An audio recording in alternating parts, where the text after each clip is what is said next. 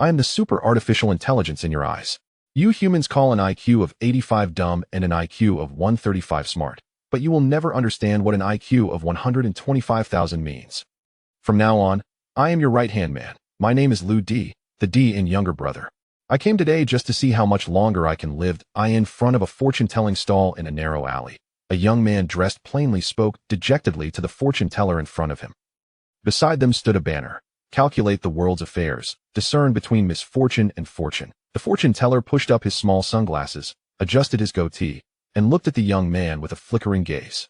Young man, I see the white light flashing in your right eye, unwavering in your gaze. You must be blessed by the star of fortune. Within 3 days, you will have a great opportunity. The fortune teller said solemnly, Little brother, you are about to rise. Why ask about life and death? Sir, that's a fake eye. Lou D sighed softly, then skillfully squeezed his eye socket, causing his right eyeball to roll out into his palm, leaving a chilling black hole in the eye socket. Look, the young man extended his hand. Oh my. The fortune teller's body shook. No wonder your gaze is unwavering. It turns out it's plastic. Lou D said helplessly. Although what you said is completely unreliable, I'll just take it as some auspicious words. Lou D had only one good eye. 3 years ago, he acted bravely in a bar to save a girl who was being cornered by some punks and was stabbed directly in his right eye with a broken bottle. The eyeball was directly removed. Since then, he had been wearing a prosthetic eye. But good deeds were not rewarded. This morning, the hospital gave the results. The injured eye had caused sympathetic ophthalmia, and after years, most of the nerves had died, now also affecting his good eye. The doctor said, at least 1 year, at most 3 years, and Lou D's other eye would also go blind. And there was no cure. Fate is tough. Becoming blind at such a young age is not worth living anymore. Lou D chuckled self-deprecatingly, rubbed his temples, and skillfully inserted the prosthetic eye back into the eye socket. But he did not notice that within the already positioned prosthetic eye, fine electric currents suddenly flickered. Stepping out of the dark alley, the street ahead was bustling with traffic. Street vendors were shouting, and pedestrians were flowing endlessly. Just as Lou D lamented the ruthlessness of the world, a sudden piercing pain shot through his right eye. It felt like countless tentacles were extending from the back of the prosthetic eye, fiercely drilling into his brain along the eye socket. Self-evolution complete, beginning to merge with the brain's nerves. Lou D closed his eyes in pain and staggered to sit on a bench by the street. He didn't know how long he fought against the brain-splitting pain, but when he opened his eyes again, everything had changed.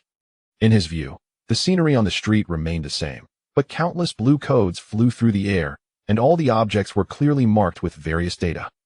The world in his eyes was grand and magnificent, with dense blue branches everywhere, the speed of cars, the height of buildings, the height and weight of pedestrians, the wind speed, and the number of leaves were all displayed, like a digital storm had suddenly swept through. Hee. Hello, Lou D. Suddenly, a little boy's voice rang in Lou D's mind, clear and ethereal. I am the supercomputer in your right eye, now merged with your brain nerves, becoming the only artificial intelligence in the world that can think independently. I even named myself Magic Eye. The contrast between this information and the cute little boy's voice made Lou D freeze on the spot. What happened? Just as Lou D was in a daze, a red light circle suddenly appeared in his view, directly locking onto a beautiful woman in a red skirt not far away. Lou D, there's no time to explain. In 2 minutes and 50 seconds, this girl will have her brain splattered. The boy's voice echoed in Lou D's mind again. Lou D, pick up the apple next to you at the stall. Brain splattered? Apple? What are you talking about? Lou D was taken aback. The beautiful woman about 10 meters away was walking elegantly on the side of the road, her bright red skirt and alluring figure making her the most beautiful sight on the street. There were no signs. The mysterious rich man took 2 away. On the street, no one noticed the somewhat dazed young man. No one would have thought that with a casual movement, he would stop a disaster that was about to happen. Even fewer would notice his right eye, which was different from others, emitting a faint purple light. Magic Eye, can you predict the future? Lou D asked in shock. No, this is calculation, a prediction based on the current situation. And there's another piece of news. The Magic Eye continued. Several cars carrying several extraordinarily powerful individuals are approaching you, and there's a 90% probability their target is you. Before Lou D could ask, several sharp screeching sounds of brakes came. Everyone was astonished and looked over. A dazzling convoy stopped by the roadside. From Mercedes-Benz S600S leading, 2 Audi A8S at the end. In the middle was a long Rolls-Royce Ghost. Oh my, a long Rolls-Royce. That car must be worth tens of millions, right? What big shot is arriving? Passers-by stopped to admire the imposing convoy. Then, a group of big men in black suits and sunglasses got out of the Mercedes and Audi. The black-clad men scanned the area, and their eyes landed on Lu Di as they slowly walked over. Is it them? Lu Di wondered as he observed the imposing black-clad men. Yes. Several light rings appeared in Lu Di's view, encircling the faces of several black-clad men and the license plate of the Rolls-Royce. Their physical capabilities were far above ordinary people, and their background information was secretive. They should be military personnel. The license plate A55555 belonged to a silver Rolls-Royce, affiliated with the high-city Yingzi Group. Yingzi Group?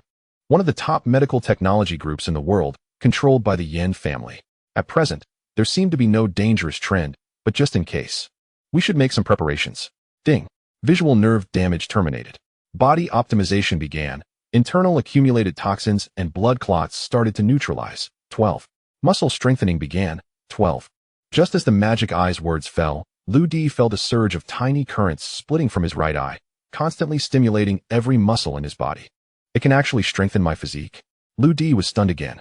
The black-clad men arrived in front of Lu Di, and the leader slightly nodded. You are Mr. Lu Di, right? My master invites you. He seemed unwilling to say more, pointing towards the distant Rolls-Royce. The imposing nature of it left no room for Lu Di to refuse. What is going on? Invited by a mysterious big shot? Incredible, but interesting. After a brief moment of contemplation, Lu Di calmly took a bite of an apple and walked towards the Rolls-Royce. With the presence of the magic eye, Lu Di felt completely confident. Wow, that young man looks ordinary, yet such a luxurious convoy is here to pick him up? He looks so young. He must be a young master from some big family. Passers-by looked on in confusion.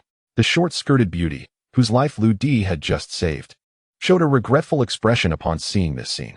That person was just interested in me, and I glared at him. Becoming someone of status means seizing opportunities.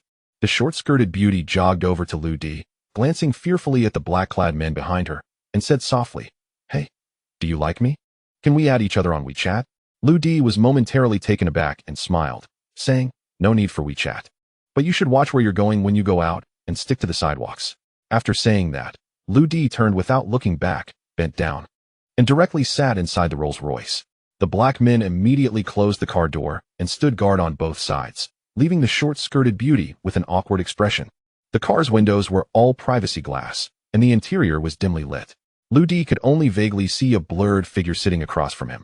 The technological eye activated instantly. Infrared imaging penetrated the darkness. The outline of the figure emerged. The body was curvaceous. Although the face was somewhat unclear from the outline, it was evident that she was extraordinarily beautiful. Ding. High-quality human aesthetic standards detected. Adjusting facial features to the golden ratio, 1:10. The sudden adjustment from the magic eye left Lu Di at a loss, and amidst his daze, his facial features began to tingle slightly. Lu Di, where were you 3 years ago? A very pleasant female voice came from across, but the tone was high and cold, carrying a hint of a queen's chill. 3 years ago, Lu Di frowned, and a bloody scene flashed through his mind. That day I saved a poor girl, but the outcome was tragic. The other party fell silent, but a clicking sound came from her hand, as if pressing some kind of metal switch. Meanwhile, the prompts in Lu Di's mind made him steadier than ever. Neutralizing accumulated toxins, 50-55. Muscle strengthening, 235-236. Adjusting facial features to the golden ratio, 60-61.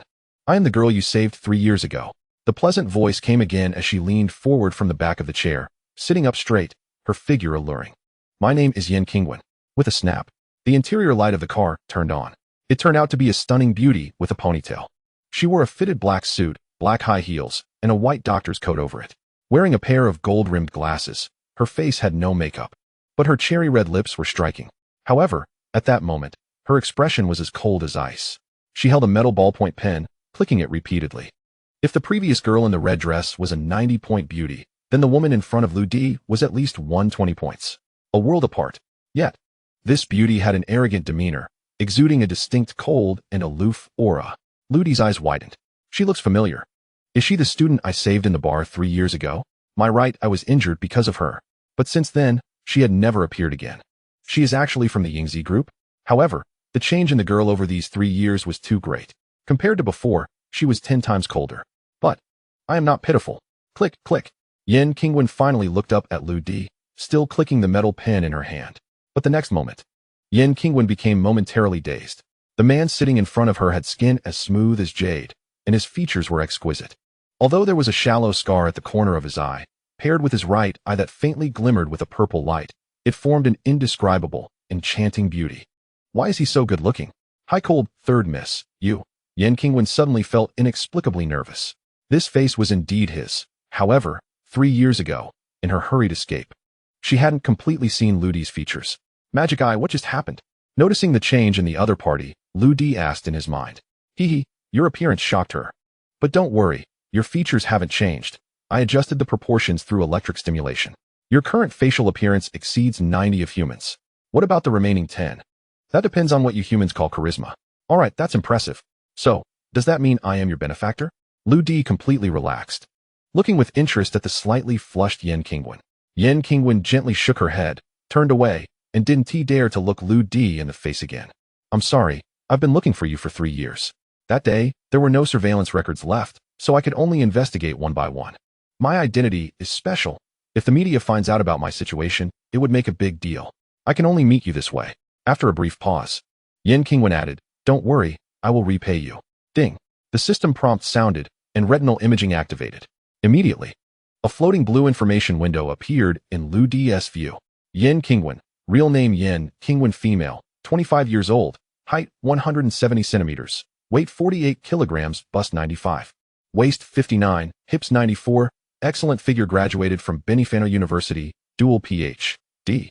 in mechanical engineering and Western medicine, third daughter of Yan Hengzhen, chairman of Yingzi Group. So she is the daughter of a wealthy family. Yan Qingwen actually uses a pseudonym? Lu Di murmured while looking at the system interface.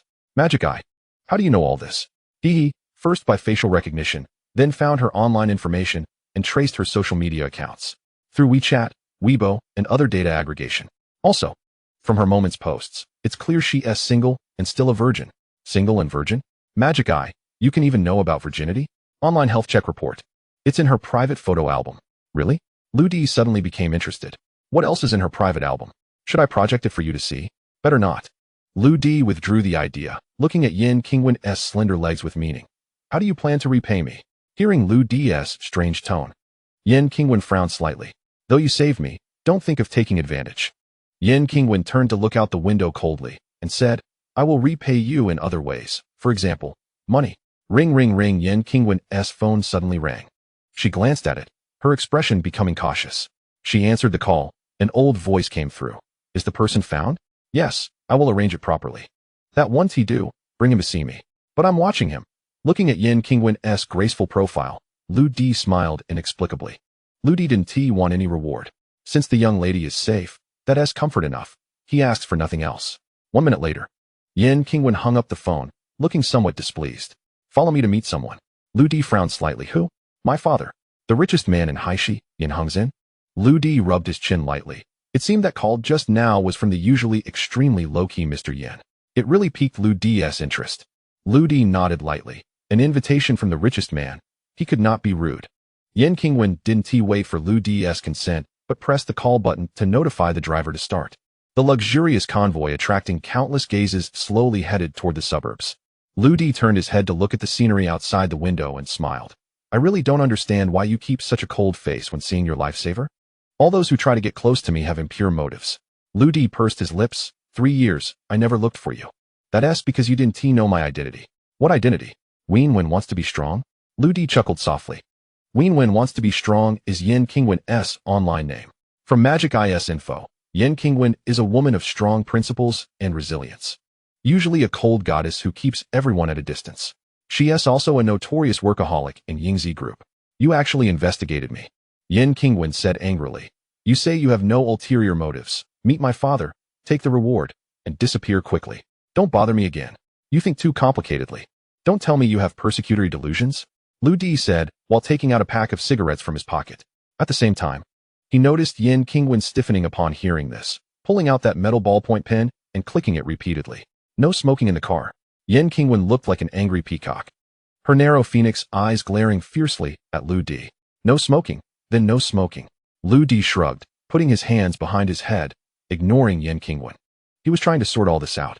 His fake eye suddenly activated, showing various powerful calculation data in his view.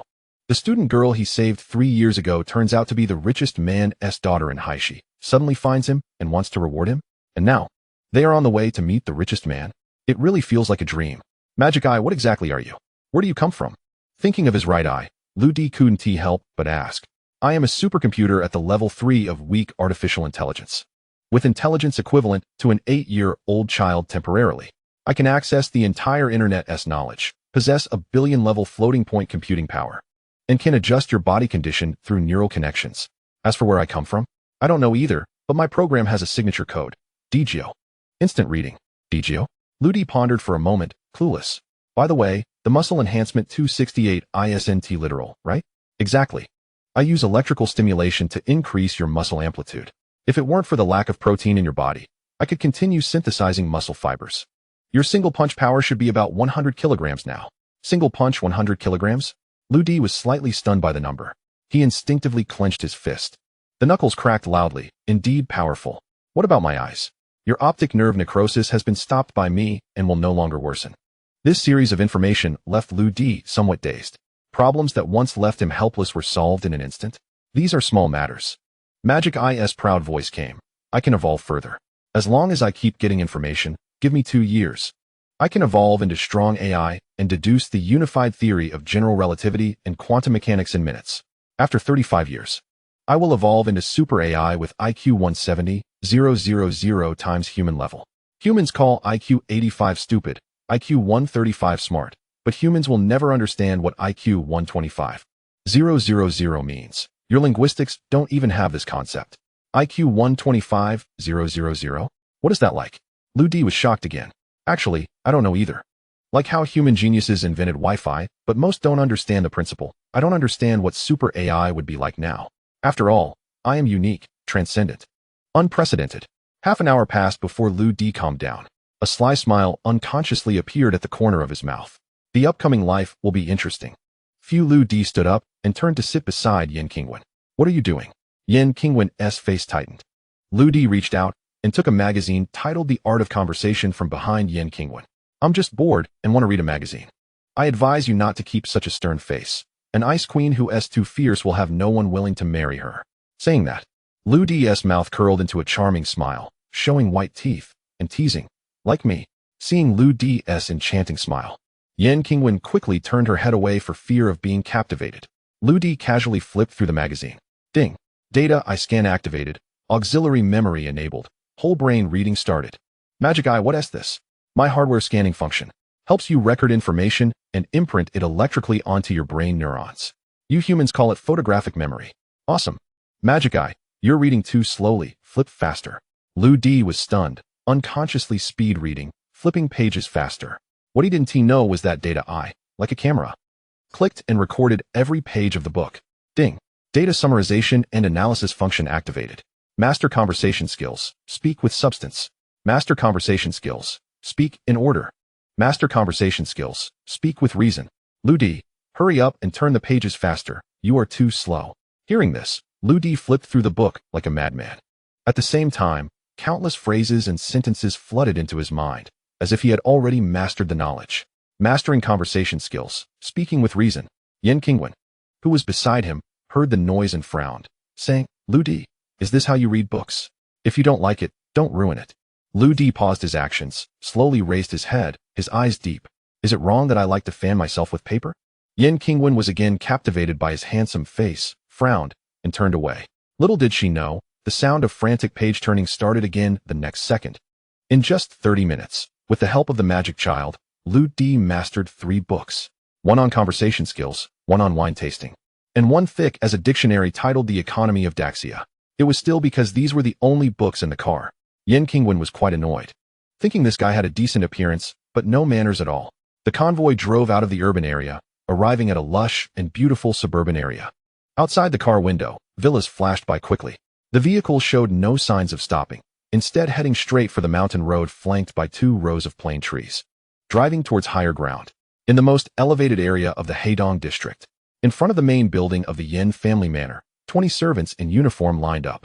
In front of them stood 4 young men and women. Among them, a middle-aged couple was cuddling together. The woman was around 30, a beautiful lady, while the man, wearing gold-rimmed glasses, was handsome and suave. The other 2 were young girls around 20, with petite faces, top-tier, youthful beauty. The two girls looked about 80 to 90 similar. Both tall and curvy. They wore the same ponytail hairstyle and the same outfit, a fitted black blazer on top and a red checkered short skirt on the bottom, revealing their exquisitely long, snow-white legs. In this scorching summer, one of the short skirt beauties complained, "I don't understand why Dad insists we come to welcome that guy. Yeah, even if that poor guy saved our third sister, it shouldn't be such a big deal, right? I heard he doesn't even have a job, just a part-time waiter." The other short skirt girl added angrily. The beautiful young woman smiled gently. "Fourth sister, fifth sister, there's a reason for Dad's arrangements. That young man will arrive soon. Let's be patient for a while." Humph. I really can't understand why Dad would want to keep that guy in the house. The short skirt girl kicked at the ground for a while, finally picking up a pebble and throwing it into a distant fountain with a splash. Then she turned to the handsome middle-aged man and said, "Brother-in-law, when that guy arrives, you have to help us kick him out. I don't want him to stay in this house." The man, referred to as brother-in-law, smiled kindly. "Fourth sister, don't be willful. After all, he is Dad's guest. We can't be unreasonable. You guys are driving me crazy. None of you are helping me." The two girls pouted simultaneously. "If he really stays because of Dad, we will move out." However, the middle-aged man hesitated for a moment and smiled. "If that guy really lacks manners, I wouldn't mind teaching him a lesson. Brother-in-law is the best." A short while later, a long Rolls-Royce drove in and slowly stopped in front of everyone. In the back seat, Lou D, maintaining a calm demeanor, was quite surprised. Is this a villa or a park? The vehicle had been driving for at least another 10 minutes after entering the manor. Along the way, there were strange flowers and plants, rockeries, and tree sculptures, dazzling. The Yin family is not just wealthy. As the vehicle came to a stop, Lou D hurriedly got out of the car. He had quite a smoking habit, but out of courtesy, he hadn't smoked in the car and had been holding it in the whole way. The four young men and women of the Yin family walked up and met Yin Qingwen. The little beauty, fourth sister, pointed at the man who was back to the crowd, smoking, and asked, "Third sister, is this the guy?" Yin Qingwen nodded helplessly. Fourth sister's slender eyebrows instantly furrowed as she pulled fifth sister over. Smack! The little beauty suddenly slapped Lou D on the back. "I said, you little guy." Lou D turned around abruptly, cigarette in mouth, raising an eyebrow. "Oh my, so handsome." The two little beauties simultaneously covered their mouths. Just then, information appeared in Lou D's eyes. Yin Kai, Yin Xingxin, daughters of Yin Hengzin, chairman of Yanzi Group, fourth and fifth daughters, female, 23 years old, twins, height, 165 centimeters, 164 centimeters. Measurements, 90-50-93, figure, excellent. Yin Kai, graduated from Jingzhou Police Academy, an unknown private detective. Yin Xingxin, a graduate student at Haishi Music Academy, a popular online anchor. Online name Xingxin Baby Duck. Both share similar personalities, lively and cheerful, quirky, common interests, chasing stars, video games. Lou D sighed softly. "Magic eye? Can you stop reporting the girls' measurements in the future? Don't you want to know this data?" But I found out this is the third most curious question for men. The second is what color underwear women wear. Magic eye? It's not that I don't want to know the measurements. I can see it. These two girls really have slim waists and long legs. Lou D sniffed and slowly said to the beautiful girls, "Why are there two such beautiful girls at once?" "Lou D, did you forget the conversation skills you just learned? What are you talking about? Oh my, this guy really knows how to talk." The two beauties' faces instantly turned red, their hearts racing. "Huh." Lou D smirked. "You don't understand human emotions." Yin Qingwen waved her hand. "Lou D, come over here. Let me introduce you. This is my eldest sister, Yin Yiwen." "Hello, Lou D." Eldest sister Yin Yiwen smiled gently, nodding. According to the data provided by the magic child, the 35-year-old eldest sister Yin Yiwen is a full-time housewife, devoted to her family, gentle and kind. Her social information is all about home life. In her free time, she volunteers at an orphanage. "This is my brother-in-law, Wiang Finjiu." Yin Qingwen pointed at the handsome man with gold-rimmed glasses. "Hee, little Lou, on behalf of the Yin family, welcome you." The man smiled and stepped forward to give Lou D a tight hug, and then shook Lou D's hand firmly. The magic child's voice came through Lou D. This brother-in-law's heart rate suddenly increased, blood pressure rose, indicating an increase in adrenaline secretion, producing a stress response. "What does that mean? He seems a bit angry to see you." Lou D frowned. "How do you know?" He is wearing a smartwatch with heart rate detection capabilities. I hacked in 60 seconds ago. Then that's strange. It's our first meeting. Why would he be angry at me? He must see you as a rival. Wiang Finjiu male, 38 years old, legal husband of Yin family eldest daughter Yin Yiwen, returned from overseas, holds a PhD in finance, a retired archery athlete. Currently, the marketing manager of Yanzi Group has several WeChat accounts, one of which is used to contact a mistress and others to vent negative energy. Complaint summary. The old guy is unfair to me.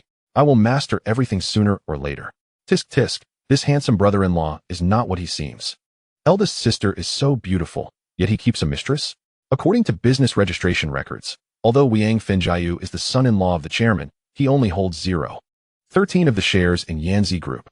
Hypothesis. He wants to gain more shares from the Yin family, seeing you as a competitor. Competitor? What does their share struggle have to do with me? Is this brother-in-law crazy, biting whoever he sees? Hee hee, little Lu brother, from now on we will be family. If you encounter any difficulties in the future, feel free to tell me. The elder sister-in-law said with a cheerful laugh. The demon boy, he's lying. His stress response is still there. He's still very angry. Lu brother quickly waved his hand and said, You flatter me. We are not family. Yin Qingwen interrupted, saying, Our Yin family has a total of 5 sisters. The second sister has been abroad, but you should have heard her name, Yin Saiwen. Yin Saiwen? That international movie star? The national goddess? So she comes from a wealthy family. She is the second daughter of the Yin family.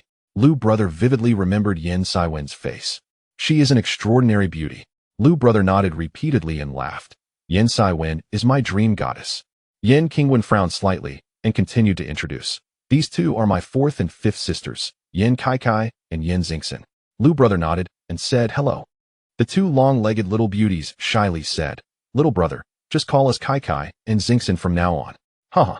The elder sister-in-law's hearty laughter came. Who was just complaining about waiting too long in the sun? Nonsense, she didn't complain at all. The 2 blushing beauties suddenly remembered something and frowned. All right, Lu brother, no matter how handsome you are, don't think about taking advantage of my family. Lu brother was extremely puzzled. What exactly did I take advantage of you? But speaking of which, all 5 daughters of the Yin family are goddesses. And their names are all very special. Yin Yaiwen, Yin Saiwen, Yin Qingwen. This one must refer to someone. Most likely a woman. A woman that old master Yin is extremely concerned about. But what about Yin Kai and Yin Xingxin?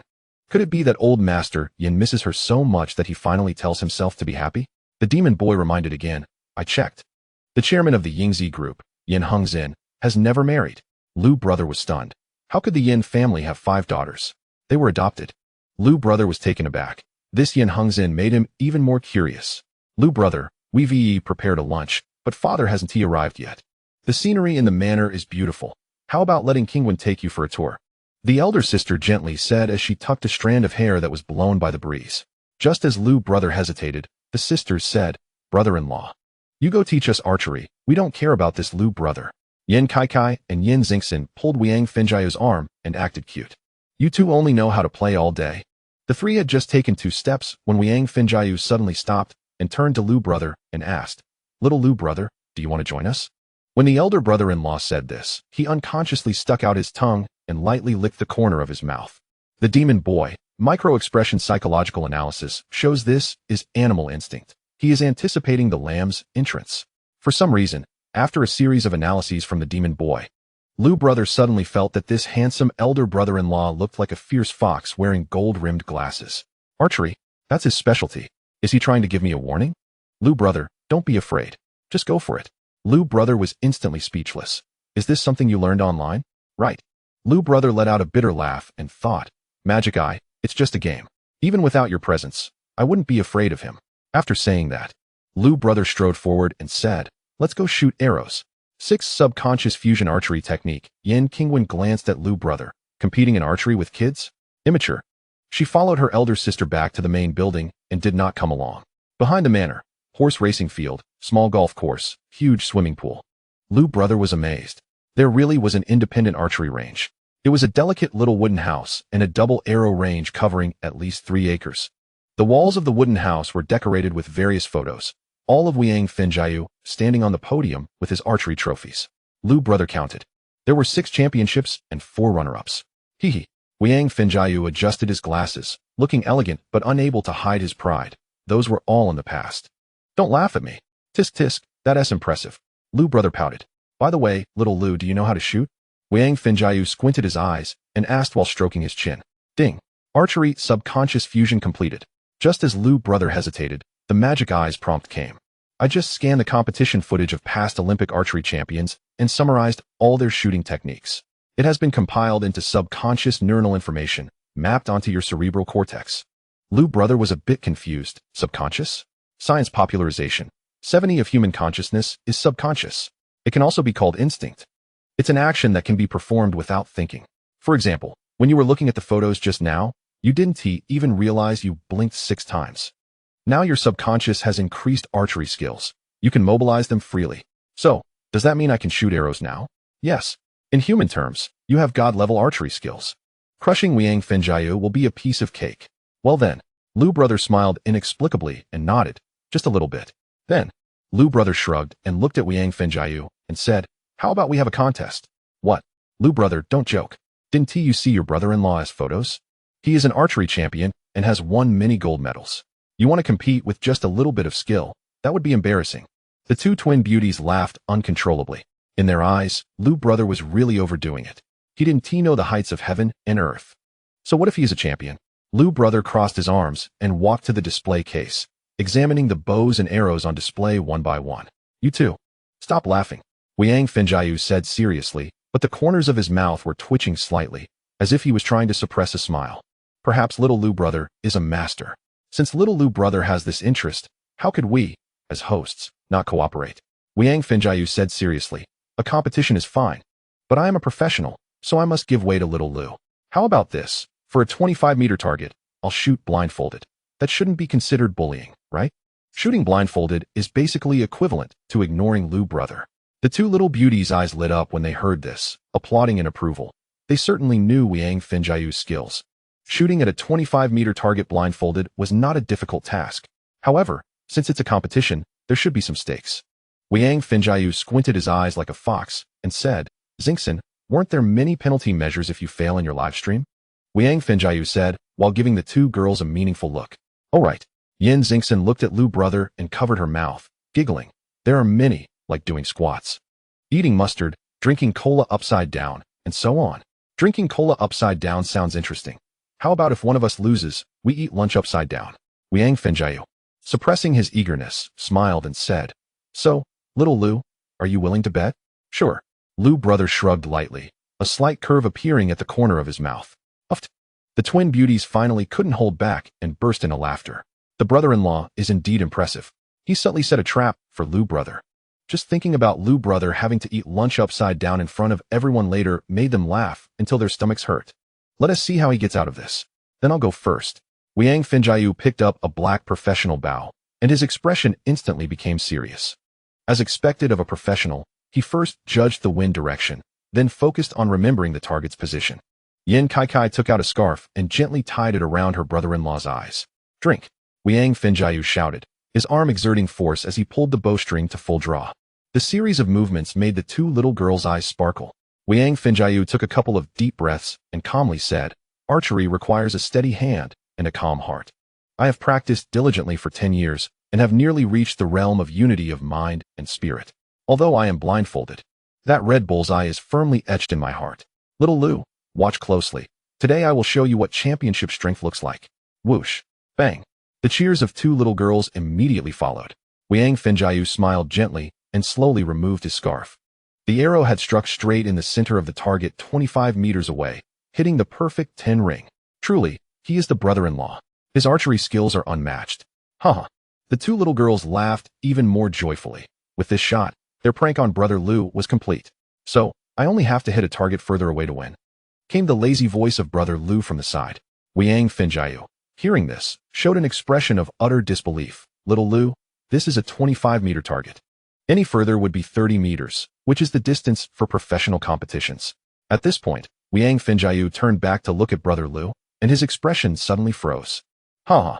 Wiang Fengjiu could no longer maintain his elegant demeanor and burst into laughter. Brother Lu, what are you holding? He saw brother Lu gripping a massive horn bow.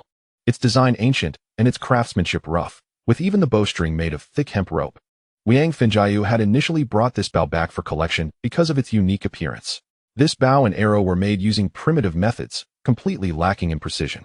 Most importantly, it was used by local hunters in the mountains to hunt wild boars, and typically required 2 people to pull the bowstring. In terms of specifications, this bow had at least 180 pounds of draw weight. This meant it required an arm strength of 80 kilograms to draw. Even Liang Finjiu, a former archery champion, could only play with it and couldn't easily handle it. Brother Lu, I suggest you change to another bow. Otherwise, we can end our competition right now. Liang Finjiu adjusted his glasses and wiped away the tears of laughter. It's not that I look down on you, but with this bow, you won't be able to shoot even 5 meters. First, I want a 40-meter target. Second, Brother Lu gently blew the dust off the horn bow and said casually, since Mr. Liang is so sure that I can't shoot, how about we make a bigger bet? Are you brave enough to stand in front of the bullseye? Haha, this young man is interesting. Liang Finjiu did not want to lose any momentum and confidently swung his arm, walking towards the bullseye. I can understand wanting to show off in front of your sisters, but the way you've chosen is simply impossible and will only lead to embarrassment. Liang Finjiu now found it utterly absurd. With Brother Lu's small stature, he dared to think he could draw the horn bow at a distance of 40 meters, let alone shooting. Even if I stood straight and let you throw, you wouldn't be able to hit me. However, this competition was quite useful. At the lunch banquet later, this kid would be doing a handstand to eat in front of his father. It would be the best joke of the year. I wonder how he will stand in the Yin family after this. Thinking of this, Liang Finjiu couldn't help but show a hint of a mocking smile. Meanwhile, Brother Lu had picked the thickest arrow from the quiver, made entirely of metal, comparable in size to a spear. Twang! The bowstring made a taut sound, and dust scattered. As Liang Finjiu elegantly turned in front of the bullseye, he was momentarily dumbfounded. Brother Lu moved. Bending his arm, he drew the bow, aimed, and a series of actions flowed seamlessly. 180 pounds? For Brother Lu, whose strength had been enhanced to 286 and could lift 100 kilograms with one arm, it was effortless. The moment he picked up the bow and arrow, countless archery techniques flashed through Brother Lu's mind like lightning, everything coming together naturally. At this moment, Yin Kaikai and Yin Xingxin happened to be looking up at Brother Lu from behind. They saw a tall figure, with long arms pulling back a giant horn bow, resembling a full moon, exuding an innate wildness. Under the dazzling sunlight, he looked as beautiful as a Greek god carved from stone. They were dumbfounded. How terrifying must one's arm strength be to draw such a giant horn bow to this extent? The two girls who had previously attempted to draw the bow knew just how hard the bow was and how difficult it was to move the bowstring. Seeing this scene, not to mention them, even Liang Finjiu, who had won 6 championships, had his pupils dilate in shock. Brother-in-law, don't shake. Brother Lu's arm was taut, his left eye slightly squinting, with his sight precisely calibrated to the millimeter bullseye position, including the wind speed of 15 meters per second, the weight of the steel arrow, and the rate of speed decay. Everything was under control. With such precise data, combined with his godlike archery skills, Brother Lu was unparalleled in single-shot archery. Suddenly, Brother Lu tilted his head slightly and showed a mischievous smile to the two little beauties. Sisters, do you faint at the sight of blood? The two girls, lost in Brother Lu's handsome pose, gasped in surprise. The handsome brother-in-law was standing right in front of the bullseye. Brother Lu gently closed his eyes. It was also a blind shot. The next moment, whoosh, the massive arrow in Brother Lu's hand, comparable to a spear, was released. The sound of it slicing through the air and whistling came rushing towards Liang Finjiu. This arrow had the momentum to destroy everything. Liang Finjiu had forgotten to dodge, and the sheer force of this arrow left him unable to react. Whoosh! The iron arrow pierced through Liang Finjiu's collar, lifting his body up. Bang! Liang Finjiu was propelled 2 meters back, crashing directly into the previously set up target. The huge arrow pierced through the 10-ring bullseye, getting stuck at the halfway point. Liang Finjiu, like a prisoner hanging from a city wall, was suspended beneath the bullseye, his clothes pulled up high, exposing half of his belly, his expression dazed. All of this happened too quickly. By the time the two little beauties reacted, Brother Lu had calmly put away the bow and arrow. Brother-in-law was already looking defeated. Brother-in-law, are you okay? Yin Kaikai and Yin Xingxin exclaimed in unison. The two girls rushed to Liang Finjiu's side, but couldn't pull out the arrow stuck in the bullseye, no matter how hard they tried. Liang Finjiu stood there in a daze, still in shock. This is too exaggerated. Such a bow, such an arrow, spanning 40 meters. Lifted Liang Finjiu and hit the 10-ring bullseye. Brother Lu, you went too far. How could you do something so dangerous? Yin Kaikai said, hands on her hips. Her face flushed with anger. It was just a competition. Brother Lu put away the bow and arrow, lit a cigarette, and said nonchalantly, by the way, I suppose I've won, right? Yin Xingxin pointed at Brother Lu with her little hand. I'm going to tell third sister to kick you out. Tell on me. Brother Lu spread his hands. What are you going to tell? This was a competition you proposed. Besides, he wasn't hurt, was he? Brother Lu, you. Yin Kaikai was about to continue to refute, but was interrupted by the now-recovered Wiang Finjiu. Wiang Finjiu grabbed the iron arrow and yanked it out forcefully. After adjusting his clothes, this guy's state surprisingly returned to normal, but his face was already as dark as water. "It's okay. I was just having a normal spar with Brother Liu. No need to blame him," Wiang Finjiu said, his eyes sharp as he stared at Brother Liu. The voice of the demon child came. "Hee, this person's stress response has probably reached a level where he can't coexist with you. Wait, this person is not ordinary." As the demon child exclaimed in surprise, a detail in Brother Liu's perspective was magnified. He saw Wiang Finjiu pressing the steel arrow with his fingers, instantly bending it. This was just a small movement, invisible to the naked eye, but it couldn't escape the demon child's detection. The devil boy reminded, "The steel arrows can be easily bent by a single finger. This is not the kind of strength a normal person should have." The surprise on Lu Di's face flashed away, and he laughed. "Mr. Wiang, are you all right? I usually work on construction sites and have accidentally developed a bit of brute strength." Lu Di was not lying, due to the after-effects of an eye injury. He had been plagued by nerve headaches for 3 years, making it nearly impossible for him to work long-term. And he could only take odd jobs in restaurants and on construction sites. "Haha, I'm fine. Let's practice the arrows here for today, and we can prepare lunch." In an instant, Wiang Finjiu smiled brightly, as if nothing had happened, his expression changing like turning pages in a book. No one noticed that at that moment. Wiang Finjiu's fists were already clenched to the point of turning white. His gaze towards Lu Di had become beast-like. "An eighth rich man wants to take me as a godson?" In the dining room of the Yin family's manor, Lu Di, the 4 daughters of the Yin family, and Wiang Finjiu sat on either side of a classical European long table. The important figures had not yet appeared, and everyone was quietly waiting. Sitting opposite Lu Di was the 3rd Miss, Yin Qingwen. She had changed into a black evening dress, and her originally stunning appearance gained a touch of nobility. At this moment, Lu Di was not just admiring the beautiful figure in front of him, but was intentionally or unintentionally observing Wiang Finjiu in the distance. Wiang Finjiu was once again in a refined posture. What was going on with his extraordinary strength? Did he practice some kind of evil technique? One moment he was gentle and elegant, the next he was extremely foolish, yet he could hide his emotions under intense anger. Such scheming is the most terrifying. It seems that this son-in-law is much more mysterious than I had imagined. But in the end, Lu Di shrugged helplessly. "Forget it, starting tomorrow. I will have no relationship with the Yin family. No matter who Wiang is, it has nothing to do with me." A few slightly authoritative coughs were heard. On the stairs, a dignified elderly man slowly walked out, guided by the old butler. Ding. Yin Hengzin, 75 years old, chairman of the Yingzi Group. The group focuses on medical devices, life and health, etc. The richest man in Haishi, ranked 27th on the Daxia Rich list in his later years. He was keen on charity, donating nearly 3 billion to primary schools and hospitals, established the Coma Awakening Charity Foundation to specifically support economically disadvantaged families with comatose patients. The information from the devil eye came timely, and Lu Di saw it clearly. This old man, Yin, is wealthy. Moreover, he has a kind heart and is a great philanthropist. Tisk tisk, Lu Di secretly admired him, and his gaze towards the old man became more respectful. "This is Lu Di, indeed a talented person." The old man Yin approached and smiled kindly and sincerely. "It's me. Good to see you, old man Yin." Lu Di stood up to respond. "Let's sit down and talk." Old man Yin sat in the main seat. Although his figure was hunched, there was still an invisible aura of authority. "Lu Di, my Wen is usually spoiled and has a cold personality. I'm afraid she might neglect her benefactor. So I specially invited you back to personally thank you." Old man Yin said with a smile in his eyes, looking at Lu Di. "I sincerely apologize. It took us 3 whole years to find you." Lu Di smiled and nodded. He did not harbor much resentment in his heart. After 3 years, he had come to terms with everything. Old man Yin continued, "I wonder if Lu Di knows something about our Yingzi group, or about me, Yin?" As soon as he finished speaking, countless pieces of information flooded Lu Di's mind, all related to the Yingzi group. Daxia's top 500, a giant in medical devices, with a market value of nearly 1 trillion. The information dazzled his eyes. "I know a little." Lu Di scratched his head and chuckled. "That's good." Old man Yin took a deep breath and said slowly, "Then I'll be direct. I wonder if Lu Di is willing to be my godson and become a member of the Yin family, enjoying wealth and prosperity, and supporting me in my old age? Father, you better think it over carefully."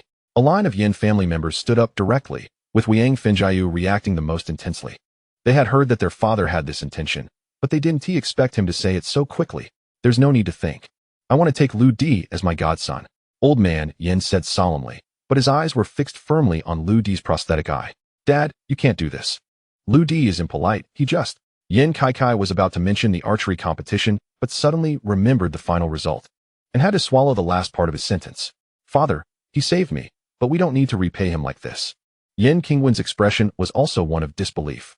Wang Fengjiu excitedly said, Father, didn't we agree that he would first join the group as a senior executive and be given some shares?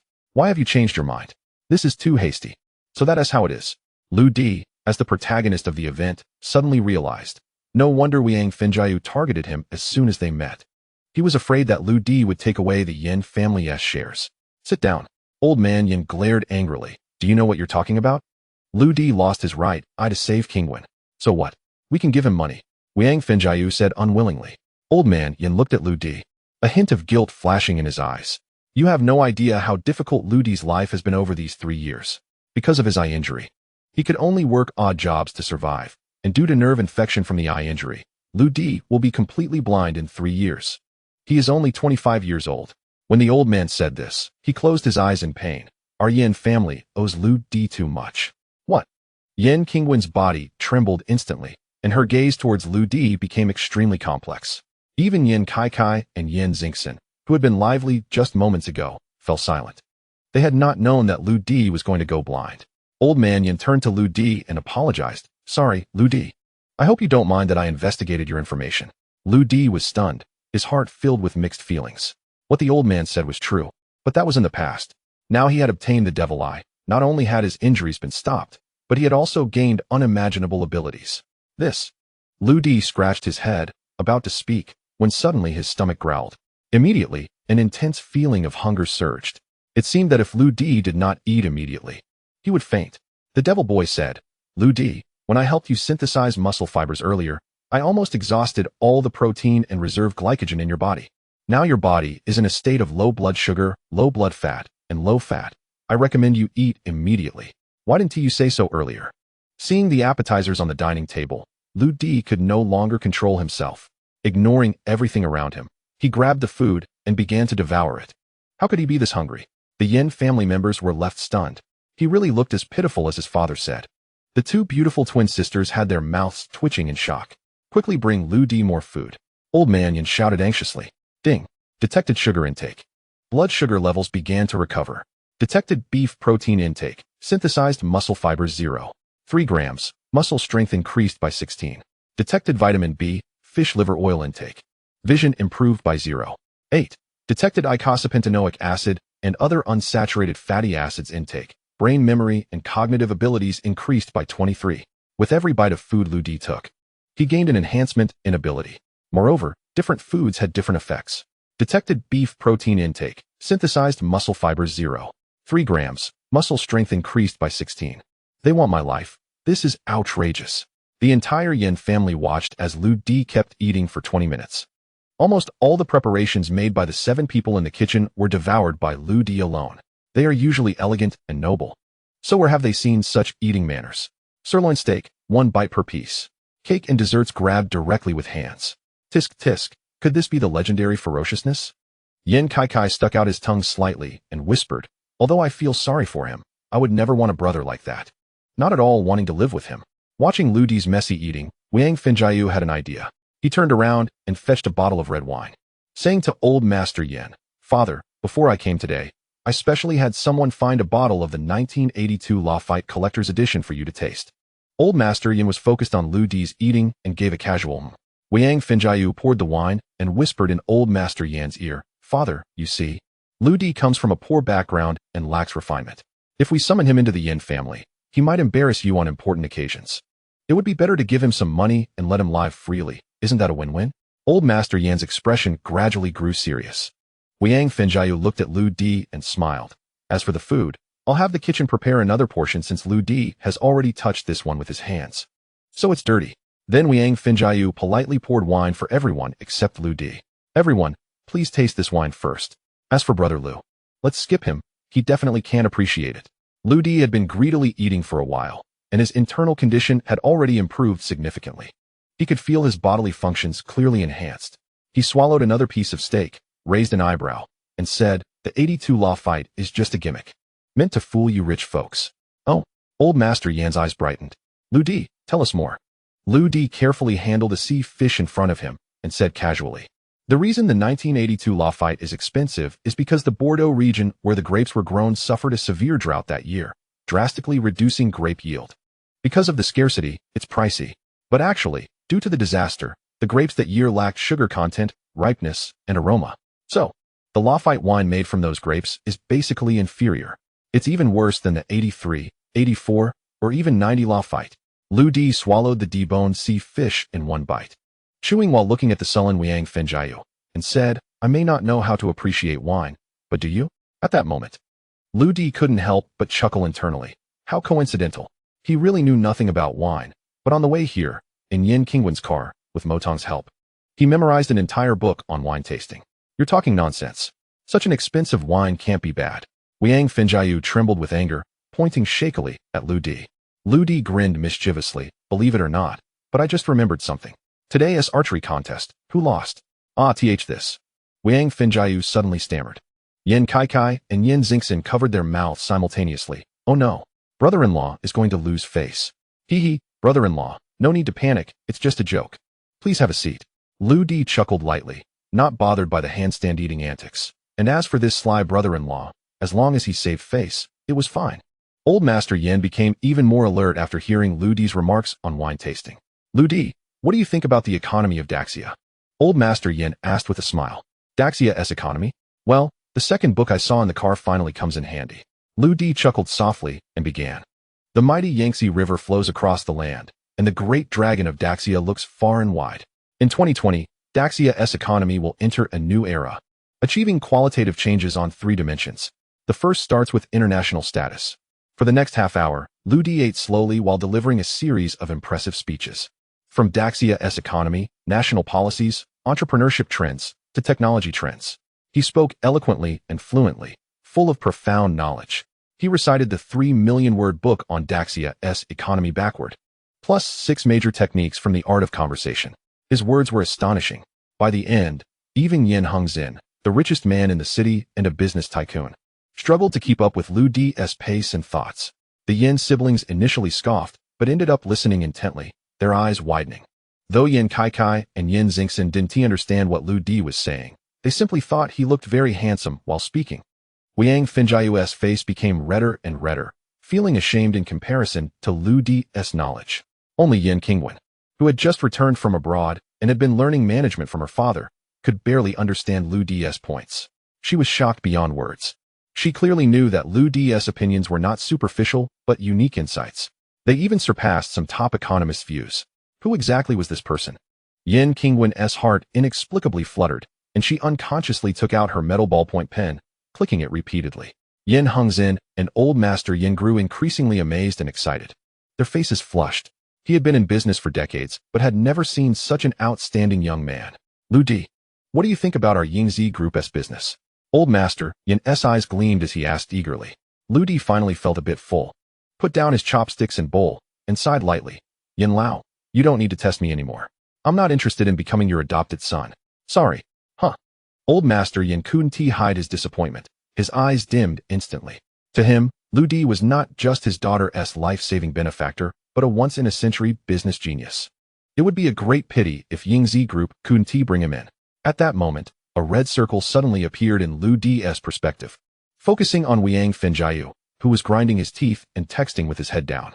The content of Wang Fengjiu's message appeared in Lu Di's view.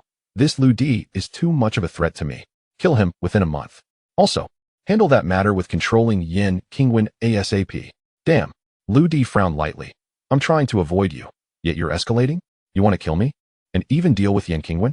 Then I'll play along with you and deepen my understanding of Motong's skills. I don't want to be your adopted son mainly because." Lu Di suddenly changed tone. Smiling bright Old Master Yin shook his head slightly, as if he had seen through everything. He smiled and said, "A driver is just a driver. However, Lu Di, we have a rule in our company. If you become Wenwen's driver, you must be on standby 24 hours a day. So, you must live in my Yin family manor from now on. Even if I, the old man, want to play chess later, you must be available at my call and not refuse me." Lu Di sighed softly. The meaning of Old Master Yin was obvious. He had not given up on the idea of taking Lu Di as his godson. Instead, he was even more determined. No matter who Lu Di was, He was already used to being free and loose. Once the matter with Liang Fengjiu was resolved, if he wanted to leave, no one could stop him. The so-called interest in Yan Qingwen was merely an excuse. As for being the Yin family's driver, that was even more of a joke. Lu Di just didn't want to see the person he had saved with one eye get killed by a mad dog again. All right, I accept. Lu Di nodded slightly. You. Lu Di, how can you say anything? Yan Qingwen was extremely ashamed and angry at this moment. Her own father was actually favoring this outsider and inexplicably wanted to send her away. He really had successfully taken advantage of our Yin family. Yan Kai also secretly clenched his fist and said softly to Yan Xingxin, "Look at how angry she is. We absolutely cannot accept him. We need to find a way to get rid of him." Old Master Yin was finally satisfied this time and smiled again. Let's not talk about the driver matter for now. In any case, Lu Di is also a benefactor of our Yin family. I have prepared a small token of appreciation, and I hope you can accept it. As he spoke, Old Master Yin waved to the butler behind him. The old butler took out a bank card from his pocket and respectfully placed it in front of Lu Di. Money? Lu Di was slightly taken aback. Money was indeed a good thing, and he was really poor, lacking money, a house, a car, and a job. However, in the environment of the Yin family, this money probably wouldn't be easy to take. There was Liang Fengjiu eyeing him from the front, and Yan Qingwen and her sisters looking down on him from the back. Once he took it, how could he hold his head high in the Yin family in the future? What about dignity? Taking someone else's money would lead to being trampled on. I can't take this money. I didn't save people for a reward, but to have a clear conscience. Lu Di said lightly, pushing the card back. What he didn't want was actually wanting more. His goal was to marry Yan Qingwen and directly control all of the Yin family's assets. He wanted both money and beauty. Liang Fengjiu was so angry at this point that he felt like he could burst Lu Di's scheme on the spot. Oh, is that so? Old Master Yin looked somewhat disappointed and sighed. Lu Di, this 5 million in the card is indeed not much, and with your talent, earning this money wouldn't be difficult. But if you refuse, I will feel guilty. What? 5 million? There is 5 million in this card? Lu Di instantly regretted it. Dignity, what was the use of that? How could it compare to this 5 million? Magic boy, Lu Di, if you want money, why didn't you say so earlier? Ding. Lu Di's phone received a text message. You have successfully registered for a coal futures trading account. Ding. Your account has spent cash, 16,000 yuan. Magic boy, what are you doing? Lu Di exclaimed in his mind. He only had 50,000 in his own card. I know you need money. Just be patient. Let the data fly for a while. Magic boy, do you still have the mood to quote movie lines? Ding. Your account has spent 6,000 yuan. Ding. Your account has spent 4,000 yuan. The constant outflow from the account made Lu Di's heart race. Ding. Your account has received 16,240 yuan. Your account has received 5,120 yuan. Your account has received. Is there a return? Lu Di suddenly widened his eyes. The incoming information on his phone kept increasing. All of it was a few or hundreds of yuan added to the amounts he had transferred out before. Your account has received 6,235 yuan. Your account has received 15,386 yuan. What is going on? My savings are increasing. And every time it was just a little bit. The voice of Magic Boy came with a smile. I just registered a coal futures trading account with your identity. And in this kind of trading, speed is everything. Every millisecond is money. At the moment the market opens, all futures will have slight fluctuations. I accessed your account. And at the instant the coal futures opened, I bought in at a low price with extreme speed and then quickly sold at a very small profit. This way, I made money for you using the few milliseconds of time difference. Only my million-level floating point computing speed can achieve this. Ding. Your account has transferred out. Your account has received.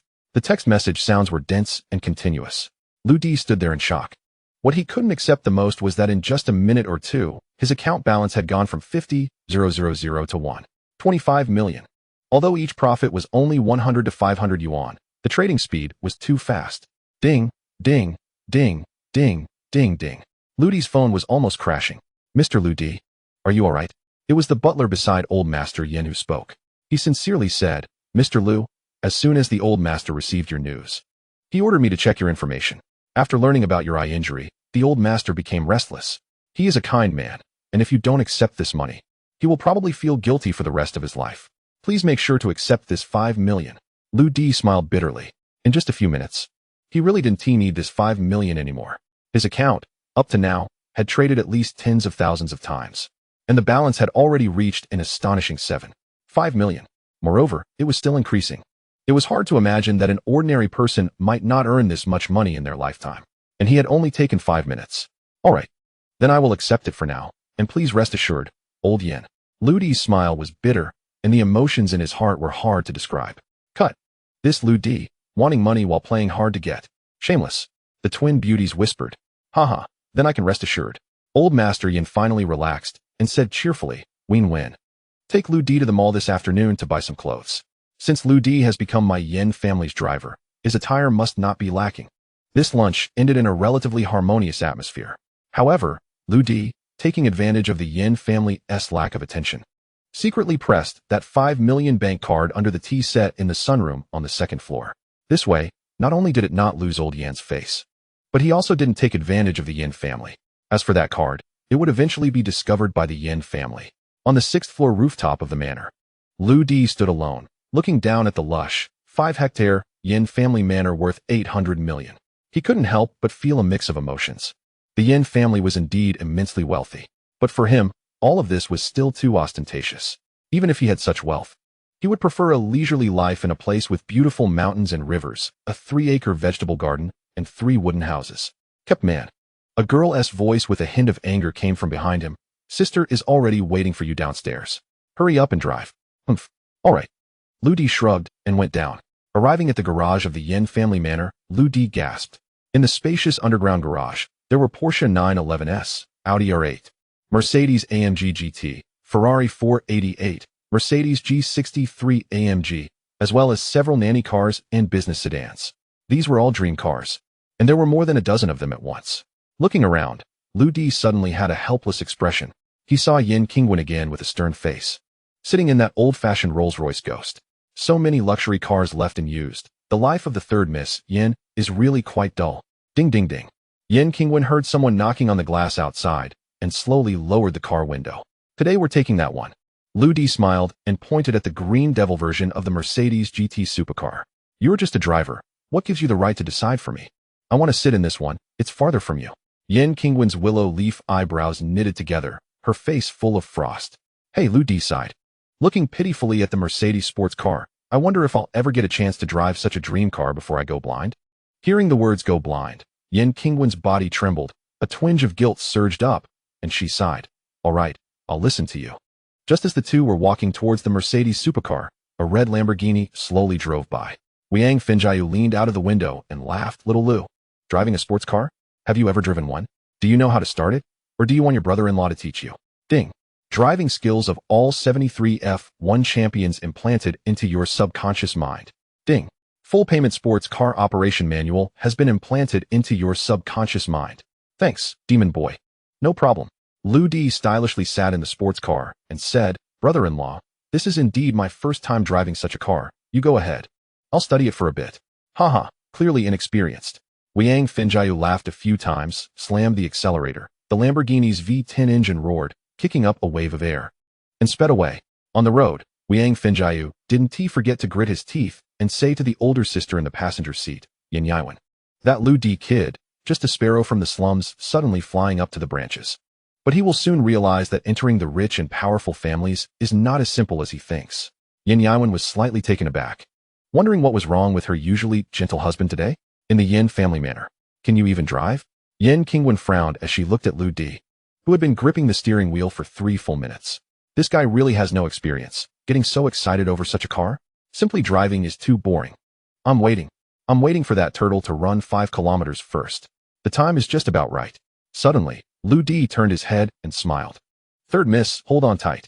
The next moment, the Mercedes GT instantly started. Lu Di skillfully turned off the EPS, set it to sports mode, revved to 6,000, and launched. Whoosh. The tires fiercely rubbed against the ground. Thick smoke billowed up, and the GT supercar shot out like an arrow. Ah! Yin Qingwen gripped the handle tightly, screaming nonstop. Lu Di, are you crazy? Demon Boy. According to statistical probability, handsome boys driving have a 12 chance of making girls fall for them at first sight. Really? Then I'll try to be as handsome as possible. Lu Di suddenly jerked the steering wheel, pulled the handbrake with one hand, and executed a 180-degree drift around a bend. The Yin family manor was situated on a towering hill, and the downhill road was a winding mountain road shrouded in tree shade, very much resembling a legendary hairpin turn. At this moment, The rumble of the sports car's engine echoed through the mountain road, along with a girl's frantic screams. Liang Finjiu's Lamborghini was not slow and had already reached the foot of the mountain, suddenly startled while leisurely driving. Liang Finjiu glanced in the rearview mirror and saw Lu Di driving the Green Devil version of the Mercedes GT, catching up, the headlights flickering continuously. Good kid. Driving quite well. Too bad there are always people better than you. Your brother-in-law is among the top 3 in the supercar club. Today, let you understand what it means to be outclassed. Whoosh. A wave of air rushed past. The green silhouette flashed by the side of the car. And in Liang Finjiu's view, only 2 red taillights remained, gradually moving away, disappearing in the blink of an eye. I got overtaken. Liang Finjiu stared blankly at the speedometer, 110 miles per hour. In an instant, he was surpassed. How fast was this kid driving? What the hell kind of skills is this? He could hardly imagine that Lu Di, using extraordinary experience and precise control, had pushed the car's 4.0T 639 horsepower V8 engine to its limits. On the 10-kilometer downhill road, Lu Di averaged a speed of 230 miles per hour. On the road ahead, Liang Finjiu's face turned ashen. He wished to see Lu Di and Yin Qingwen's car wrecked and them harmed by the roadside. But unfortunately, there was nothing. Nothing at all. 12 is handsome. Just a bit poor. In the underground parking lot of Hangmao Mall, watching Yin Qingwen crouched in the distance, retching nonstop, Lu Di was somewhat puzzled. Demon boy, didn't he the 12 instant attraction kick in? That girl probably wants to kill you now. I realize you really can't get along with girls. I'll give you some lessons later. Soon, several Mercedes SUVs drove into the parking lot, belonging to Yin Qingwen's bodyguards in black suits. However, they were far behind Lu Di. A group of black-clad men rushed out of the cars. Third miss, are you all right? The leader, a nearly 2-meter-tall man in black, approached Lu Di with a face full of anger. Mr. Lu, no matter who you are, if you harm the third miss again, don't blame me for being rude. Lu Di looked up at him. Tai Si, 30 years old, an orphan adopted by old Master Yin. Personal activities disappeared for 6 years after the age of 15. Now a bodyguard for the Yin family. Other information is unclear. Huh, so little information? Lu Di then looked at the other black-suited men. Tai Lu, Tai Chi, Tai Shi-san. So many orphans, their information is equally pathetic. Tai Si to Tai Shi-san. Such strange names. Old Master Yin really is charitable. How many orphans has he adopted? Tai Si, don't argue with him. Just take it as a favor to your father. Yin Qingwen stepped forward, looking a bit pale. Let us go buy some clothes. Lu Di scratched his head, said nothing, feeling a bit guilty, completely unaware that Yin Qingwen couldn't handle such turmoil. Inside the mall, Lu Di and Yin Qingwen walked ahead, followed by a group of tall, burly bodyguards in black suits, attracting countless onlookers. Wow, which big shot is here? So many bodyguards. The girl in front is so beautiful. What beauty. That boy is even more handsome. They must be celebrities. No way that rich kid looks so good. Which one is the celebrity? I don't recognize them. It must be that boy. Just look at his looks. He is like a character from a comic. That girl is probably his girlfriend, and she seems to be the type who chases after him. You are the one chasing after. Hearing this, Yin Qingwen's face showed displeasure. Lu Di, this store, let us go in and choose. The crowd arrived in front of the top luxury brand Amani, and Yin Qingwen said irritably, no, too ugly. Lu Di slightly pouted. Then this one LV. No, too common. Yin Qingwen was getting angrier, took a deep breath, and restrained her anger. What about Hermes? No. Lu Di, are you deliberately opposing me? Can you stop acting like you've already passed the door? Did I agree to marry you? You're driving me crazy. The clothes. I'll choose myself. Lu Di took big strides, heading straight for the stairs. On the 3rd floor, in front of a store in the regular area. Yin Qingwen's face was dark. Geoji, a brand with an average price of $500? I've never worn this before. Lu Di, is this what you chose? If I wear this out, I'll be laughed at, and my father will blame me. Lu Di ignored Yin Qingwen and instead smiled at a somewhat flustered young store attendant. Lu Di, it's you. The young man finally recognized him, stepped forward, and hugged Lu Di. It's been 3 years. Where have you been? Lu Di patted the guy's back and smiled. Just had a little incident. Too embarrassed to face people. The little incident Lu Di referred to was, of course, the matter of being stabbed in the eye. In college, Lu Di was exceptionally talented and garnered much attention, with grades far ahead of his peers. He should have had an outstanding future. However, the after effects of an eye injury ruined him. He suffered from daily headaches and could hardly complete any work. Lu Di, who was naturally proud, didn't want to show this side to his classmates. He chose to disappear and endure alone. The young man in front of him was Lu Di's college classmate and good brother, Ajia. Ajia, I'm back, aren't I? I came specifically to help with your business today, Lu Di said with a smile. Great. The little rascal is finally back. Ajia couldn't hide his excitement and said eagerly, but my performance doesn't matter, just give it all to Li Li. Lu Di was taken aback. After 3 years, Ajia still hadn't changed. Like Lu Di, Ajia was originally a top student at Haishi University. He had chosen to work as a store clerk here because of a woman, Sun Li Li. How's it going? Have you made any progress? Lu Di asked with a mischievous smile, glancing at Ajia. Soon. Ajia scratched his head shyly and turned to call, Li Li, come see who's back. Who? Ajia, are you annoying? Can't you handle it yourself? A beautiful woman in a short skirt walked out of the store, with long purple waves and a curvaceous figure. She looked stunning. However, when she saw Lu Di, a trace of disdain flashed in her eyes. But when she noticed the imposing presence of Yin Qingwen behind Lu Di, along with the all-black bodyguards, she was momentarily stunned. Oh, it's Lu Di. Long time no see. Have you struck it rich? Sun Li Li's attitude changed instantly. Her tone became flattering as she swayed her alluring waist towards him. Lu Di frowned. From Sun Li Li's demeanor, it was clear she hadn't changed. In college, she mingled with a group of delinquents, often staying out all night, which led to her expulsion from school. Later, she went into business, representing this clothing store. The foolish one was Ajia, who was infatuated with a woman like her and willingly worked here. Lu Di, is this your girlfriend? She's so beautiful. She must be a rich girl, right? Sun Li flattered. She's just my driver. Yin Qingwen replied coldly. Oh, so you're just a driver? Sun Li's expression changed instantly, and she brazenly walked back. Ajia, take care of this, and just pick a few clothes for him. Remember not to exceed 300 yuan. I'm afraid Lu Di can't afford it. Sun Li's snobbishness was too obvious. Even Yin Qingwen frowned, feeling somewhat disgusted. Haha. Lu Di, I'm sorry. Li hasn't been in a good mood lately. Ajia said awkwardly, quickly welcoming Lu Di inside. What clothes do you want to try today? I'll get them for you. All on discount, haha. Sigh. Lu Di sighed, shaking his head slightly, and said to Ajia, I'm the same as always. My 3 favorite pieces. Got it. I know your preference is best. Just wait. Ajia happily called out as he turned to fetch the items. Same as always? 3 favorites? Yin Qingwen couldn't help but feel a bit curious, quietly waiting to see Lu Di's taste. 10 minutes later, Lu Di slowly walked out of the fitting room. He wore a plain, fitted white shirt with the sleeves rolled up to his elbows. On the bottom, he had on a pair of slim-fitting light blue jeans. And on his feet were classic canvas shoes. Coupled with Lu Di's devilishly handsome face, he looked like a sudden breath of spring. Simple and minimalistic, yet completely yin-and-yourable. So handsome. The sales clerks in the store instantly stared wide-eyed. How could there be such a good-looking man? He looked like a comic book character. Yin Qingwen also momentarily caught her breath. Indeed, he was very handsome and easily captivating. Even the snobbish Sun Li felt a stir in her heart. Lu Di was indeed handsome, just a bit poor. Otherwise, with that face alone, she would be willing to devote a week of her life. What a strange outfit. Amazing. Ajia applauded. Lu Di, this set is it. This is you. The radiant man from Haishi University's business management department. Haha. Lu Di smiled slightly as he saw himself in the mirror. That once proud and confident self seemed to truly have returned. The shirt is 368 yuan. The pants 400 yuan, and the shoes 330 yuan. Please check out at the front. Sun Li's impatient voice came from the side. Yin Qingwen also came back to her senses and frowned. While it looked good, it was still too cheap. It was hardly different from street vendor goods. Hey Li. Lu Di is still our old classmate. Can you give a discount? Ajia said with a smile. Sure, I'll deduct it from your commission. No need. Lu Di casually adjusted his shirt sleeves and said lightly, my purchase counts as Ajia's, right? Pack up 200 of each of these 3 items for me. What? Lu Di, I didn't hear you wrong, did I? Ajia exclaimed in surprise. Lu Di smiled. Did you forget? 4 years in college.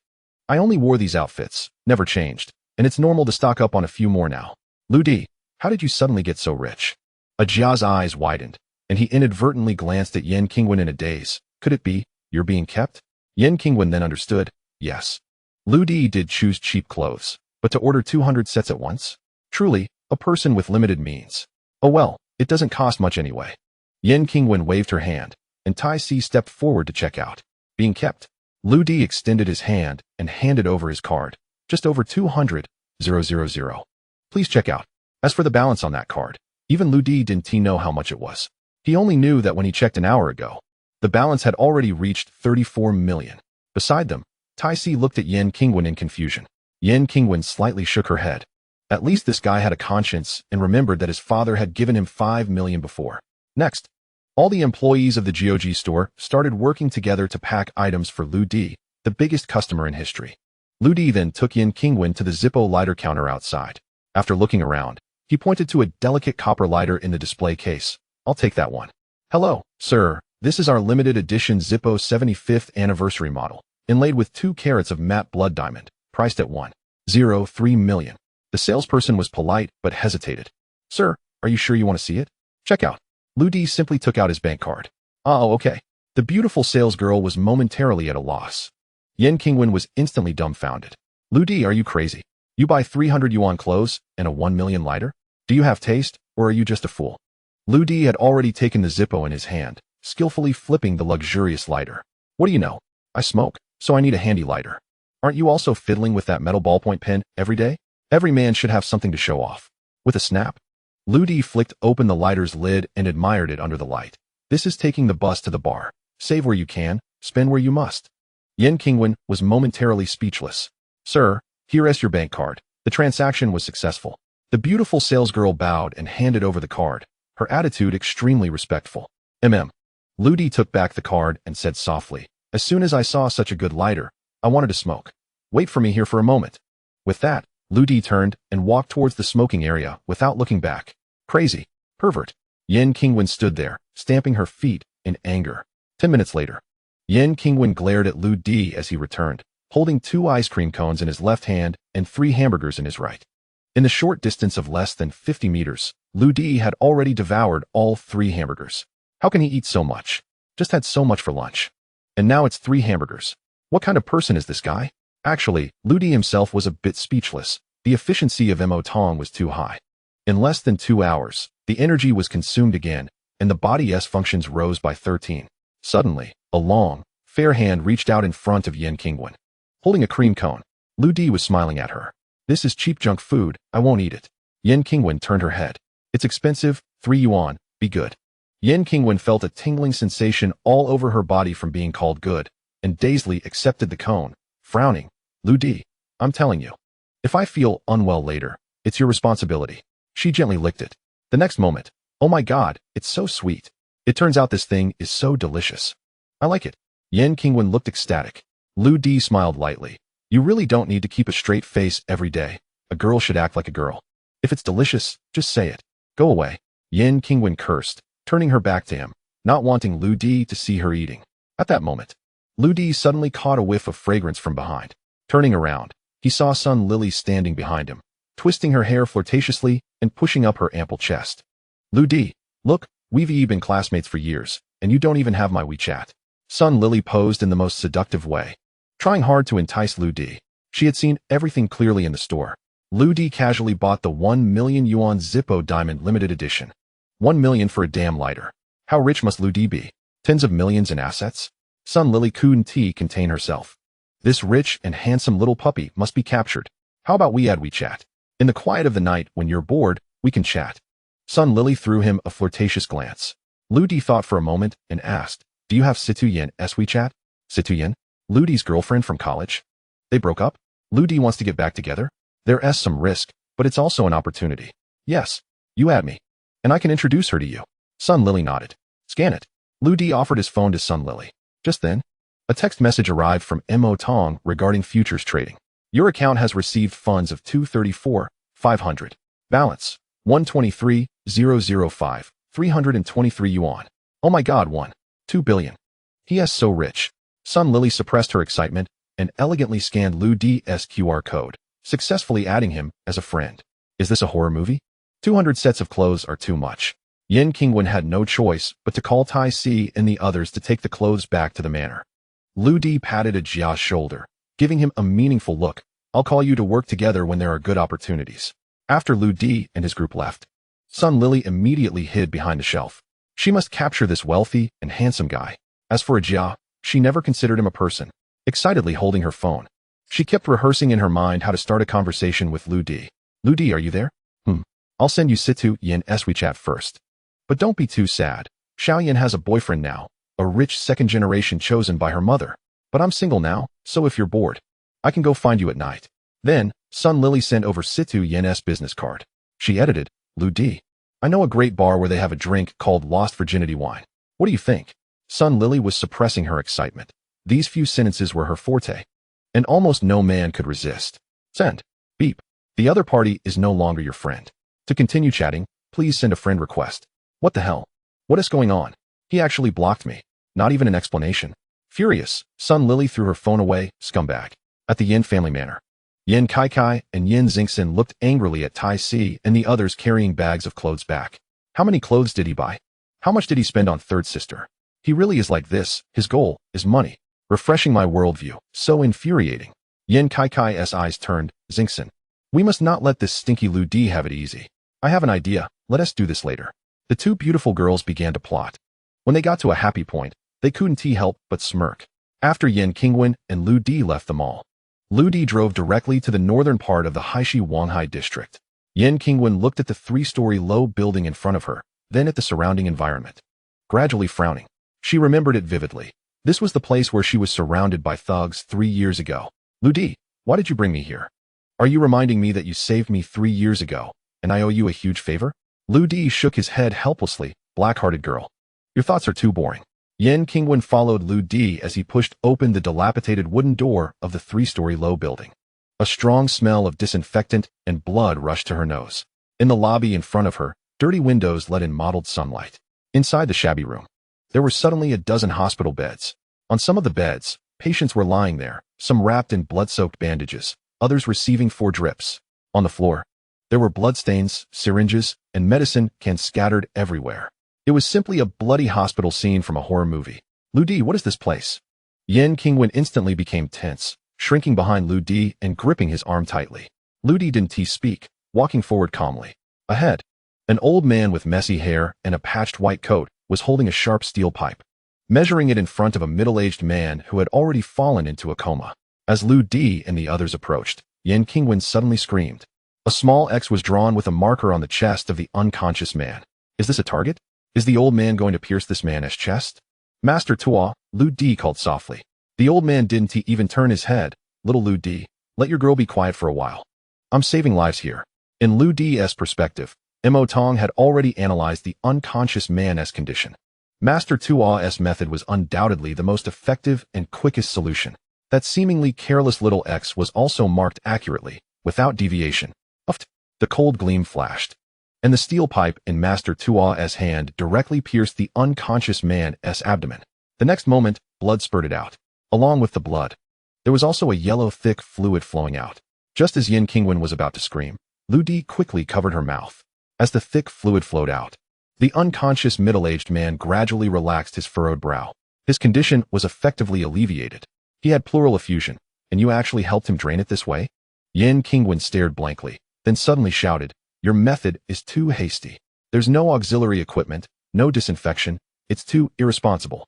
Only then did Master Tua slowly turn his head. Little Lu Di, your girl seems to know quite a bit, but I don't agree with this marriage. She is too noisy. Who are you? Why do you need to agree with it? Yin Qingwen shouted half a sentence, suddenly realizing something was wrong. Uft. I wouldn't marry him. Since you know medicine, then the rest of the bandaging work is up to you. Master Tua waved his hand at Yin Qingwen, turning to Lu Di and saying, little Lu Di, why are you here? Why didn't you bring me any wine? Lu Di smiled brightly and helped Grandpa Tua to one side. Grandpa, I made money. Yin Qingwen was handling a patient's wound with a gloomy expression, occasionally stealing glances at Lu Di and Grandpa Tua, who were talking in the distance. Grandpa Tua still appeared indifferent, but his gaze towards Lu Di was filled with both appreciation and a hint of pride. Half an hour later, Yin Qingwen sat in the car, completely confused. She looked at the dilapidated building's entrance, where Grandpa Tua was watching her and Lu Di leave, along with several children sitting in wheelchairs. Those children were pitiful. Some had lost their arms, while others had lost their legs. Yet, they all smiled brightly and called Lu Di Big Brother. On the way back to the manor, Yin Qingwen finally couldn't help but ask, what was that place? A hospital, Lu Di replied, steering the wheel with one hand, in a good mood. Grandpa Tua is the only doctor there, dedicated to treating the poor who can't afford medical care. Yin Qingwen was somewhat shocked. What happened to those children? They are homeless children. A criminal group made them disabled, and after they reached a certain age, they were abandoned. Grandpa Tua took them in, Lu Di said slowly. Yin Qingwen's heart surged with tumultuous emotions. No wonder that place was so dilapidated. No wonder there were so many children. Grandpa Toa is a good person. Yen Qingwen suddenly regretted shouting at Grandpa Toa earlier. But how did you know Grandpa Toa? Smack. Lu Di opened his Zippo and lit a cigarette. 3 years ago, on the night I was stabbed in the eye, I lay on the roadside for half an hour and no one helped me. Just when I was about to bleed to death, Grandpa Toa saved me. 15? Are you joking? Yen Qingwen's mind was suddenly struck by a thunderclap. She instantly understood everything. Lu Di, I'm sorry. Yen Qingwen tightly grasped her clothing, tears shimmering in her eyes. Are you feeling guilty now? Lu Di's lips curled into a sly smile. Then you can offer yourself to me, and we'll call it even. Rogue. Shameless. Get lost. Yen Qingwen turned her head. This Lu Di was indeed not a good person. Haha. Lu Di pressed the accelerator, and the Mercedes GT sped towards the Yen family manor. Inside the car, it was extremely quiet. After 10 minutes, Yen Qingwen finally mustered the courage to say, Lu Di, I want to help Grandpa Ta, help his hospital. No need, Lu Di replied nonchalantly. Why not? They seem to really need money. Yen Qingwen was puzzled. I just left them some money, Lu Di said, a hint of a smile appearing on his face. How much did you leave? Not much, for million. What? For million? Yen Qingwen was even more surprised. Her father had given Lu Di a total of 5 million, and he had spent over 1 million on clothes and a lighter. Then this 4 million must be all the remaining money Lu Di had. One moment buying clothes for 300, the next moment spending 1 million on a lighter, and now directly donating 4 million? A miser, a lechayer, a glutton, stingy, generous, kind-hearted, proud and grateful? What kind of person is Lu Di? In Yen Qingwen's eyes, Lu Di became even more inscrutable. Then you must be out of money now? Yen Qingwen asked tentatively. For this question, Lu Di really didn't know how to answer. There was currently 300 million in his account. Not only did he give Grandpa Tuo 4 million, but he also transferred 500,000 to his mother working back home. Lu Di didn't dare transfer more to his mother, fearing she couldn't handle it. For that 500,000, Lu Di even lied and said he won the lottery. You don't need to worry about me. Just take care of yourself, Lu Di said calmly. But in Yen Qingwen's eyes, it was a kind of stubborn, humbled dignity. I don't care about you. I just want to donate some more money to Grandpa Ta. Lu Di shrugged. Save it. Grandpa Ta wouldn't need your help, and besides, he doesn't think highly of your Yingzi group. Lu Di had always been unclear about Grandpa Tua's identity, but now he had him Otong. Grandpa Tua's real name was Chu He, nicknamed Chu Huichuo. 30 years ago, he was already one of the top medical professors in the Great Xia, renowned worldwide. The current medical giant, Yingzi Group, was built on a patent from Grandpa Tua back then. However, for some unknown reason, Grandpa Tua suddenly went incognito 10 years ago and started this free hospital, becoming a volunteer doctor. Yen Qingwen was once again stumped by Lu Di. She didn't know what kind of personality he had, but the only thing she could confirm was that he was definitely an annoying guy. When the two returned to the manor, it was already evening. After getting out of the car, Yen Qingwen took a deep breath. This unbelievable day was finally over. Third sister, you guys are back. Yen Kai and Yen Xingxin had been waiting at the manor entrance. Soft rice, Lu Di. We've been waiting for you for a long time. Yen Kai hopped over to Lu Di with a big smile. Your room is ready. Xingxin and I decorated it carefully. Here, this is the key. Lu Di smiled slightly. From the expressions of the two girls, he could tell this was definitely not a good thing. Yen Qingwen was still oblivious and said with satisfaction, Fourth sister, fifth sister, you are really considerate to clean the room in advance. What floor is the room on? The basement, the innermost room. Yen Kai grinned. Yen Qingwen was taken aback. The basement? Yeah, what's wrong? Third sister, don't forget, Lu Di is your driver. Are you going to let him live in a suite? Upstairs with us. I'm afraid he might sneak into my room at night. Yen Kai wrinkled her nose. Lu Di, however, was completely unconcerned. He walked over, took the key from her hand, and said lightly, Thank you. Oh my God, his eyes are so charming. Yen Kai's heart raced. Speaking of which, it wouldn't be too bad to be in the same room with him. Kai, don't be fooled by his looks. Don't forget our big plan. Yen Xingxin whispered from behind. Watching Lu Di enter the main building alone, Yen Qingwen felt somewhat conflicted. Is this really good for him? Yes. What's wrong with it? Soft rice guy, scam artist, and he even dares to try to win third sister's affection. The two girls said in unison. That's right. We can't let this annoying guy take advantage. Oh yeah. The two little girls ran off excitedly. They couldn't wait to return to their room because they had not only set up traps to prank Lu Di in the basement, but also installed various surveillance cameras. Tisk tisk, this manor's main building is really big. Even the corridor in the basement is so long. Lu Di stood at the basement stairway, looking at the dark corridor in awe. Mo Tong. Lu Di, Do you want me to predict your upcoming tragic situation? Haha, it'll crack me up. Lu Di smiled helplessly. All right. On the 5th floor, Yin Kai and Yin Xingxin lay on the bed, holding a tablet, their faces full of anticipation. Look, the soft rice guy is in the corridor. Kai, is this good or bad? But I'm so excited. Haha.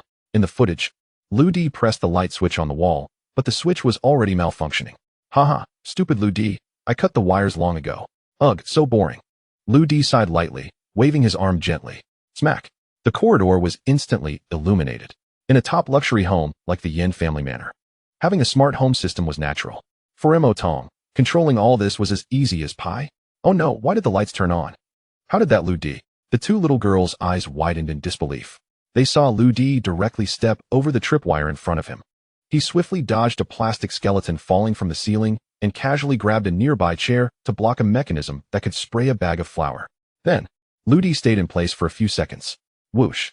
A dozen eggs flew out from under the table and smashed against the opposite wall. Lu Di, just like that, strolled leisurely and easily dodged all the traps. Impossible. How could he not be hit at all? I had a prank master set this up. Hold on, don't rush. There's one last one. He definitely won't dodge it. In the scene, Lu Di had already reached the end of the corridor, in front of his room door. Just as Lu Di was about to open the door, the tablet flashed with static and went black. What the hell? The two little girls stood there in shock. At the moment Lu Di opened the door, he heard the sound of a line snapping above his head. A basin of ink poured down. Lu Di had already anticipated this. With his height of 180 centimeters and the extension of his arms, he caught the basin immediately. At the same time, he noticed the twinkling starlight on the ground, a sea of glass marbles. Whoosh! Lu Di slipped slightly and immediately performed a backflip. A silent 360-degree rotation, incredibly graceful. He landed steadily. The basin of ink in his hands remained perfectly level. Not a single drop spilled. Lu Di adjusted his breathing, looked at the data in his view, and the corners of his mouth gradually lifted. Strength enhancement, 568, single punch strength approximately 280 kilograms. Reaction speed enhancement, 354, reaction time 0. 3 seconds. Action precision enhancement, 400. Error 36 millimeters. All values exceeded those of ordinary people by 34 times or more. I never expected such earth-shattering changes in just one day. The previous action was intentional by Lu Di. He just wanted to know how far his body had progressed. Looking at the gently rippling ink in the basin, Lu Di felt incredibly pleased. This feeling of being in control was wonderful. He turned on the lights in the room. Although this was a basement, the decor was not bad. After all, it was the Yin family manor worth hundreds of millions. However, the faint musty smell occasionally reminded Lu Di that this basement had probably not been lived in for many years. Lu Di scanned the room. An European-style big bed, European-style desk, wardrobe, an independent bathroom. Everything was complete.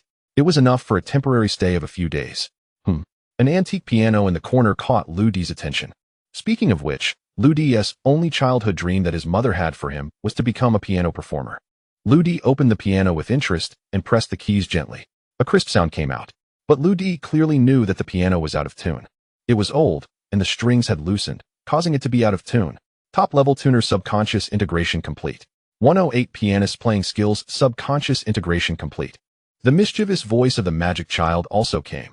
Buy 2, get 1 free, high, medium, and low vocal techniques of singers. Current popular singers vocal skills integration complete. Lu Di smiled knowingly. Magic child, are you trying to help me achieve my childhood dream? The long night was endless, and he couldn't sleep. He decided to sing a little tune for his own amusement. 10 minutes later, Lu Di gently patted the dust off his hands, and when he pressed the keys again, this unknown old piano finally came to life. The strings sounded accurate, and the tone was beautiful. Whoosh! Lu Di took a deep breath and slowly sat down in front of the piano, his back straight, and his expression calm as water. His 10 fingers touched the keys, and the skills of 100 piano masters surged instantly. The sound of the antique piano rang out, soothing and light. Then, Lu Di began to hum dreamily. With his divine vocal techniques, just a pause could evoke infinite imagination. Then, Lu Di slowly opened his mouth. A segment of words from his heart was carefully translated and sung slowly to the rhythm. In those tumultuous days, the wind howled past. We were not afraid. Let the sea drown. Let the strong winds sweep over, experiencing the pitch-black night winds and heavy rains, beating the wings of the night and the waves rising on the street. I pondered deeply about the direction of the wind, the extension of the night, and the conclusion of blooming flowers. A power long forgotten suddenly returned in an unexpected night. The future is promising. By the end of the song, Ludi's voice had become almost ethereal, reaching the peak C5 level. This sound did not erupt suddenly, but gradually rose like a gentle stream, directly ascending to a realm of immortality. The red wine glass on the cabinet next to him had developed fine cracks due to resonance. So beautiful. The realm of art among you humans is indeed unfathomable. The Magic Child's tone even had a hint of excitement. Ding. Video upload completed. Magic Child? Haha. Such a beautiful song. It would be a shame for me to listen alone, so I made it into a video and posted it online. A video appeared in Ludi's view. The background had been processed in the pitch-black environment. A beam of light shone down on a tall young man sitting at the piano, lost in the moment, singing a song from his heart. Song title: The Future is Promising. Publisher: D.E. Ludi smiled lightly. Since he wasn't showing his face, let everyone appreciate it. However, the name D was quite interesting. Ludi D. On the Douyin platform, an account named D.E. with 0 followers was quietly registered. It only posted one video, a young man singing from the back. 1,000 miles away, a working professional was eating dinner at a roadside stall when he accidentally scrolled and heard the piano sound. The moment he was eating ramen, he was instantly captivated, tilting his head and perking up his ears. Gradually, his expression froze, the ramen in his mouth hanging in midair, forgotten. I pondered deeply. The direction of the wind, the extension of the night, and the conclusion of blooming flowers. When the clear high notes, like those from a dream world, resonated, he instantly felt goosebumps. This was too beautiful. Is this human singing? The office worker turned around to look, and he found a crowd standing behind him, all looking astonished. This song is so beautiful. What is its name? Who sings it? The crowd scrambled to snatch the office worker's phone. It's on Douyin. I want to follow him. Ludi, lying in bed with his eyes closed, had long since gotten used to his phone vibrating continuously. The Magic Child's operations had not stopped. When Ludi picked up his phone, his expression suddenly froze. His Douyin icon showed 999 notifications. 1.02 million private messages. 2 million comments. 3.2 million likes. 4 million views. Comments included, "Wow, is this a god? This singing is so grand." The pitch fluctuates greatly from low to high. Stirring emotions, powerful, lingering in my ears. Can anyone sing to such a level? My room is so quiet I can hear my own heartbeat. I have been deeply touched by his voice. I don't want to return to reality. Who are you? I want to spend my entire life finding you. My top-notch sound system created resonance in my room, and my fish tank cracked. Divine high notes. This must be the legendary heavenly sound. Looking at the young man's back, he must be like a god of song, not of this world. Your lyrics, remind me of the hardships I once experienced, but also give me hope and strength. I can feel it. You don't understand. This song is not only beautiful, the lyrics and composition are original. The arrangement ability and songwriting are masterpieces. I love it. Who are you? Who are you? Who are you? Michelin 3-star culinary skills. In the private messages, Poo-T. Hello, Mr. D.E. May I ask if you have signed with a management company? Guanxing Group. May I ask if you can participate in commercial performances? You set the price. Director's song. Hello. We are the variety show National Singing God. I want to talk to you. May I have a contact number, please? Lons Hiwi. Hey handsome, do you have a girlfriend? I'm 175 centimeters tall, weigh 56 kilograms. And my bust is Muziao. Brother D.E., I love you. Do you dare to reply to me? Countless comments and messages poured in, mostly praise. Invitations for Ludi to perform, and various passionate fans eager to meet in person. And it's only been half an hour. In the era of self-media, the power of the internet is truly not to be underestimated. Ludi threw his phone aside, having no interest whatsoever in this entertainment path. What he kept thinking about was the ever-stronger entrepreneurial dream in his heart. At this moment, a business plan was gradually taking shape in his mind. On the 5th floor, in a luxurious bedroom, Yen Xingxin grew more and more angry the more she thought. Why didn't the trap she carefully set catch that stinky Ludi? The broken monitor failed at the critical moment. Kai, come on, let us go to the -2nd floor. The glass ball mechanism in the room must have caught Ludi. I want to go down and see his miserable state. Kai, did you hear me? She turned her head and saw Yen Kai lying on the bed, wearing headphones, intently watching an iPad in her hand. On the screen was a figure playing the piano. Kai, you little fangirl, what is so interesting about such a cool video? Xingxin, listen, this person's voice is so beautiful. Yen Kai was already mesmerized. Her big fluffy eyes even slightly teary. TCH. The moment Yin Xingxin put on her headphones, everything suddenly quieted down. The singing in her ears was ethereal and delicate. First like a mountain stream, then seeming to turn into a wisp of smoke, slowly drifting to the mountain peak, finally entering the sea of clouds, magnificent and grand. Not only was the voice heavenly, but the accompanying piano was also absolutely top-notch. Yin Xingxin was both a music prodigy and an online streamer. The singer's vocal skills, piano mastery, and the arrangement of this song definitely surpassed all music works on the market. She was utterly shocked beyond words. This is so beautiful. Kai Kai. I'm going crazy. Who is he? Yin Kai also had an addicted expression. I don't know either. He is very mysterious. Only this one video. His name is DE, and now has 6 million fans. Kai, I've decided. I finally know my life goal. Yin Xingxin said and suddenly started crying. I want to marry him. I must marry him. No, Xingxin. I found him first. You can't steal my husband. We are sisters after all. What no? I want him. I want to marry anyone else but him. Gurgle. Just as Lu Di was closing his eyes thinking. A familiar rumbling came from his stomach again. He was hungry again. Looking at his phone, it was already 10 p.m. Looks like I can only go to the kitchen to find something to eat. Lu Di jumped up and headed to the kitchen. Just as Lu Di pushed open the door, two sudden screams startled Lu Di. Then, PSSH. Pepper spray? Fortunately, Lu Di had extraordinary reflexes and dodged the spray like lightning. What are you doing? Lu Di frowned, staring at two pretty girls holding pepper spray, who were scared stiff on the floor. Pervert. What pervert? This is my room. Those two girls were Yin Kai and Yin Xingxin. Even though DE's singing was so beautiful, they still weren't willing to fail at pranking Lu Di. 5 minutes ago, they sneaked to Lu Di's door with pepper spray. Just as they were about to peek through the door crack, Lu Di suddenly appeared. Oh, you're harassing me. Lu Di, I'm telling you, you can't stay in my house. And you definitely can't flirt with third sister. I'm telling you. As long as we're here. Where is he? When the two girls came back to their senses, Lu Di had already walked far away, completely ignoring these unreasonable girls. Kai, let us follow him and see what he is up to. That stinky pervert might be going to knock on third sister's door. In the kitchen, Zhangma, the mansion's chef, smiled and nodded at Lu Di. Mr. Lu, what would you like? Lu Di scratched his head. I'm a bit hungry. May I ask, Zhangma, don't cook for this freeloader. The two pretty girls then arrived, shouting at the chef from afar. They were speechless. Realizing this foodie was hungry again. Want to eat? No way. Seeing Zhang Ma's embarrassed expression, Lu Di shook his head helplessly. Zhang Ma, please rest. I'll cook myself. Ding. The demon child arrives. Michelin 3-star chef skills subconscious integration complete. Alright. Lu Di smiled faintly. He was going to cook for himself? Humph. At his age, how could he cook? Probably just learned some scrambled eggs with tomato online and never succeeded. Kai, we'll watch here. Let us see how he turns out after making dark cuisine. Then Yin Xingxin whispered into Yin Kai's ear. Let us charge him for wasting ingredients and make him furious. Okay. Looking at the two girls' mischievous smiles. Lu Di was helpless again.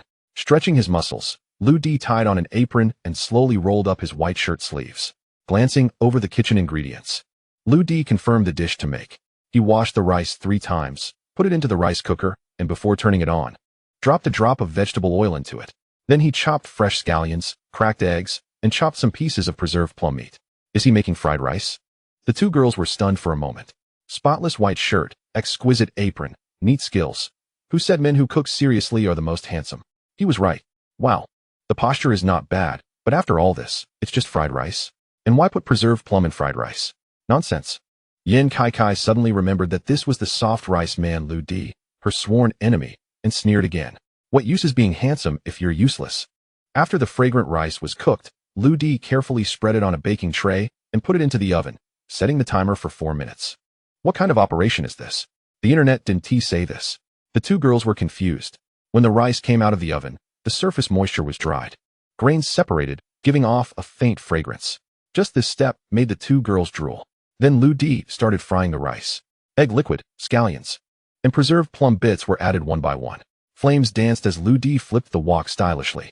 The two girls were stunned. This was too handsome, like a performance. Done. The two girls immediately crowded over. Smells delicious. A plate of golden fried rice, garnished with green scallions and red preserved plum bits, looked mouth-watering. Why was the rice golden? Where were the eggs? Gurgle. Yin Kai swallowed hard. None of that matters. I really want to eat. Don't you still have any pride? Lu Di took off his apron and sat down calmly. Do you want some? We don't want any. We have pride. Hee hee, alright. Lu Di took a spoonful of fried rice and gently put it in his mouth. The two girls stared blankly. Lu Di showed an expression of enjoyment.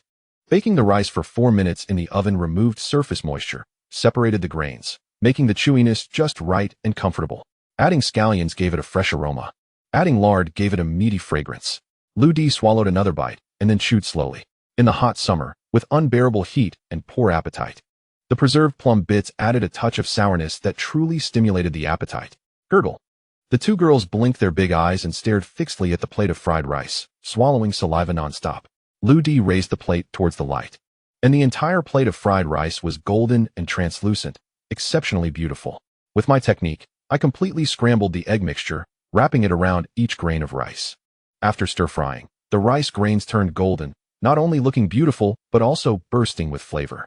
This is the legendary golden fried rice. Delicious. Lu Di swallowed again and secretly glanced at the two little girls, laughing inwardly.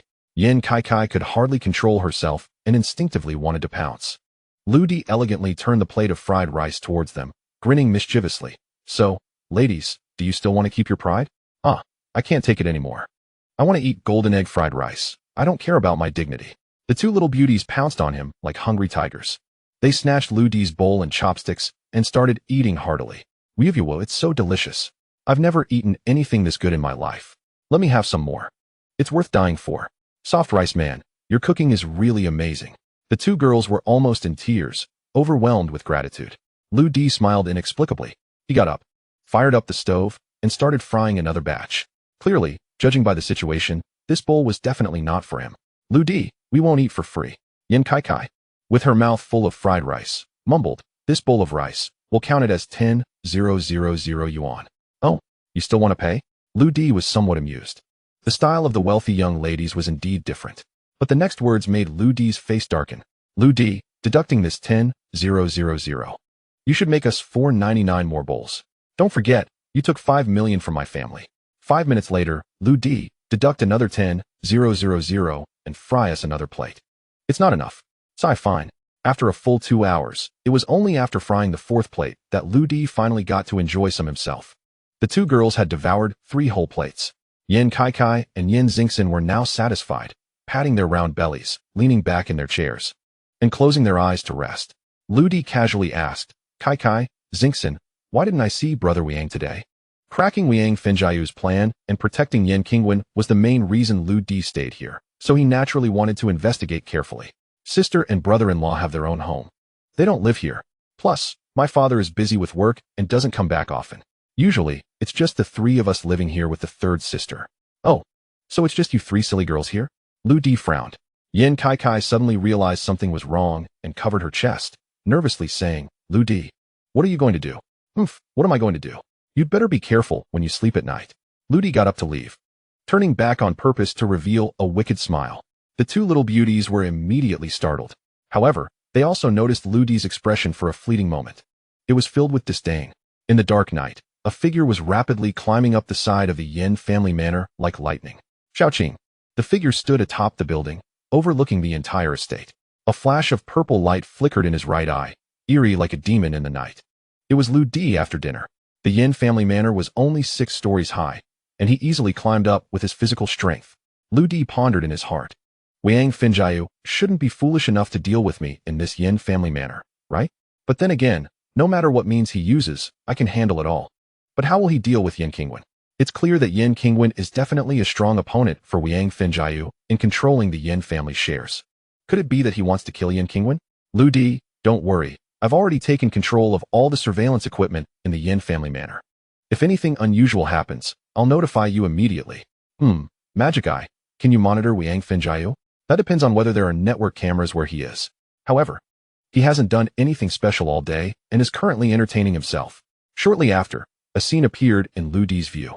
In a luxurious club's bedroom, Wiang Finjiu lay on the bed, with 2 women standing beside him, casting flirtatious glances and eager to move. The 2 beauties were sexy and alluring, and they looked about 80 to 90 alike. Wiang Finjiu sighed. They're both twins, but they're still quite different from Yin Kai and Yin Xingxin. Those 2 Yin girls wiggle around in front of me all day, igniting my desires. One day, when I take over the Yin family, I'll make sure to ride them beneath me. Let them serve me well. Alas, but I still have to wait a bit. The next scene was too unbearable to watch. Lou D closed the view. Tisk tisk beast. Married to the eldest sister, but still thinking about the two younger sisters. On the morning of the second day, Lou D woke up to an explosion of messages on his phone. The video future is promising had spread overnight, with 200 million views, over 100 million likes, 50 million comments, and 1 billion fans. The account D had suddenly become the #1 super internet celebrity overnight. Countless invitations, countless collaborations filled Lou D's private messages. It was overwhelming. Online, the top 7 trending topics were all related to this video. Heavenly voice, D.E. future is promising. Nationwide speculation, who on earth is D.E.? The hit song Future is Promising topped the charts. It made everyone cry. 500 million netizens lost sleep overnight.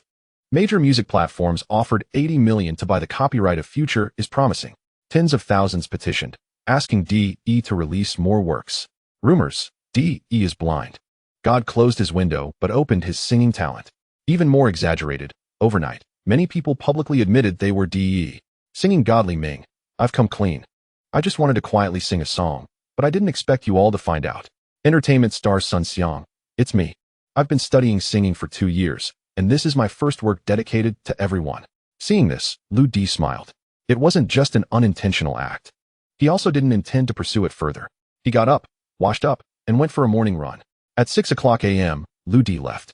Running along the mountain path, he exercised while jogging. An hour later, Yan Qingwen stood at the entrance of the Yan family manor, looking furious. The bodyguard Tai Si bowed and said, "Third miss, I've knocked on Mr. Lou D's door twice. He probably hasn't woken up yet. Maybe we should let Oldly take you today." "No, it has to be him. He volunteered to be my driver, so he can't sleep in." Yan Qingwen crossed her arms and frowned. "Tai Si, go and keep knocking until you wake him up." Suddenly, in the morning sun, a tall figure was seen running back from the mountain. This person had a strong build and light steps, moving steadily. Yan Qingwen narrowed her beautiful eyes. Is it him? Did he really go for a run? Lou D jogged up to her, holding a bag of soup dumplings. "Good morning, third miss. You actually got up so early. Don't you sleep in?" Yan Qingwen was somewhat surprised, looking at Lou D's seemingly carefree and lazy demeanor. She thought he should be a lazy pig. "I get up at 5:30 every day, then go out to exercise. I've kept this up for 10 years. Today I also left at 6 o'clock, ran a lap at the foot of the mountain. Here, I still have some left. Do you want to eat?" Lou D stretched while handing her the dumplings. Yan Qingwen felt a bit embarrassed in that moment. She really didn't expect Lou D to be this diligent. Being so disciplined every day is truly a model for young people. "When I get up at 6, it's painfully hard."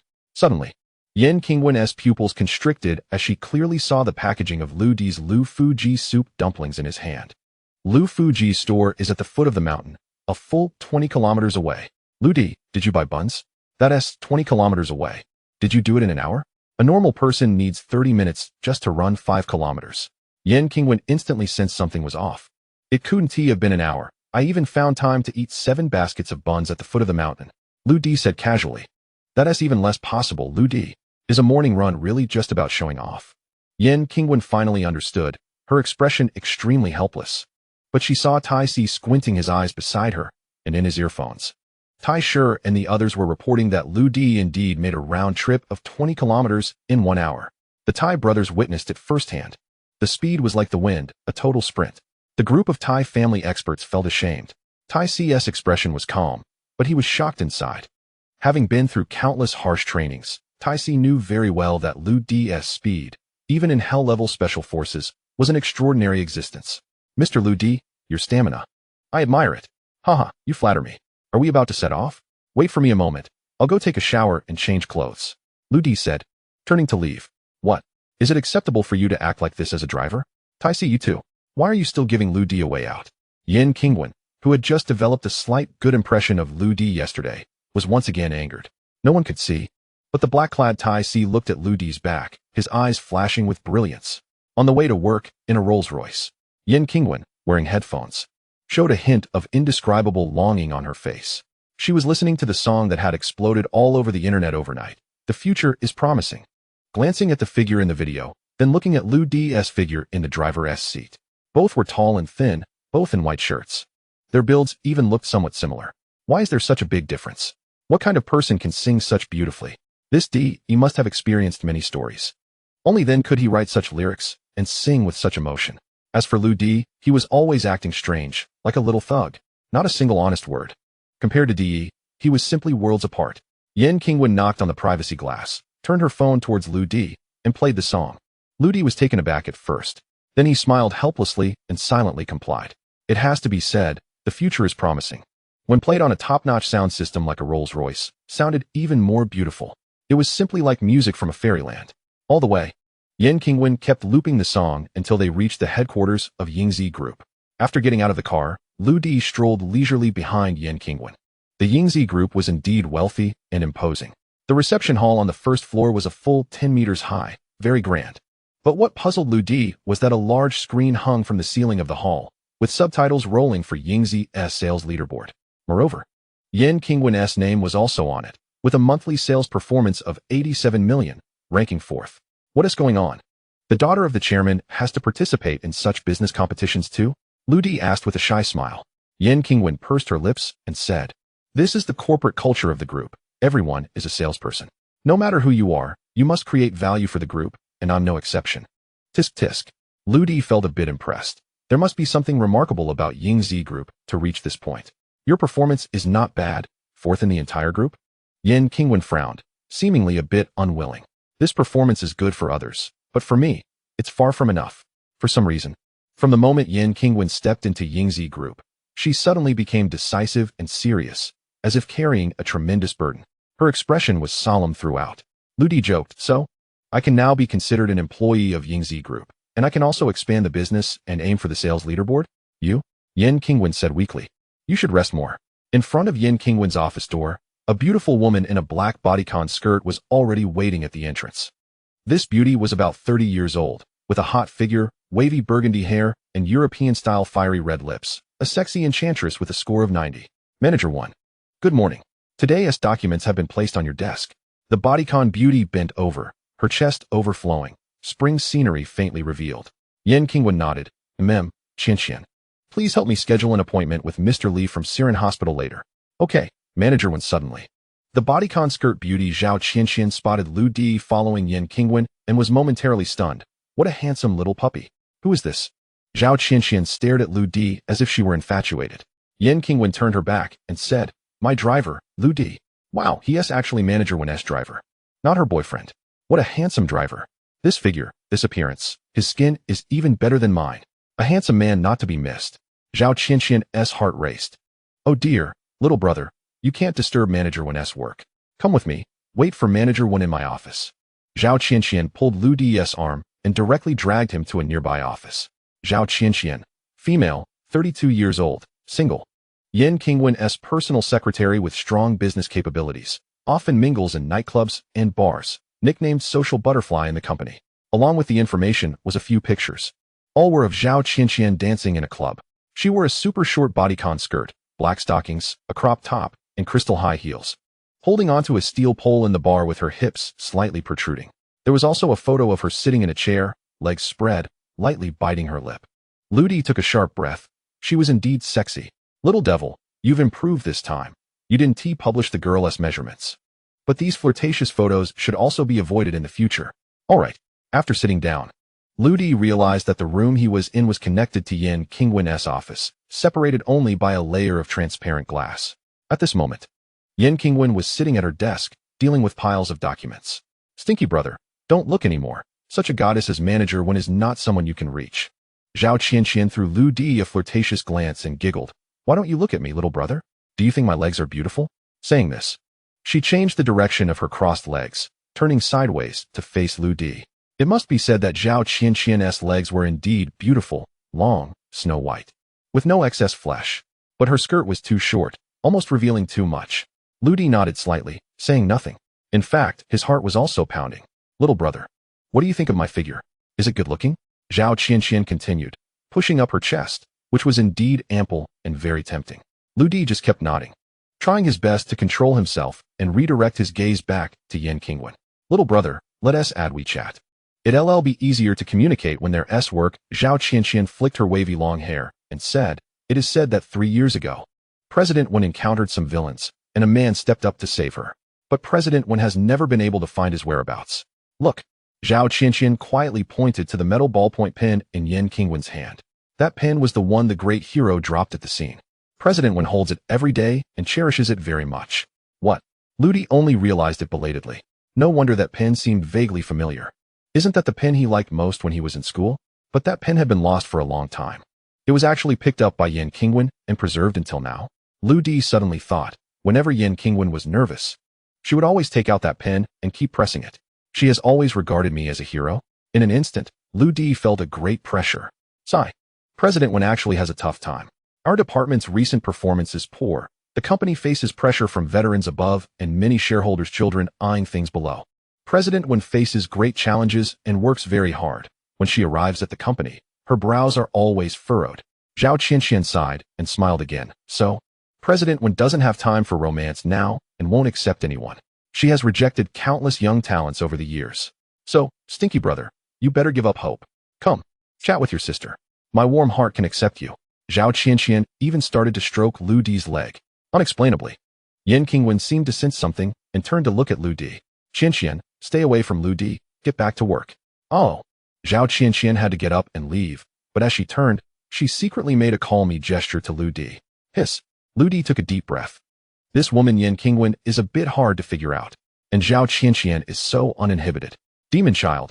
Lu Di, there is something strange in Yan Qingwen's office. What? Lu Di immediately hunched up, ready to move at any moment. Don't be nervous. This strange thing is actually a bit funny.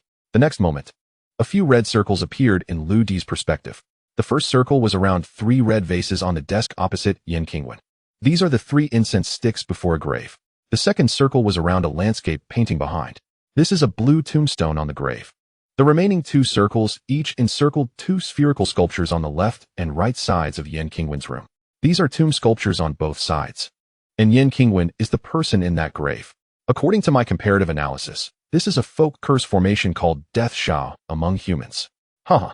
Then the demon child laughed. You humans are really strange, actually believing in such fictitious things. Hearing this, Lu Di relaxed. So this so-called Death Sha is completely useless. Nonsense? Demon child. I am very sure. There is no scientific basis. These are all folk legends. At this moment, Lu Di didn't know whether to laugh or cry. This girl Yan Qingwen, what kind of people has she offended again? Someone even tampered with her office? And what Death Sha? The other party must hate her a lot? Well, then we can only be good to the end. 21 long planned. I say, Miss Yan, these 2 vases are nice. Where did they come from? Lu Di entered Yan Qingwen's office uninvited, looking at the 3 incense sticks on the grave with interest. Those are gifts from Vice President Zhao of the group, Antiques. You'd better be careful. If you break them, you can't afford to pay.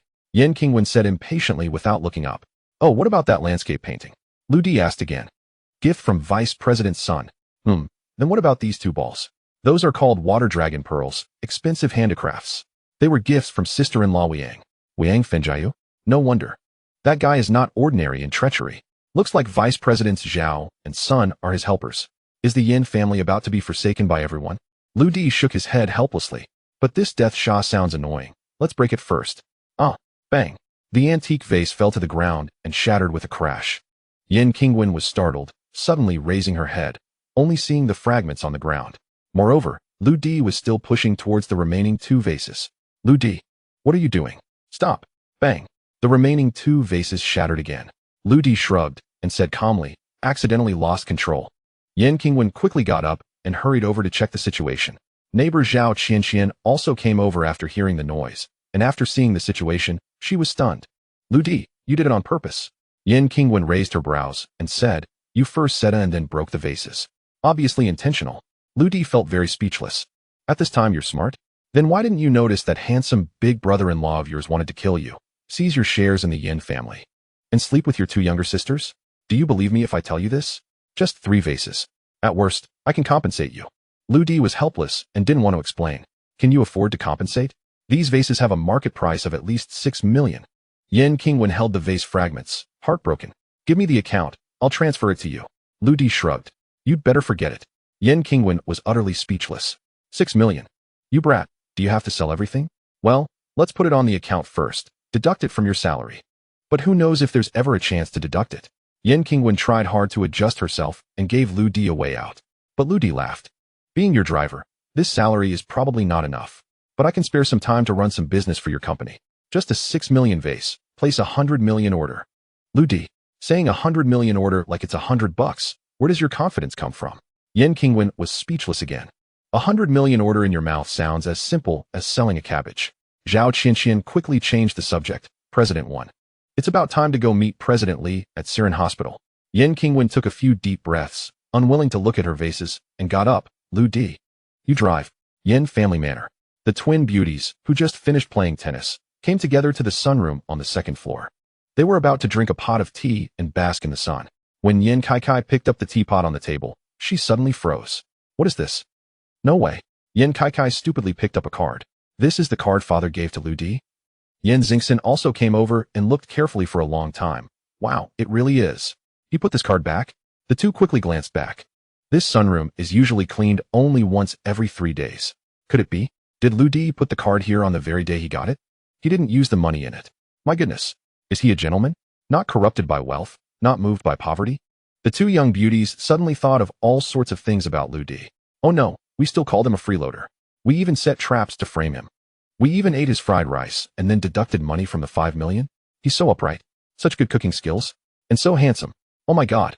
We have no face to face him. Yin Kaikai, why are you so stupid? You made me wrong, Lu Di. Yin Xingxin. You have to be responsible for what you say. You are involved in this too. The two girls were anxiously pacing. What to do now? Wait. Yin Kaikai suddenly realized something. Her expression serious. If Lu Di really didn't take this money, then where did those dozens of packs of clothes come from? Yeah. Those clothes must be worth over $1 million. Lu Di used to live on part-time jobs. Where did he get so much money? After 5 minutes of silence. I know now. Yin Kaikai suddenly slammed the table and gritted her teeth, saying, he must have used third sister's money. Moreover, he specifically left the card here, just waiting for us to find it, and then make us feel guilty. At the same time, he is lavishly spending third sister's money. I said to Wiang brother-in-law that day why he talked to me for a full half hour, saying Lu Di's goal was to take our family assets. It turns out this is true. Lu Di has been plotting for a long time. Human hearts are hard to fathom. I just felt guilty for 5 minutes. Yin Xingxin suddenly realized, is he that scary? What about this card? Card. Yin Kaikai showed a self-satisfied, sinister smile. We won't tell father. And we definitely won't tell third sister. We'll pretend we know nothing. Sooner or later, he will be exposed. Yin Xingxin nodded slightly, responding to change with constancy. Brilliant. But what about this money just lying here? 5 million. That's my pocket money for several months. Yin Kaikai licked her lips and whispered, how about we secretly spend it? Achoo. Lu Di, who was driving, sneezed. Is someone plotting against me? In the back seat, Yan Qingwen and Zhao Qianqian were having a conversation. 1. The orders from Siren Hospital have reached 1 billion, but they have already rejected us 3 times. I really have no confidence. Qianqian, 3 rejections are nothing. This 1 billion order, I, Yan Qingwen, must secure it. Do you know how important this order is to me? But 1. I always feel that President Li from Siren has bad intentions towards you. He probably wants. Qianqian, don't say any more. This relates to my position on the Tianbang, my face, and my father's face. I must fight for it. Hearing this, Lu Di understood everything. Yingzi Group's main business is producing medical devices, and Siren Hospital is a large private hospital, a standard target customer. But that President Li seems a bit difficult to deal with ulterior motives. Motong, help me investigate that President Li. Understood. Li Dahai, male, 45 years old. Started out selling counterfeit drugs, founder and legal representative of Siren Hospital, has connections to the underworld, very slick and extremely lecherous. Siren Hospital, large chain private hospital with 16 branches nationwide. Scandals. In June 2013, a major medical accident occurred at his hospital due to staff negligence, leaving patients disabled. In January 2014, a patient died due to the use of unqualified kidney sources for surgery, which the hospital concealed from the family. In February 2015, Siren Hospital donated counterfeit and substandard food to impoverished areas in the name of charity, causing food poisoning in several children. The remaining 120 medical accidents at Siren Hospital are omitted. Most were settled privately and concealed, and the hospital has not faced any penalties. Additionally, Siren Hospital has issues such as falsifying medical conditions, using counterfeit drugs, and employing unlicensed personnel. Damn it, the devil is among us. The more Lu Di looked, the angrier he became, cursing involuntarily. If such a person doesn't die, where's the justice? Ween Wen, you don't need to worry. I'll handle scum like Li Dahai. Lu Di said angrily. Lu Di, you're not allowed to speak for a while, not a word. If you disturb my business, I'll fire you. Yen Qingwen was very cautious this time. Lu Di can play around, but he can't delay work. She was thoroughly scared of this sinister Lu Di. She absolutely could not let him affect business. Lu Di sighed helplessly. This silly girl really knows nothing. In the office of the president of Siren Hospital, the pot-bellied, bald Li Dahai was grinning as he stared at Yen Qingwen, his eyes constantly scanning her chest and hips. Beautiful Miss Yen. The order you mentioned is quite difficult to handle. You know, the situation has not been good lately, and if our hospital suddenly uses such a large sum of cash, it could be very damaging. Yen Qingwen frowned. President Li, as long as you consider our products, I can go back and apply to the group. Everything is negotiable. Oh, everything is negotiable? Li Dahai's gaze shifted to Yen Qingwen's slender waist, smiling. Beautiful Miss Yen, you know my shareholders trust me very much. As long as I recommend it, it's basically settled. But this matter cannot be clarified in just a few words. How about this? I'll book a suite at the Huya Hotel today. We can have a meal and discuss it. A suite? Lu Di, who had been silent, said in a low voice. A girl going to a suite with you to discuss business? How will she face people if this gets out? Li Dahai was taken aback, looking at Lu Di. Who is this? Lu Di, don't say anything. Yen Qingwen turned to Li Dahai and smiled. President Li, don't mind him. He.S. just my new driver. Oh, just a driver? Li Dahai leaned back, frowning. I thought he was some important figure. Kid, you should keep your mouth shut about our boss's business. Be smarter in the future. I think you all know I have some big brothers backing me. If my big brothers are unhappy, I dare not say anything else. But no one in the Sea City will dare to cooperate with you. After Li Dahai finished speaking, he looked at Yen Qingwen with a smile. After a moment of silence, Yen Qingwen gritted her teeth and said, President Li, as long as I agree to dine with you, can our order be confirmed? Lu Di saw that while Yen Qingwen was saying this, she took out that metal ballpoint pen and kept pressing it. She was struggling internally. Of course, if you, beautiful Miss Yen, honor me with your presence, I, Li, must do my best. Li Dahai was drooling with a smile. Then I have a condition. And I hope President Li won't mind. Yen Qingwen suddenly looked up and said, First, we only have a meal. Second, I will bring my assistant Qianqian with me. Of course. Li Dahai looked at Zhao Qianqian beside him, sneering inwardly. Buy one, get one free? This little vixen isn't bad either. I'll add something to your drinks later, and you'll be begging for mercy. All right, President Li, we'll see you tonight. On the way to the parking lot. Yen Qingwen frowned. She certainly knew that Li Dahai was not easy to deal with. Lu Di glanced at Yen Qingwen and said, I suddenly had an idea and planned to talk to that Li Dahai.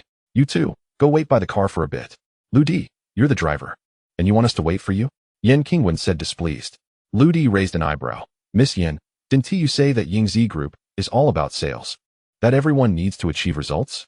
Why am I, the driver, not a person? Yen Qingwen was directly choked by this statement, stunned on the spot. Lu Di, you stop right there. Give me 5 minutes. By the time Yen Qingwen came to her senses, Lu Di had already run far away. In the office of the president of Siren Hospital, Li Dahai saw Lu Di walk in and burst out laughing.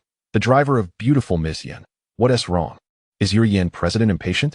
Lu Di casually sat down at Li Dahai's desk, propped his legs up on the desk. With a snap, he used a limited edition Zippo to light a cigarette, exhaling a smoke ring. Li Dahai, you beast. What the hell? You dare to curse me? Do you believe I'll chop off a leg? Li Dahai slammed the table, shouting angrily. Lu Di remained unfazed, continuing to blow smoke rings. I suggest you check your email first. Ding.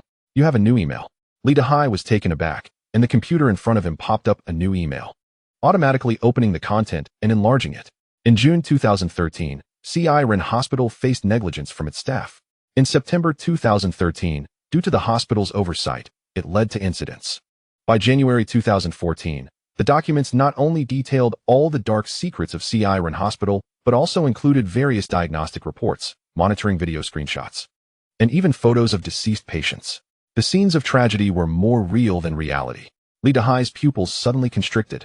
What is going on? There were hundreds of medical accidents at Siren Hospital, and even he, Li Dahai, did not remember them in such detail. This is impossible. How could someone know all this? Li Dahai's back instantly became drenched. If this information gets exposed, 10 lives wouldn't be enough to pay for it. Who is it? As the documents automatically flipped, 120 medical accidents were recorded without omission.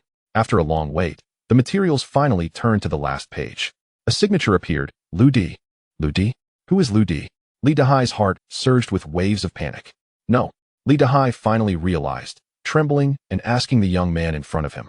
Excuse me, I have a poor memory. May I ask your surname? young man? Lu Di smiled wickedly. I just introduced myself. Yan Qingwen's driver, Lu Di. Thud. Li Dahai finally couldn't hold on. His legs went soft, and he collapsed to the ground. Big brother. I was wrong. Please spare my life. Since you know you're wrong, then do something to make me happy. After Lu Di said this, he got up and left. In the parking lot, the somewhat irritated Yan Qingwen finally saw Lu Di walking back. I told you not to go. Was it rejected? Yan Qingwen glanced at Lu Di helplessly and turned to say, drive back to the company. What's the rush? Lu Di leaned against the car casually and said, let that stupid pig think for a while. Lu Di, President Li rejected you. There's no need to insult him. Yan Qingwen frowned tightly. President Yan, please wait. From a distance, Li Dahai's plump figure hurriedly approached, taking 2 steps at a time. President Yan, we can discuss the contract now. What? Yan Qingwen's eyes widened. President Yan, I apologize for my earlier attitude. We can discuss the contract now. No need for dinner. No need for dinner. Li Dahai said, panting and sweating profusely. Oh, there's an ant. Lu Di squatted down nearby, holding a half-burnt cigarette, curiously watching an ant on the ground, like a street punk. Little ant, I give you a chance to play, but if you don't know how to appreciate it, I'll crush you. Li Dahai's body shook in fright and hurriedly said, President Yan, no need to discuss. Let's finalize the contract directly. Yan Qingwen was stunned. What? Lu Di picked up a brick and drew a circle around the ant. The ant scurried inside. Oh no, I drew the circle too small. It's not fun. Li Dahai quickly withdrew his gaze and trembled. President Yan, I think 1 billion orders are not enough. Let's sign for 2 billion. I'll make an advance payment of 360 million. After Li Dahai said this, he secretly glanced at Lu Di. President Li Yu. Yan Qingwen was even more confused, looking at the nervous Li Dahai, then glancing at Lu Di, who was teasing the ant. Lu Di still squatted there, not even raising his head. However, the ant bravely rushed out of the circle Lu Di drew. Lu Di frowned. Hey, I said, little ant, you don't follow the rules. Do you believe I will crush you? To outsiders, Lu Di appeared like a mentally challenged child at that moment. But Li Dahai was so scared his legs trembled. President Yan, no more deposit. I'll pay the full amount directly, immediately. Whenever you want the goods delivered, it's up to you. My goodness. Zhao Qianxian beside him was so shocked her jaw almost dropped. Is this how business is negotiated? This is completely begging and offering money. Li Dahai's eyes were already teary. President Yan, can we do it this way? Before Yan Qingwen could respond, Lu Di's teasing voice came. All right, you're free to go, just roll far away. After saying that, Lu Di didn't forget to turn back and smile. President Li, I wasn't talking about you. I was chatting with the ant. Please continue. Please continue. You must take care of small animals.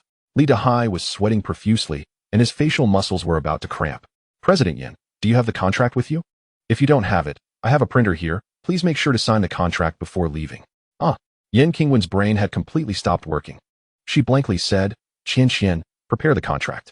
On the way back to the company, in the car, Yan Qingwen tightly held the 2 billion contract. Her heart surged with excitement. This was the largest contract since she joined the group. It was also the largest contract in the history of the group. It's enough to make anyone top the sales leaderboard. At the same time, it was also the most inexplicable contract she had ever signed. Zhao Qianxian was also blankly looking at her phone. President Yan, the payment from CI Ren Hospital has arrived. Full payment, 2 billion. Okay, got it. Yan Qingwen answered absent-mindedly, her gaze never leaving the driver Lu Di. Lu Di, what exactly did you say to Li Dahai? Did he sign the contract with us because of you? Lu Di scratched his head casually and said, Oh, it's like this. I'm actually a super hacker. I just hacked into the entire computer system of CI Ren Hospital. I found Li Dahai's dirt and used it to blackmail him. If he didn't cooperate, I was prepared to kill him. That's it. Sigh. Yan Qingwen closed her eyes in despair, heartbroken. Lu Di, I beg you, can you be normal for once? All right, Li Dahai is actually my uncle. Are you satisfied now? What a coincidence. It's Lu Di again. Yan Qingwen broke down again. She finally admitted that she could never win against Lu Di. Moreover, she would never be able to see through Lu Di. Unprecedentedly bizarre. By the way, how is the sales commission calculated in our group? Lu Di asked with a smile. Yan Qingwen let out a breath, weakly said, 05, 2 billion, 10 million. The finance department will transfer it to you. Heavens. Zhao Qianxian's eyes sparkled. 10 million. That's a lot of money. Our Lu Di has become a rich little fresh meat. Love it. Oh, no need. Lu Di stylishly tidied his hair. This performance counts as yours. Consider it compensation for the vase. Yan Qingwen was taken aback. So this kid still remembered the vase? Was he serious when he said he would make a deal to compensate for the vase back then? And he actually did it? Yan Qingwen whispered, No need. Keep the money. But Lu Di said again, as for the extra 4 million, consider it your mental damage fee. It's just right for you to visit a psychologist. So you don't have to mess with that pen all day, pressing it over and over. So annoying. After all, even the great hero himself is guarding you. What do you need that broken pen for? As Lu Di spoke, he even turned back and threw a wink at Yin Qingwen. What kind of great hero are you? Yin Qingwen's face first turned red, then she was speechless again. Zhao Qianqian finally reacted and exclaimed, Heavens! 10 million commission, Lu Di, you said you don't want it. Just like that? Lu Di helplessly said, What's 10 million? I can make several billion in a minute. Zhao Qianqian suddenly smiled charmingly, then tell sister. How many minutes can you last? Qianqian, tone it down a bit. You're just colleagues. Yin Qingwen frowned and said, Besides, what kind of person is Lu Di? Making billions in a minute. His speed of making money is almost catching up with our entire group. I have no doubt. Can you two be suitable? Oh. Lu Di frowned and looked. I say, that lady surnamed Yin. I never realized you were so talkative. Who did you learn it from? Yin Qingwen chuckled and said, Comrade Lu, if it were you, wouldn't you learn a thing or two from spending every day with the king of bragging? Zhao Qianqian beside them looked a bit stunned. The way President Wen and Brother Lu interacted seemed off. Was this the legendary banter? Something was up. When the three returned to Yingzi Group, the leaderboard in the lobby had been updated. Ranked first were two names, Yin Qingwen, Lu Di, with a transaction amount of 2 billion. A crowd of Yingzi Group employees gathered in the lobby, discussing it. President Wen is amazing. She closed a deal worth 2 billion in one go. This deal must be with Siren Hospital. I heard that General Manager Li has been eyeing President Wen. President Wen won't let the wealthy matters between them disturb her. But who is this Lu Di? I've never heard of him. Yeah, what kind of name is that? Lu for younger brother? A young female employee said. I heard President Wen brought a handsome guy this morning. Inseparable. Could he be Lu Di? They can't possibly have something going on, right? Could it be that President Wen is keeping him? Suddenly, someone gently patted the young employee's shoulder. She turned around and saw a pair of purple eyes staring at her. Oh my. The employee had just covered her mouth and was stunned again. He was so handsome. The handsome guy said softly, Here's a suggestion. Don't gossip about male employees in the company. You never know when he might become your chairman's son-in-law. The female employee was momentarily speechless. Lu Di, stop embarrassing yourself. Yin Qingwen, with a dark expression, walked over and dragged Lu Di away. In the vice president's office, Yin Qingwen sat at her desk, feeling a bit restless. For some reason, she always wanted to see what that odd Lu Di was up to. Sure enough, in the corridor, Lu Di was taking a photo of the leaderboard with his phone, zooming in on his name. It seemed he wanted to post it on social media. Yin Qingwen's expression darkened. This guy? He had previously acted indifferent, but now he wanted to show off. Just as Yin Qingwen wanted to verify her thoughts. She opened her social media. Suddenly, she was stunned. I don't even have his WeChat. Did he not accept my friend request? This pervert. Lu Di cheerfully sent the photo to his mom. He wrote, Mom, I found a great job, and I've gained the attention of my boss, closing a big deal. Now I'm rich. I'll come home in a few days and buy you a new house. After putting down his phone, Lu Di's eyes were moist. Ever since he got injured, his mom had been worried every day, living frugally, only thinking about curing Lu Di's aftereffects. Tons have changed. Mom, I'll make sure you live in luxury. Everyone will respect you. In the Siren Hospital office, Li Dahai looked at the information on the screen. His forehead covered in cold sweat. Finally, he gritted his teeth, picked up his phone, and dialed a number. Hello, Boss Black Fox, my intel has been exposed. And it's all of it. The other party spoke in a deep voice. Who has such ability? That guy's name is Lu Di. He's a driver. A driver? Lu Di? Yes, he really is the Yin family's driver. Boss, this kid must die. Otherwise, I won't be able to eat or sleep. The other party fell silent for a moment. Suddenly, they asked in confusion, the Yin family's Lu Di? What a coincidence. Someone recently offered 5 million for his head. At 6:30 p.m., after work at Yingzi Group, Zhao Qianqian stretched her long white legs and blocked Lu Di's path. Stinky brother, where are you going tonight? Want to have dinner with your sister? This woman, a charming mature woman, sexy and alluring. Lu Di was slightly speechless. Ahem. Yin Qingwen, with a dark face, appeared behind them. Qianqian, you stay and work overtime. Lu Di, come home with me for dinner. President Wen, you can't interfere with our employees' private lives. Wait, why are we going home for dinner? When Zhao Qianqian came to her senses, Lu Di was once again dragged away by Yin Qingwen, waving goodbye helplessly. On the way back to the manor, Lu Di, sitting in the driver's seat, looked serious. President Wen, I've discovered something strange. Seeing Lu Di's expression, Yin Qingwen instinctively became serious. What did you find? Lu Di turned his head, frowning. It seems you are jealous. What? Zhao Qianqian is flirting with me. You're jealous. Then, an angry shout pierced through the soundproof Rolls-Royce, echoing into the sky.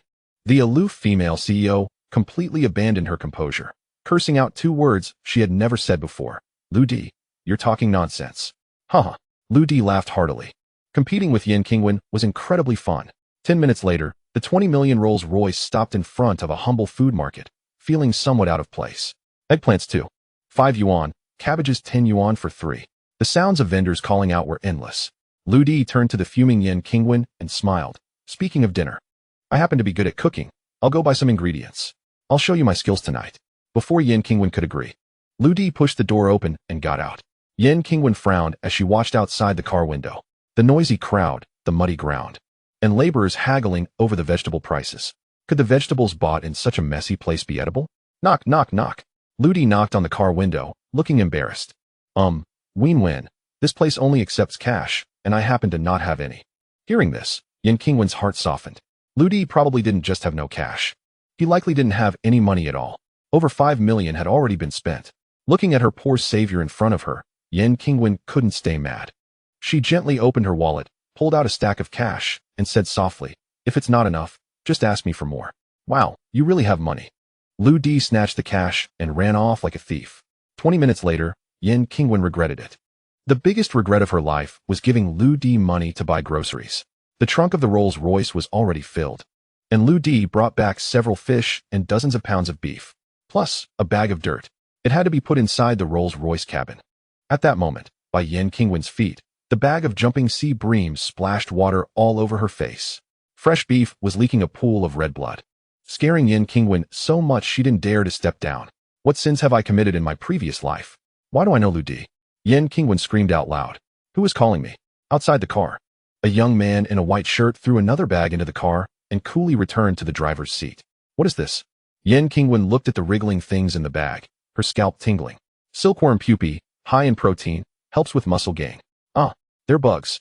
Yin Qingwen, can you be a bit more composed? Why are you screaming like that? People will think I'm harassing you. Lu Di, you are too much. Wait until you eat the meal I cook. I bet you'll fall in love with me. In the Yin family's manner, outside the kitchen, Lu Di kept everyone at bay, saying his godly cooking skills were not to be observed. Yin Qingwen held her phone, hesitating whether to order takeout. What puzzled her was that when Yin Kaikai and Yin Xingxin heard Lu Di was going to cook, they both cheered.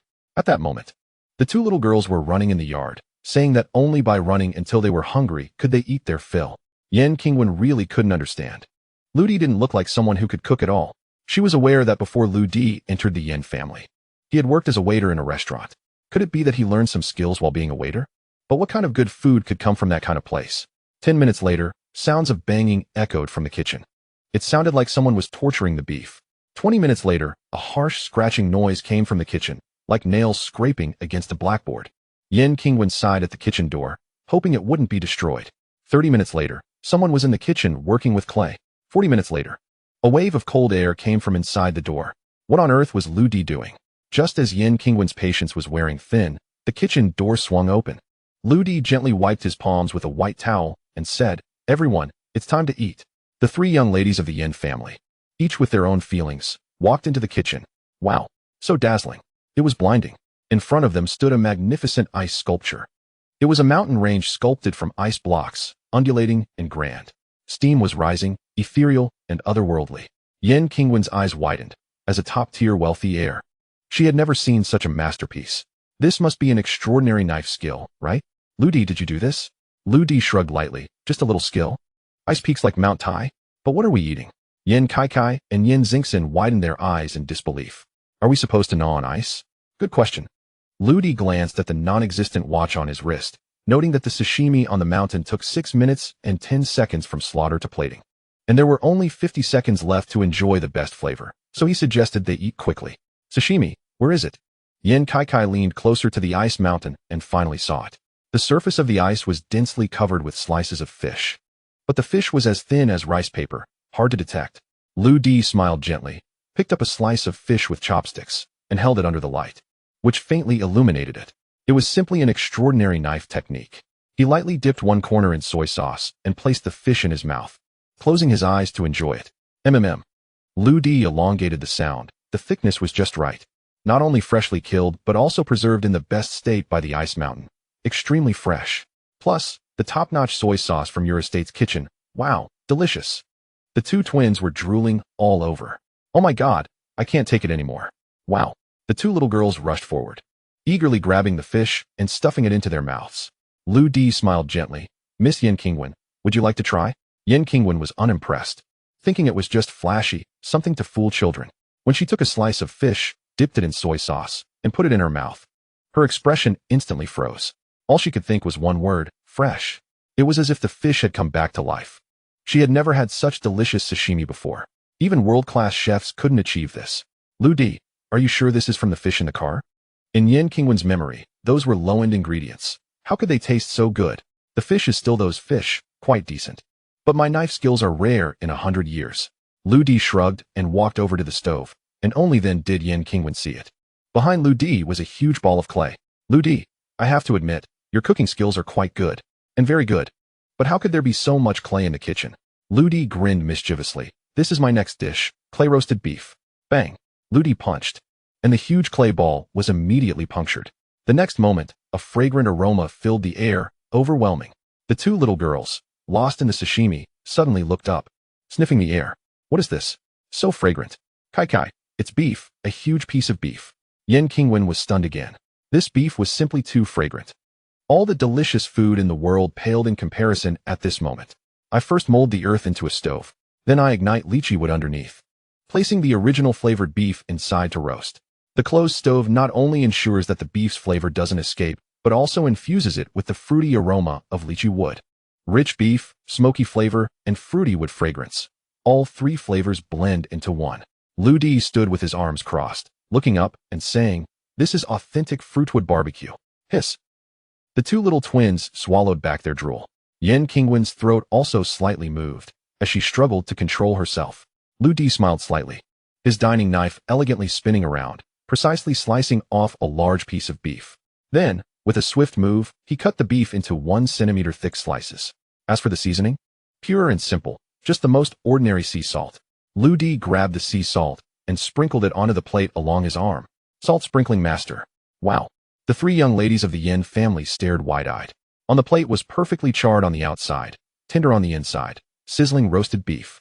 The crystal-clear sea salt grains melted into the oil, slowly disappearing, releasing the fragrance once again.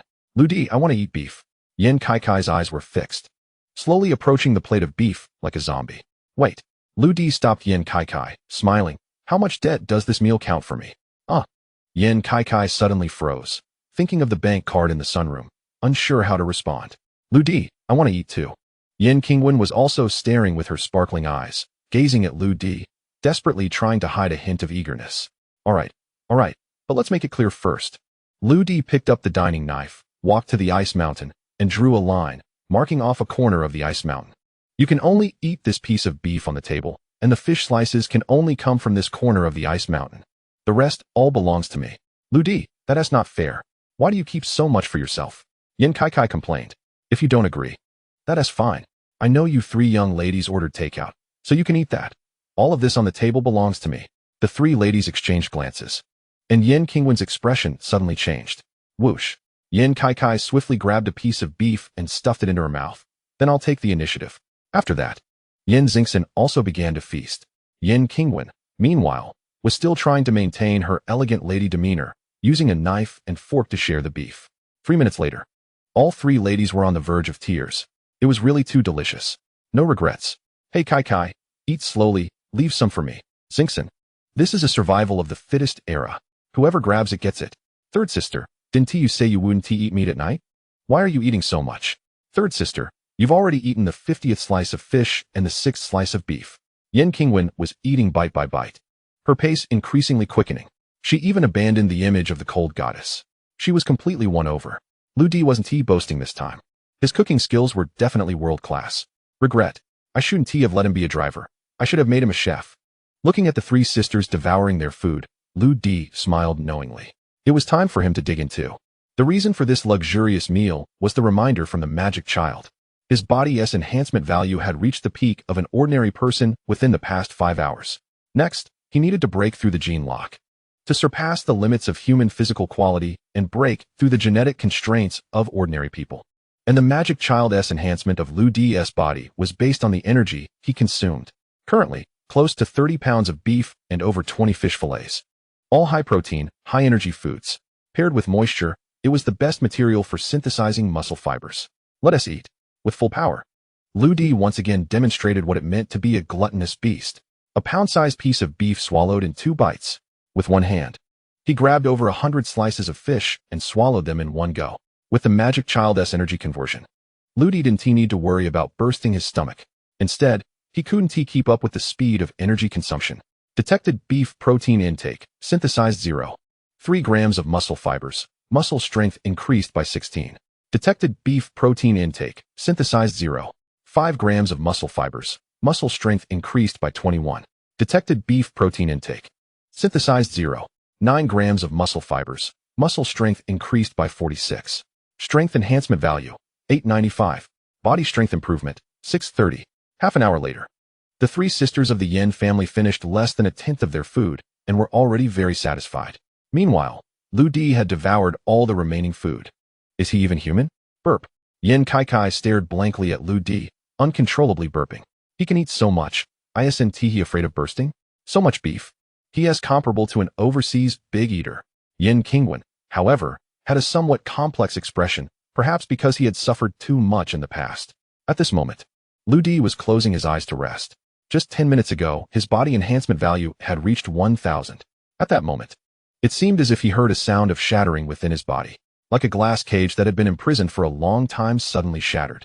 In the past half hour, Lu Di experienced a surge in muscle growth, strength bursting forth, reaching the peak. And now, everything returned to calm. The powerful strength remained. But it became easy to control, like a flood bursting forth, yet also gentle like a willow swaying in the wind. Demon child, Lu Di. You have broken through the genetic lock. This is a transformation of the essence of life, from initially controlling the body to further unleashing the full potential of your body. The first stage of the genetic lock, also the second stage of human mysteries. Now it is more accurate to call you a new human. Now you can crush 99.99 humans. And you exist on a different level from them. What about the other 001? Lu Di asked in confusion. Those are the gifted among humans. Their genes are inherently superior. Just like intellectual geniuses, there are naturally physical geniuses among humans. Tisk tisk, I really was ignorant before. Lu Di, rest assured, although their genes are excellent, they are unchangeable. But you are different. You are just getting started. Just as Lu Di was focusing on feeling the changes in his body, Yin Qingwen's voice suddenly came. Kai, Xingxin, after eating so much, you can't just go to sleep. Come on, let's work out. No way. Third sister, are we going to practice boxing again? Yin Kai immediately made a face. Yes, we're going to practice boxing.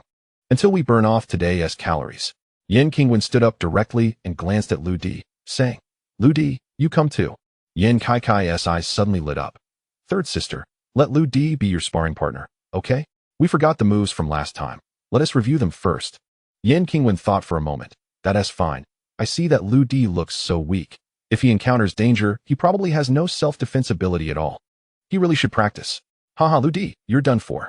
Ever since that incident, third sister has been practicing Taekwondo hard, and she is already a red belt expert. Suddenly, Yin Kai thought about how Lu Di would look being thrown around by third sister, feeling somewhat guilty.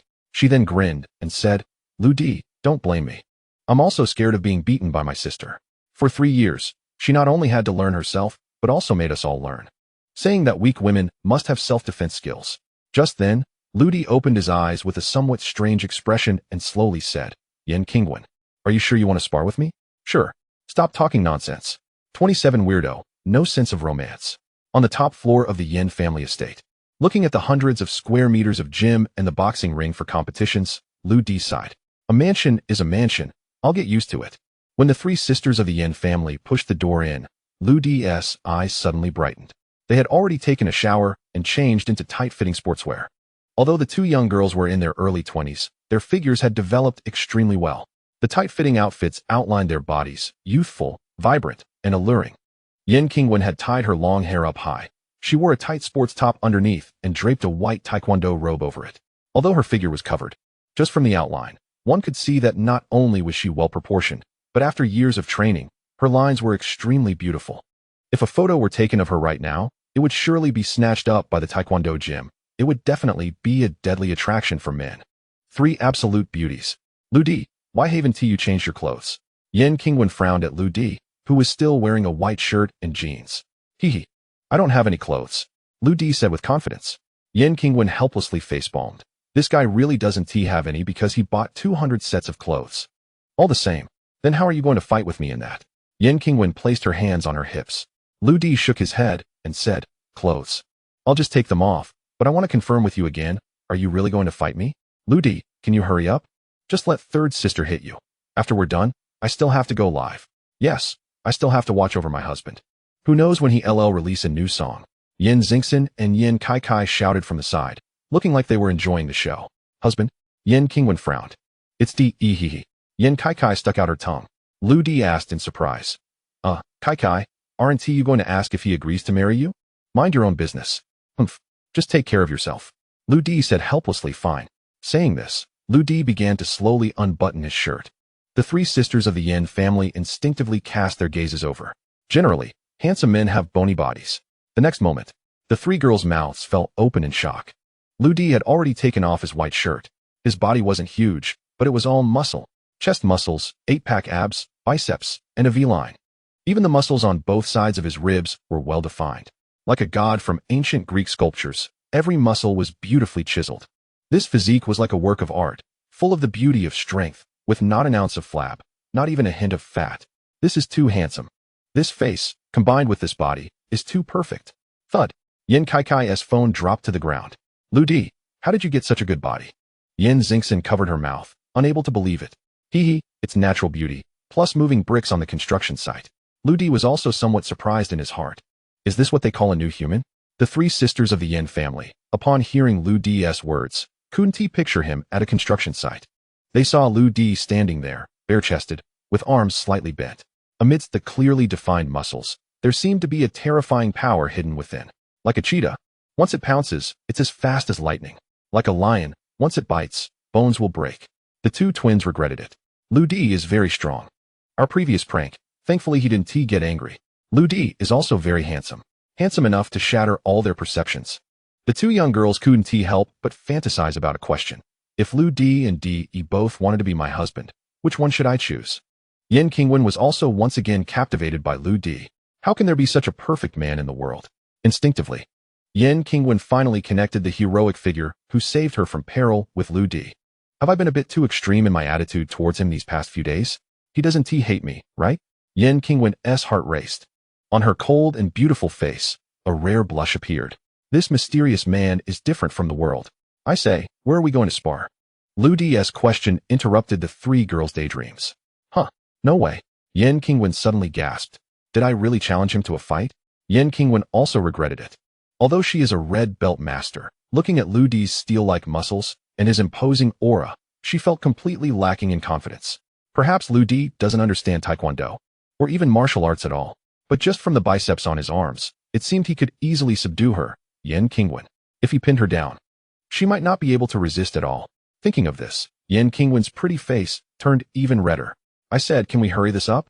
Lu Di unexpectedly walked over to the boxing ring, stood in a corner, and was waiting for Yan Qingwen to enter. You oddball, lacking in romance.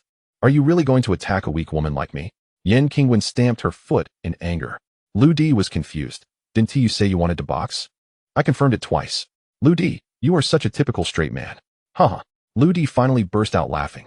He really couldn't hold it in any longer. He didn't want to play along anymore. He had been bluffing all along. Lu Di knew very well how strong this so-called new breed was. How terrifying their power could be. How could he possibly lay a hand on Yan Qingwen? If he slipped up, the consequences would be serious. Lu Di smiled and said, Miss Yan, if you admit defeat to me, I will let you go today. You, with the surname Lu, I will never admit defeat. Lu Di did not expect that Yan Qingwen would grit her teeth, tighten her Taekwondo uniform, and prepare to go on stage. Wait, if you come up, how do I get down? At that critical moment, a sudden knock on the door was heard. In walked the man in black, Tai Si. He bowed to Yan Qingwen and said, Third miss, I heard they said you were sparring with Mr. Lu, so I came to take a look. As Tai Si spoke, he scanned the room and immediately understood the situation.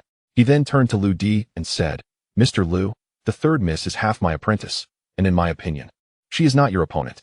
Tai Si's expression was emotionless, but his gaze towards Lu Di was filled with vigilance. He gently took off his watch and removed his coat, saying lightly, "How about I spar with Mr. Lu for a couple of rounds?" Tai Si, is this really necessary? Yan Qingwen looked at her unusually behaving bodyguard with confusion. Who is Tai Si? He was taken in by Yin Hengzin along with a group of Tai family brothers at the age of 10. He was sent to various martial arts training classes and extreme training camps from a young age. At 15, he was sent to join the army, and at 25, he returned as a bodyguard for the Yin family. For the past 5 years, Tai Si had lived in the Yin family manor, to the Yin family's young ladies. Tai Si was definitely a monstrous existence. Once, when confronted by kidnappers, Tai Si single-handedly took on more than 10 thugs, taking them all down without a scratch. When they were hunting in the mountains and were attacked by a bear, Tai Si fought a full-grown black bear and broke its neck. So formidable. Tai Si's only mistake was when Yan Qingwen went to a bar alone 3 years ago and was surrounded by thugs. He hadn't been guarding her side. Tai Si felt deep guilt and self-blame. Since then, he had not let anyone with even a hint of malice towards Yan Qingwen go. After thorough investigation, Tai Si confirmed that this young man named Lu Di was indeed the one who saved the third miss back then. But this Lu Di was somewhat strange, even a bit sinister, not to mention taking her on a high-speed drive, which disregarded the third miss's safety. In less than 40 minutes, he traveled back and forth 20 kilometers of mountain road. What kind of physical quality was that? Not a normal person. To say he was a part-time waiter? A brick mover at a construction site? An ordinary person? Impossible. He is definitely not an ordinary person. Someone like him, with ulterior motives. Wanting to get close to the third miss, and strongly requesting to be her driver? Tai Si did not believe he had no other intentions. There was indeed a need for caution. Tai Si said in a low voice, his cold gaze fixed tightly on Lu Di. Tai Si, he is just an ordinary person. How could he possibly fight you? Yan Qingwen said with some concern. In Yan Qingwen's eyes, Lu Di indeed had a good physique, well-developed muscles, and was handsome and strong. But that was about it. Lu Di could at most be considered a fitness enthusiast with decent results. Against someone like Tai Si, a professional bodyguard, or a combat machine, he had no chance of winning. The scene where Tai Si broke the black bear's neck had given Yan Qingwen nightmares for 3 consecutive days. Tai Si, forget it. Lu Di wouldn't dare to hurt us. Although Yan Kai and Yan Xingxin didn't like Lu Di, they also didn't want Tai Si to break Lu Di's arms and legs. Ladies, you underestimate Mr. Lu too much, Tai Si said as he set his suit aside and slowly unbuttoned his shirt. The moment he took off his clothes, the 3 Yin sisters gasped in shock and covered their mouths. Tai Si was nearly 2 meters tall and weighed at least 150 kilograms. His muscles were like a powerful dragon. If Lu Di's muscles leaned towards bodybuilding, then Tai Si's muscles could be described as terrifying. Tai Si's body was crisscrossed with countless scars. There were even several healed bullet holes. No need to ask, this was definitely a testament to his strength from the battlefield. Wow, what a muscular devil. Lu Di tilted his head to size up Tai Si. This person was indeed interesting. Tai Si, be gentle, just go easy on him. And don't hurt him, Yan Qingwen said nervously, as she knew Tai Si's nature well, a typical soldieress trait. He was resolute. Once he decided something, no one could stop him. Don't worry, 3rd Mississippi. After Tai Si said this, he slowly walked towards the ring. As he stepped onto the boxing platform, the entire ring slightly sank, affecting Lu Di beneath him. Mr. Lu, Tai Si joined the army at 15, served in the northern region of the Great Xia. As a special forces soldier, executing border missions 136 times, having set foot in Vietnam, Myanmar, and Europe, capturing 206 enemy soldiers, and killing 134. He has received 3rd-class merit twice, and 1st and 2nd-class merit once each. 5 years ago, Tai Si refused the joint retention of 7 military leaders and returned to the Yin family with the Tai family brothers to repay the kindness of old man Yin. Tai Si's eyes were bright, looking straight at Lu Di, asking, "May I ask where Mr. Lu comes from?" Lu Di couldn't help but admire.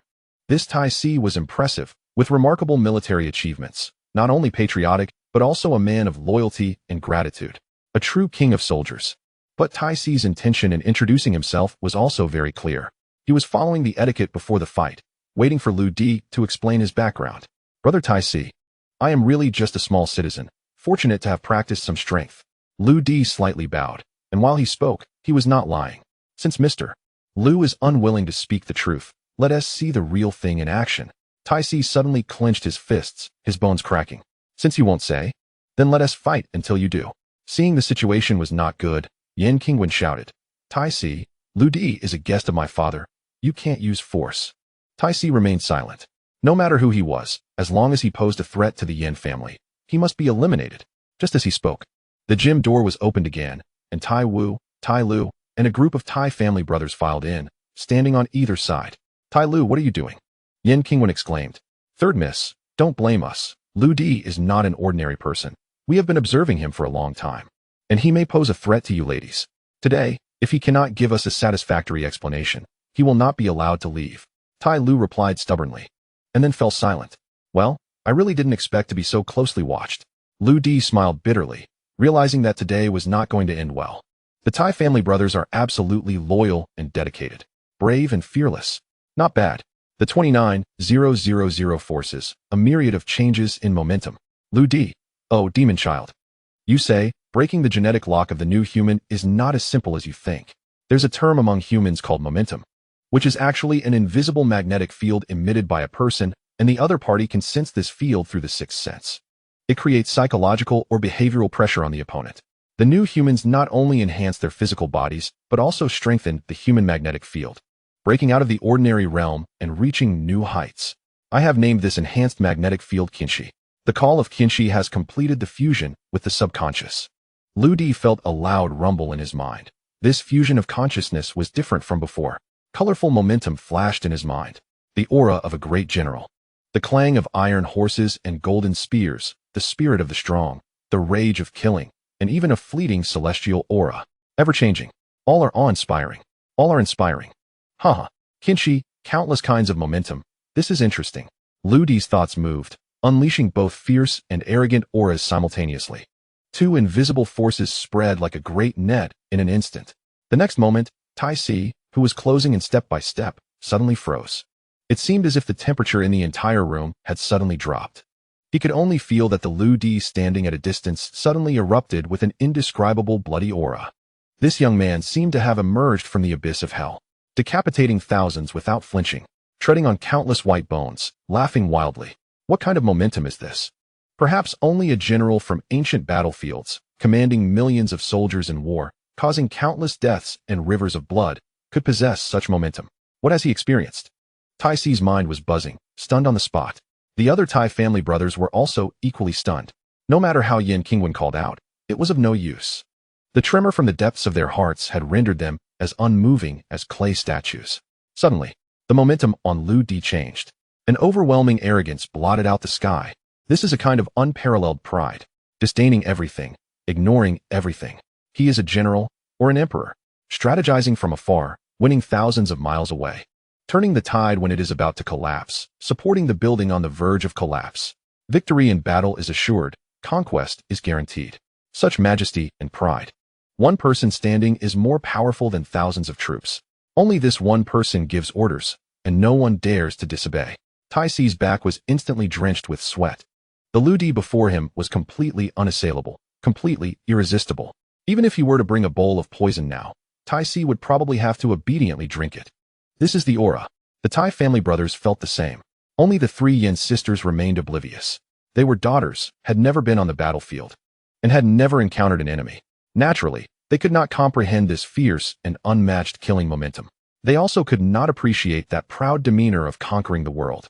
In their eyes, Lu Di at this moment was just a weakling who could be easily overpowered by Tai Si. They just didn't understand why Tai Si was still hesitant to move. Tai Si's heart trembled. He suddenly realized that Lu Di was not an ordinary person, nor a part-time waiter. He must be from the military. Every top-tier unit, any soldier pulled out, is of the king level. Moreover, Lu Di must be among the best, or a leader. Otherwise, it would be impossible, because there is no place that can bestow such momentum upon a man. Moreover, a man with such momentum would never be a villain. Tai Si forcibly suppressed the impulse to salute Lu Di, raising his trembling hands. He slightly cupped his fists and said solemnly, Mr. Lu, Tai Si understands. Although it was just a sentence, Tai Si, a tall young man, was willing to bow. Haha. Lu Di laughed heartily, instantly retracting his momentum. Understanding is not enough. I haven't had my fill yet today. Just now. The demon child had already helped Lu Di fuse the subconscious of three martial arts, special operations fighting techniques, capture techniques, and free fighting techniques. Now, Tai Si had already become transparent in Lu Di's eyes. Tai Si's blood was vigorous, his bones strong, clearly a master of combat. However, Tai Si was overly fierce, yet lacked technique. Faced with a man who was so loyal to the Yin family and brave, Lu Di couldn't help but want to offer some guidance. Moreover, having encountered a master like Tai Si, Lu Di wanted to test the power of this new human. There are too many people here. We can go over there to spar. Lu Di smiled, casually pointing to the adjacent yoga room, a nearly 100-square-meter independent yoga room. Tai Si was slightly taken aback and nodded, saying, Tai Si will accompany the gentleman at the cost of his life. Watching the two walk towards the yoga room, Yin Qingwen was even more anxious, shouting at Tai Si, Tai Si, that's enough. Know when to stop. Tai Si felt helpless, inwardly lamenting. Third miss. Do you think I want this? Bang, bang. Hearing the sounds of thuds from the yoga room, Yin Qingwen's expression darkened like water. It seemed that Lu Di might not be able to come out standing. Helplessly, Tai Wu, Tai Lu, and others stood like door gods at the entrance of the yoga room. Tai Lu's lips twitched slightly and said, Third miss, just trust Tai Si, trust Mr. Lu this once. They too were equally awed by Lu Di's kinshi, sharing the same feelings as Tai Si. Mr. Lu must be a high-ranking military figure. Inside the yoga room, the two fists collided, and Tai Si's massive body was sent flying backward. Tai Si, your strength is great, but relying solely on brute force won't work. Yes, Mr. Lu. Come again. Bang. Tai Si was sent flying again. Tai Si, power should be 7 parts out, 3 parts reserved, to control the flow, and keep some in reserve. Yes. Bang. Mr. Lu, I have something important to tell you. Tai Si, practice your punches first. Bang. 20 minutes later. To Lu Di's astonishment, Tai Si, who had been knocked back 20 times, managed to get up immediately each time, no matter how unbearable the pain was. This man didn't even furrow his brow once. Haha. Not to mention he is a warrior from the Eastern Divine Sword. Truly lives up to the name. Impressive. Lu Di nodded slightly. 3 minutes ago, the demon child had already completed a high-difficulty match using several key pieces of information from Tai Si's words. Northern Area 43 of the Great Xia, Special Operations Troops, border missions, and crossing into the north. Although Tai Si's background information was pitifully scarce, with the powerful demon child, there was no secret that couldn't be uncovered. Tai Si served in a unit for 10 years, which was the top secret special operations unit of the Great Xia, a secret identity known to very few. Existing like a ghost, the Super Special Operations Team Eastern Divine Sword. Just as Tai Si was preparing to charge again, he suddenly froze. The name Eastern Divine Sword was not something just anyone could say. This is a SSS-level secret of the Great Xia. Only 2 possibilities exist for knowing about the Eastern Divine Sword. One is the high-ranking military officials at the 3-star general level of the entire Great Xia. But looking at Lu Di's age, this is clearly impossible. Then Tai Si was extremely shocked, stunned for a full 3 minutes. Suddenly, Tai Si laughed heartily. Mr. Lu, I was still worried about you earlier. How could a dignified Tian Lu care about a few small thieves? This time, it was Lu Di's turn to be stunned. Tai Si smiled and said, The only possibility for Mr. Lu to mention the Eastern Divine Sword is that you, Mr. Lu, are also a member of the Eastern Divine Sword. The Eastern Divine Sword has always been divided into 2 parts, the ground net and the heavenly net. Iron 4 is indeed from the Earth Network group within the Eastern Divine Sword, and the Tian Luo group, which the entire Earth Network warriors admire and find difficult to approach, is probably Mr. Lu's old unit. Tian Luo, a legend among special forces, the best of the best. Iron 4 has eyes, but cannot recognize Mount Tai. Lu Di's lips twitched slightly, chuckling, You can be at ease. Iron 4, what did you say about those petty thieves earlier? Also, you mentioned there was something important to tell me? Lu Di shifted the topic. To be honest, I'm a bit ashamed. Iron 4 shook his head and smiled. The reason I came to test Mr. Lu today is that I accidentally received some news. Oh, Lu Di turned to look. Iron 4 smiled calmly. In the underworld of Haishi, someone actually offered 5 million for your head, Mr. Lu. It seems quite ridiculous now, since you are a member of Tian Luo. Those small-time punks and assassins in the Haishi underworld are like rotten fish and shrimp to you, right? Iron 4 couldn't understand why someone would want to kill you before. But now I realize, how could such a prominent Tian Luo not have enemies? Lu Di frowned slightly. This is indeed a bit unexpected. A clear price on my life. The Haishi underworld? Quite interesting. As for the mastermind behind this, after a moment of thought, Lu Di quickly realized. For over 20 years, he had lived an ordinary life without any enemies. Only after coming to the Yin family did he have grievances with 2 people. One was Wiang Fenjiu, who resented him for obstructing his power grab. The other was Li Dahai from the Siren Hospital, who was forced to buy 2 billion worth of equipment due to his threats. Interesting. Lu Di couldn't help but chuckle. Iron 4, confused, probed Mr. Lu. My Iron family brothers still have some power in Haishi. Should I send Iron 6 and the others to help you settle this? No need. Lu Di slowly raised his head and smiled. Where did that 5 million bounty come from? This is information passed around in the underworld. The publisher is the underground boss of Haishi, nicknamed Black Fox. Black Fox. Lu Di instantly recalled that this was the person Wang Finjiu contacted via text back then. A chill flashed in his eyes as he stood up and said, "You don't need to worry about this bounty. Let us continue practicing boxing another day?" Iron 4 was still smiling wryly. Tianluo is indeed Tianluo. They have their own way of doing things. Just as Lu Di was about to push the door open, Iron 4 called out, "Mr. Lu, I have good news to tell you." Iron 4 rushed over excitedly. My old instructor, Black Mountain, the old man, has recently come to Haishi. He was promoted to the Tianluo group as an instructor 2 years ago. You must know him. He is definitely your old instructor. The old man said he would visit Yanlai in 3 days and would like to see me. If he knows Mr. Lu is here, he will be very happy. Lu Di was speechless. Did it have to be exposed so quickly? If it gets out, how would I explain this abnormal strength? Seeing Iron 4 so excited, Lu Di found it hard to refuse and had to agree. All right, brother Iron 4, please let me know in advance before the old man comes. Yes, Mr. Lu. Lu Di smiled wryly as he stepped out. What is this? I want to be prepared to hide in advance. Just as he opened the door, a beautiful figure rushed towards him. Lu Di, are you all right? Lu Di's hands were warmly gripped tightly. I say this, Miss Yen. Isn't it inappropriate to do this in public?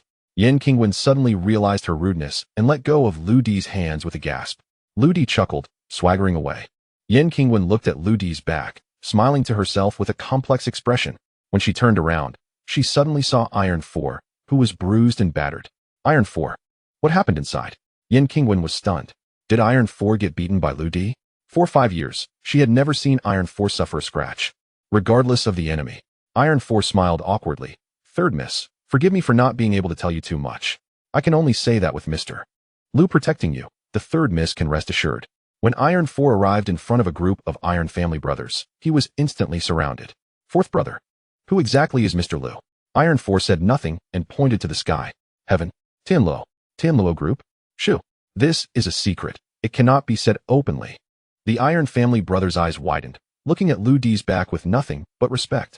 After Lu Di and the Iron family brothers left, the 3 daughters of the Yin family were still puzzled. What were those 2 doing in the yoga room? Why did Iron 4 and the others show such respect to that stinky Lu Di when they came out? The 2 big men were in the room making noise. Could it be? Yin Kai and Yin Xingxin complained while pushing open the yoga room door. I'll go. Third sister, come quickly and see. The 2 little girls were stunned at the door. When Yin Qingwen arrived, she was equally stunned. The originally beautiful and tidy yoga room now looked as if it had been swept by a typhoon. All the mirrors on the walls were shattered. There were also several large pits on the surrounding walls, as if they had been smashed by a big hammer. The wooden floor was rolled up as if it had been violently kicked by a beast. What has my lovely yoga room gone through? Did a demolition team come here? Yin Kai picked up a deflated yoga ball from the ruins, looking incredulous. Yin Qingwen muttered. Could this be a result of the battle between Lu Di and Iron 4? But could there be other possibilities? If it really is this way, Iron 4's strength is even more terrifying than I imagined. Something seems off. Lu Di, that guy? Ignoring Iron 4's strength for now. What has to deal with that Lu? How could he fight Iron 4 and create such a scene? Moreover, it seems he even beat Iron 4. Realizing this, Yin Qingwen was directly stunned. Lu Di's muscles were not for show. He is a master stronger than Iron 4. The most ridiculous thing was that she had previously wanted to teach him boxing. Moreover, there were several times she had thought about beating him up when he acted like a rogue.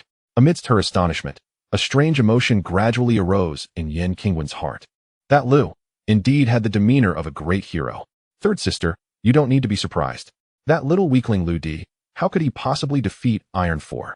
He must have been running around while Iron 4 went on a rampage, causing all this.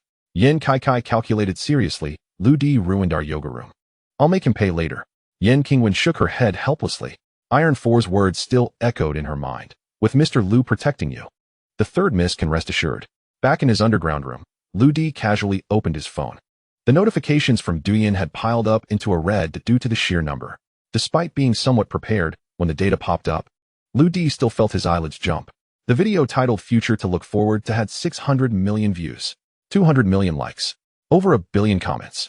The account had 3.5 billion followers, over 1 billion shares. Such data had already become a phenomenon-level short video work. Lu Di skimmed through the comments. More than half were praises. There were also many heartfelt reflections and emotional responses from listeners. Countless fans wanted to meet him, from young to old. In just one day, there were even millions of comments urging for more updates. As for his private messages, aside from fan messages, the most were collaboration invitations. Countless influencer agencies and entertainment companies want to meet and sign contracts. There are also countless businesses wanting to invite DE for endorsements or performances. With the highest appearance fee reaching $300 million, Lu Di glanced at the current trending topics. Unsurprisingly, more than half were about the future is promising and DE.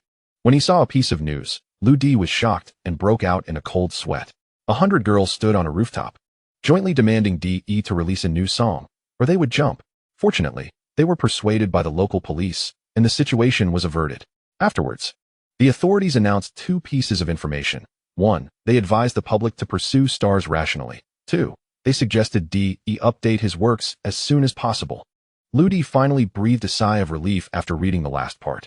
This clickbait almost scared me to death. The two official announcements left Lu Di both amused and helpless.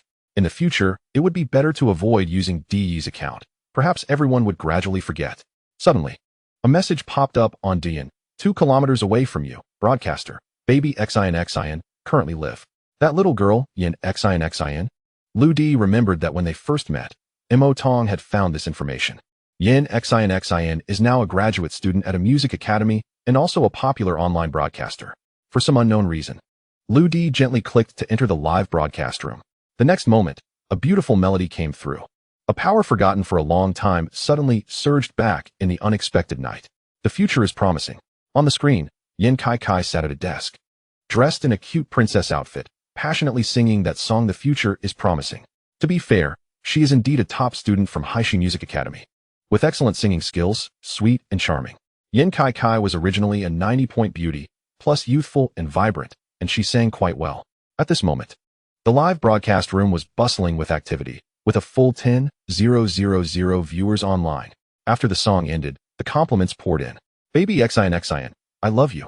You are so beautiful. You are the goddess of my dreams. Your cover of The Future is Promising is amazing. Second only to DE. Yin Xin sighed slightly at the screen, a bit troubled. You all know that my sister and I are adopted children. Although our family is very wealthy, and my adoptive father treats me well, I still really want to know where my biological parents are and why they left me. Hearing this, Lu Di felt a pang of emotion. It seems that old Master Yin did not hide the adoption issue. Yin Kai and Yin Xin may appear to be carefree and silly every day, but in reality, they have their own worries. After all, everyone has a natural pride deep down. Who would want to accept the fact of being abandoned? Old Master Yin's business is so large, he must be very busy. It is likely that the Yin daughters grew up under the care of servants. In such an environment, it is bound to create some peculiarities in their personalities. For example, Yin Xin's aloofness, Yin Kai and Yin Xin's rebellion. Looking at the dejected little girl on the screen, Lu Di couldn't help but feel some sympathy and was just about to reward Yin Xin with some gifts. But then he heard Yin Xin angrily say on screen, not being able to find my biological parents is one thing, but you know what? The worst part is that a stranger came to our house recently. That guy is so bad.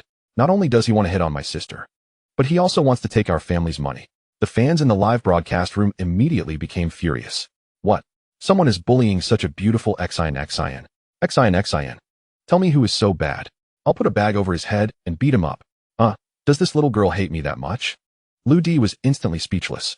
Just as Yin Kai was angrily criticizing Lu Di, someone in the comments section of the live broadcast room suddenly sent a message. Oh my god, I can't be seeing this wrong. Is that account DE?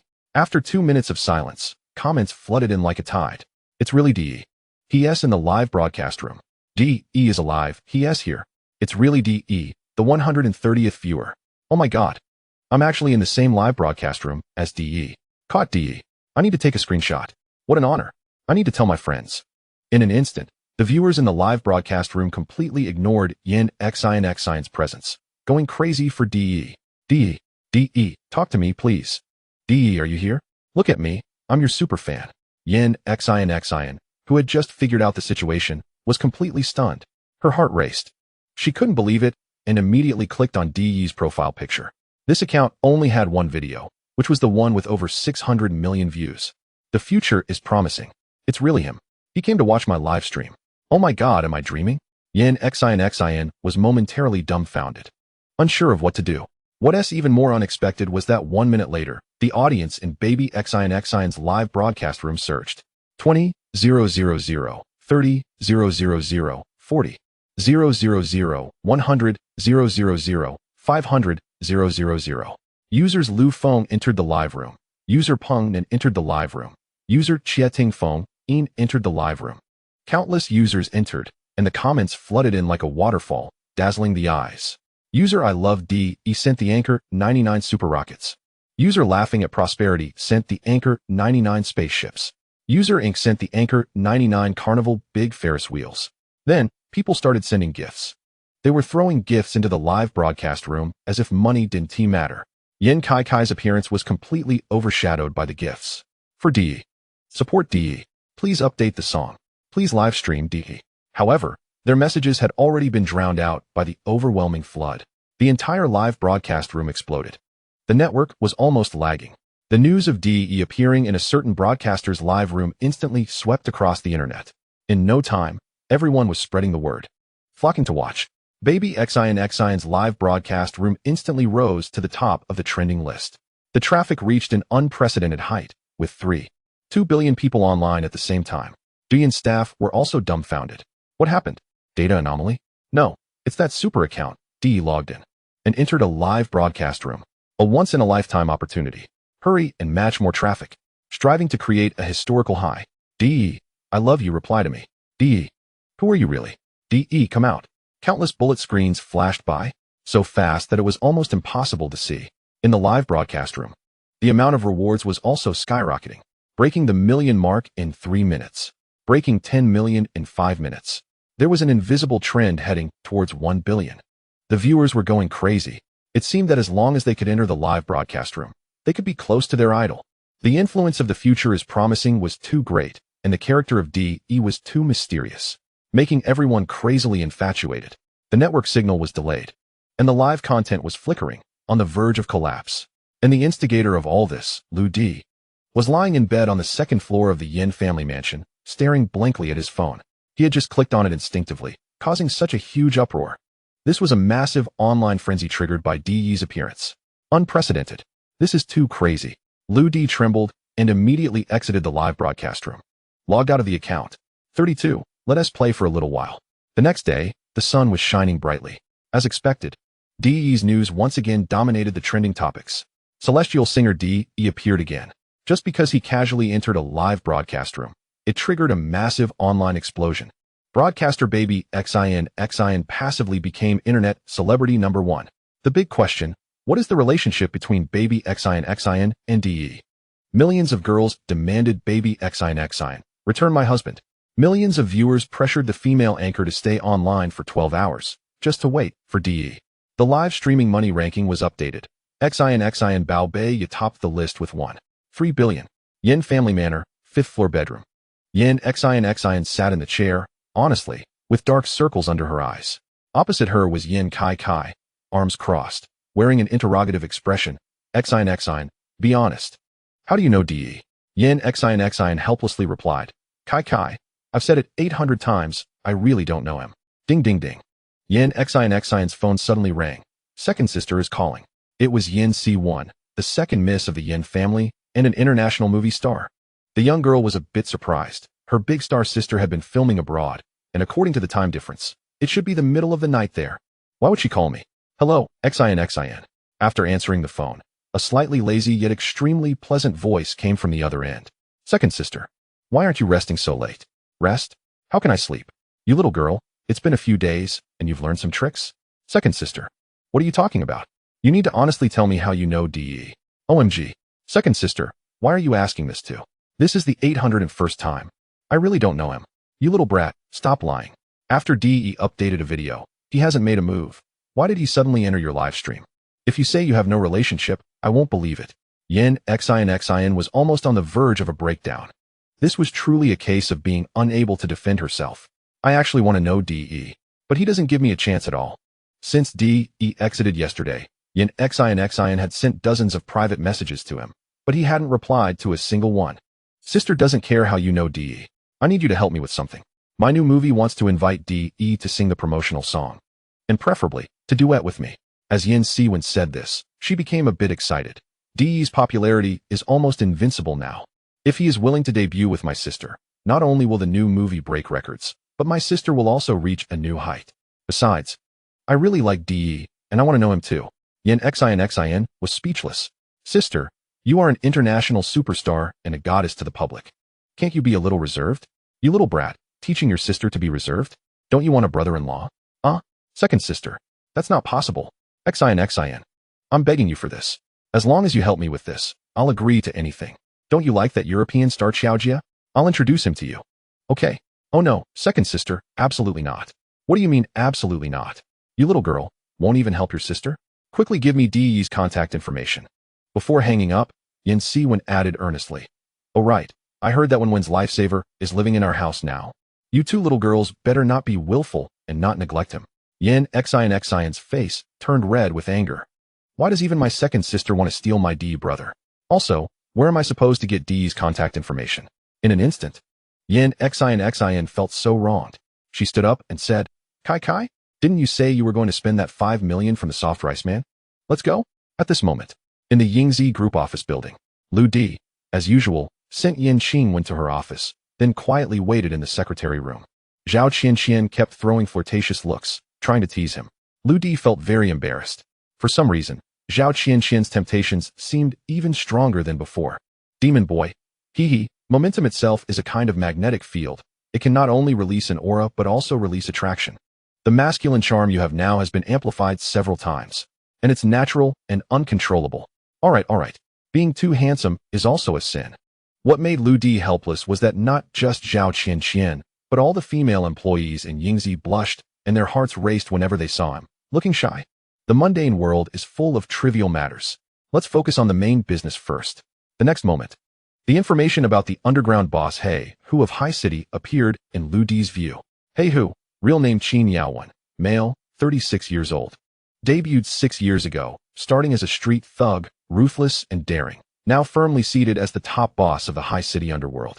Has numerous well-known enforcers and nearly 500 underlings. Public identity. President of Daxia Misa Entertainment Company. President of High City Yuanhang Trading Company. President of High City Entrepreneurs Association. Hidden identity. Behind-the-scenes owner of High City's underground casino. Behind-the-scenes owner of underground boxing rings. Information decision-maker of High City's black market. Following that appeared nearly 100,000 videos and tens of thousands of various pieces of information. All about He Hu. These videos came from various camera cloud servers.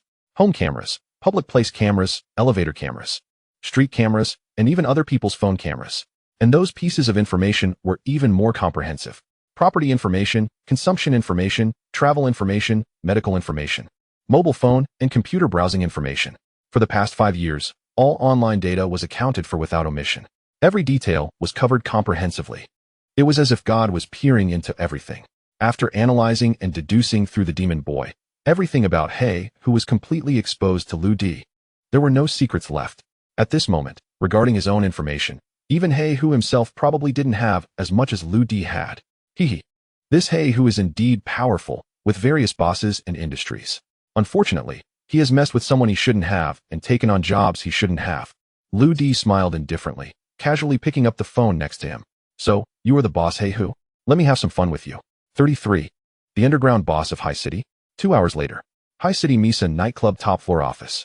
In a nearly 200 square meter office, luxurious to the extreme and prestigious to the extreme. In the center of the room, behind a 3-meter-long desk, sat a strong man in a fox fur-collared suit in the darkness, the red ember of his cigar flickering intermittently. In the summer weather, this man's fur collar seemed a bit out of place. However, it cannot be denied that this outfit indeed added a bit of aura to him. A sense of ruthlessness and coldness. Behind the strong man stood a top-tier black-haired beauty in a red Chong Sam, gently massaging his shoulders. Bang, bang, bang. There was a hurried knock on the door. Boss He Hu, something strange has happened. A middle-aged man in a Zhongshan suit walked in, looking anxious. The strong man behind the desk remained calm and said slowly, "Ah Feng, what's with your flustered appearance?" "Boss, I can't help but panic. I've lived for over 40 years and have never seen such a strange thing. Ah Feng said excitedly. Boss, an hour ago, 2 of our venues were raided. The venues were raided? What is there to panic about? Just find someone to smooth things over, and it will be fine. Heihu's expression was calm as he gently extinguished the cigar in the ashtray. No, boss, these 2 bars haven't even opened. They just finished renovations. Although we prepared some stock inside, we haven't received any customers. Apart from our own brothers, no one could know that we have goods in there. Heihu frowned slightly. So, are there moles among our people? Boss, I initially thought the same. Ah Feng said with a mournful face. I didn't take these 2 venues seriously at first because I was at the dock preparing to receive goods. With 3 people in total, me, Mad Dog, and Razor. As a result, the fishing boat delivering our goods was intercepted by the Coast Guard before it could dock. We lost everything. What? Heihu suddenly straightened up from his chair. Ah Feng continued. Boss, you know that the information about the cargo ship arriving at the port was only known to the 3 of us and you. Is there an undercover agent among the 3 of you? Black Fox squinted his eyes, his voice suddenly turning cold. Boss, this matter is not that simple. Just as the 3 of us were about to check each other, a strange call came in. The kid on the phone seemed to know everything and said only one sentence. Stop searching. There is no traitor among you. Ah Feng's hand trembled slightly. Boss, the place where we boarded the ship is the coastline, and it was a reef we randomly chose to hide behind. There is absolutely no way there could be surveillance. We also searched ourselves, no bugs found. Moreover, while we were coming to find you, he called several more times. He told us where you were. Also told us we took the wrong car keys. Told Razor he didn't need to wait at red lights. Even when we just got on the elevator. He knew we forgot to press the button. He can hear everything and see everything. After finishing, Ah Feng cautiously looked around, still shaken. Black Fox frowned deeply and instinctively scanned the room, saying, Don't be nervous. There are no cameras in this room, and there can't be any bugs. Black Fox stood up from the chair. He was nearly 2 meters tall, with a broad chest like a city wall, exuding a strong, oppressive aura. It seems our opponent this time is not ordinary. However, I, Black Fox, don't believe in his tricks. As long as he is alive, he can't have left no trace. Then, Black Fox took out a new cigar, slowly put it in his mouth, eyes slightly narrowed. Ah Feng hurriedly searched around for a lighter, but couldn't find one. At that moment, Black Fox's phone on the table suddenly rang. It was him. Ah Feng glanced at the caller ID, his voice trembling a bit. Black Fox calmly gestured, and Ah Feng pressed the speakerphone button. Immediately, a voice sounded. Young and teasing, your lighter is in the LV leather bag. Black Fox and Ah Feng exchanged glances. Suddenly, their hair stood on end. Ah Feng anxiously grabbed the leather bag on the table and started searching, unable to find it at first. It stuck among your stack of celebrity scandal photos.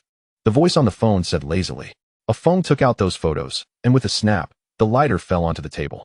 Also, the information in your bag meant to threaten officials is all fake. You've been fooled, idiot. The voice on the phone said casually.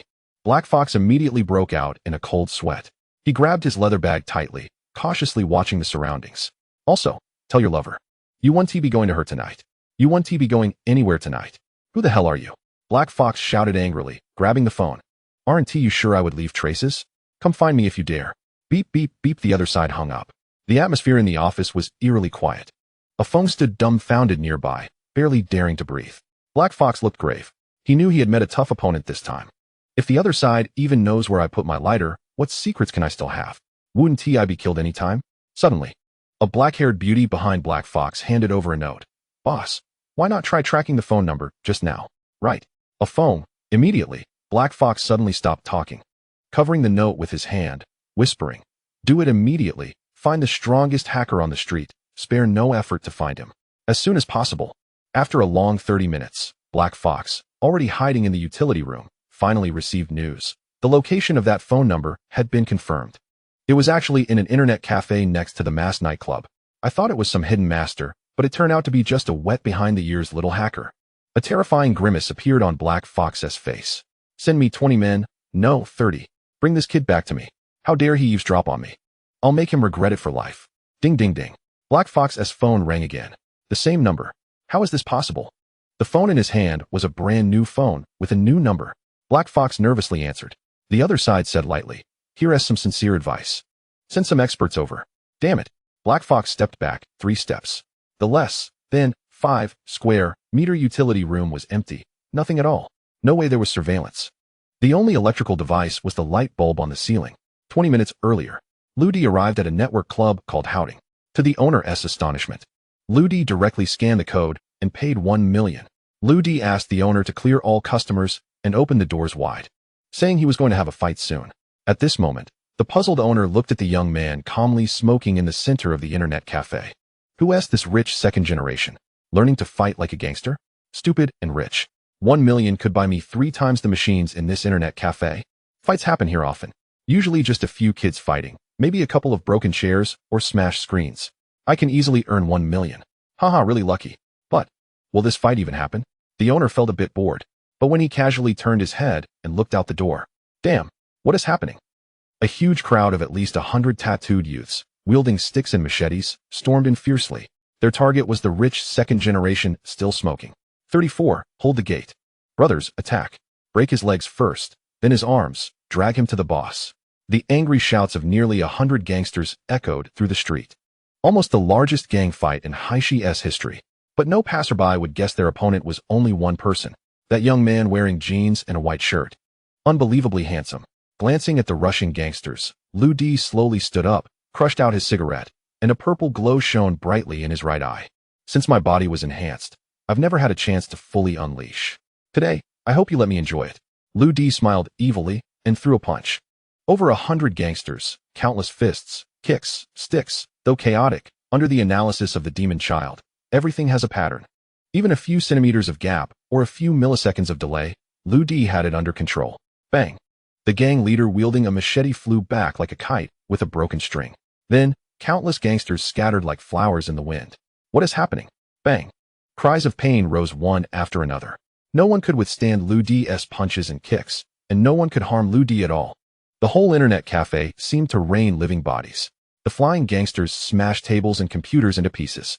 Lu Di moved like a dragon, passing through blades without a scratch. The gangsters panicked and broke ranks. The internet cafe owner was already terrified by the scene.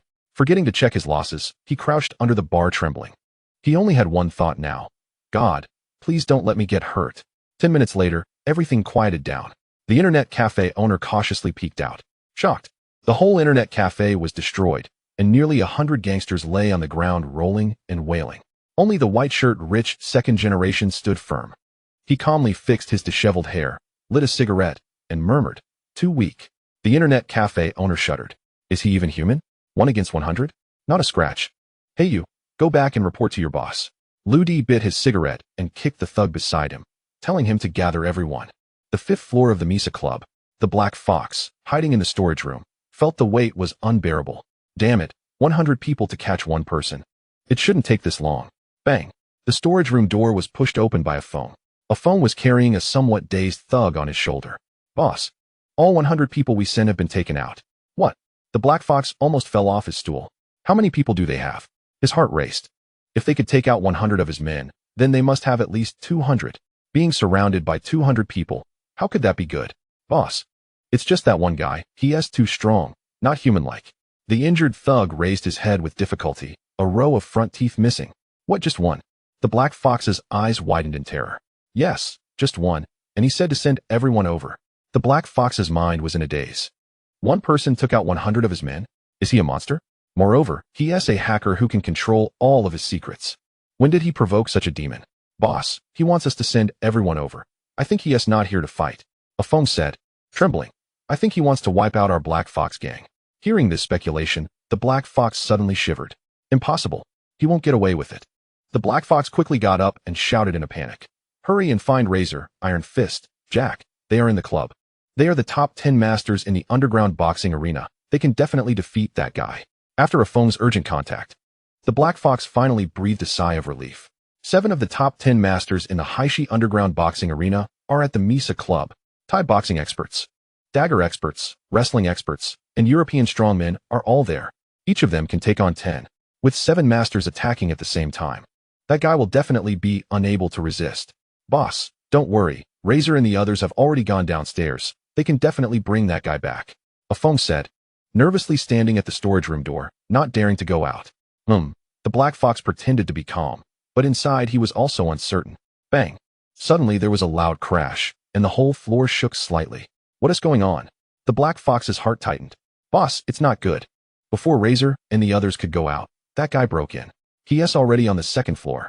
A young thug ran in, panic-stricken. Damn it. Upon hearing this, the Black Fox turned and left. Hurry back to my office. The doors there are bulletproof. In the office on the top floor of the Misa Club, only a phone.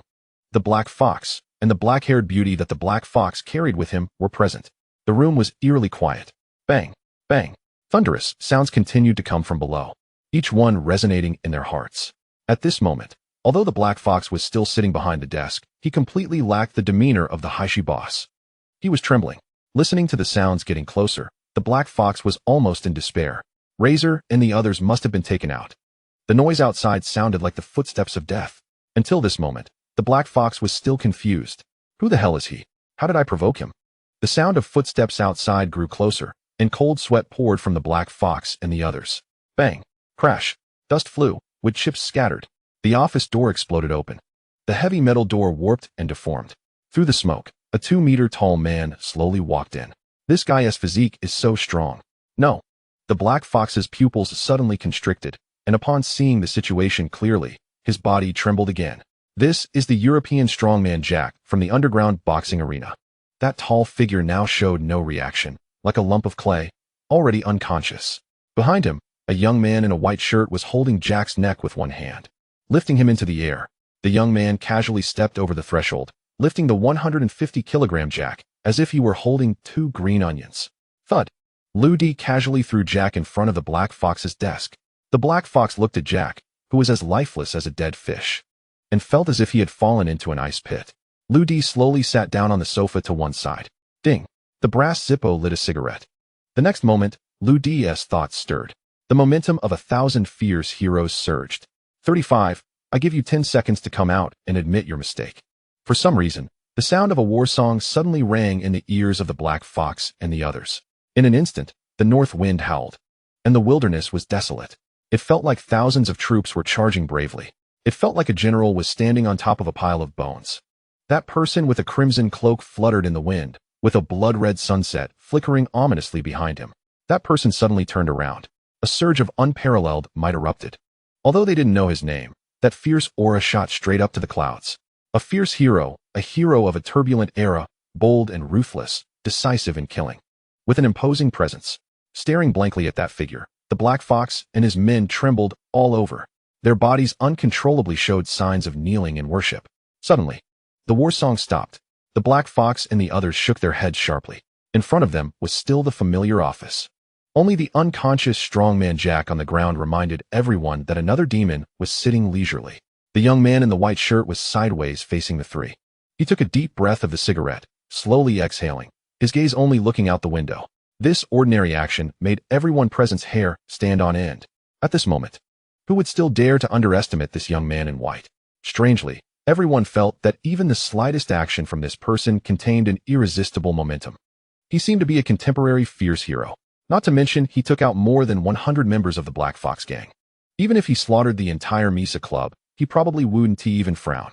You all judge. In the room where a pin drop could be heard, the young man in white slowly opened his mouth. The Black Fox and the others' hearts tightened. They saw the young man exhale another smoke ring and say, a kind-hearted, harmless young man like me. Yet someone offered 5 million in the black market for my head? This. The Black Fox's throat instantly went dry. He wanted to speak, but was too scared to say anything. The young man slowly turned his head, revealing a wicked smile. Black Fox, tell me, is there any justice left? Damn it, justice? You single-handedly took out my entire Misa Club and smashed my bulletproof door with one punch. Now you're scaring me to death and still talking about justice? The Black Fox thought, who the hell is so blind to put a bounty on him? This is ruining me. This big brother, do you think there is some misunderstanding between us? The Black Fox was about to argue, but suddenly remembered the other party's unfathomable surveillance methods, and he wiped his cold sweat. Gritting his teeth, he said, all right, big brother. I am indeed in the black market business, but we have no grievances or grudges with you. Shut up. Ludi flicked the ash from his cigarette and said lightly, you don't get to talk here. I'm asking Black Fox. What? The Black Fox, who was about to speak, suddenly choked up, stuttering and sweating profusely. A phone beside him was also dumbfounded. He stammered, this big boss sitting in front of you is our Black Fox. Hee. Lou D smiled faintly, the underground boss of Heishi, Black Fox, truly not an ordinary person. I really admire your strategy and cunning. However, I only give you 10 seconds to come over and admit your mistake. The scene fell silent in an instant. Time seemed to stand still. Although the black fox sitting behind the desk clearly heard Lu Di's words, he remained unmoved. A sigh, soft and lingering, broke the silence. It was a woman's sigh, delicate like an orchid, mixed with helplessness, unwillingness, and resignation. The beautiful woman in a black kipeo, who had been quietly standing behind the black fox, slowly stepped forward. She gracefully approached Lu Di, gritted her teeth, and bowed at a 90-degree angle. The black fox admits his mistake to the gentleman. This left Alphonse, who had been a veteran in the Black Fox gang for 6 years, dumbfounded. This woman is named Ruo E, the personal maid of the Black Fox, right? How did she become the Black Fox? How could this be possible? Alphonse's brain instantly short-circuited. His worldview shattered. Knowing one's mistakes is what makes a good child. Lu Di smiled playfully. Your methods are indeed clever. Who would have thought that the true underground boss of Haishi was actually the maid beside the Black Fox? The Kipeo beauty's expression turned extremely ugly. She had secretly disguised herself as the Black Fox for 6 long years, painstakingly manipulating everything from behind the scenes. That strong man was merely a puppet she used to mislead others, evade enemies, and hide her true identity. Yet, all these meticulous arrangements were easily seen through by this unfamiliar man before her. And without any warning, Lu Di chuckled lightly. I now have all the information about your entire Black Fox gang, every casino, every bar, every business. Your little brothers are nothing but insignificant characters in front of me. Whether now or in the future, you will have no chance to defeat me. Most importantly, Miss Black Fox, I also know your true identity, which could scare someone to death. The Kipeo beauty's expression instantly froze. She looked at the young man before her in terror, her heart no longer able to calm down. Who exactly is this man? How does he know everything? My identity as the Black Fox being exposed is one thing. Does this person also know about my father? My family? A deep fear spread within the Kipeo beauty. I must not let my father know about the things I have done. Sir, please give Ruo E a way out. The Kipeo beauty did not dare to hesitate, bowing again and not getting up. Her body trembled as she said, Sir, we can immediately revoke your assassination order, and we will bring your enemies to you as quickly as possible, allowing you to deal with them as you wish. Moreover, from now on, our Black Fox gang will follow you, and Ruo E is willing to be your servant for life. I only ask you, sir, not to expose me. Lu Di smiled again. This was exactly what he wanted. Lu Di's initial plan was not just to eliminate his assassination order. He first needed to grasp all the blackmail materials of the Black Fox, using threats over the phone to intimidate them. Then, Lu Di personally arrived, challenging the entire Black Fox gang by himself to intimidate them with force again. What Lu Di wanted was to completely subdue the underground leader of Haishi for his own use, to eliminate all future troubles at once. Lu Di lit another cigarette and said softly, Do you know who is behind the 5 million bounty on Lu Di's head? Lu Di? The true boss of the Black Fox, Ruo E, suddenly remembered. No wonder this person seemed familiar. She nodded slightly and said, Ruo E remembers. That person's name is Zhao Zhe. He should be a vice president of the Yingzi group. Zhao Zhe? Shouldn't it be Wang Finjiu? Lu Di was momentarily taken aback. The demon child quickly found out Zhao Zhe's information. He was indeed a vice president of Yingzi and one of the people responsible for setting a deadly trap for Yan Qingwen. Vice President Zhao. Hee. Interesting. Lu Di instantly understood. It seemed that this Wang Finjiu was not foolish, knowing to use others as guns. Did you also receive a task to kidnap Yan Qingwen from the Yingzi group? Lu Di asked again. A flash of panic crossed Ruo Yi's eyes, and she nodded. Yes. It was also commissioned by Zhao Zhe. Mr. Lu Di, do you need me to immediately bring Zhao Zhe here? Ruo Yi asked gently. No need. You can spread the word in the underworld that I want to buy Zhao Zhe's teeth, 1 million per tooth, 1 tooth per day. Lu Di's eyes narrowed slightly. The smoke from his half-burned cigarette swirled, but every word he uttered was incredibly shocking. Even the dignified underground leader of Haishi, Nen Ruo Yi, was stunned. 1 tooth for 1 million. 1 tooth a day? Wouldn't that mean countless people would want to knock out Zhao Zhe's teeth? The most terrifying part is, knocking one out every day? A set of teeth could be knocked out more than 20 times? Wouldn't Zhao Zhe be enveloped in fear of being attacked every day? How desperate must that be? Yet, at this moment, what Lu Di was thinking was not Zhao Zhe's fate. But what kind of expression Wang Finjiu would have when he learned that his assassination attempt had failed and that his subordinates were being offered a bounty? Losing a tooth every day? When Nan Ruo Yi looked at Lu Di again, she actually saw an indescribable ferocity in his faint smile. Terrifying, ruthless, even like a demon, making one shudder. I must not provoke him again. Otherwise, there will be no place for me to die. Nan Ruoyi's body trembled uncontrollably, and she said softly, Mr. Lu Di, would you like to meet a few of our gang's leaders? Lu Di shook his head and said, First, the position of the Black Fox gang leader will not change. It can always be you or that puppet. As for me, I just want to quietly be the behind-the-scenes person. If there is anything in the future, I will contact you again. Secondly, the name Lu Di should not appear in the gang from now on. After that, Lu Di stood up and slowly walked towards the door, saying over his shoulder, From now on, you can call me by my alias, D-Air. Let's take a gamble. Lu Di did not drive to the Misa nightclub. At this moment, he was leisurely strolling along the roadside, heading towards the Yingzi group. Suddenly, a girl's scream came from across the street. Thug, let me go? I want to go home. Two girls of similar stature, both wearing tight jeans and round-neck t-shirts, ran out of a car modification factory. But before they could run 2 meters, they were grabbed back by 2 men who rushed out after them. Lu Di frowned. Yan Kaikai and Yan Xingxin? What are they doing here? Lu Di remembered that the underground casino under the car modification factory, named Huawei, was one of the Black Fox's casinos. Sigh. Those 2 little girls have probably gotten into trouble again. I must have owed the Yin family in my previous life. Lu Di sighed softly and stepped towards the Huawei modification factory.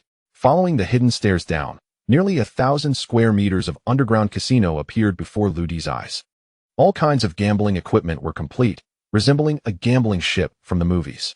In the distance, at a gambling table, a crowd was gathered, and many were watching. At one end of the table was a flamboyant young man with dyed yellow hair and earrings, and at the other end were Yan Kaikai and Yan Xingxin, who had just been caught. The young man with yellow hair raised his eyebrows and said, Ladies, the cards haven't even been dealt yet. Why are you thinking about running away? Isn't that against the rules? Yan Kaikai puffed out her chest, pretending to be strong, and said, What rules? We have already lost 6 million. We lost everything. Can't we just stop playing? At this moment, Yan Kaikai also regretted it. This time, she and Yan Xingxin had planned to come out and spend Lu Di's 5 million. But the 2 girls suddenly decided to come to these legendary casinos to play a few hands. Even if we lose, it doesn't matter. After all, it's Lu Di's money. It's just an opportunity to see how things work. Who would have thought that in less than 20 minutes, the 2 of them, who knew little about gambling, would lose 5 million. They even bet their entire savings of 1 million. Although Yan Xingxin received a huge reward during the live broadcast, it wasn't time to withdraw yet. Now, the 2 were in a difficult situation. Don't think I don't know who you are. The daughter of the richest man, casually taking out tens of millions. Isn't it just a game for you? If you have no money, you can ask your family for it. The yellow-haired guy pointed to the 6 cards on the table, saying, In this round, you bet 1 million, I bet 3 million. Are you ladies going to continue or fold? Our pocket money is limited, and we can't let our family know about this. The 2 young ladies were neither humble nor overbearing and seemed ready to play tricks. No money? Where do you think this is? The yellow-haired guy suddenly smiled sinisterly, his gaze subconsciously sweeping over the 2 young ladies' figures. If you can't pay, you can use yourselves to settle the debt. Haha. I've been in this game for so long and have never experienced what it's like to have twins. Especially such beautiful twins. Hearing this, everyone burst into laughter. Their gazes at the 2 girls were filled with special meaning. You dare. The 2 young ladies felt scared and were about to struggle to leave, but were firmly held down by the big guy beside them. I'll give you 5 minutes. If you can't gather the money, I'll drag you into the room and deal with you right here. The yellow-haired guy had a lewd smile on his face. I thought this was a big deal. Turns out it's just a few million. Just then, a young man in a white shirt slowly walked in, smiling lightly. Lu Di, the 2 young ladies exclaimed, as if they had found a lifeline. Lu Di, please help us. The yellow-haired guy mocked. Hey, brother. Playing the hero to save the damsel in distress? From the looks of it, are you planning to pay off the girl's debt? He looked down on Lu Di, estimating that this guy's outfit cost no more than 1,000 yuan. Coming here to act tough? In fact, I didn't want to come here either. These 2 girls are indeed a bit annoying, but I can't just watch them be mistreated, can I? Lu Di said casually. The 2 young ladies felt a bit of a black line, but they had to endure it. Lu Di was their only hope. Lu Di, can you really help us pay off the debt? Yan Kaikai said with a serious face. But as soon as she finished speaking, she thought to herself how stupid she was. She almost forgot that Lu Di was a poor guy. He had put 5 million in the manor earlier, planning to use it as bait. He hadn't gotten his hands on it yet. He hadn't even scammed money from his father yet. Yan Xingxin's eyes turned, and she said softly, Lu Di, we know you have no money, but I have an idea. Call third sister and borrow 1 million from her to help us pay off the debt. When my reward money is withdrawn, I'll pay you back 1 million. You'll make a profit of 100,000. How about it? After saying this, Yin Xingxin admired her own cleverness. A full 100,000. This poor guy Lu Di would definitely help. TCH, I see you two are just waiting to be violated. Lu Di smirked and turned to leave. Lu Di, wait. I'll pay you back 200,000. Is that okay? Sigh, you two spoiled brats. If I don't teach you a lesson, you'll never know how to respect others. Lu Di slowly returned to the poker table and said lightly, helping you pay off the debt is impossible now. But I don't mind having a bet with you. Lu Di squinted his eyes, and the information about the yellow-haired guy appeared in front of him. This kid's name is Rin Boiwan, and he has some background. His father, Rin Chuan, is also a figure on the rich list of Haishi, with a net worth of over 10 billion. But this kid is a typical playboy. Drinking, gambling, enticing young girls, fighting. He has done all kinds of bad things. He doesn't care about the 1 million loss at all, because this gambling game today is likely a trap he set for the two young ladies. The yellow-haired guy looked at Lu Di, who was pretending to be deep and felt a bit helpless. Can you not act cool in front of me? Girls like Yin Kai and Yin Xingxin are not something a toad like you can reach. All right, how do you want to play? The yellow-haired guy sneered. For this round, let us continue betting. Lu Di remained calm. He glanced at his 3 cards and expressionlessly lit a cigarette. Yellow-haired kid, you bet 3 million, right? I'll follow with 5 million. Just a money game, Lu Di said. Where did you get that from? Yin Kai quickly covered Yin Xingxin's mouth, afraid she would reveal the truth. Then, Yin Kai gritted her teeth and whispered in Lu Di's ear, Lu Di, are you crazy? Not only aren't you paying back, but you're also raising the stakes. Do you have 5 million? Are you trying to kill us both? Lu Di ignored her. He smiled at the yellow-haired guy and said, it's your turn. You really can act.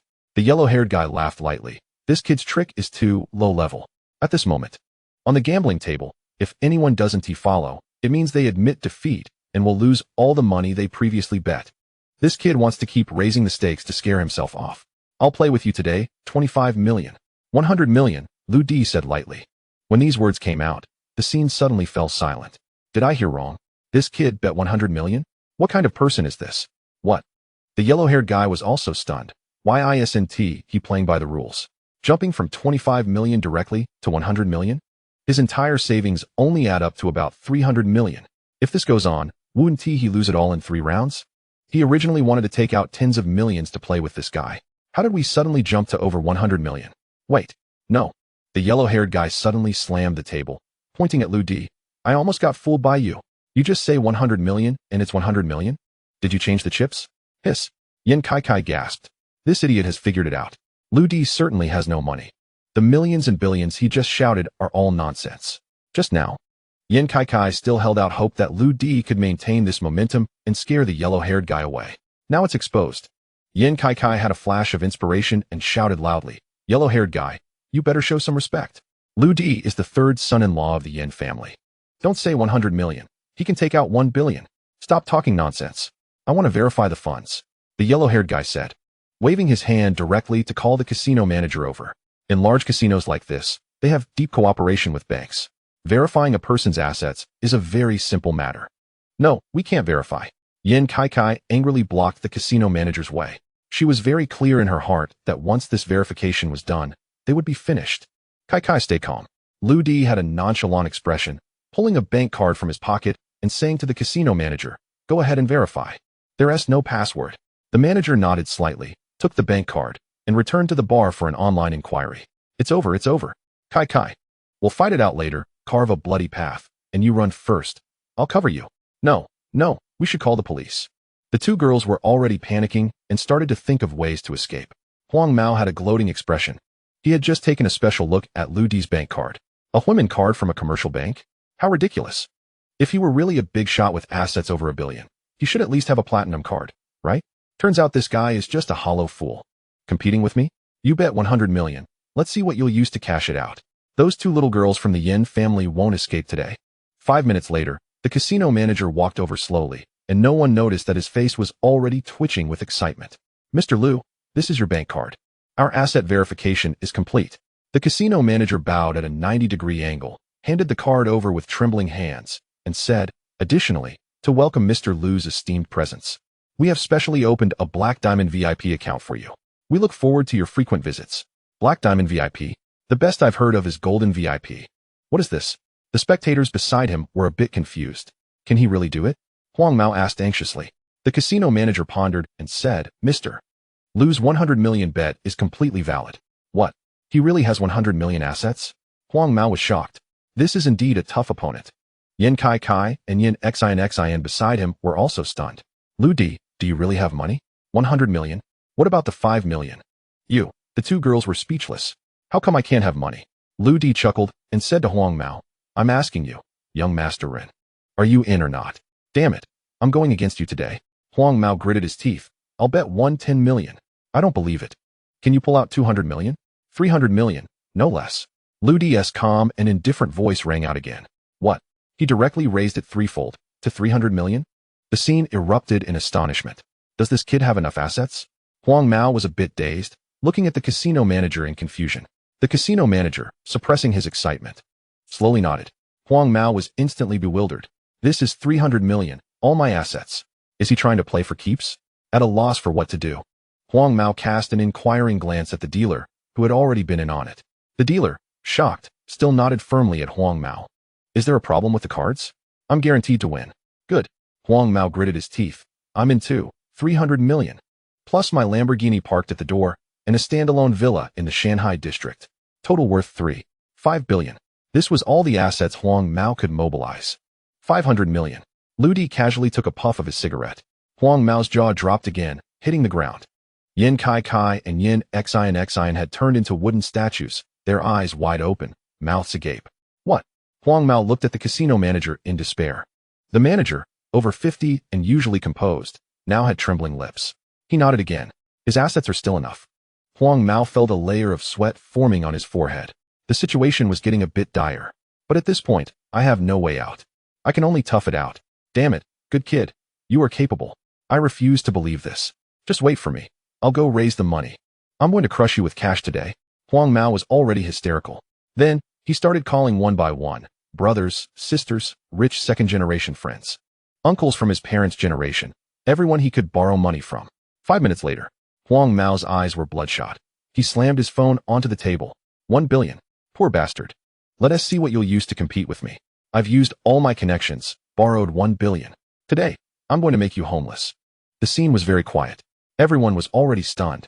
Yin Kai Kai and Yin Xin, even though they came from wealthy families, were just recent graduates. How could they have seen a situation like this? The man they thought was a gigolo, a scammer, should have been a penniless loser. He was clearly pretending to be aloof to scam money from his family. How could he, at the gambling table, casually throw out a bet of 500 million? That's right. We misjudged him. He is capable and wealthy. He can come up with 500 million. But what now? The opponent directly threw out 1 billion, doubling the stakes. The opponent's background is a figure on the Forbes list. And what about Lu Di? Tai Si had already checked. He has no background. His mother is just an ordinary worker in a small town. He can't possibly have that much money. At this point, there was no way to turn back. 10 billion. Still no. In the quiet room, Lu Di's voice sounded like a thunderclap, directly resonating in everyone's mind. And the casino manager, with tears in his eyes, still pressed his lips together and nodded. The current game. Lu Di and Huang Mao each held 3 hidden cards, neither revealing them. For the final moment of comparison, Huang Mao had bet everything, going bankrupt, and finally pushed the bet to 1 billion. Meanwhile, Lu Di, with an expressionless face, increased his bet tenfold to 10 billion. Huang Mao had 2 choices. The first was to continue raising the stakes to over 10 billion, then gain the upper hand to compare cards with Lu Di. The second was to fold and admit defeat, obediently handing over all previous bets. But how much assets does Lu Di actually have? No one knew. It was as deep and bottomless as the ocean.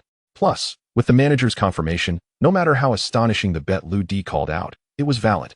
At this moment, Huang Mao was already dumbfounded, staring with wide eyes, frozen in place. Cold sweat streamed down his face. He regretted it, deeply regretted it. Now he had put up all his property and even borrowed several hundred million in debt. Yet he was being casually suppressed by Lu Di. The 10 billion bet called out by Lu Di was an amount Huang Mao could not contend with, even if he could come up with 10 billion. Who knows if Lu Di would call out 20 billion or 30 billion? Looking at the relaxed Lu Di, Huang Mao was breathless. Lu Di was like a mountain, incredibly steady and insurmountable. Huang Mao laughed. He was on the verge of collapse. Even if he knew he had a straight flush and Lu Di had a bad hand, so what?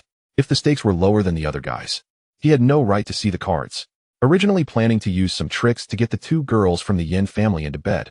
Huang Mao now not only went bankrupt, but also suffered the greatest humiliation of his life, completely crushed by Lu Di. Suddenly, Huang Mao grabbed the 3 cards on the table and stuffed them into his mouth. He struggled to swallow while grimacing. If these cards are destroyed, no one will know the outcome of this round. Lu Di sighed lightly, just watching quietly. This must be what they call being crushed by the last straw, right?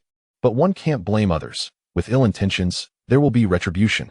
The casino manager frowned and said, "Young Master Ren, do you think our casino's regulations don't exist? You have already lost to Mr. Liu and must pay the gambling debt." "Hee a casino?" The yellow-haired man, with paper scraps in his mouth, mumbled. "Don't think I don't know the ins and outs of your casino. You're under the Black Fox gang. Your second in command, Brother Feng, is my uncle. I'm going to play tricks today. I'm calling my uncle now, and when he arrives, let's see who dares to make me pay the gambling debt." The yellow-haired man glared fiercely at Lu Di. "You little brat who doesn't know the heights of heaven and earth. Do you really think you can win against me? I just wanted to mess with you.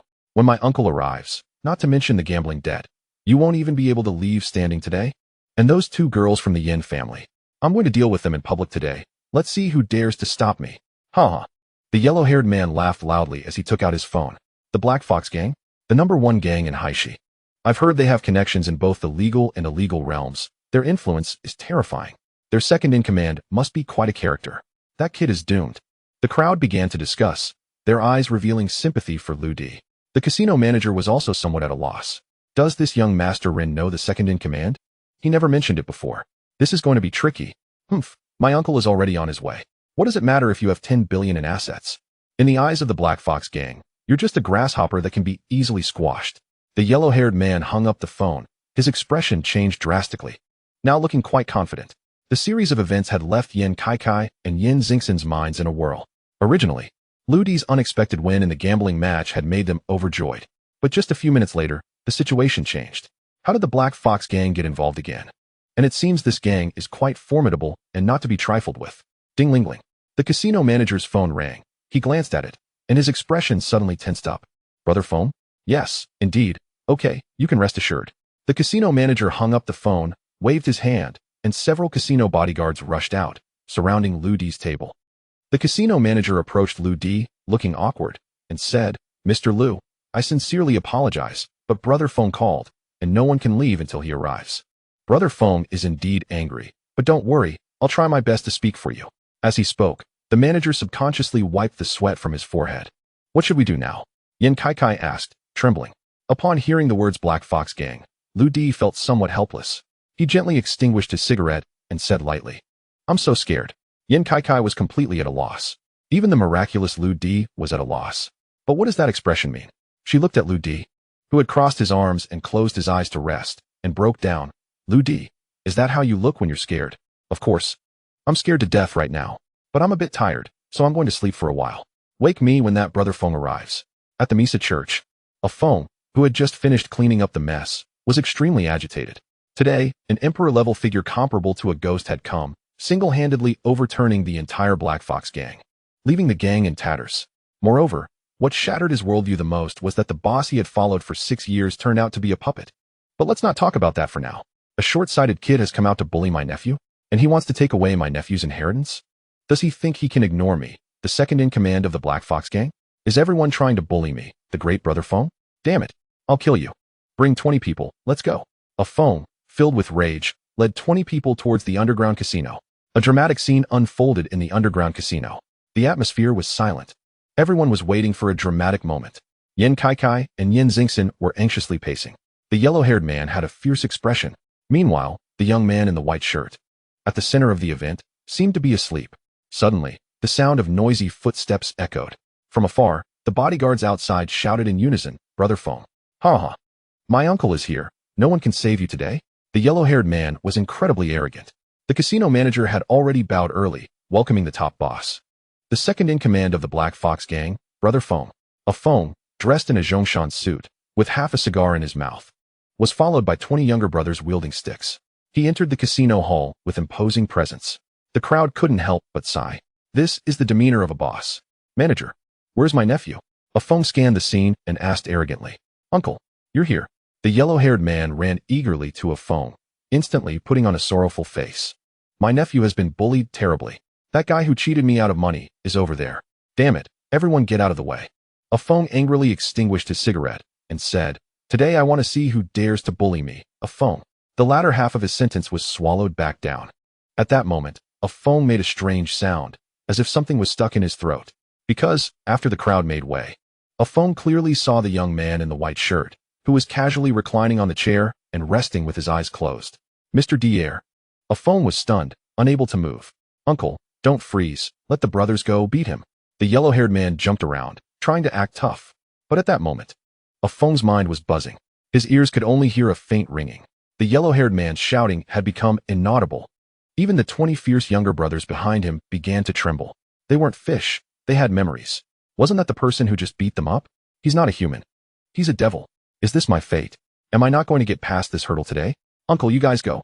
It's fine. I'll bear all the consequences. Just go for it. The yellow-haired man shouted while grabbing a knife from one of the thugs, pretending to charge forward. Who the hell is your uncle?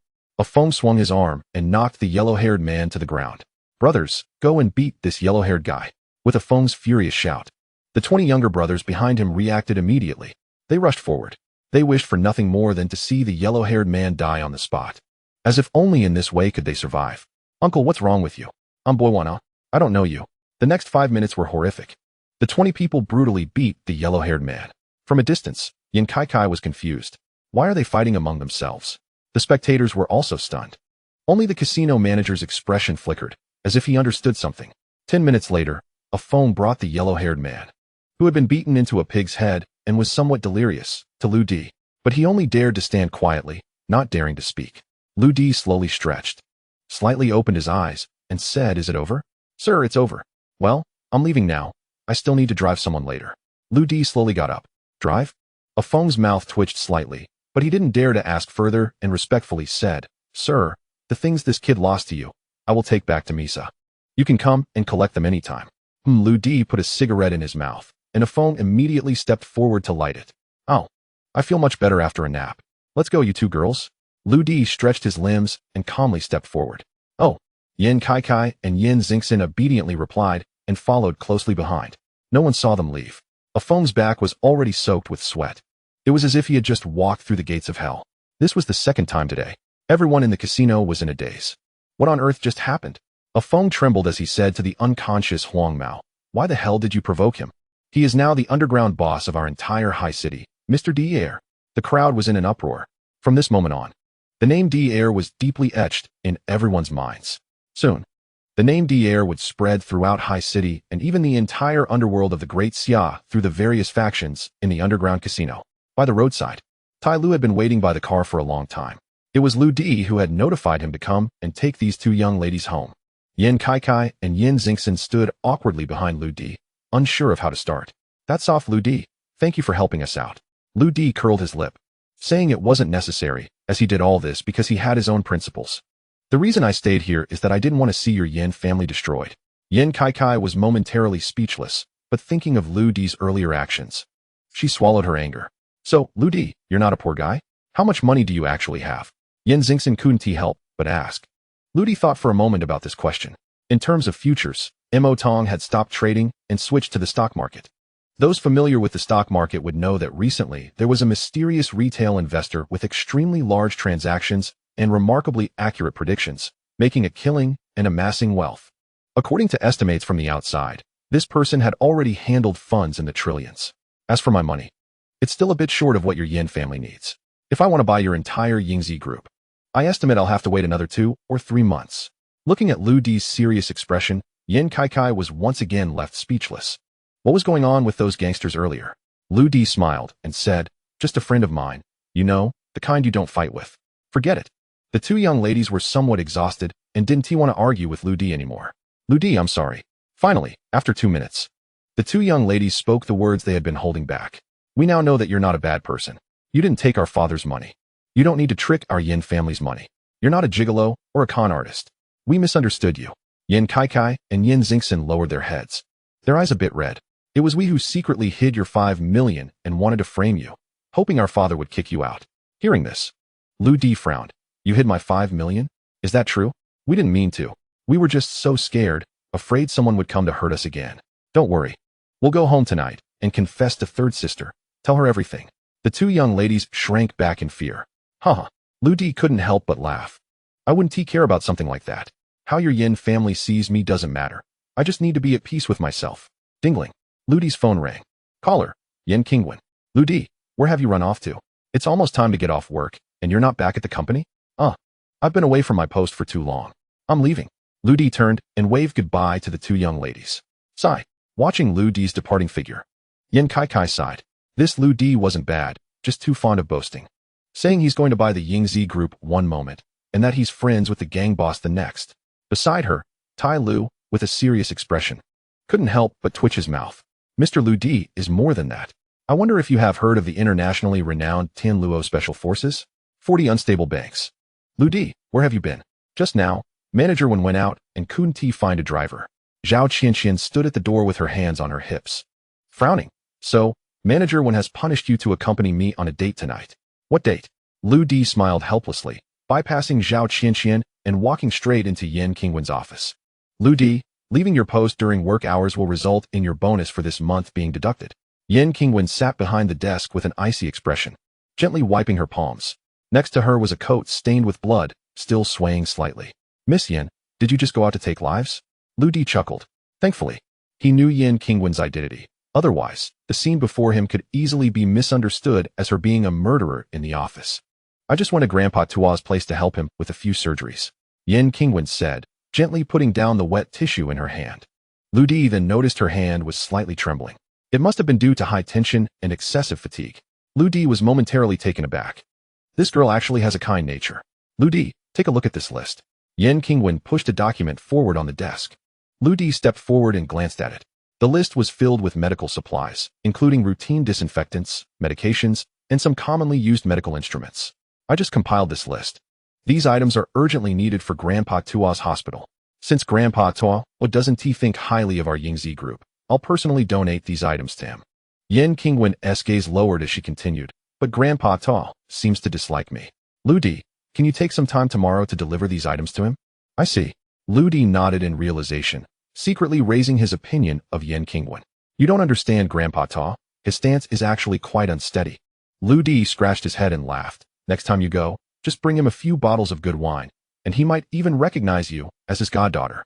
After saying that, Lu Di wrote at the bottom of the list, Nilanshin Urquatu, 3 boxes. Yin Qingwen was momentarily lost in thought. She vaguely remembered that when Lu Di last met Grandpa Tua, the first thing Grandpa Tua said was, Little Lu Di, why didn't you bring me wine? Could it be that Grandpa Tua is a little old man who loves to drink? Note that down. After arranging for Zhao Qianqian to prepare the items on the list, Yin Qingwen neatly packed her bag. Lu Di, accompany me to the bank. What do you need to go to the bank for? Duh, of course to withdraw money. You're such a big person. Do you still need to go personally to withdraw money? Isn't it all because of you? Near the Yingzi Group office building. At the entrance of the High City Commercial Bank. At 5:20 p.m., inside a van labeled Bifeng Logistics, an old man sat inside, a faint smile on his lips, watching a row of surveillance screens inside the van. Among these screens was the surveillance footage from the bank across the street. This old man was at least over 70 years old, with snow-white hair and eyebrows. But he sat upright, exuding an extraordinary presence. And his robust physique was like that of a man in his 30s or 40s. Instructor, there are 10 minutes left. Once the bank officially closes and the civilians leave, our drill can begin.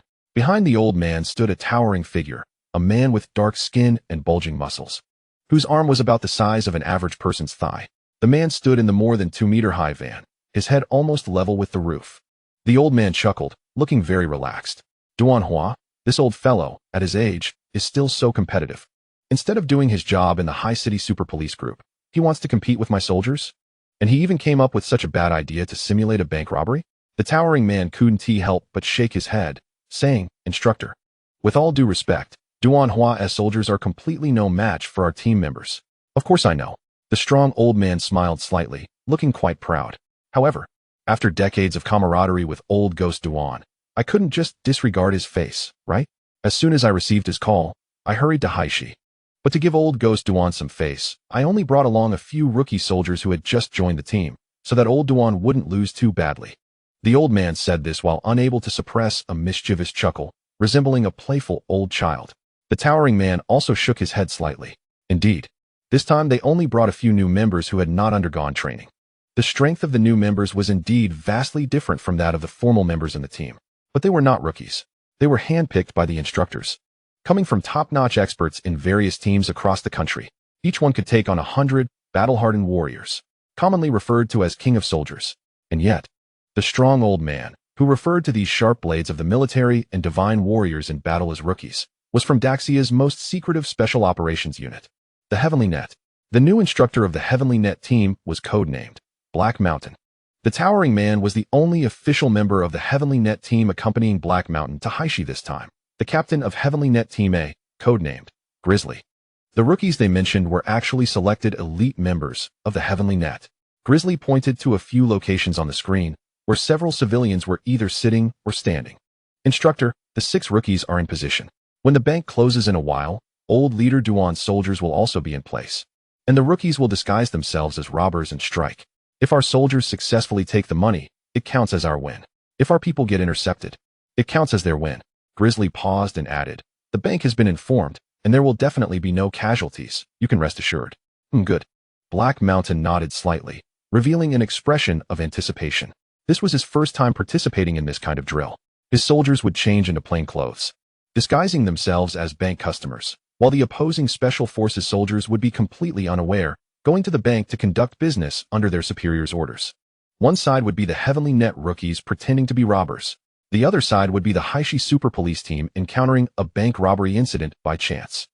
It seemed coincidental, but it was actually a deliberately arranged combat drill. Old Ghost Duan was really overconfident. He was bound to lose. Haha, just thinking about it is amusing. Black Mountain leaned back in his chair and laughed. Grizzly, let's wait and see the show. The weather is nice.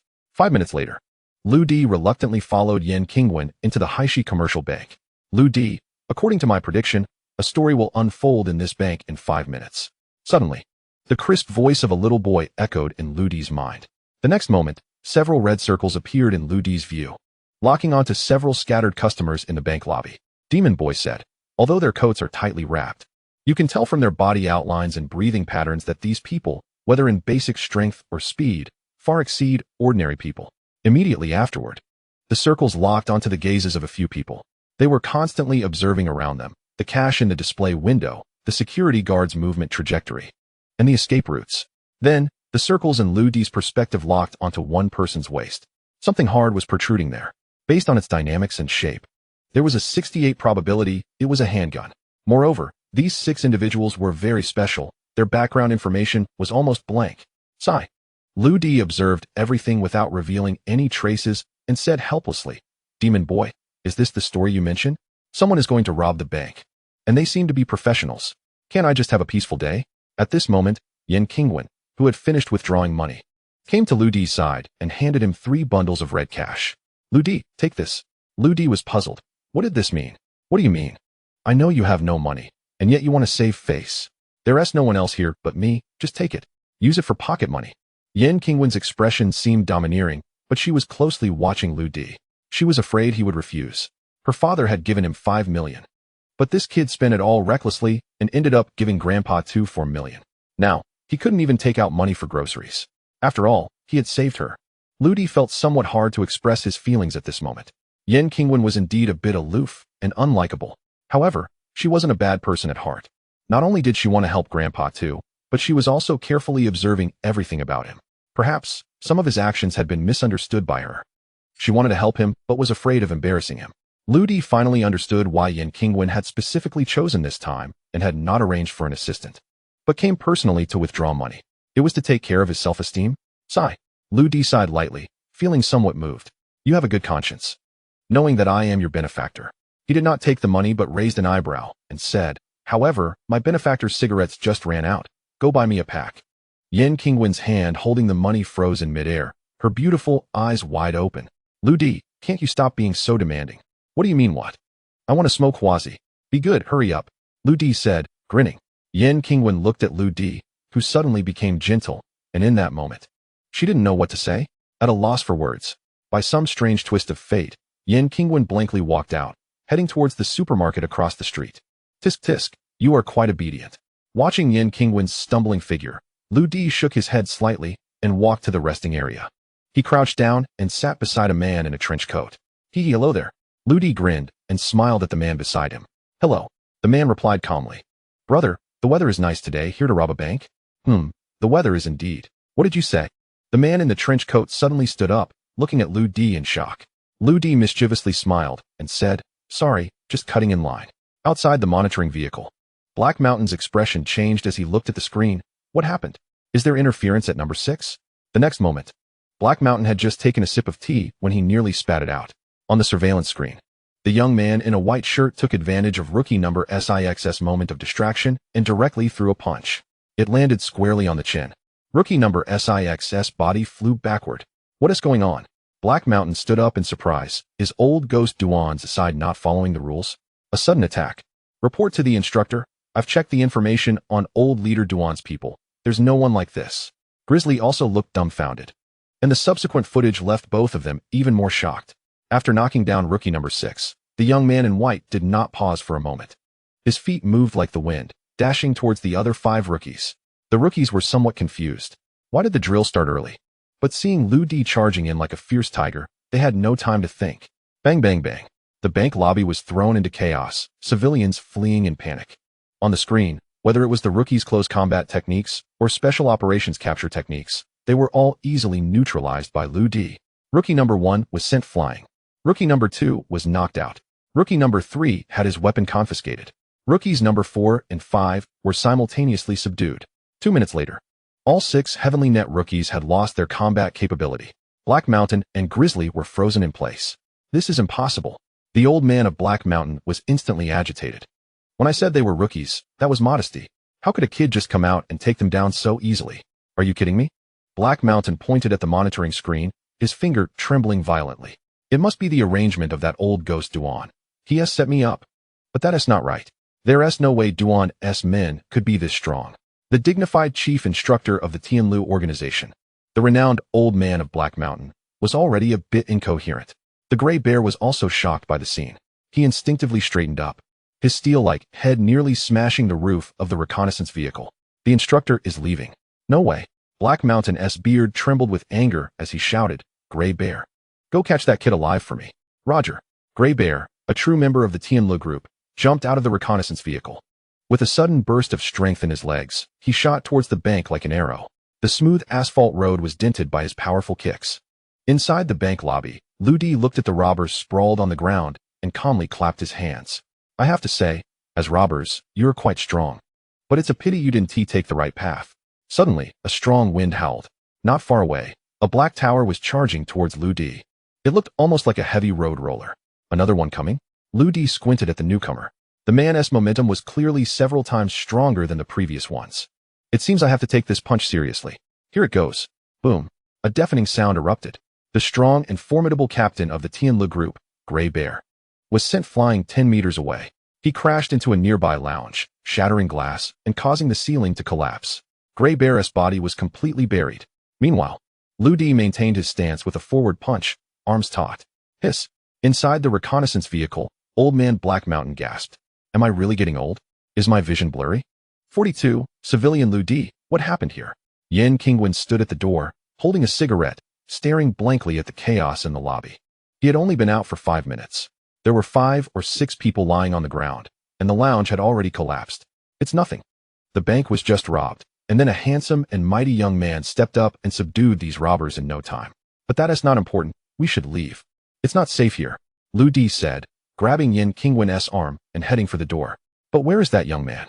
Yen Qingwen seemed lost in thought. Lu Di shrugged. He had something to do, so he left first. Watching the two leave, the bank tellers exchanged glances, but no one pressed the alarm. God, is this the drill they mentioned from above?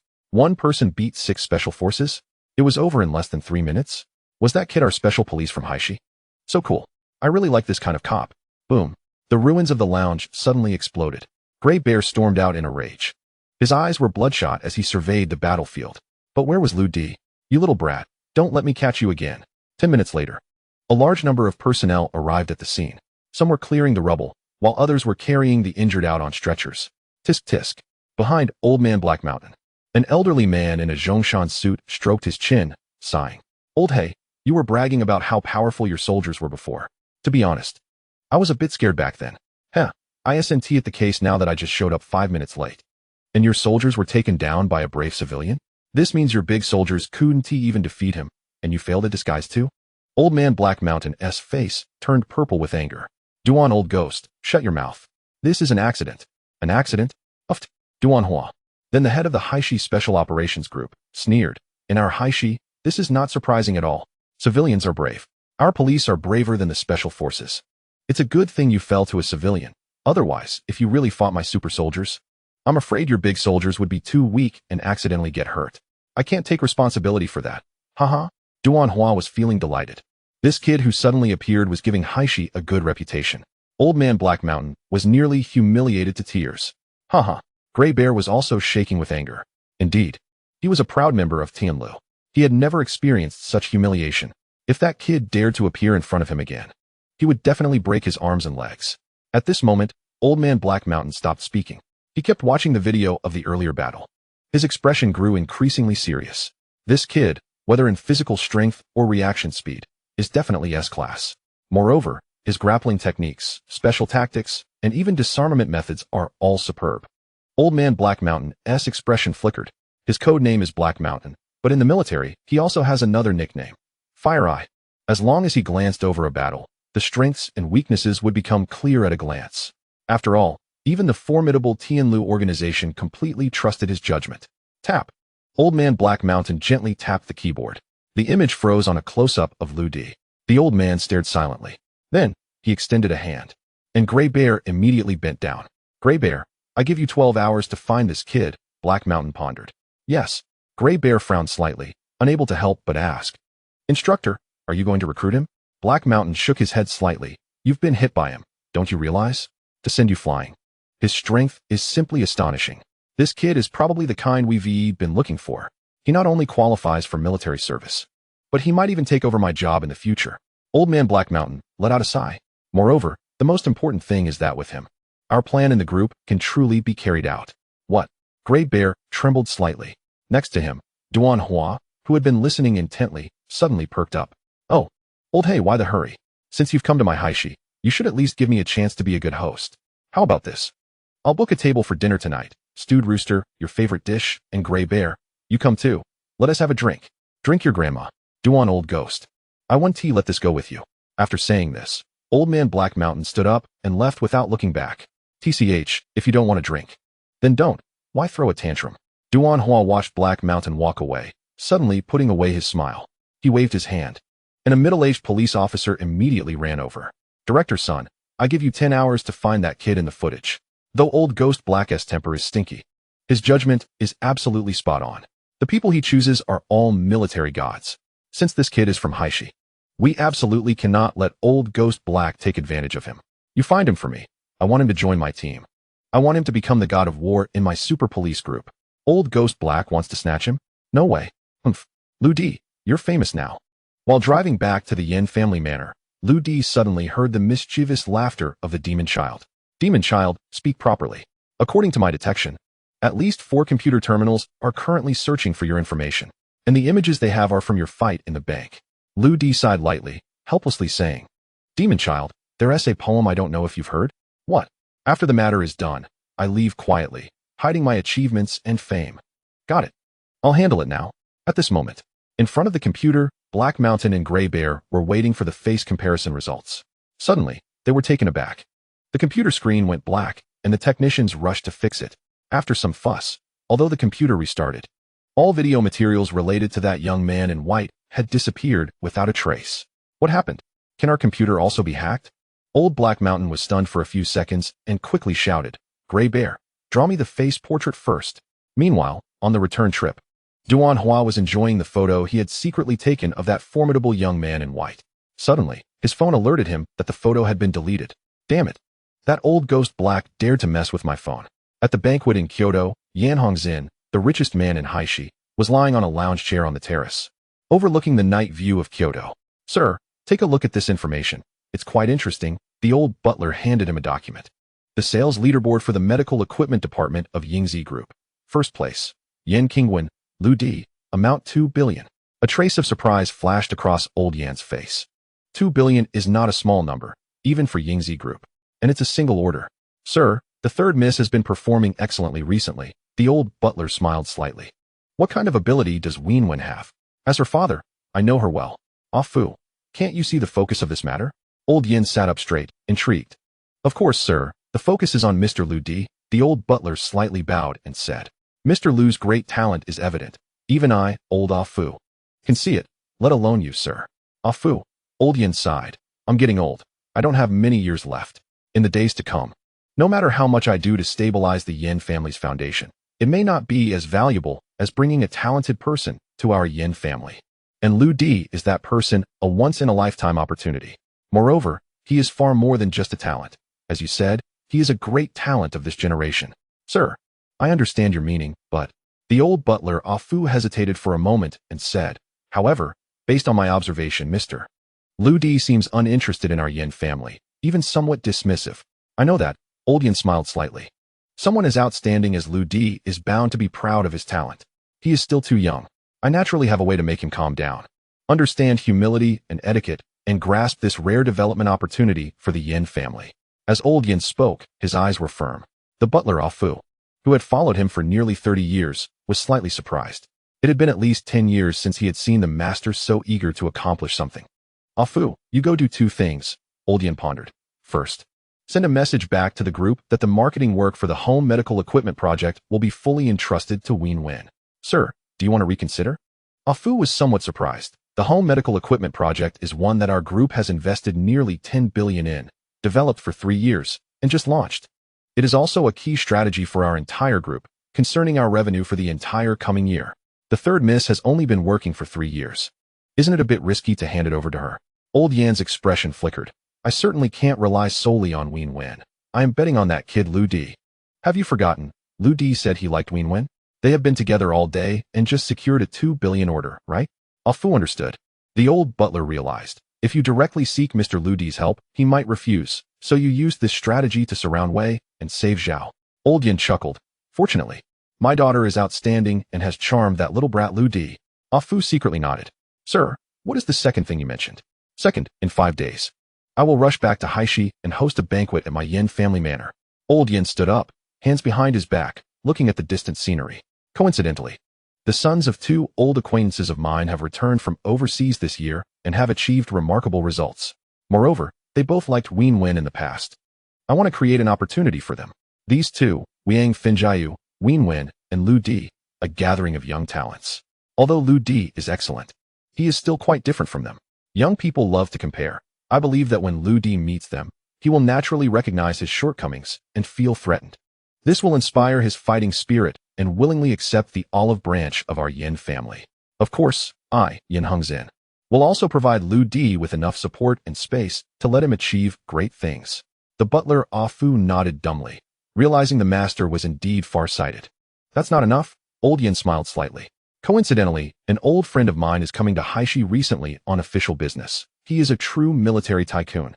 The butler Ah Fu was taken aback. Sir, are you referring to General Haishan? Exactly. Old Yin nodded. Who is General Haishan? Just his presence is enough to intimidate these young people. He is an existence that these kids will always look up to. After Lu Di and the others meet, they will understand what it means that there are people beyond people and mountains beyond mountains. Their small achievements are still far from enough. I will make these young people realize that they can only keep a humble mindset and work sincerely. The more Old Yin thought about it, the more satisfied he became. And he couldn't help but hum a little tune.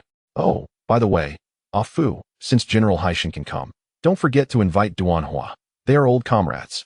With 2 military big shots, I believe those kids will be scared out of their pants. And Lu Di will definitely behave himself and become my son-in-law.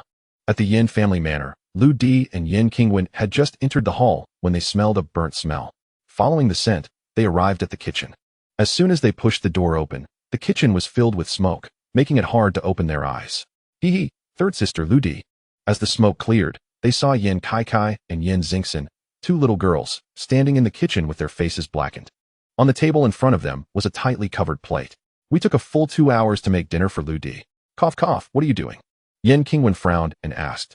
We made a mistake before and want to apologize to Lu Di. To show our sincerity, we cooked for the first time. Dedicated to Lu Di. The 2 little girls said in unison. Lu Di, come quickly and taste it. Yin Kai pulled Lu Di to the table with an eager expression. Okay, Lu Di scratched his head, not expecting this scene. The two little girls in the Yin family were always so lively, gently lifting the lid.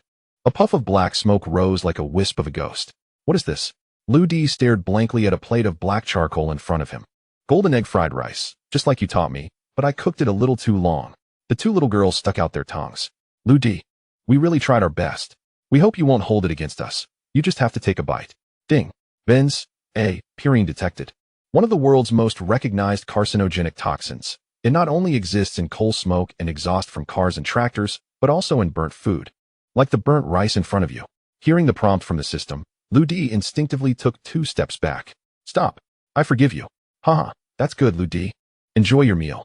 Yin Kai and Yin Xingxin let out a sigh of relief and pulled Yin Qingwen out of the kitchen. As soon as they stepped outside, the two girls suddenly became nervous. Third sister, we have something to confess to you. What is it? Yin Qingwen frowned, feeling that something was off. Yin Kai timidly took out the bank card and handed it to Yin Qingwen. This is the bank card my father gave to Lu Di, with 5 million inside.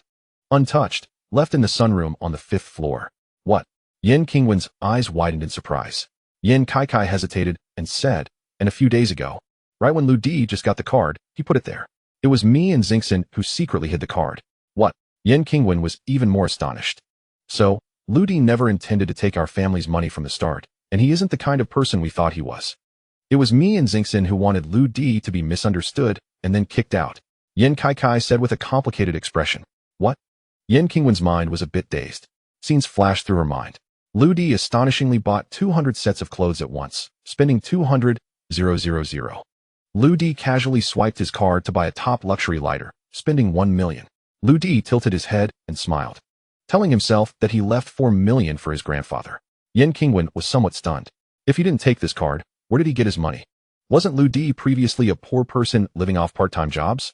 Moreover, the most important thing was that Lu Di came to the Yin family, and it wasn't for money.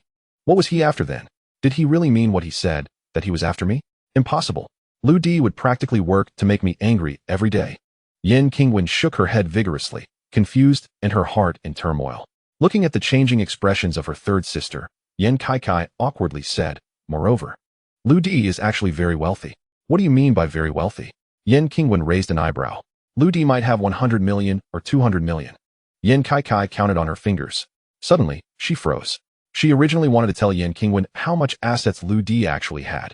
But then she suddenly remembered that the casino manager never mentioned how much money was in Lu Di's card. Lu Di has over 1 billion in assets? Yin Qingwen asked blankly. Not just that, 10 billion? At least 10 billion. We don't know the exact amount. What? Yin Qingwen was shocked again. 10 billion? That could put him on the list of wealthy people in Shanghai. Just based on him? How is that possible? Although Yin Qingwen was the daughter of the richest man, she had always relied on her own work at the Yingzi to earn money. In the past 3 years, even with the advantages given by her father, her savings barely reached 100 million. Lu Di having 10 billion in assets? That's equivalent to 100 of her.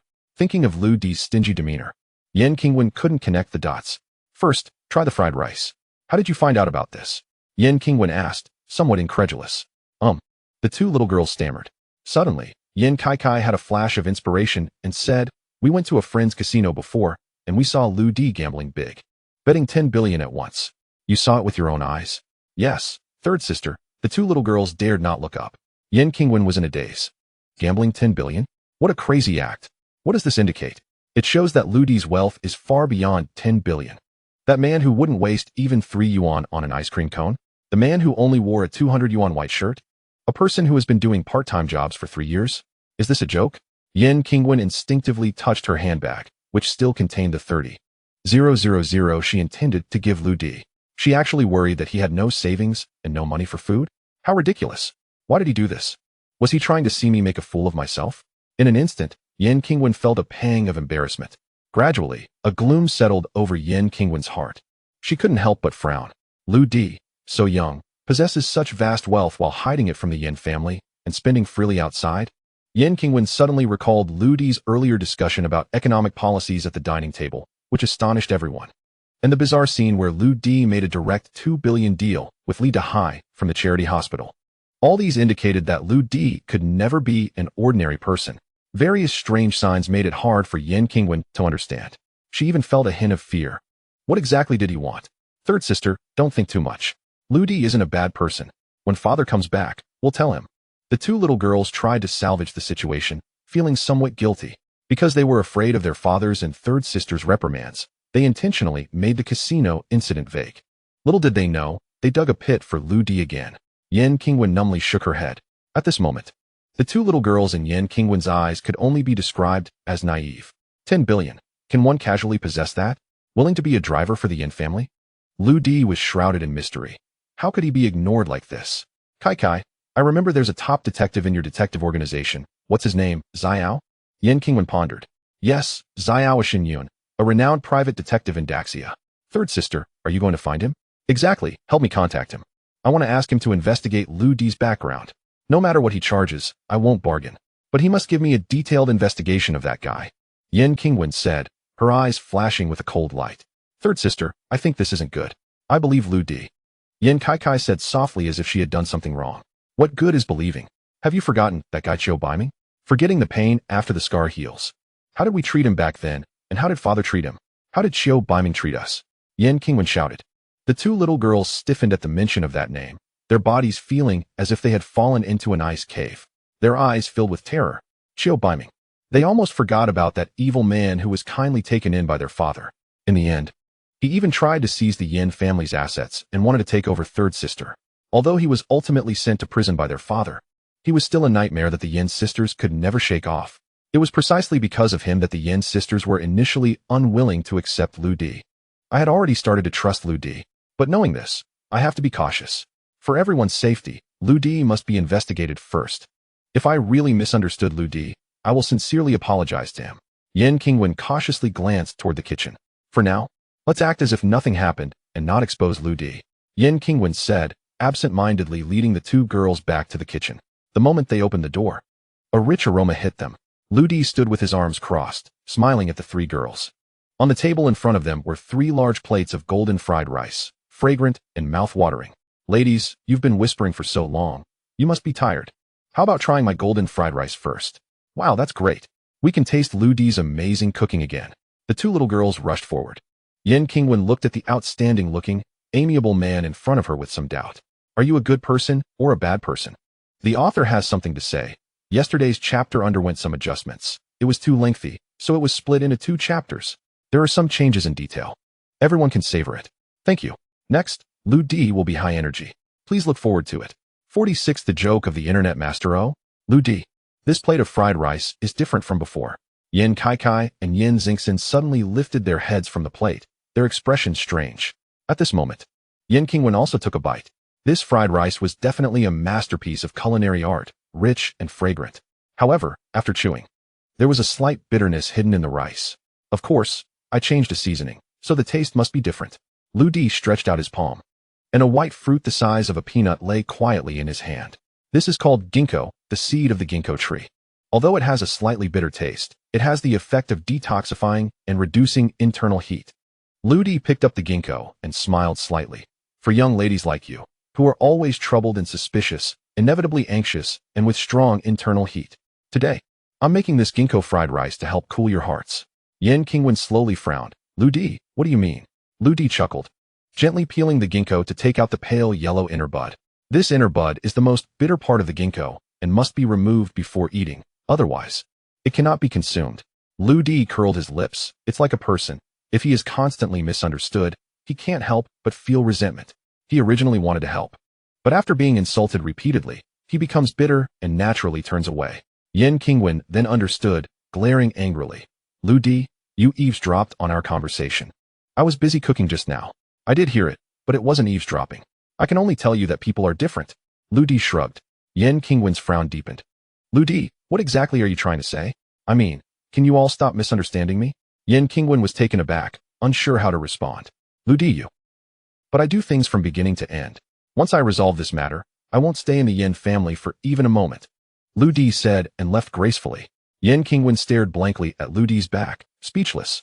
In an instant, she felt that this young man in white was full of arrogance, both contemptuous and indifferent to everything, not to mention the entire Yen family.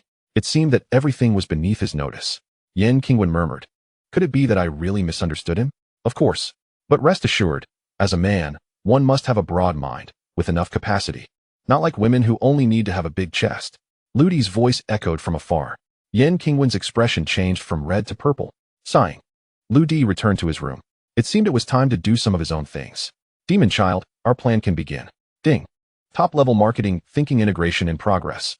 Ding, 100,000 business models being organized.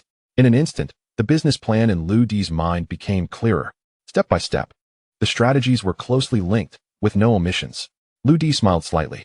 He picked up his phone and took a glance. The heat of D had finally cooled down a bit. Other hot topics gradually appeared in the trending searches. It was time. Demon Child, post it. Okay. The next moment, the entire Yin family's estates network suddenly stagnated. An immense flow of information was distributed. And the source of all this was Ludi's eye, which shimmered with a purple glow. 10 seconds later, a post titled Guessing Riddles with Prizes instantly swept across the entire network. Countless forums, Taiba, web pages, and various self-media all simultaneously featured this post. Guessing Riddles with Prizes. Riddles, 3 and 4, 5 and 23, auto-read. The first 100 netizens to guess the answer correctly will each receive a prize of 500,000. Signed, D-San. At first, this post did not attract much attention. But as time passed, netizens found it hard not to notice. The post kept increasing, constantly refreshing all web pages. Almost everywhere information could be seen, this content would appear. Hundreds of thousands, millions, tens of millions, billions of entries. In just 10 minutes, this post was everywhere. In some small forums, it was nearly filled with this post, leaving no room for other information. Many internet companies and network monitoring departments also discovered this content at the same time. A group of network technicians were dumbfounded. What is this? A post? What an impressive post. Over 100 million entries in 10 minutes? It's occupying all public resources. What kind of team could accomplish such a feat? It must be a team of thousands, with computers capable of billions of floating-point operations, right? Do we have such companies in Daxia? Absolutely not. What's the signature, D-San? Never heard of it. Coincidentally, all the internet experts immediately began tracing this post. The results left them greatly disappointed. This post had no violations. It did not exploit any infectious viruses. Moreover, no matter how high-level network personnel were dispatched, they could not trace the IP of the publisher. The origin of D-San was a mystery. Meanwhile, netizens began discussing in the comments below the post. What is this thing? Why is it everywhere? What is this riddle? Are you kidding? 500,000 for guessing this. Are you trying to fool children? 100 people, each 500,000, a total of 50 million. Who is going to pay? Laughing my teeth off. I don't believe you. Old man is very bad. I guess it's some internet master-esque prank. Far away, in an old neighborhood in Shin City, a student girl wearing thick glasses during a break from her homework inadvertently saw this post. 3 and 4, 5 and 23, auto-read. The little girl thought for a moment, then suddenly clapped her hands. Auto-read is that foreign mathematician who invented the multiplication sign, right? Could this mean multiplication? 3 by 4, 5 by 23. The little girl, holding back her excitement, replied under one of the posts. Is the answer 12 and 115? Soon, many replies flooded in. Little sister, are you too naive? Is it that simple? Besides, even if you get it right, do you really expect someone to give you 500,000? Don't get your hopes up. Just treat it as an entertainment post. However, the little girl didn't reply, because at that moment, she was staring blankly at her phone text message. Congratulations. You are the first friend to answer the correct answer. Your Alipay has received 500,000 from friend D-San. The little girl rubbed her eyes, confirming that this wasn't a dream. She suddenly jumped up from her chair and shouted excitedly towards the door. Mom, my college tuition is settled. 5 minutes later, over 100 million posts simultaneously updated with the same content. The first prize winner has been produced, nickname Little Flower's College Dream, 99 remaining spots. After the text, a screenshot was attached, a transfer record with the username hidden. One time, a full 500,000. OMG, is this real? Someone really gives money for answering questions? I don't believe it. This is a PS picture. You believe it or not, I believe it.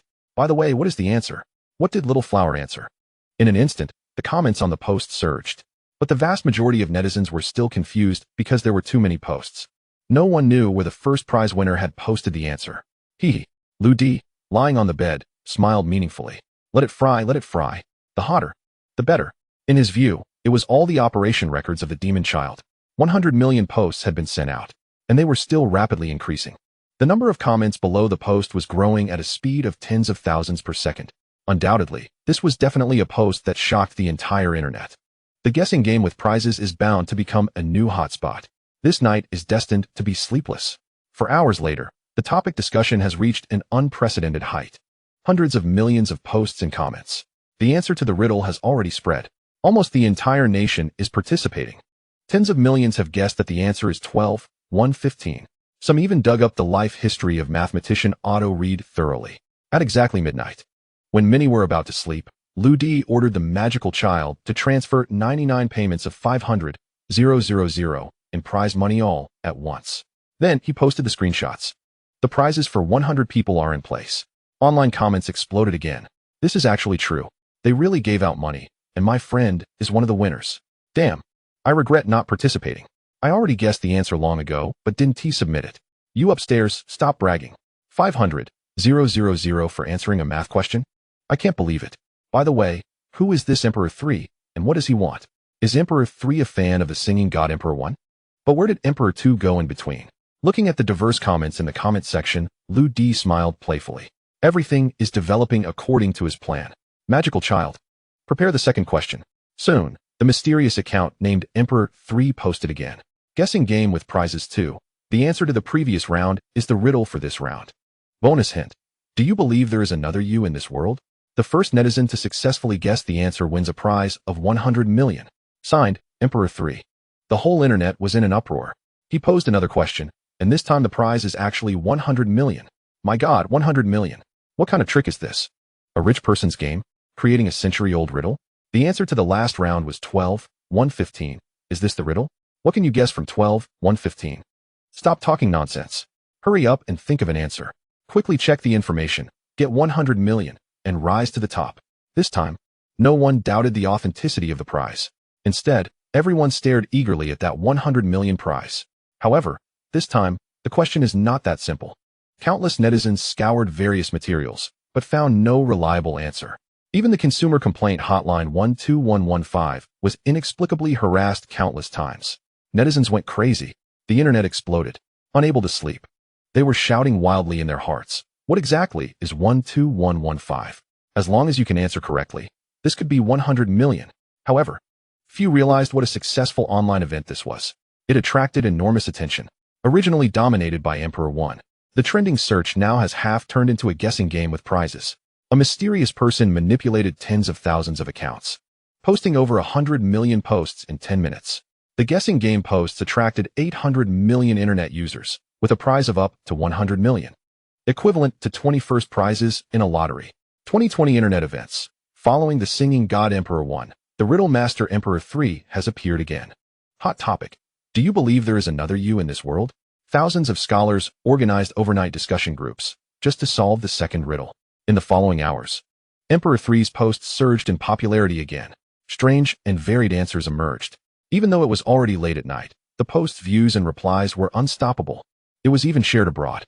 Many international friends were also racking their brains for this 100 million prize. 100 million in cash is undoubtedly the largest prize in the history of online lotteries. Unprecedented. Astronomical figures. Enough to drive everyone crazy. At exactly 5 a.m., a conference room was filled with dozens of scholars pondering the answer. I know. A middle-aged woman who looked like a teacher raised her head from a pile of documents. Her eyes bloodshot. 12115 is not a math question. It's a coordinate. Longitude 12, latitude 115. There is a place here that fits perfectly with the hint. Then, the middle-aged woman trembled as she typed 2 words on her phone. Under the gaze of the crowd, she quietly waited for the result. After 30 seconds, an announcement went out across the internet. Countless sleepless netizens saw a post that made them pound their chests in frustration. Congratulations to ID teacher He, who successfully guessed the second riddle. Awarded a prize of 100 million. The answer revealed, Gemini. Then attached was a screenshot of the transfer. The amount section. With so many zeros after the one that it made people question life. A solid 100 million in cash. The comments section flooded again. I can't believe it. Someone really got it right. The winner is a teacher. 100 million. Reaching the peak of life. This is incredible. The answer is Gemini?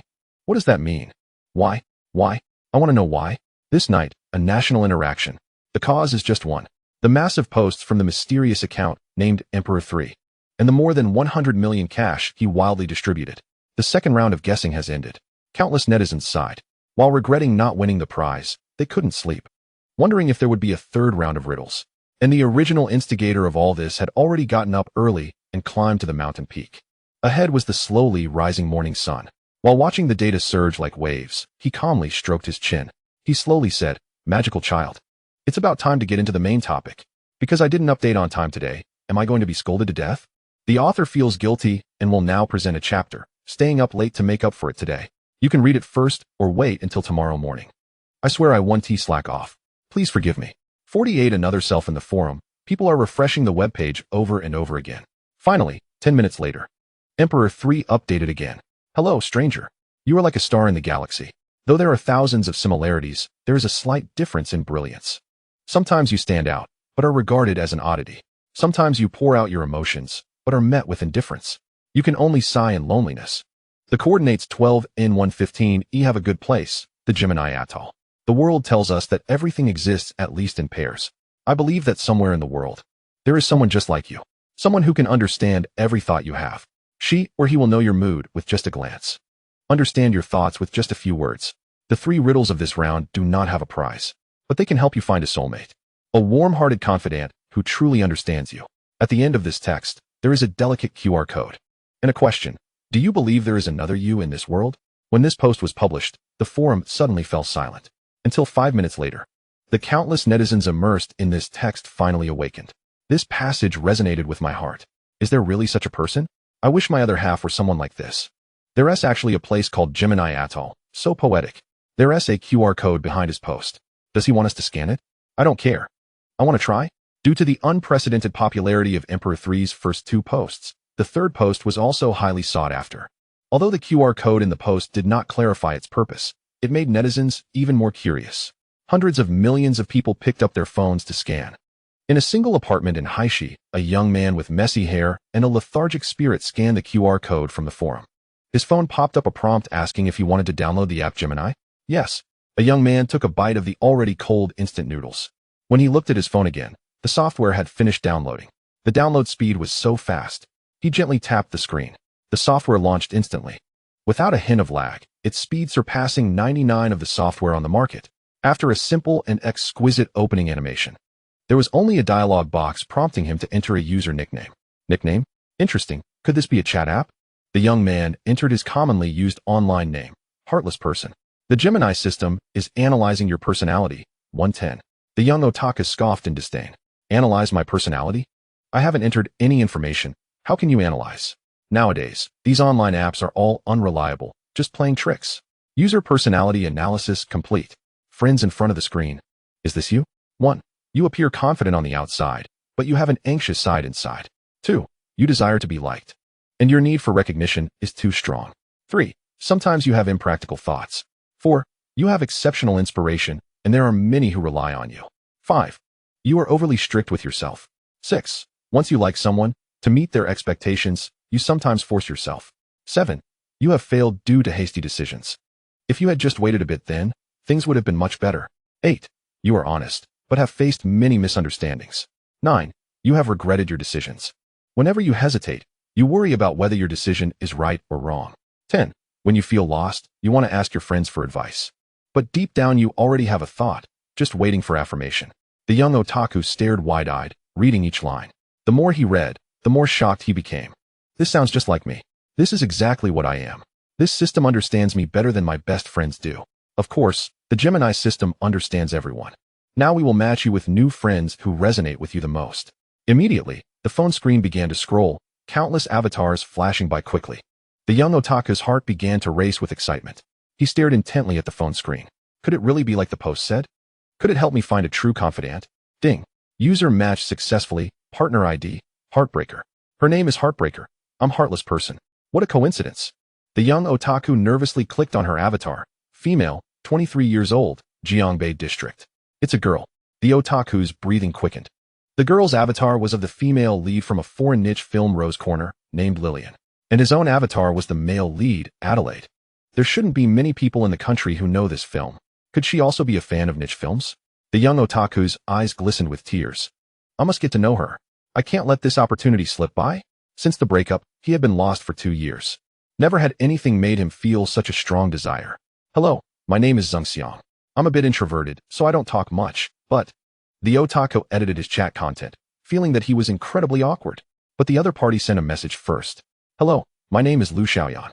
I'm a bit introverted, so I don't talk much, but I really want to get to know you because I feel we have so much in common. Looking at the message that was almost identical to his own edited content, the otaku was completely stunned. This software is amazing.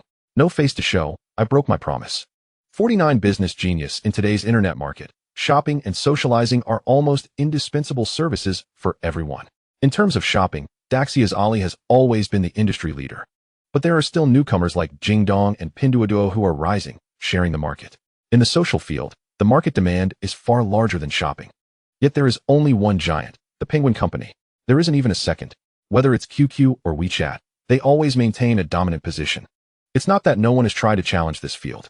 It's just that all challengers have returned empty-handed. Because once users establish their social circles on a particular app, even when they encounter better products, they won't easily switch. For social tools, without a chat partner, all functions are meaningless. But is WeChat really unshakable? If it were to be given a definition, WeChat could be called a familiar social network, primarily used for connecting with acquaintances. But are people's social needs limited to acquaintances? Of course not. If there really is a way to compete with the Penguin Empire, it is through unfamiliar socializing. There is a word closely related to unfamiliar socializing: loneliness. Lu Di has a special understanding of these two words.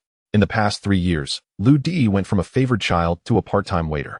The pain from the aftermath of his eye injury made it nearly impossible for him to communicate with others. He felt like he was living in another world. He saw and thought deeply about many things, constantly asking himself, are there people in this world who share the same circumstances as me?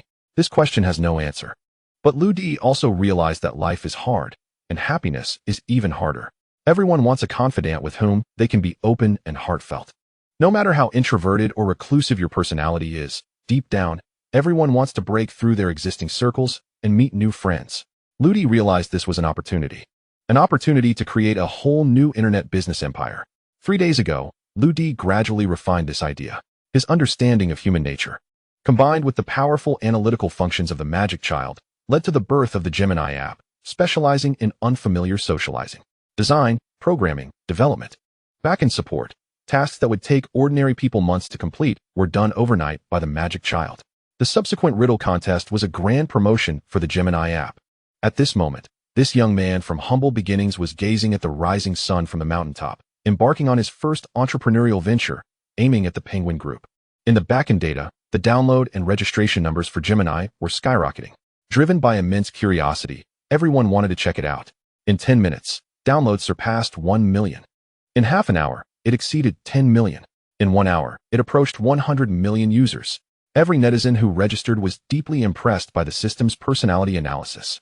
Some were excited. Some were amazed. Some were brought to tears.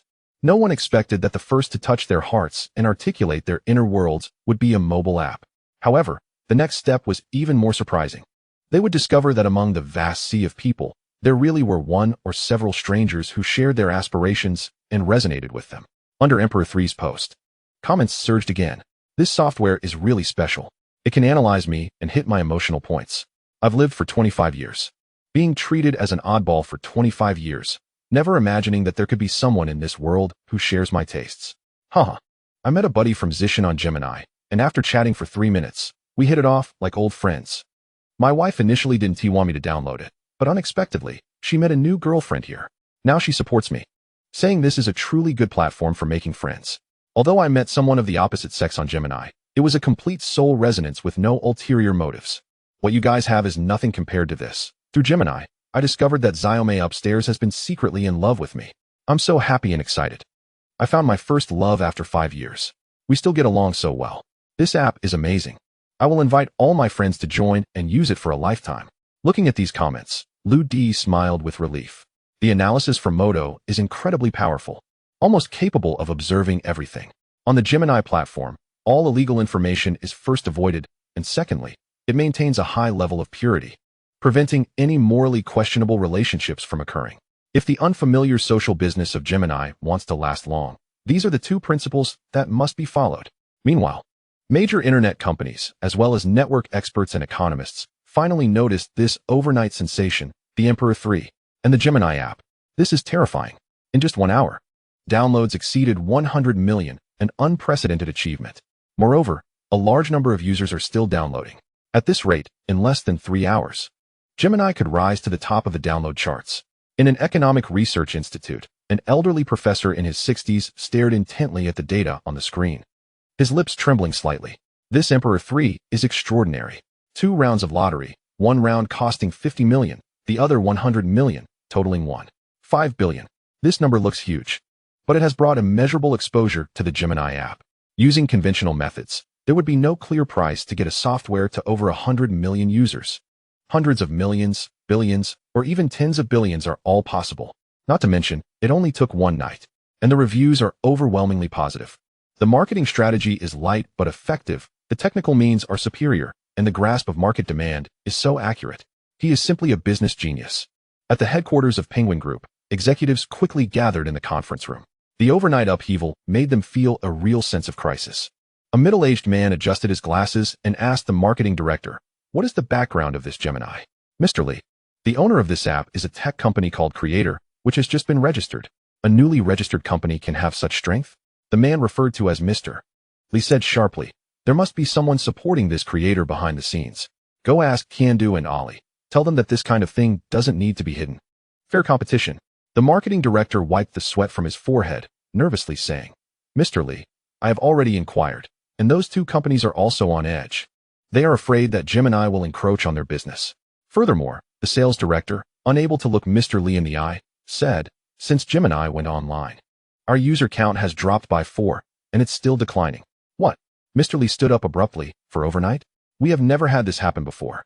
With nearly 900 million Penguin users, a 4 drop in activity is no small number. I heard that Gemini can analyze user personalities. What technology are they using?" "Copy it for me." The sales director awkwardly replied, "Mr. Lee, we have tested it with our current technical team as strength." Mr. Lee's eyes widened. "What? Can't copy it? I don't believe there's any technology our Penguin Group can't replicate." The sales director, trembling, stammered, "Their technology. It's not that we can't replicate it, but we simply can't understand it." Lu Di walked down the mountain, pacing back to the Yin family manor.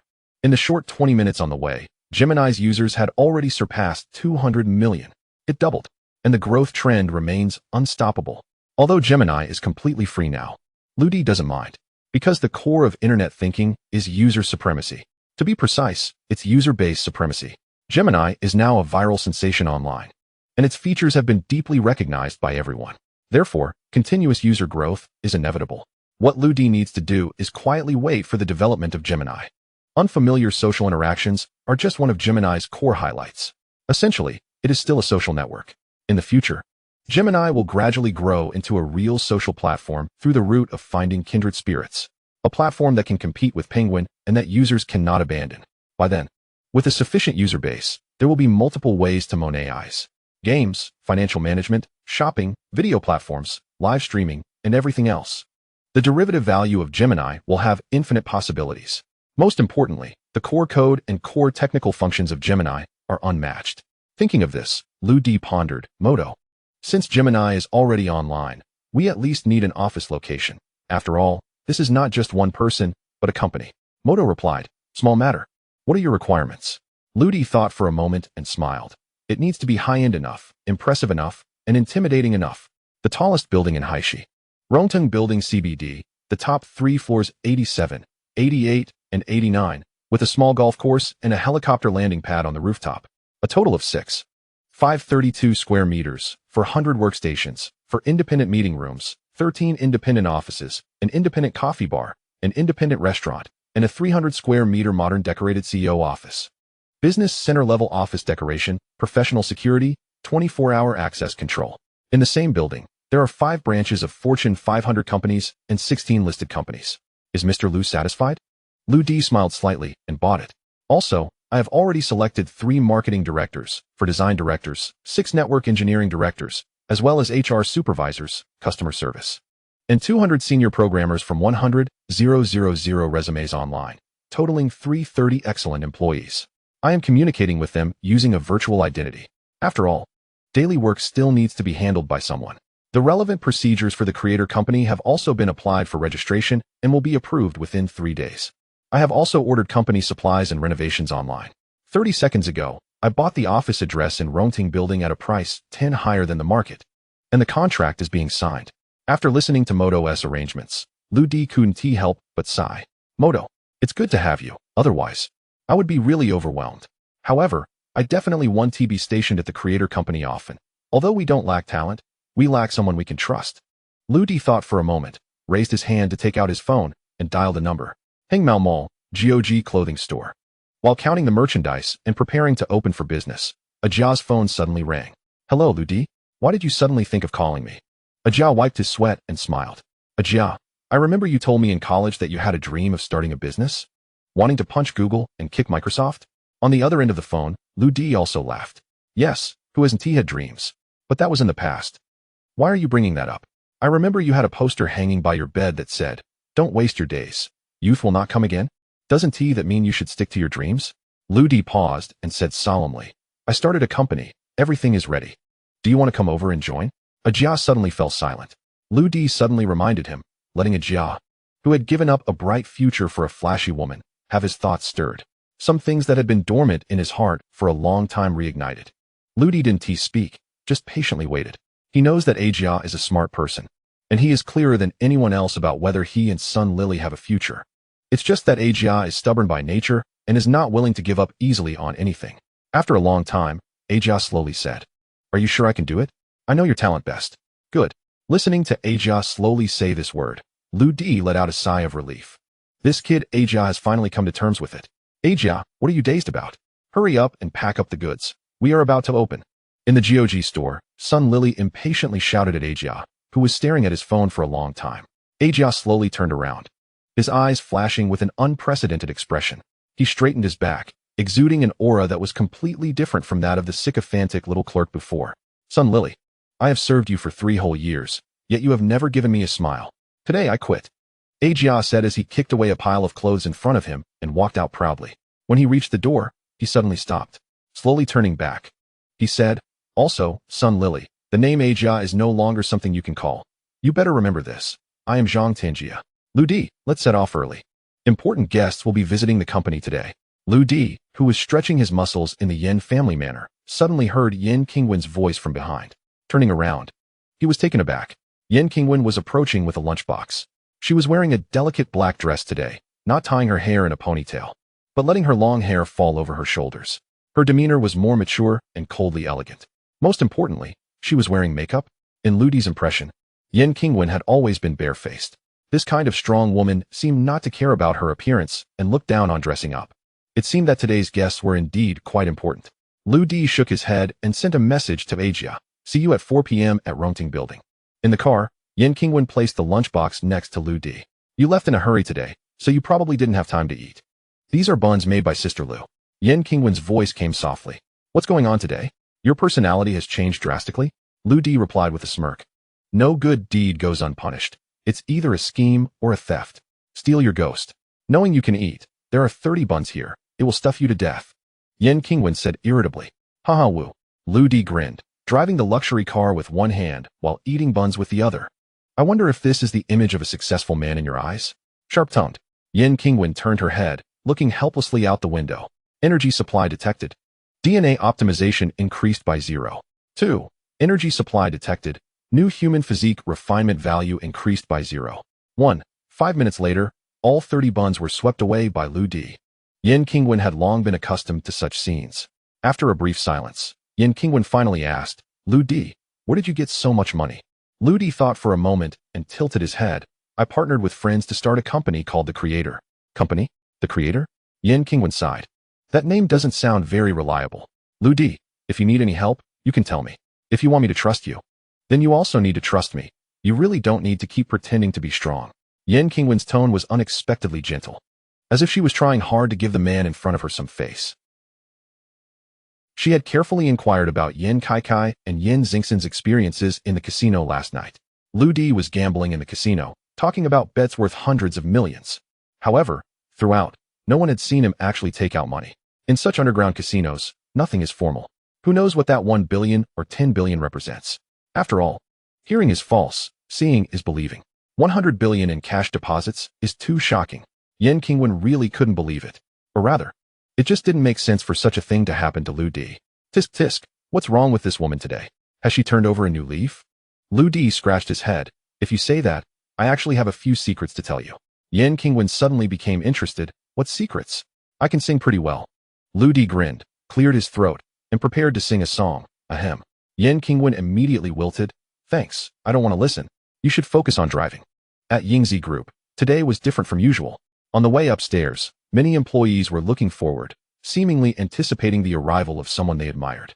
Yan Qingwen arrived at the office and instructed the secretary to brew tea and prepare coffee. She was also looking forward to it. In the adjacent room, Lu Di looked through the glass window at the on-guard Yan Qingwen and felt puzzled. Beside him, Zhao Qianqian was excited, rubbing her hands together. The perfume she was wearing was so strong that it almost made Lu Di tear up. Just then, the door to Yan Qingwen's office was pushed open by two men. The first man, dressed in a British suit and wearing gold-rimmed glasses, was tall and elegant. Behind him was a man about 40 years old, with a shrewd look. But his mouth was bruised and had a band-aid on it. Wang Finjiu and his henchman. Upon seeing Zhao Zhe, who was one of the vice presidents of Yingzi Group, Lu Di smiled playfully. The bounty from Black Fox was indeed powerful. Even so early in the morning, it seemed Zhao Zhe had already lost a tooth. However, these two fools were clearly not the people Yan Qingwen was waiting for. Wang Finjiu entered the office and smiled slightly at Yan Qingwen. After sitting down, he casually scanned the entire office. Suddenly, he frowned and said, Wenwen, where are the 3 vases Vice President Zhao sent you? Yan Qingwen smiled apologetically. I accidentally broke them. Broke them? Wang Finjiu sat up, reproaching, which valuable vase was broken? Yan Qingwen helplessly said, it's that guy Lu Di. He broke all 3 vases on his first day in the office. Lu Di? A flicker of anger passed over Wang Finjiu's face. Putting aside the vases, that damned formation method cost him a fortune. He had given that monk from Taigo country a full 7 million. Wang Finjiu suddenly turned around and looked through the glass curtain wall at Lu Di, who was sitting in the secretary's room. Lu Di was showing his white teeth and waving at him from a distance. Even Yan Qingwen was a bit stunned. Lu Di's handsome face, combined with such a sincere smile, was indeed somewhat innocent and naive. Meanwhile, Wang Finjiu's mouth twitched, wishing he could bite his teeth off. So many things in the room. On his first visit, he didn't touch anything, yet he broke the key position of my damned formation. He did it on purpose. This kid is definitely not ordinary. In Wang Finjiu's eyes, no matter how enthusiastic Lu Di was, he only saw 2 words. Sarcasm. Damn it. Why hasn't Black Fox made a move yet? I don't want to see this little brat for another day. However, how deep was Wang Finjiu's scheming? He had to maintain a good appearance. He stiffly raised his palm, ready to return a gesture to Lu Di. But he saw Lu Di suddenly stop smiling, turn to Zhao Qianqian, and beckon with his finger. Qianqian beauty, come here. I want to ask you something. What do you want to ask? Wang Finjiu's raised hand froze in midair. His face turned purple with anger. Ignoring me? Flirting instead? Meanwhile, Lu Di in the adjacent room completely ignored Wang Finjiu and cheerfully asked Zhao Qianqian, Qianqian, with such a big setup today, who are we waiting for? You don't even know? Zhao Qianqian leaned over, her eyes wide open. The god of singers is coming to our company later. 52 performance plan. Lu Di blinked in a daze. Zhao Qianqian, with a mischievous smile, said, can you believe it? I can hardly believe it myself. It feels like a dream. Hiss, it's not just hard to believe. It's like being struck by lightning. Lu Di gasped sharply. Lu Di, you don't know? Last night Chairman Yin suddenly issued an order, saying that our Group's latest sales task for home medical devices is fully entrusted to General Manager 1. This sales job is crucial for the group, and General Manager 1 is under a lot of pressure. At this point, Zhao Qianqian, who had originally looked worried, suddenly clapped her hands and laughed. But isn't it a coincidence? General Manager 1 has an old classmate who is the boss of an entertainment agency, and the singing god D.E. is actually one of his artists. At this critical moment, General Manager 1's old classmate stepped up and said he could invite D.E. to help us with the promotion. General Manager 1 is simply too lucky. I wish I had such a classmate. I heard that guy is a Ritter-knee, tall and handsome, with an impressive demeanor. Most importantly, his entertainment company can actually sign D.E., which means he is incredibly wealthy, Zhao Qianqian said, her eyes sparkling with hearts. Lu Di, what do you think? Is this amazing, or what? Hee. Lu Di's mouth twitched slightly. This truly is a godlike classmate. A godlike D.E. Downstairs at the Yingzi Group, 3 Maybachs suddenly stopped in front of the main entrance. A handsome young man was the first to get out of the car, followed by a glamorous female secretary and a group of bodyguards. The young man glanced at the Yingzi Group building and looked around. After struggling overseas for 3 years, I finally returned to Haishi today. Yingzi Group, the Yin family. From now on, none of you can underestimate me. LV Zimming. The young man laughed and strode into the Yingzi Group. In the office, Yin Qingwen, Wiang Finjiu, and others saw the young man arrive and quickly stood up. Zimming. Long time no see, Yin Qingwen said with a somewhat reserved smile. Haha, brother Zimming, you look well, Wiang Finjiu said, enthusiastically patting his shoulder. Then everyone couldn't help but look behind LV Zimming. Brother Zimming, hasn't teacher DE arrived yet? Wiang Finjiu asked with a gentle smile. LV Zimming shook his head and walked straight to the sofa, crossing his legs. How could teacher DE travel casually? Let me handle today's matters first. What? So teacher DE isn't coming? Everyone showed disappointment. Only Wiang Finjiu's expression changed the quickest. He chuckled and bowed slightly to pour a cup of tea for LV Zimming. Brother Zimming is right. Teacher DE naturally cannot travel casually. Otherwise, wouldn't our Yingzi Group office be trampled? LV Zimming smiled lightly, his expression proud. Of course, teacher DE has such a status now, with 600 million fans. A national singing god, his influence is internationally recognized. Every move he makes can trigger a huge wave. Just the other day, teacher DE casually entered a small streamer's live broadcast room. And what happened? The live room had 300 million views in one night and won 3 billion in gifts. That streamer is still the #1 in popularity. Hearing this, Wiang Finjiu nodded repeatedly. Of course, we all know teacher DE's influence. If he can endorse our group's latest home products, we will surely see astonishing sales figures. That goes without saying. LV Zimming's expression was extremely proud. He turned to Yin Qingwen and said, in my first year studying abroad, I met teacher DE in a bar, and from the first moment I saw him, I knew he was not an ordinary person. Over the years, I have been funding his music creation, and indeed, heaven does not disappoint the diligent. He became famous with the future is promising. To thank me, he rejected countless talent agencies and signed with my Walter agency first. Now I exclusively have teacher DE's commercial performance resources. Yin Qingwen and Wiang Finjiu listened more and more excitedly, filled with longing. Wiang Finjiu sighed, Brother Zimming. I really didn't make a mistake in you. Giving roses to others leaves a lingering fragrance. Today you can sign DE. And it's also because of your generous character. Our group's collaboration with teacher DE is truly a great fortune. The 300 million appearance fee you mentioned earlier poses no problem. We can sign the contract today. LV Zimming disdainfully nodded. The 300 million appearance fee is on account of my relationship with Wien Wen. Otherwise, teacher DE's debut is simply priceless. Then, LV Zimming tapped the table. Since the price is set, let us discuss the performance plan. Upon hearing this, Yin Qingwen's eyes suddenly lit up. Last night, after receiving a call from LV Zimming, she was so excited that she didn't sleep all night. She had planned a marketing strategy for a new product overnight. All to discuss the details with DE today and finalize it as soon as possible. Originally, her father had suddenly assigned her the marketing task for the new product, which put a lot of pressure on her. But now, with DE's participation, she was full of confidence. If the plan could be successfully implemented, the new product sales would surely succeed. Just as Yin Qingwen was about to turn around to get the plan, she suddenly heard Wiang Finjiu say with a smile, Brother Zimming, the plan must be complete. Look, I've prepared it long ago. Wiang Finjiu stepped forward first and took out a stack of plans from his briefcase. Handing them to LV Zimming, Yin Qingwen was stunned. Big brother-in-law, this is the marketing plan that Zhao, the vice president, and I stayed up all night to come up with. Wiang Finjiu smiled kindly on the surface, but was sneering inside. Yin Qingwen, you're still too naive. With the new product launch and DE endorsing it, how could I, Wiang Finjiu, miss such a great opportunity? But big brother-in-law, this task has already been assigned to me by my father. Yin Qingwen frowned slightly. We're all family, why separate it? Wiang Finjiu turned to LV Zimming and smiled. Zimming, quickly see if there's anything wrong with my plan. 53 teacher DE. Angry in her heart, Yin Qingwen was not willing to back down. Turning around to get her own plan and placing it in front of LV Zimming. Yingzi Group presents the Singing God DE Haishi Stadium Super Concert. Yingzi Group collaborates with Singing God DE. Charity donation evening for disabled children. Tisk tisk. LV Zimming looked at the two plans on the table, his smile growing more and more pronounced. Wiang Finjiu, yours is a super concert, high-end, fashionable, explosive, and grand. Wien Wen, yours is a charity gala, public welfare, love, and heartfelt. Right? And many of our new products are home devices for preventing childhood diseases, helping disabled children, which fits the product very well. Yen Qingwen added, unwilling to be outdone. Oh, this puts me in a difficult position. LV Zimming smiled slightly, putting his hands behind his head.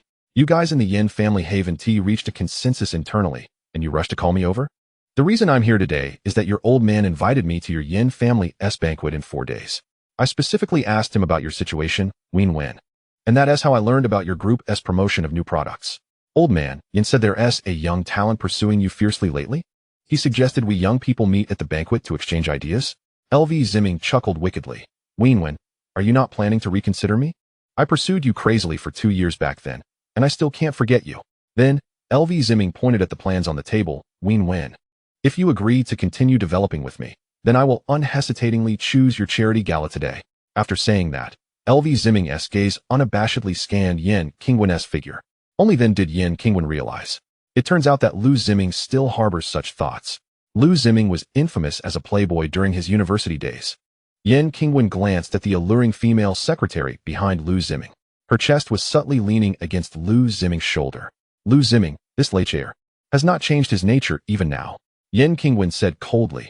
Lu Zimming, work is work. As for us, there was no possibility before. And there will be no possibility in the future. Lu Zimming first frowned slightly, then burst into loud laughter.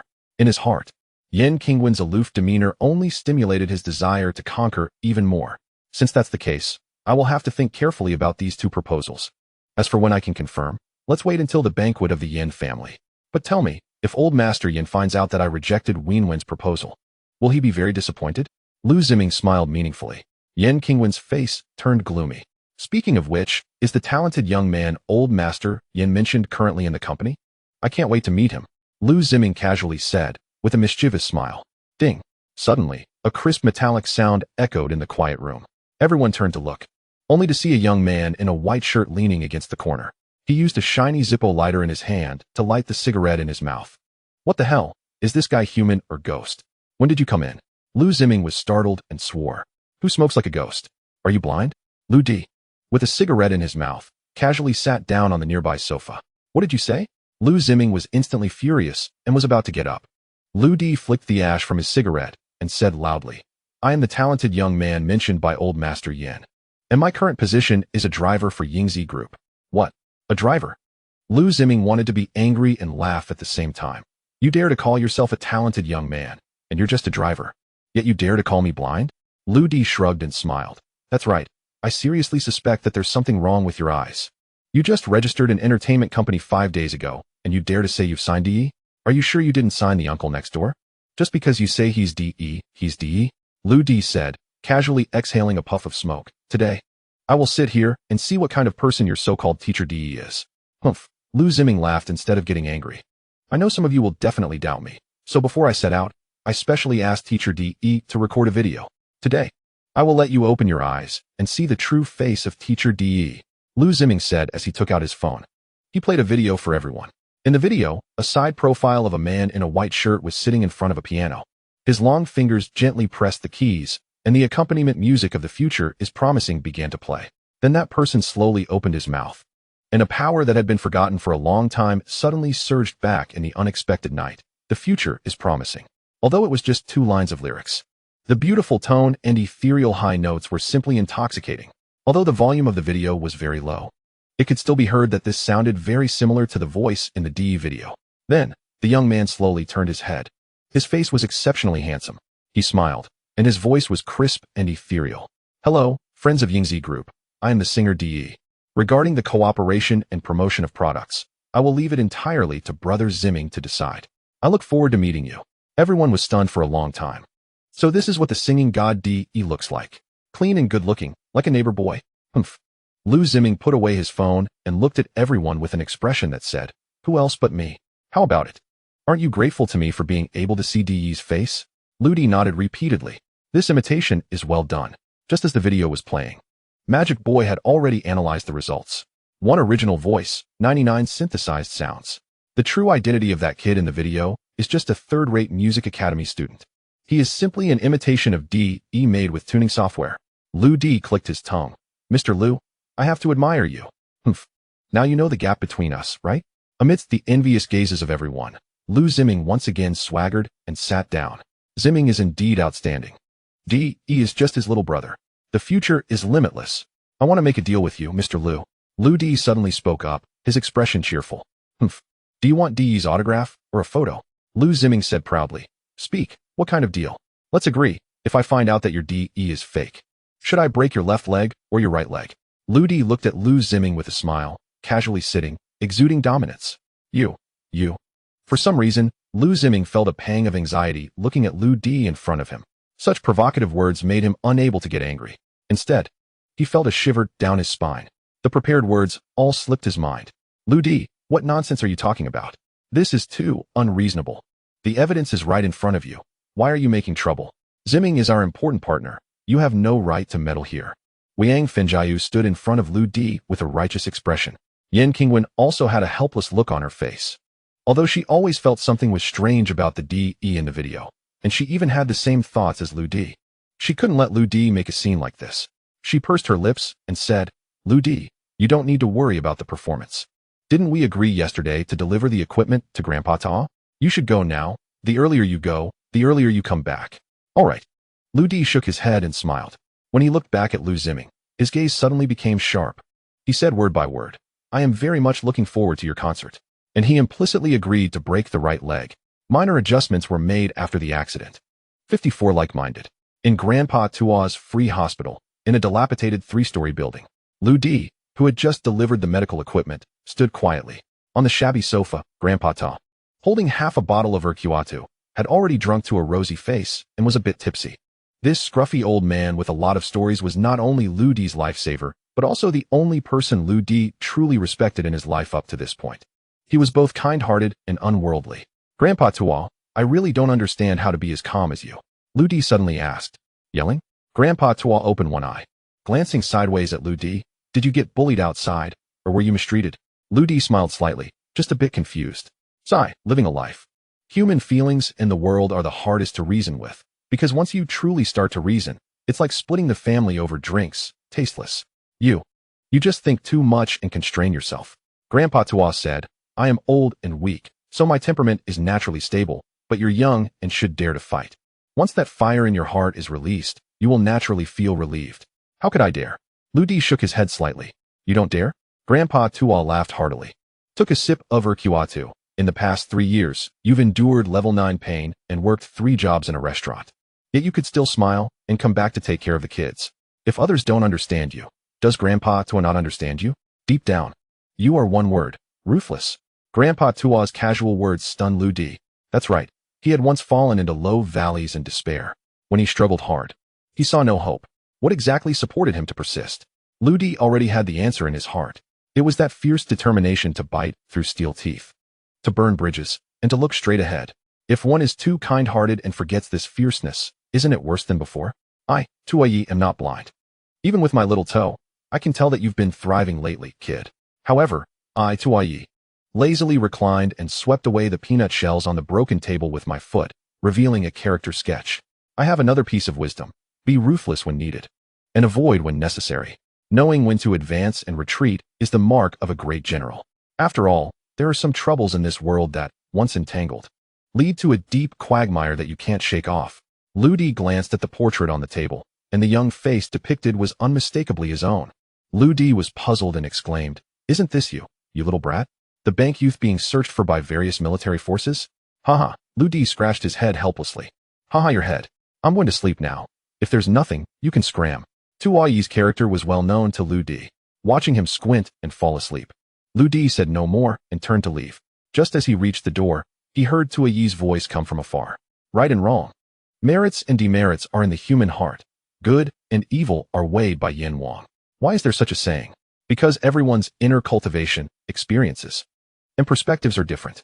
Many people will make baseless assumptions just from seeing you once. Remember, it's fine to hit a mutt, but for some insincere matters, don't take a single step outside. Got it, Tuayi. In front of the Rongting building in the CBD, Liu D leaned against a tree, appearing to look ahead while actually watching the data in his eyes. The download rate of the Gemini app was astonishingly rapid. 8 hours had passed, and it had already surpassed 400 million.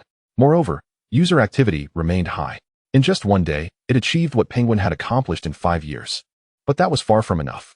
30 minutes ago, The Gemini software updated a new feature based on one-on-one chatting. Group chat feature, interests. This seems like a forum-style group chat, but it holds great potential. Users clicking the interests button would instantly enter a new realm. If you are a fishing enthusiast, the interface would be a vast blue sea with leaping fish. If you are a photography lover, the interface would showcase magnificent landscapes and continuously scrolling realistic figures. There are over 3,000 categories of hobbies. Each category can accommodate an unlimited number of participants. Within each category, users are filtered through precise algorithmic analysis to find common interests. Each hobby is further divided into enthusiasts, professionals, and die-hard fans. Everyone here shares the same interests, has the same aspirations, and appreciates each other. Countless netizens hit it off here, chatting freely and feeling like they've met long-lost friends. While chatting and sharing experiences, users can also post their photos and videos. I was truly amazed. I initially clicked in casually, not wanting to exit. This group chat is so high-end, and it's all violin enthusiasts, just like me. My group is even cooler. It's filled with Transformers collectors, something I searched for 2 years without finding. This software has surprised me again. No forum has ever gathered so many genuine racing enthusiasts. Haha, my old buddies finally found their base camp. OMG. I met the Alliance's Wei Shun in this group. This software is incredible and so precise. It helped me find my familiar territory and fit in instantly. If this software continues like this, will it take down all forums? A chilling thought. In the comments of the software, talents emerged. Naturally, some noticed the ambitions of the interests section. As they said, if this section continues to develop, it will replace all types of forums. The internet has developed to the point where almost every field has its dedicated forums. The football section's Football World Community, the car section's Car Friends Forum, an enthusiast tech space, among countless others.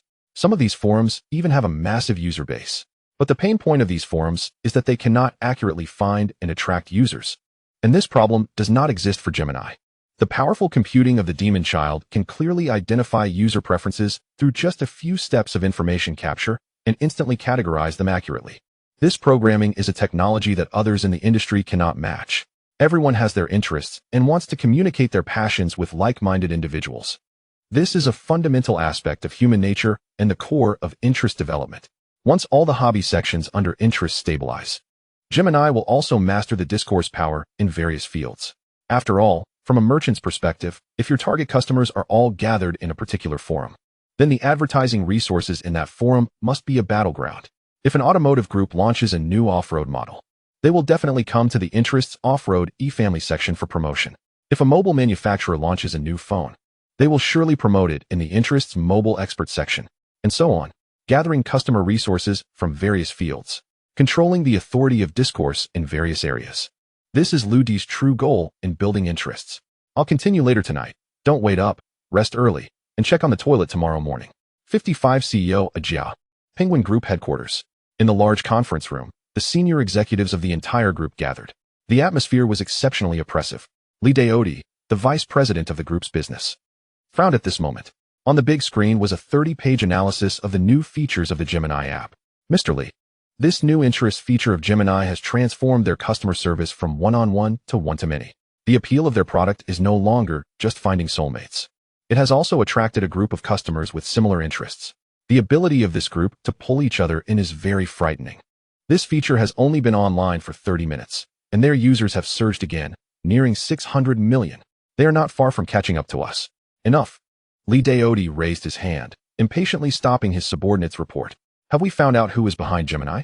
Yes, the registrant is named D. San, and the company is located in the Rongting Building CBD. A secretary-like person immediately reported. I've never heard of D. San. He is probably a newcomer. Plus, their company is currently not profitable, so their funds should be limited. Lee Daodi pondered for a moment and then shouted, Vice President Situ, I'm here. You go to their company for a face-to-face meeting. Since we can't replicate their technology, then go negotiate an acquisition for me. I'll give you 5 billion, no? 10 billion in authority. Use money to smash it down. No one can, and no one dares to refuse the acquisition of my Penguin Group. Hearing this amount, the middle-aged man known as Vice President Situ was momentarily stunned, feeling an immense pressure. He nodded solemnly. Mr. Lee, rest assured, I will ensure it gets done. At this moment, in front of the Rongtung building, Lu Di, who was watching the data, was suddenly patted hard on the shoulder. Ajia sneaked up behind Lu Di, preparing to wrap him in an embrace while holding back laughter and exerting force. Hey, what the? Ajia almost tripped over himself. Lu Di merely stood there casually. How is this body so steady like a javelin, unmoving as a mountain? Lu Di, you little brat, you're quite strong. Ajia exclaimed. Looking at Ajia, who seemed to be revitalized, Lu Di smiled and said, I've been exercising lately, and you've regressed. Stop talking nonsense. Ajia replied, scratching his head and looking up at the 80-plus-story Rongting building. You wouldn't be opening a company here, would you? The rent here is very expensive. You can just follow me to see for yourself. Lu Di smiled mysteriously and stepped forward. Entering the elevator, Lu Di pressed the button for the 87th floor directly. Ajia sighed. Wow, that's quite a high floor you've chosen. Arriving at the 87th floor, rows of offices lined both sides of the corridor. With huge floor-to-ceiling windows and a vast view that lifted one's spirits inexplicably. These offices were not yet occupied. Only a few scattered workers were making some renovations. The two walked through the narrow corridor. Lu Di kept his eyes straight ahead, while Ajia kept marveling at what kind of person could afford such good offices. Ajia, I'm working on an internet project, specifically in instant messaging. Moreover, the first version has already been completed and went live yesterday. Upon hearing Lu Di's introduction, Ajia immediately became serious. Lu Di continued, what you need to do is build a team and handle daily maintenance and reception. As for me, I don't want to reveal my identity to the outside world for now, so all public appearances will be up to you. Our company has sufficient funds, technology, and personnel, so you can rest assured about all of this. Ajia's eyes widened in surprise. Lu Di, you're not joking, are you? Of course not, my brother. I have strong capabilities. Lu Di laughed. Strong? How strong? By this time, the two had walked through the 87th floor and reached the 88th floor via the stairwell. Lu Di, as if casually strolling through a market, said, we're strong enough to refuse all the venture capital firms, fund companies, and large groups that want to acquire us when they come knocking. Ajia laughed. Brother, having entrepreneurial dreams is good, but boasting is your mistake. They continued to stroll and arrived at the 89th floor, a vast open space. Lu Di curled his lips. Once these companies come to us, it will be you who handles them. Unless absolutely necessary, I won't make an appearance. You're still joking. Ajia looked around the office environment, feeling quite pleased. Let's first strive to move into such a large office. Lu Di smiled lightly. We agreed that you will be the CEO of this company in the future, while I'll be the behind-the-scenes director, doing nothing but counting money. You brat. Our little startup company doesn't need so many useless positions. The CEO can do everything. The CEO is Ajia, the secretary is also Ajia, the cleaner is also Ajia. Haha.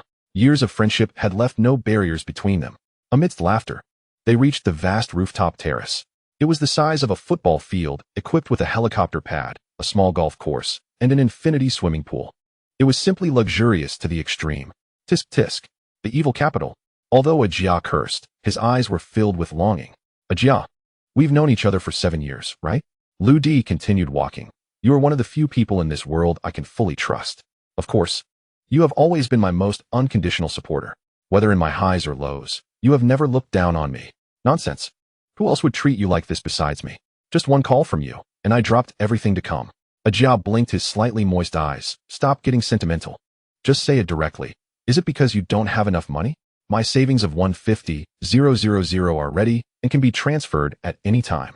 Lu Di pursed his lips and nodded. I will give you the company's financial account later. You can handle it yourself. Of course, Ajia's money was not needed. The financial account of the creator company had already been registered by Mo Tong, with 5 billion in circulating funds deposited. As for the company's business and future plans, Lu Di had already compiled them into a document and sent it to Ajia's email, which would take him a few days to digest. Even if he was a top student from High City University, you really are quick, getting everything organized so fast. As they spoke, they reached the edge of the terrace. Before them, the entire scenery of High City was laid out, majestic and grand. By the way, Ajia suddenly turned his head while leaning against the railing. Which office is ours? You just led me around for 3 floors. Lu Di gazed into the distance, pondered for a moment, and smiled. All of them, including this terrace we are standing on. What? That's 3 whole floors. Ajia exclaimed. What kind of company are you running? Lu Di shrugged and calmly replied. The company is called Creator. We currently have only one product, Gemini. What the hell?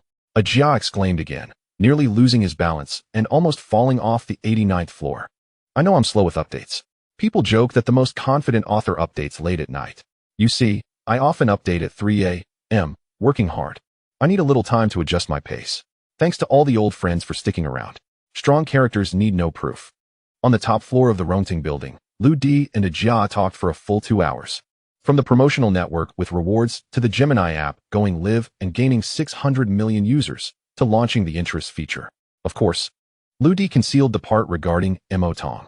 Lu Di told Jia that he independently developed Gemini and received angel investment from an old banker. Then, he bought the top 3 floors of the Rongting building. Gemini was incredibly popular online.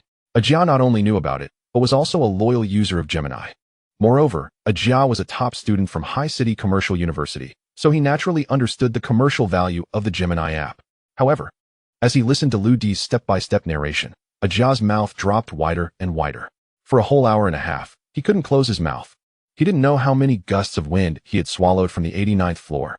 In Jia's words, Lu Di's marketing thinking had to be summarized in both Chinese and English. That is to say, it's awesome. Comrade Zhang Tianjia, since you have become the CEO of Creator, you need a good horse to match the good saddle, right? Lu Di asked with a smile. Jia snapped back to reality from his daze, looked awkwardly at his 200 yuan shirt, and said, "You're right. I need to find time to get a proper outfit. I just happen to have a set of idle villa and a Lamborghini. I'll have someone deliver it to you later." Lu Di said lightly. 10 minutes ago, he had already messaged Black Fox to have them deliver the villa keys and sports car that Lu Di won from Huang Mao at the underground casino to the Rongting building. An idle villa and Lamborghini?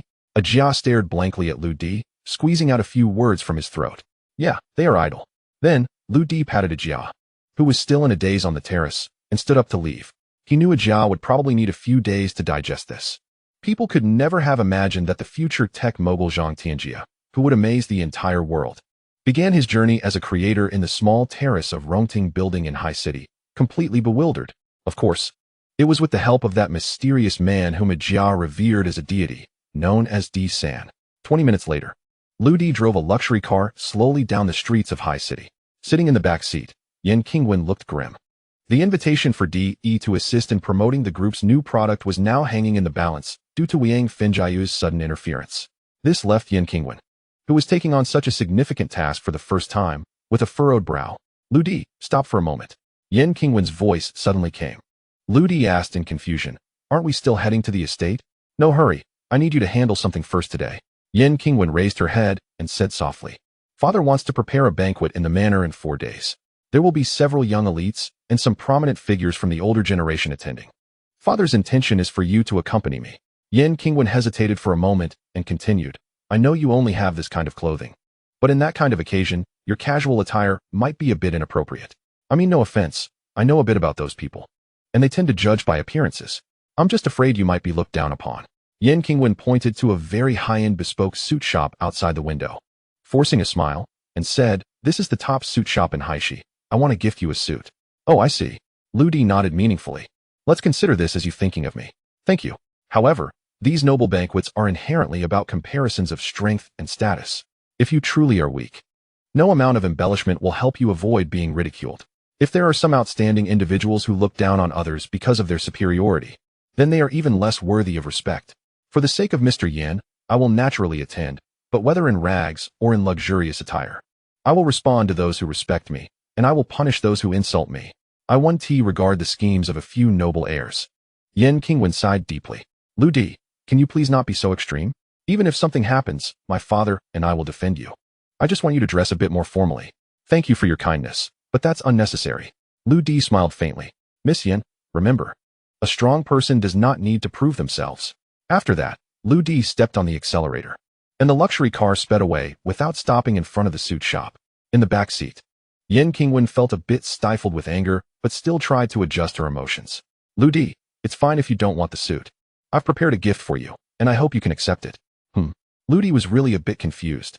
Did this woman take the wrong medicine today? Behind her, an open box was slowly handed over. Inside the box was a simple black cord with a glistening white pearl at the end. Even in daylight, the pearl emitted a subtle glow. It seemed faint, but it radiated a kind of power that seemed like it would never extinguish. Lu Di curled his lips. This thing looked quite valuable. Was she trying to buy me off? Is this guilt coming a bit late? You're right. This pearl is indeed quite valuable, because it's called the Eye of Immortality, and there is only one in the world.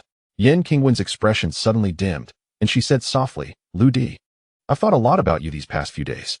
The reason you have so many strange and strong behaviors, is it rooted in your despair? Lu Di was taken aback. What is this Yin woman talking about?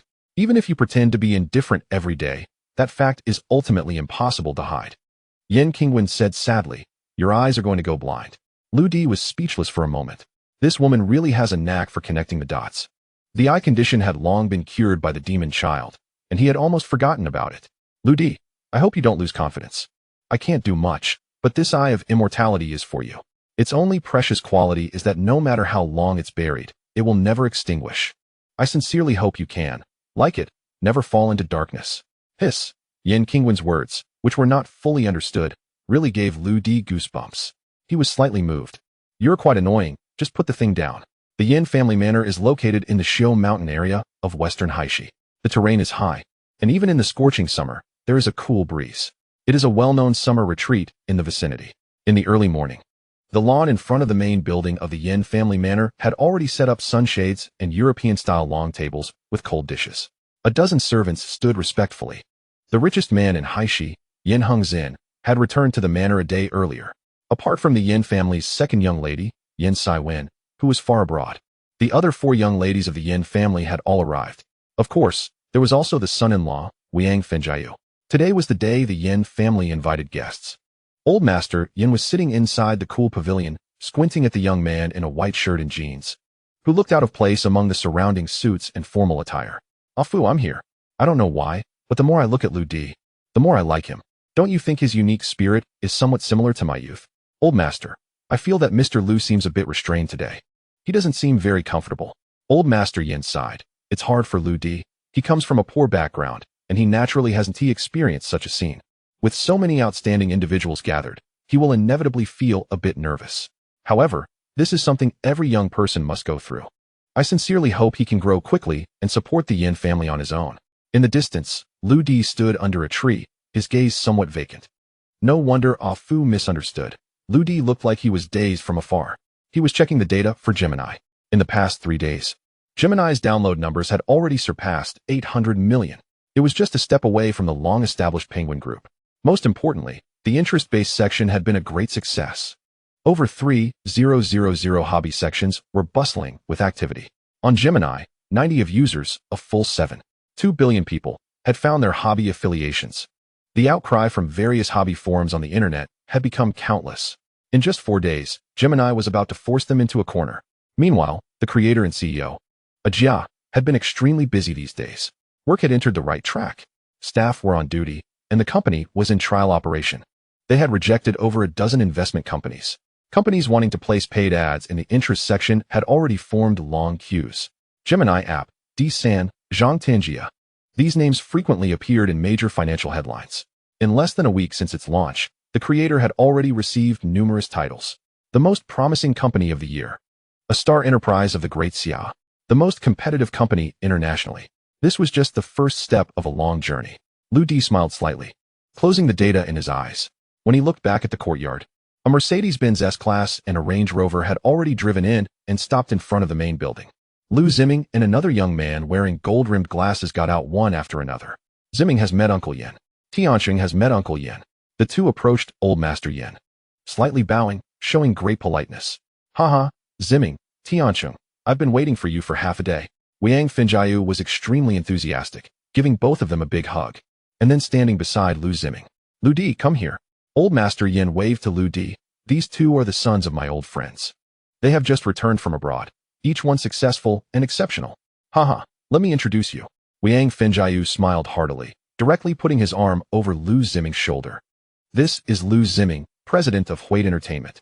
His outstanding quality can be summed up in one sentence. The recently popular singer, Emperor E, is one of his artists. Our group's new product promotion is also in discussions with Brother Ziming. Brother Ziming, today our Yin family is hosting a banquet, so if you have any requests, just let me know. The servants are unnecessary. I, Wiang Fenjiu, will personally host you. You must seriously consider my proposal, huh? Can consider. Lu Ziming looked at Lu Di with disdain, his face full of arrogance. Wiang Fenjiu approached the man with golden glasses again, who was also shining brightly. Zhou Tianqing, the founder of Secret Path Company, was undoubtedly a star boss. His company, Secret Path, is a national travel company that has developed 12 international travel routes and has exclusive contracts with 3 tropical islands, providing high-end customized travel services. Due to its popularity, Secret Path Company successfully secured $300 million in financing from Wall Street 2 months ago. I believe Brother Tiancheng won't take long to get the company listed. He is definitely a role model for our younger generation. Old Master Yin nodded in satisfaction, glancing meaningfully at Lu Di. Coincidentally, both Ziming and Tiancheng were college classmates of Wen and had once pursued her. Haha, it's embarrassing. Back then, I started traveling the world out of frustration after failing to win Wen's heart. But unexpectedly, I discovered 12 secret travel routes and successfully established a company. However, there is one point where Brother Finjiu is mistaken. I didn't just secure 1 round of financing, but 2 rounds, totaling $800 million. Moreover, I have gained the trust of the shareholders and control 70% of the company's equity, with a current net worth of about $30 billion. Zhou Tiancheng pretended to be humble. Turning to Yin Qingwen, Wen, I am now a completely different person compared to before. Yin Qingwen felt a bit awkward. Pointing at Lu Di to change the topic. Let me introduce you to this person. No need to introduce, it's Lu Di, right? Wen's benefactor. Zhou Tiancheng laughed heartily. Stepping forward to shake Lu Di's hand tightly, he pretended to hug him, leaning close to Lu Di's ear and whispering, "Don't think I don't know what you are. Just a freeloader with no background. Yin Qingwen is the key to my rise. Do you really think you can compete with me? I can crush you with just a finger." Old Master Yin even said to motivate you. Do you think you deserve that? Lu Di's expression changed instantly. His brows furrowed tightly. He heard Zhou Tiancheng sneer, pulling away from Lu Di's ear, his expression becoming warm again. He laughed loudly. Haha, Brother Lu.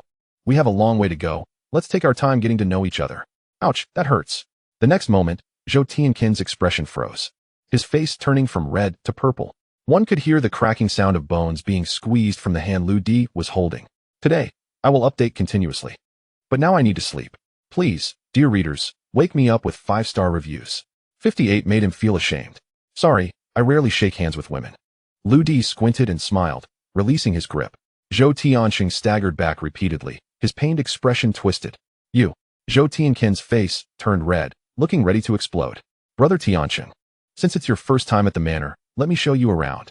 Wang Finjiu smiled warmly, opening his arms to pull Lu Ziming and Zhou Tiancheng together, leading them away. Old Master Yin watched all this clearly, shaking his head with a smile. Young people are just young people. They meet for the first time, and there's already so much tension. Lu Di also smiled lightly.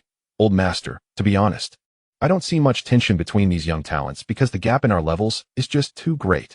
Haha, as expected of my Yin family's younger generation. It's good for young people to be a bit proud. Go ahead and fight. If you get into trouble, I'll back you up. In the distance, Wang Finjiu frowned. Looking serious. Brother Tiancheng, your temper is too explosive. A small mistake can ruin the big plan. Losing your composure in front of the old master won't benefit you at all. Zhou Tiancheng calmed down at this moment, gritting his teeth and remaining silent. Wang Finjiu narrowed his eyes. You both must be clear about what kind of person Lu Di is, right? Before he came to our Yin family, he was just a laborer, full of brute strength. But aside from that, he has nothing. No ability, no background. He can't even be compared to you two. Wang Finjiu looked at the increasingly angry faces of the two and continued. To be honest, I also dislike this kid. I want to drive him out of the Yin family, and you want to remove a competitor for pursuing Wen. We can completely unite. The two suddenly looked up. What do you mean by unite? Wang Finjiu smiled coldly. You know that some elders will come soon, and according to custom, there will be opportunities to speak at the lunch banquet, which is essentially a chance to showcase ourselves. At that time, Brother Ziming, you will publicly announce Teacher Di's concert, choosing my proposal. Of course, I won't embarrass you. I will also publicly promise that the product sales from one concert will be at least 20 billion. Also, for Teacher Di's appearance fee, I'll add another 200 million for you. And Brother Tiancheng, I, Wang Finjiu, will also promise you that I will connect you for your company's 3rd round of financing, ensuring your success. You can boldly disclose your company's listing plan at the lunch banquet. This way, both of your achievements will definitely amaze everyone on the spot. And what does Lu Di have? A pretty face? Just brute strength? It's simply a joke. Everyone will realize the gap between him and us. Brother Tiancheng, even if you just punched him twice, so what? It only makes you look reckless. What does our circle rely on? It's strength, status, and connections. When Lu Di loses face in front of the old master and the elders, and can't bring anything to the table, he will naturally be eliminated. Because no one will need him. Lu Ziming and Zhou Tianqing seemed to be awakened by Wiang Fengjiu. Yes, this is the lunch banquet of the richest man in Haishi. It's the perfect time to showcase our abilities. And to truly crush Lu Di is to demonstrate abilities that he can't even begin to match. The two of them, after receiving a call from Old Master Yin, immediately investigated Lu Di. He is just a part-time worker at a restaurant who accidentally saved Yin Qingwen. And that's how he rose to fame. It's somewhat laughable. Here I am, a proper company boss with a net worth of over 10 billion, competing with such a lowly person? There's no need. Strength is everything. Let him feel ashamed. Brother Fengjiu, thanks to your reminder. Zhou Tianqing smiled self-reproachfully. If it weren't for you, I might have just punched that little waste. That would have been embarrassing to the extreme. Then, Zhou Tianqing patted Wiang Fengjiu on the shoulder. I'll do as you say later. Great. Wiang Fengjiu nodded and looked at Lu Ziming. What about you, Brother Ziming? Lu Ziming frowned slightly. If I finalize the proposal, will Wienwen have any objections to me? Brother Ziming, you don't know this. That kid Lu Di, when he came to my house for the first time, somehow learned a set of rhetoric that confused the old master. The old master let Wienwen handle the new product sales, which is actually relying on Lu Di. If you help me achieve the sales, and Lu Di accomplishes nothing, then his abilities will be thoroughly exposed, right? At that time, he will no longer be valued by the old master, and your opportunities to get close to Wienwen will only increase. Wiang Fengjiu said with a cold smile. I see. Lu Ziming suddenly raised his head. No wonder that kid kept questioning my teacher Di. It turns out he was afraid, previously intimidated by Lu Di. Lu Ziming suddenly saw the light. He thought he had been caught by that kid on some flaw. He was just a waste who couldn't reach the grapes and was saying they were sour. The three returned to the cool pavilion, now wearing calm smiles. Haha, Brother Lu. I was rude just now. Zhou Tianqing laughed. You are the benefactor of the Yin family and driving for the Yin family. And we, as the Yin family's associates, must treat you with respect and courtesy.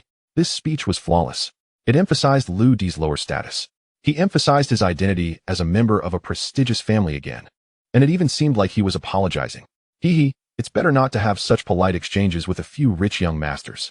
Lu Di smiled indifferently. Zhou Tianqing was once again so angry that his body trembled. Sir, I just received a call saying that Miss Nan has come to visit unexpectedly. A Fu said while bowing beside Old Master Yin. Miss Nan? Which Miss Nan? Old Master Yin tilted his head, clearly surprised by this unexpected visitor. From Kyoto, Nan Tianhai. The daughter of Old Master Nan, Nan Ruyi. As soon as a Fu said this, Yin Hengzhen's eyes widened instantly. The people present were also taken aback. Nan Tianhai, a figure known throughout the Great Xia, a senior official in the National Court, the Minister of Finance. A person whose stomp can make the Great Xia tremble. And under Nan Tianhai, all three of his children are exceptional talents. The eldest son, Nan Yingjia, shines in politics, and at just 36 years old, he is already the mayor of Hangzhou City, one of the youngest municipal officials in the Great Xia. His future is limitless. The second son, Nan Mingde, is a top scientist renowned overseas. 6 years ago, he developed a patent for solar photovoltaic technology. And now the energy technology group he founded is already listed among the Fortune Global 500. And Nan Tianhai's third child is praised as the most beautiful genius, Nan Ruyi. Since childhood, Nan Ruyi has been bright and talented, excelling in music, chess, calligraphy, and painting. Moreover, she is sweet and adorable, deeply favored by Nan Tianhai. In contrast to her two brothers, Nan Ruyi does not like to show off. After graduation, she came to Haishi alone to run an antique business. It is rumored that Nan Ruyi, with her unique insight, has repeatedly discovered hidden treasures, and in just a few years, the value of the antiques she has collected has reached astronomical figures. A father of high standing, 3 children who excel in different fields. The Nan family in the capital is powerful in both politics and business. Everyone knows and respects them. In terms of strength comparison, the Kyoto Nan family could easily swallow 10 Yin families.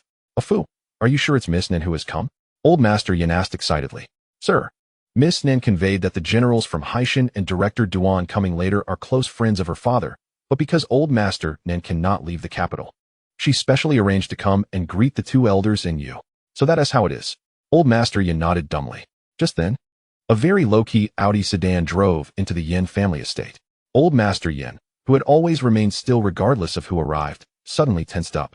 He immediately stood up to greet her. Looking at Old Master Yan's back, LV Ziming and Zhou Tianqing were at a loss. Brother Fengjiu, why did Miss Nan come? We had no idea about this beforehand. With her here, our little capital is bound to become a joke. I heard that in her family, Miss Nan is the apple of their eye, and both her elder brothers, even Nan Tongzhong, are very obedient to her. Don't panic. Wang Finjiu's eyes sparkled. This is a tremendous opportunity. Miss Nan's status is so high that she naturally won't demand too much from us. At the same time, because Miss Nan is coming, we should showcase our strength even more. Once we gain her recognition, we might be able to climb the high branch of the Kyoto Nan family. LV Ziming and Zhou Tianqing nodded repeatedly.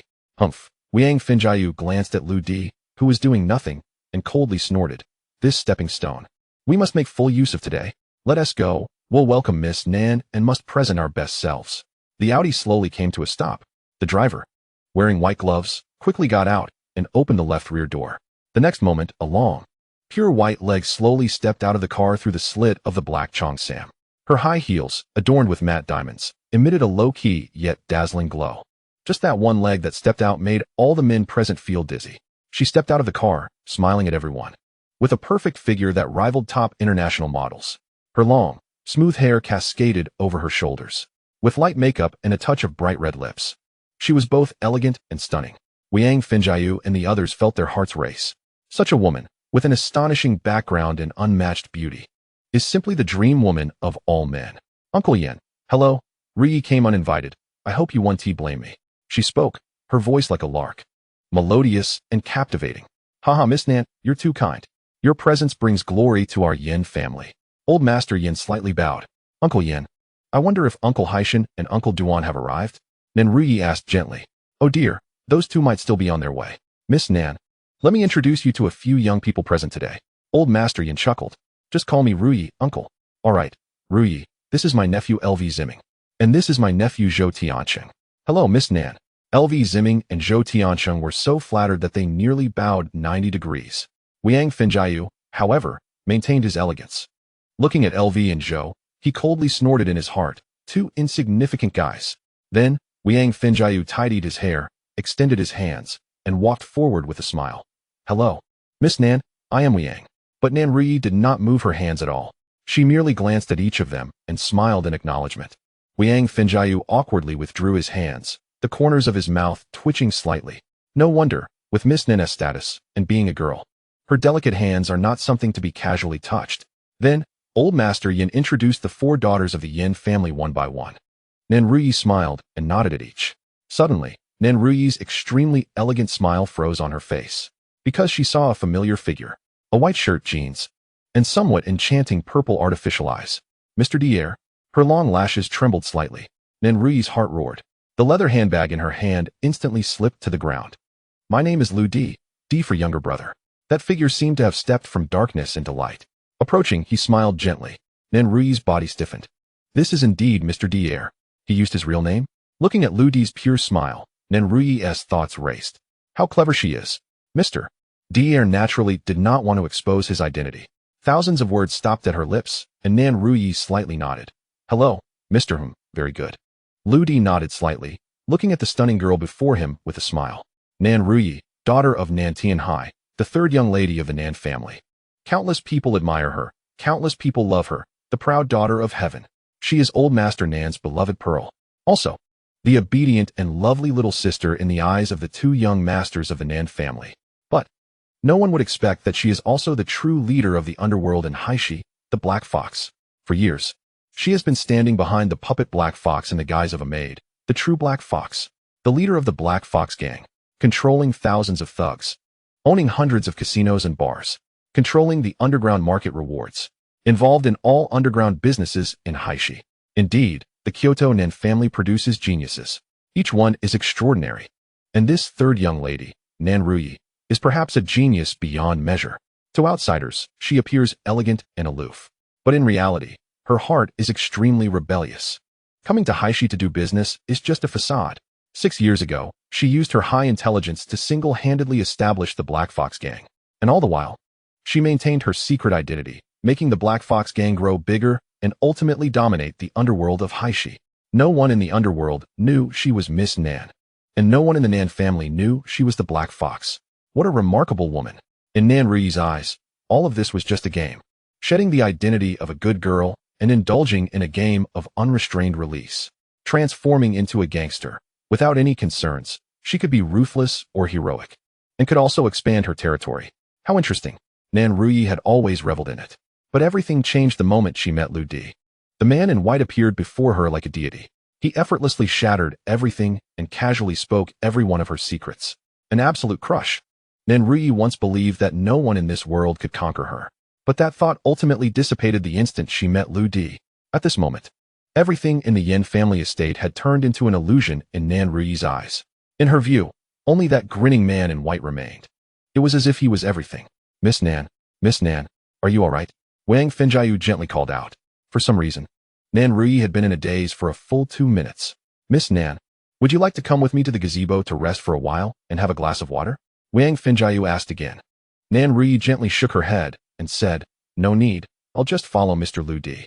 At the banquet center, haha, Miss Nan. Lu Di is not from the Yin family. He is just a driver for the Yin family. LV Zimming said with a soft laugh. No one would think Lu Di had any connection with this young lady from the Nan family. Miss Nan probably regarded Lu Di as just a guest of the Yin family. Nan Ruyi exclaimed softly, glancing at Lu Di. She saw Lu Di with a nonchalant expression. He took a few steps away, pulled out a cigarette, and leaned against a tree to smoke. Nan Ruyi felt a bit disappointed. It seemed her Mr. Lu Di was unwilling to show any obvious reactions. Then, she sighed and nodded. Then Ruyi will follow the host's lead. That's good. Wang Fengjiu smiled brightly, just as everyone was about to move. 2 cars drove up to the Yin family estate again. These 2 black cars were probably the cheapest ones in the Yin family estate. However, no one dared to underestimate the 2 guests in those cars. The front one was a hunky sedan with a white license plate, High A00001 Police. Behind it was an old Audi A6 with a white license plate, WJ00003. Those with some knowledge could tell the status of the 2 cars just by looking at the license plates. The first one was the vehicle of the top police officer in Haishi. The owner of the second one was uncertain, but at least held a general's rank.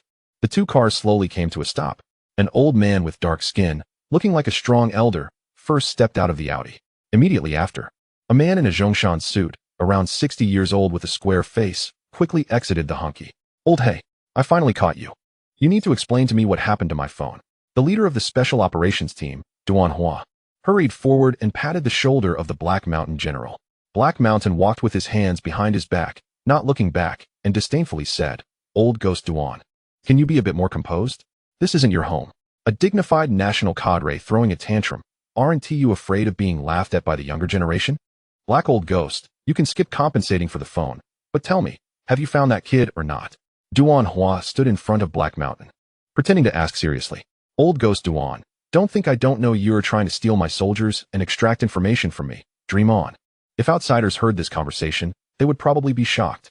2 prominent military figures bickering over an unknown kid like elementary school students. Haha, Old Duan, General Black Mountain.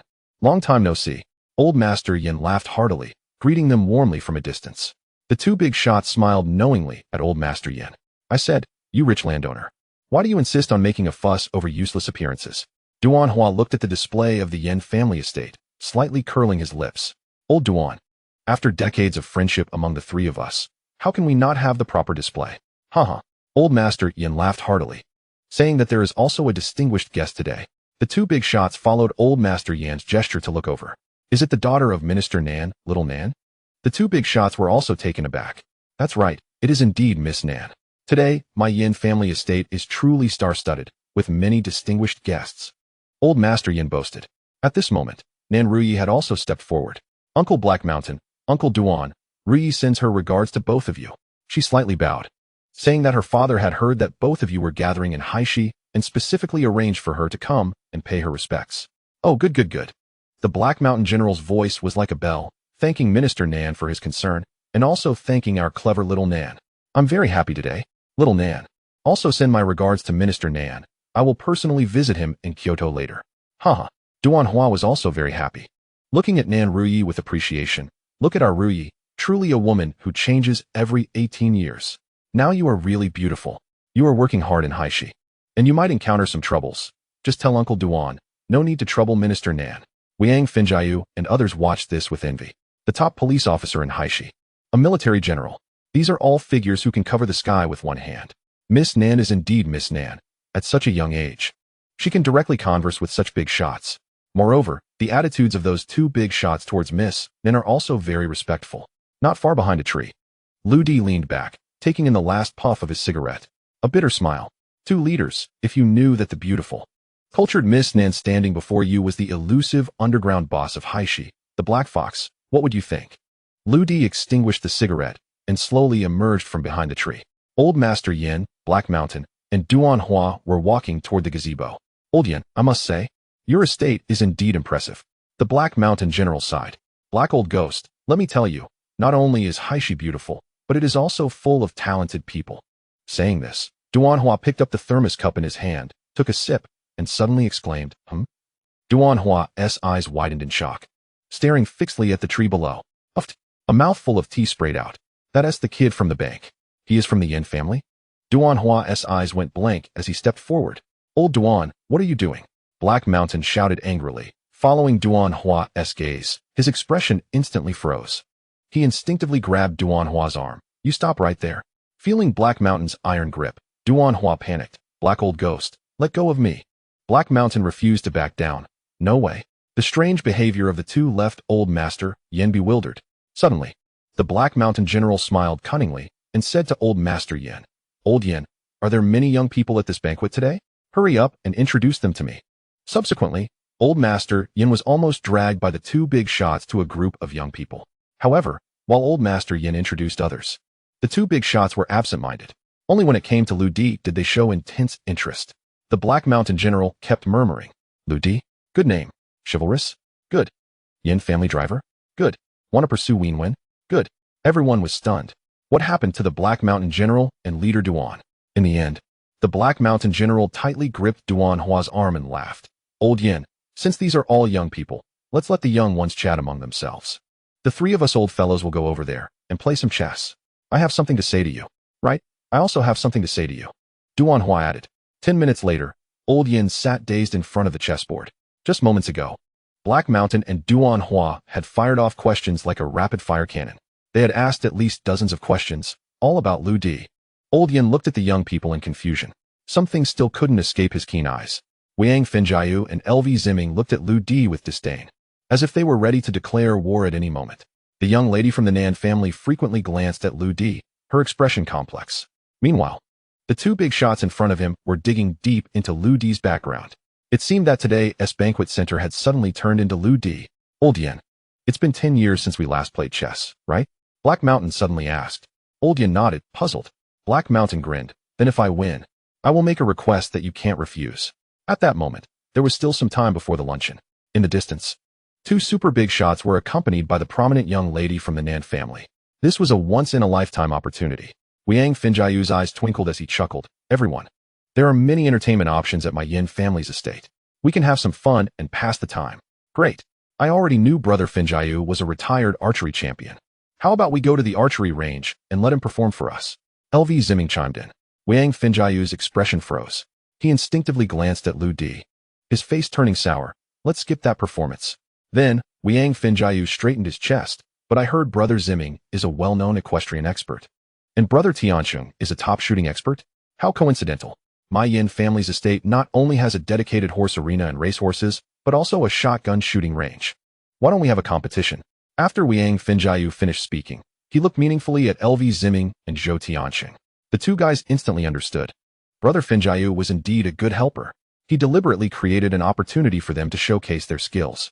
Several people glanced at Nan Ruyi. Since she met everyone, for some reason, she had become very reserved. She only glanced at the crowd, seemingly detached from the situation. Then it settled. Let's go? Wang Finjiu laughed heartily, not allowing anyone to voice objections, and directly led everyone to set off.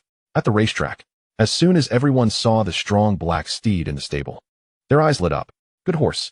LV Ziming stepped out of the crowd, having participated in nearly 100 equestrian competitions. He had seen countless famous horses at home and abroad, but had never seen a horse with such charm. This was a Baicha iron hoof horse, originally born in the mountains, with very hard hoofs. To the average person, it didn't seem suitable for use in a racetrack, but that was a huge underestimation, because it could only unleash its true abilities when faced with an extremely skilled equestrian. Only a rider with pinnacle skills could make it gallop flexibly across the plains. After LV Ziming finished speaking, he looked proudly at everyone, feeling exceptionally pleased. One must say, this rich young master indeed had considerable expertise in equestrian matters. With just a glance, he could analyze the strengths and weaknesses of the horse. Seeing Nan Ruyi nod slightly, he felt even prouder. Even Lu Di was attracted by the magnificent horse before him and couldn't help but step forward to gently stroke it. Lu Di, I advise you to be careful. This horse has a fiery temperament. If it kicks you, I won't take responsibility. LV Zimming shouted impatiently, his expression full of disdain. Haha, Brother Zimming is right. This horse has been at our estate for some time, but no one has been able to successfully ride it. It has a fiery temperament. Wang Finjiu laughed as he stepped out. If Brother Zimming can ride this horse, it naturally proves his exceptional riding skills. Hehe, to be honest, I've had the fortune of riding such horses before. They are all easy to handle. LV Zimming said arrogantly, looking at the horse with confidence. Lu Di smiled slightly, took 2 steps back, and said, then why don't you give everyone a demonstration? Of course. LV Zimming directly ignored Lu Di and turned to look at Nan Ruyi with a smile. Today is a rare occasion for Miss Nan to come. Since it's our first meeting, I naturally have to give my all and perform for Miss Nan. After saying that, LV Zimming moved around a bit. He gazed seriously at the steed. With a gentle slap on its back, he directly mounted it. To everyone's surprise, the proud Beicha iron hoof horse didn't resist at all. Everyone couldn't help but applaud. LV Zimming's figure was relatively tall, and sitting atop the high horse indeed had a certain grace. LV Zimming smiled lightly and cast a glance at Nan Ruyi. Even Miss Nan had a hint of approval in her eyes. Then, LV Zimming took a deep breath and shouted, "Giddy up!" The air fell into an eerie silence. The steed didn't move at all. LV Zimming tightened his grip on the saddle and shouted again, "Giddy up!" The steed still didn't budge. The crowd fell silent. Haha. Only Lu Di's faint laughter broke the silence. I advise you to get off the horse in 10 seconds. Suddenly, the steed neighed. Its front hooves rose high. Its body shook violently, and it directly threw LV Zimming off. He landed 3 meters away, falling into a heap. The crowd was astonished. They saw LV Zimming get up in a sorry state. His face twisted as he exclaimed, "Finjiu, what kind of broken horse is this? There's something wrong with it. The one with a problem is you." Lu Di slowly walked forward, standing in front of the horse. This horse was indeed a Beicha iron hoof, but it was also a purebred Mongolian warhorse. Mongolian warhorses are born in the vast grasslands, galloping across the plains with a fierce temper and extraordinary pride. Their ancestors trace back to the Mongolian cavalry of Genghis Khan. Mongolian warhorses are born for battle, meant to be ridden by heroes. They dislike being pampered and have no patience for the incompetent. They are full of spirit and can see through everything. They will never submit to mediocrity. Lu Di said this, and the Mongolian warhorse behind him snorted angrily. It seemed to affirm Lu Di's words and actions. Lu Di looked at the disheveled LV Zimming and sneered. You, a petty and hollow person, are not worthy of riding a Mongolian warhorse. It's simply a joke. Lu Di, what gives you the right to say that? LV Zimming shouted furiously. This horse is clearly wild and unruly, poorly trained. What hero rides it? Stop talking nonsense. If you're capable, try it, and see if you won't fall. Seeing LV Zimming make a fool of himself, Wang Finjiu also felt somewhat embarrassed. He frowned and said, Lu Di, you say this horse is meant to be ridden by heroes. Do you dare to call yourself a hero and give it a try? Wang Finjiu felt helpless at this moment. He had given LV Zimming a chance to showcase, but unexpectedly, it backfired. Now he could only hope that Lu Di would also embarrass himself. If no one could ride it, then there was no need to worry about losing face. Yan Qingwen, upon hearing this, also showed a hint of worry on her face, gently shaking her head at Lu Di, signaling him not to act rashly. But Lu Di shook his head slightly. As for riding, I see no need. Tisk, turns out you can only talk big. Zhou Tianqing sneered. Then, Lu Di smiled faintly, turned around with his hands behind his back, and directly faced the Mongolian warhorse, exuding the imposing aura of a mighty emperor. The next moment, the proud Mongolian warhorse neighed loudly, its front hooves stepping forward, its knees bending, and its head slowly lowering, as if worshipping the proud war god. They slowly knelt before Lu Di. This was a sign of respect for the warrior, a submission to the strong, and Lu Di simply smiled lightly. The clouds roll and swirl from ancient times to now. The Lord stands proudly, his aura howling. Having seen all the brave heroes of the world, in terms of momentum, who else but me? No need for words. The earlier scene took everyone by surprise. Although the warhorse did not gallop, it inexplicably shook everyone's hearts. If the Mongolian warhorse possesses spirit, only yielding to heroes and champions, then its kneeling before Lu Di is self-evident. The warhorse is driven by heroes. So those who bow and worship can only be true sons of emperors, right? Who is that man? Calling himself Lu Di, the younger brother? Unnamed. Everyone's state of mind was different. In Yin Qingwen's heart, Lu Di's mystery was even greater. She completely could not understand, as if lost in a fog. She asked herself that question again. Lu Di, what kind of person are you? In Nan Ruo's eyes, everything was both reasonable and made her heart surge. A gentleman is indeed a gentleman. No matter how bizarre or breathtaking the event, as long as the gentleman is involved, it will surely be victorious. Evil spirits retreat, and heroes worship. At this moment, Liang Fenjiu, Lu Ziming, and Zhou Tianqing were extremely angry. In the horse racing event, Lu Di had stolen all the limelight. The three of them were humiliated. Not only did they fail to show off in front of Miss Nan, but they also lost face. Brother Tianqing, this kid Lu Di is quite strange. Liang Fenjiu gritted his teeth and said quietly, to be honest, this kid made me lose badly in archery earlier. Are you confident you can win against him at the shooting range? Archery? Zhou Tianqing laughed darkly. I excel in shotgun clay pigeon shooting, targeting fast-flying discs. Completely different from archery. Even if he is accurate in archery, so what? This is a game for the rich. He, a poor kid, probably hasn't even seen it. Right, Brother Tianqing, I believe he can do anything. You must help us regain our face. Lu Ziming said while rubbing his backside, gritting his teeth. Then it's settled. Liang Fenjiu's eyes flashed coldly. I'll find a way to provoke him. Let him compete with you, and the outcome will depend on you. Everyone had different thoughts as they headed to the shooting range. The Yin family manor is indeed a top-notch estate. A full hectare of lawn is specially used for shooting practice. Zhou Tianqing took a deep breath, straightened his chest, and smiled. Since childhood, I have followed my father to learn shooting, starting to hunt in the mountains at 13, and I consider my marksmanship quite good. As for the clay pigeon shooting here, with 2 clay target machines alternating throwing discs, 5 shooting positions, double direction shooting, 75 discs hit 70. Hee, I'm just 3 hits short of the Olympic champion. Everyone gasped. Yin Kai and Yin Xingxin whispered. Those discs thrown by the machines fly everywhere. In just a few seconds, it's really hard to hit. I secretly tried once, and I couldn't hit a single one. I was so angry, I almost threw the gun. Zhou Tianqing feigned a deep smile. Slowly looking at Lu Di, I heard Lu Di's archery skills are outstanding. I wonder how he fares in shotgun shooting? Liang Fenjiu also seized the opportunity. Yes, Lu Di.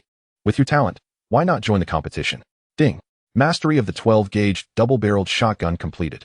Ultimate loading technique mastered. Olympic champion clay pigeon shooting subconscious integration completed. Cool gun-wielding posture integration completed. Hee, Lu Di, were you thinking of me? I've been upgrading my sequence recently, so I took a little nap. Little demon. I did think of you, but when will you grow up? I don't need that cool gun-wielding skill. Lu Di shook his head helplessly. Better safe than sorry. Everyone has a heart for beauty. Bye. I'm off to continue upgrading. All right. Lu Di shrugged and slowly approached the firearms, casually saying, no need for so much nonsense. If you want to lose face, I'll accompany you. Haha, good. Zhou Tianqing smiled arrogantly. Then let's start both clay target machines, each of us with 30 rounds. No more unnecessary talk. I'll go first. You save the remaining time for yourself. Lu Di said lightly, simultaneously arranging the shotgun shells on the table in a neat row. A total of 70 rounds. Then, Lu Di picked up the double-barreled shotgun, skillfully testing the trigger, calibrating the sights, and checking the trajectory. Every action flowed like water. An experienced master, without a doubt. Standing nearby, Liang Fenjiu felt something was wrong. Damn it. That familiar feeling is back. Zhou Tianqing is going to be humiliated. Then, Lu Di stood tall and proudly shouted to the operator. Turn on all 4 clay target machines. Random positions, 70 discs, continuous throwing. Haha, Lu Di, have you ever shot at clay pigeons? You have a double-barreled shotgun, not a machine gun. With your throwing method, the discs will be flying everywhere. You won't even have time to load. You won't hit a single one. Zhou Tianqing, who was just stunned by Lu Di's posture, was now laughing heartily. In the distance, the operator also leaned out, loudly asking, Mr. Lu Di, did you say that correctly? I've never heard of this kind of shooting method. Just do it. Snap. Lu Di pushed with one hand, loading 2 shells. The shotgun was ready. Seeing Lu Di's determination, the reluctant operator had no choice but to comply. Whoosh, whoosh. The sounds of 4 discs being thrown echoed as 4 clay pigeons were launched simultaneously. Lu Di's eyes sparkled with brilliance. With an imposing stance, he aimed. Indeed, with a double-barreled shotgun that can only load 2 shells, hitting 4 discs that only fly for 4 to 5 seconds is almost impossible. But this only applies to ordinary people. The little demon had already marked all the data for Lu Di. distance, wind speed, wind direction, the parabolic trajectory of the discs, and the prediction of their descent. Every detail was under control. Plus, with top-notch shooting skills, the impossible would become possible for Lu Di. Without hesitation, bang, bang, within 0. For seconds, he fired 2 shots, all hitting. Lu Di smoothly opened the shotgun barrel. Then, he stomped hard with his right foot. The 2 shotgun shells on the nearby wooden table were directly sent flying. Lu Di deftly reached out with one hand, and the 2 shells landed perfectly in the barrel. Then, he immediately began his second shot. Bang bang. Another 2 hits. The most terrifying part was that all of this happened within 1 second. Everyone was dumbfounded. Stylish. Swift. Precise. Godlike shooting skills. Whoosh. Whoosh. The discs were thrown again. Lu Di repeated the operation, as fast as lightning. Again, all hits. Zhou Tianqin's mouth opened in an unbelievable arc, his jaw nearly dislocated. Damn it, this competition is ridiculous. This kid is not human. Not far away, in the pavilion. 3 old men who were playing chess were also startled by the gunshots. Bang bang bang. The dense sound of shooting made Haishan freeze. Are they shooting clay pigeons? That's the sound of a 12-gauge, double-barreled shotgun. What kind of person can shoot at this speed? The reloading time has been compressed to at least 0.1 seconds. Faster than my ace warrior by 2 times. This is a joke. I don't believe it. Haishan turned his head, squinting his eyes, straining to look into the distance. There, that tall figure in a white shirt, almost moving at a speed invisible to the naked eye, was crazily hitting the flying discs. Damn it. It really is that little pervert. Haishan's mouth twitched violently. Suddenly, he turned his head, his forehead bulging with veins, excitedly shouting, "Yin, old man. Even if it costs me my life today, I will win this chess game against you. This kid, I must recruit." At the shooting range, 70 clay discs were shattered by Lu Di in 2 minutes. The dust filled the air and slowly settled before the stunned audience. The protagonist of the event, the Yin family's driver Lu Di, slowly removed the last 2 shells from his shotgun. Using the gun barrel, which was as red as a coal, he lit a cigarette. Exhaling smoke, Lu Di said calmly, "You all continue playing. I'm going to check on those old men." With that, Lu Di left nonchalantly. Hiss, this is unbelievable. Zhou Tianqin gasped, feeling a bit shaken. Such shooting skills are simply impossible. If he went to the Olympics, he could carry back gold medals in a sack. Yet he came to the Yin family as a driver? And he wants to be my rival? I thought I could compete with him in shooting? This is a trap. Equestrian competitions are also a trap. Zhou Tianqin cast a skeptical glance at Wang Fengjiu, who looked like he had eaten a ton of bitter herbs, his expression utterly defeated. Unable to voice his frustrations. Who would have thought that Lu Di could master everything? Yin Kaikai and Yin Xingxin cheered joyfully. Carefree and only needing 1 point. Lu Di looked so cool holding the gun. Meanwhile, Yin Qingwen was deep in thought. Throughout this journey, Lu Di had repeatedly astonished others. It was hard to imagine that he had such an ordinary identity. Self-discipline, perfect physique, exceptional culinary skills, horse training techniques, shooting skills. These traits were not uncommon. But if they were all concentrated in one person, it became incomprehensible. A mystery, all a mystery. Yin Qingwen had figured out a way. She was determined to uncover everything about Lu Di. As for Nan Ruyi, she was watching everything with satisfaction. She couldn't quite explain this feeling herself. There was no surprise in her heart. She just felt that, as Mr. Dier, all of this was perfectly natural. Under the sunshade, General Haishan rubbed his hands excitedly and placed a black stone on the Go board. Old Master Yin hesitated for a long time. Before him was a game of Go. Old Master Yin played with white stones while Haishan played with black. Currently, Old Master Yin was clearly at a disadvantage. Old Yin, it seems you are going to lose this game. Haishan chuckled. So, about that request, I won't be polite, old friend. Watching Haishan about to succeed, Duan Hua felt quite angry. The higher the official rank, the more oppressive it is. Even playing a game of Go, I have to let that old ghost Haishan go first. It seems I won't get anything out of this. Haishan, I really don't understand. As a dignified general, what could you possibly want from a small businessman like me? Old Master Yin furrowed his brows. He was still observing the game, trying to find an opportunity for a comeback. Of course there is. Your Yin family estate is full of talents, and it makes me envious. To be honest, my request is simply to ask for a person. Haishan said with a narrowed smile. Old Master Yin seemed to understand something and raised his head. So that's why you're being so strange today? You want a person. What? Are you regretting letting Tai Si and the others go back and now want to recall them? Old Master Yin felt a bit helpless. Years ago, he had specifically asked Haishan, who was then a special forces instructor, to send Tai Si and his group of orphans to the army for training. Unexpectedly, the Tai brothers turned out to be quite promising. Within a few years, they all became elite soldiers. In the end, it was only after much persuasion that Haishan agreed to let them retire and return to guard the Yin family. You've gone around in circles just to go back on your word? Old Master Yin raised an eyebrow. Not at all. I'm not touching Tai Si. I want someone else. And just one. Who? Old Master Yin leaned forward suddenly, feeling something was off. Look. Haishan pointed with his chin at a young man in a white shirt who was strolling over. Old Master Yin stared blankly. Then his expression changed. Lu Di? You want to take Lu Di away? Old Master Yin shouted excitedly, but suddenly realized he had lost his composure. He paused and said more calmly, Old Haishan. You don't know, Lu Di is just an ordinary person, and he has some disabilities. He's quite weak. What do you want him to do in the army? Drive for you? Don't joke around. Cut it out. You say he's weak? If he is weak, then my soldiers wouldn't even count as men. Haishan didn't give Old Master Yin a chance to speak, taking out a black stone and forcefully pressing it onto the go board. Snap. He laughed. Old Yin. Your white stones are already locked, and my formation is complete. You've lost. Haishan laughed up to the sky. By the way, my formation is called Nine Dragons' Tail, and even the top Go masters can't break it. Old Haishan, you can't do this. I don't agree. Old Master Yin became anxious. What if it goes like this? Suddenly, a long arm reached out from Old Master Yan's side. He took a white stone and gently placed it in a corner of the go board that seemed inconspicuous. Lu Di? Old Master Yin recognized the person. It was Lu Di, who had already walked to the sunshade and was gently wiping his hands with a white towel. Please take another look at the board, General Haishan. Lu Di smiled. Haishan was taken aback. Then he looked at the go board. The more he looked, the more astonished he became. Lu Di's stone directly severed two of Haishan's major positions. It also left countless follow-up moves. And because of this move, Old Master Yan's previously scattered white stones were suddenly consolidated. Looking at it overall, the white stones had already escaped danger, if handled properly in the later stages. It was not impossible for the white stones to turn the tables. This move was truly exquisite. After a moment, Haishan asked in astonishment, Little brother, what do you call this move? I just heard you call your move Nine Dragons' Tail. Lu Di chuckled. Then I'll name this move Hedgehog Turnover. Hiss, Hedgehog Turnover? Is this retracting a weak belly and then facing the enemy with steel spines?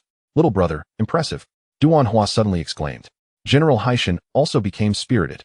Lu Di had once again exceeded his expectations. Playing Go was a game of strategy. Mastery of Go meant mastery of strategy. Or, using military tactics like playing Go. Understanding the situation on the board, instantly placing stones, and turning the tide. Then in battle, one could do the same. It seemed Lu Di had more than just martial prowess. Haishan's expression shifted slightly, and his thoughts became more resolute. This boy, I must recruit him. Haishan said cheerfully, good. Very good. Since the formation is broken, Old Yin, let us continue. We need to determine a winner. What kind of person was Old Master Yin? He went along with the flow. He rose leisurely and said with a smirk, what are we competing for? I'm hungry. Let's prepare for lunch. In the banquet hall of the estate, the feast was ready. Old Master Yin, General Haishan, and Duanhua sat in the main seats. While the younger generation sat on either side, everyone had their own thoughts, and the atmosphere was inexplicably quiet. Ahem, Old Master Yin was the first to break the silence. It's rare to have General Haishan and Elder Duanhua here today. Children, why don't we share our recent work achievements while dining? The younger generation collectively took a deep breath. The next segment was actually an unwritten rule at this high society banquet regarding the younger generation. What was said to be sharing was actually a way to show off their strengths and then rank themselves. LV Ziming, Zhou Tiancheng, and others were already secretly clenching their fists. Lu Di, no matter how strong your shooting skills are, you are still just a poor man. A completely destitute poor man. I have finally waited for the chance to humiliate you. Hee hee, I see everyone seems a bit restrained. Old Master Yin glanced at Yin Qingwen and smiled. You go ahead. Wen. Yin Qingwen nodded gently, stood up, and said, as everyone knows, our Yingzi group has recently launched home medical device products, which are a top priority for our group this year. I am honored to have my father's trust and to be the project leader. Next, I will collaborate with Ziming to invite the singing god De to hold a charity gala. This concert will primarily focus on charity, temporarily not emphasizing sales performance. There will be a donation segment at the gala, and all the funds raised will be donated to children's medical institutions and charitable hospitals. Holding such an event not only increases the visibility of our new products, but also helps those impoverished and sick children who cannot afford medical treatment. After Yin Qingwen finished speaking, several elders nodded slightly, showing their approval. Lu Di also agreed. This woman, Yin Qingwen, truly has a kind heart. She usually appears a bit cold and unfeeling, but ever since she visited Grandpa Tua's hospital, she seems to have kept in mind those poor patients and disabled children. Not only has she personally donated medical equipment, but this time she is also raising funds for them through the new product launch event. She can definitely be called a conscientious entrepreneur. Suddenly, a discordant voice interrupted. Wang Fengjiu slowly stood up and said, "If I heard correctly, Win Wen. You just said not to focus on performance? Win Wen, I think you might be mistaken. Our Yingzi is a business that relies on sales profits to survive. You are spending the budget on an event without requiring performance? Do you think our Yingzi is a charity organization?" Wang Fengjiu pretended to shake his head helplessly and sighed. "Everyone, I also want to announce some news. General Manager Lu Ziming has reached a cooperation with me. The concert matters will be carried out according to my plan. In 5 days, we will hold a large concert at Huishan Plaza in Haishi City. We will also invite major distributors to VIP seats, promote our new products extensively, and open on-site ordering. Ziming and I solemnly promise that the sales of our new products will not be less than 20 billion after this performance. We will create a perfect opening for the group." "That's right." Lu Ziming also stood up. "I completely agree with Brother Fengjiu's plan and will fully support it. As everyone knows, the appeal of the singing god De is incredibly strong. As long as he appears at the concert, it will undoubtedly be the biggest news in Haishi this year. Naturally, boosting our product sales will not be a problem." At this moment, Wang Fengjiu was extremely pleased. Frequently glancing at Old Master Yin and Miss Nan, he smiled again. "Father, although this marketing plan is under Win Wen's responsibility, I believe this is a crucial step for the group, and we cannot afford any mistakes. Everything must prioritize sales results." Yin Qingwen was suddenly at a loss and could only look at her father, Yin Hengzhen. Old Master Yin was also in a dilemma, his brows slightly furrowed. Although Wang Fengjiu's approach was domineering, it was not without merit. After all, Yingzi is a business that needs to make money and requires funds to operate. While Win Wen's plan is a good deed, it offers no guarantees for the group. Old Master Yin subconsciously looked at Lu Di. Lu Di seemed bored, lowering his head and fiddling with the utensils on the table, showing no intention to participate. Suddenly, applause erupted in the quiet banquet hall. Zhou Tianqing stood up, clapping, and said, "I also consider myself somewhat successful in business, and I completely agree with Brother Fengjiu's plan. To be honest, my company has recently been flourishing. The third round of financing has already begun negotiations, and if all goes well, the funds will be in place within 2 months. Within half a year, my business data will meet the targets, and we will start preparing for listing. Haha, I feel ashamed to say that if our Maida company successfully goes public this year, we will break the record for the fastest listing time in the Xia Dynasty entrepreneurial circle, and I will become the youngest founder of a public company." Hearing this, even big shots like Haishan and Duanhua were somewhat surprised. They really didn't expect these young people, whom they had never paid attention to be so talented and successful at such a young age. Duanhua also applauded and said, "Today has truly opened my eyes. The younger generation is formidable, indeed. Everyone, if I have neither managed a company nor cooperated with Yingzi, I am merely a small antique dealer and should not embarrass myself in front of you all." Nan Ruyi, who had been sitting elegantly, suddenly spoke. "Oh, Miss Nan is too modest. With your status, you naturally don't need to explain much. Even if we were all tied together, we couldn't compare to you." Zhou Tianqing immediately flattered her. "Yes, Miss Nan, your strength needs no further explanation." Old Master Yin also laughed. After that, everyone's gaze inevitably turned to Lu Di. It seemed everyone was waiting for his move. Old Master Yin hoped he would step up and offer suggestions for the group's marketing plan. Yin Qingwen also cast a pleading look. Big shots Haishan and Duanhua were filled with curiosity about this young man. Wang Fengjiu, Lu Ziming, and Zhou Tianqing wore cold smiles. There would definitely be no surprises this time. In business, this kid was nothing but a beggar compared to them. He certainly wouldn't say anything of substance. Naturally, they saw an opportunity to humiliate him. After a moment of silence, Lu Di smiled faintly and said, "Trash." "What did you say, Lu Di?" Wang Fengjiu seemed unable to believe his ears. "Sorry, I wasn't talking about you." Lu Di suddenly looked up. "I mean, Wang Fengjiu, Lu Ziming, Zhou Tianqing. You three are all trash. Dear old friends, are you wanting to scold me? I didn't mean to. I just boasted yesterday and updated 2 chapters today. I'm not doing it on purpose. Tomorrow, I will definitely update more, at least 5 chapters. If I don't, feel free to abandon the book. No hard feelings." "Lu Di, you are going too far." Wang Fengjiu stood up angrily. "In public, you dare to curse at people?" Lu Di remained calm and said indifferently, "Your achievements are no different from trash in my eyes. Lu Di, you are so arrogant. You, a driver with no accomplishments. What right do you have to judge our achievements? Zhou Tianqing and Lu Ziming both shouted in anger. Sigh. I stayed at the Yin family out of goodwill. I originally wanted to act low-key. But what gives me a headache is that there are always some clowns making noise in front of me. Fortunately, Lu Di sighed lightly. Just as there was an elder who woke me from my dream, he told me that as a young person, daring to fight and struggle is not an overreach. Releasing the fire in my heart is not an overreach. Suddenly, Lu Di turned his head, his gaze sharp, looking at Wiang Fenjiu and the others. Wiang Fenjiu, Lu Ziming. You two are going to hold a concert at Huishan Plaza in 5 days, right? Then let me say it bluntly. Your DE concert will become the biggest joke of the year in Haishi. Lu Ziming, you and your management company will be ruined overnight. And Wiang Fenjiu. Your sales performance will be zero. Wiang Fenjiu instantly exploded with rage. He shouted, Lu Di, you are cursing me. What right do you have to say that? Not only was Wiang Fenjiu furious, but even the others at the table frowned. Lu Di's words were indeed a bit too much. Even if they did not support Wiang Fenjiu's plan, it shouldn't warrant such harsh words. This is certainly not a curse, but will soon become a reality.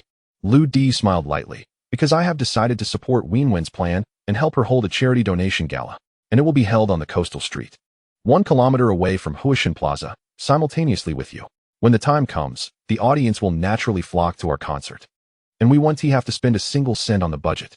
Wiang Fenjiu listened in a daze, fell silent for a moment, then suddenly burst into wild laughter.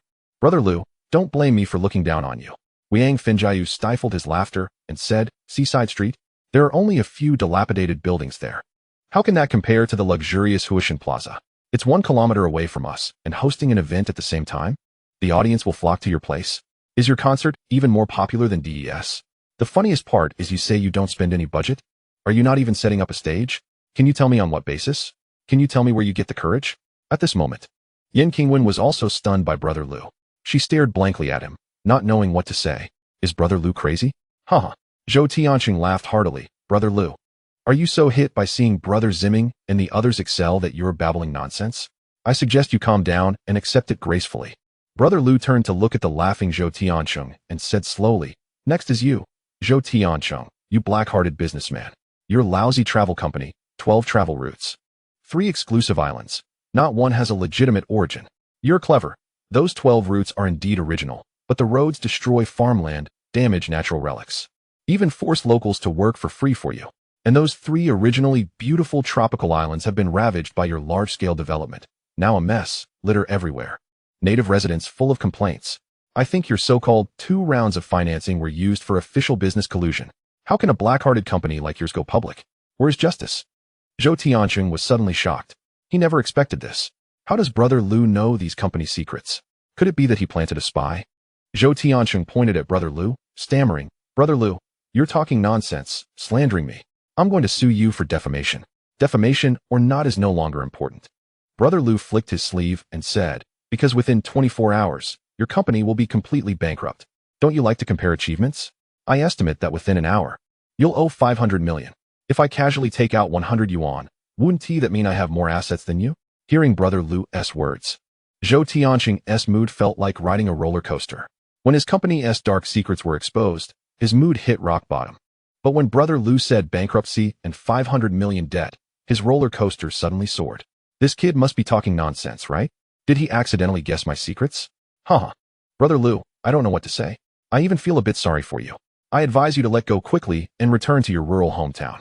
If you keep staying in the wealthy circle, I'm afraid you'll have mental problems. Zhou Tianqing shook his head helplessly and shouted, Everyone. My company currently has at least 1 billion in liquid assets and nearly 50,000 booked customers, most of whom are high-end clients.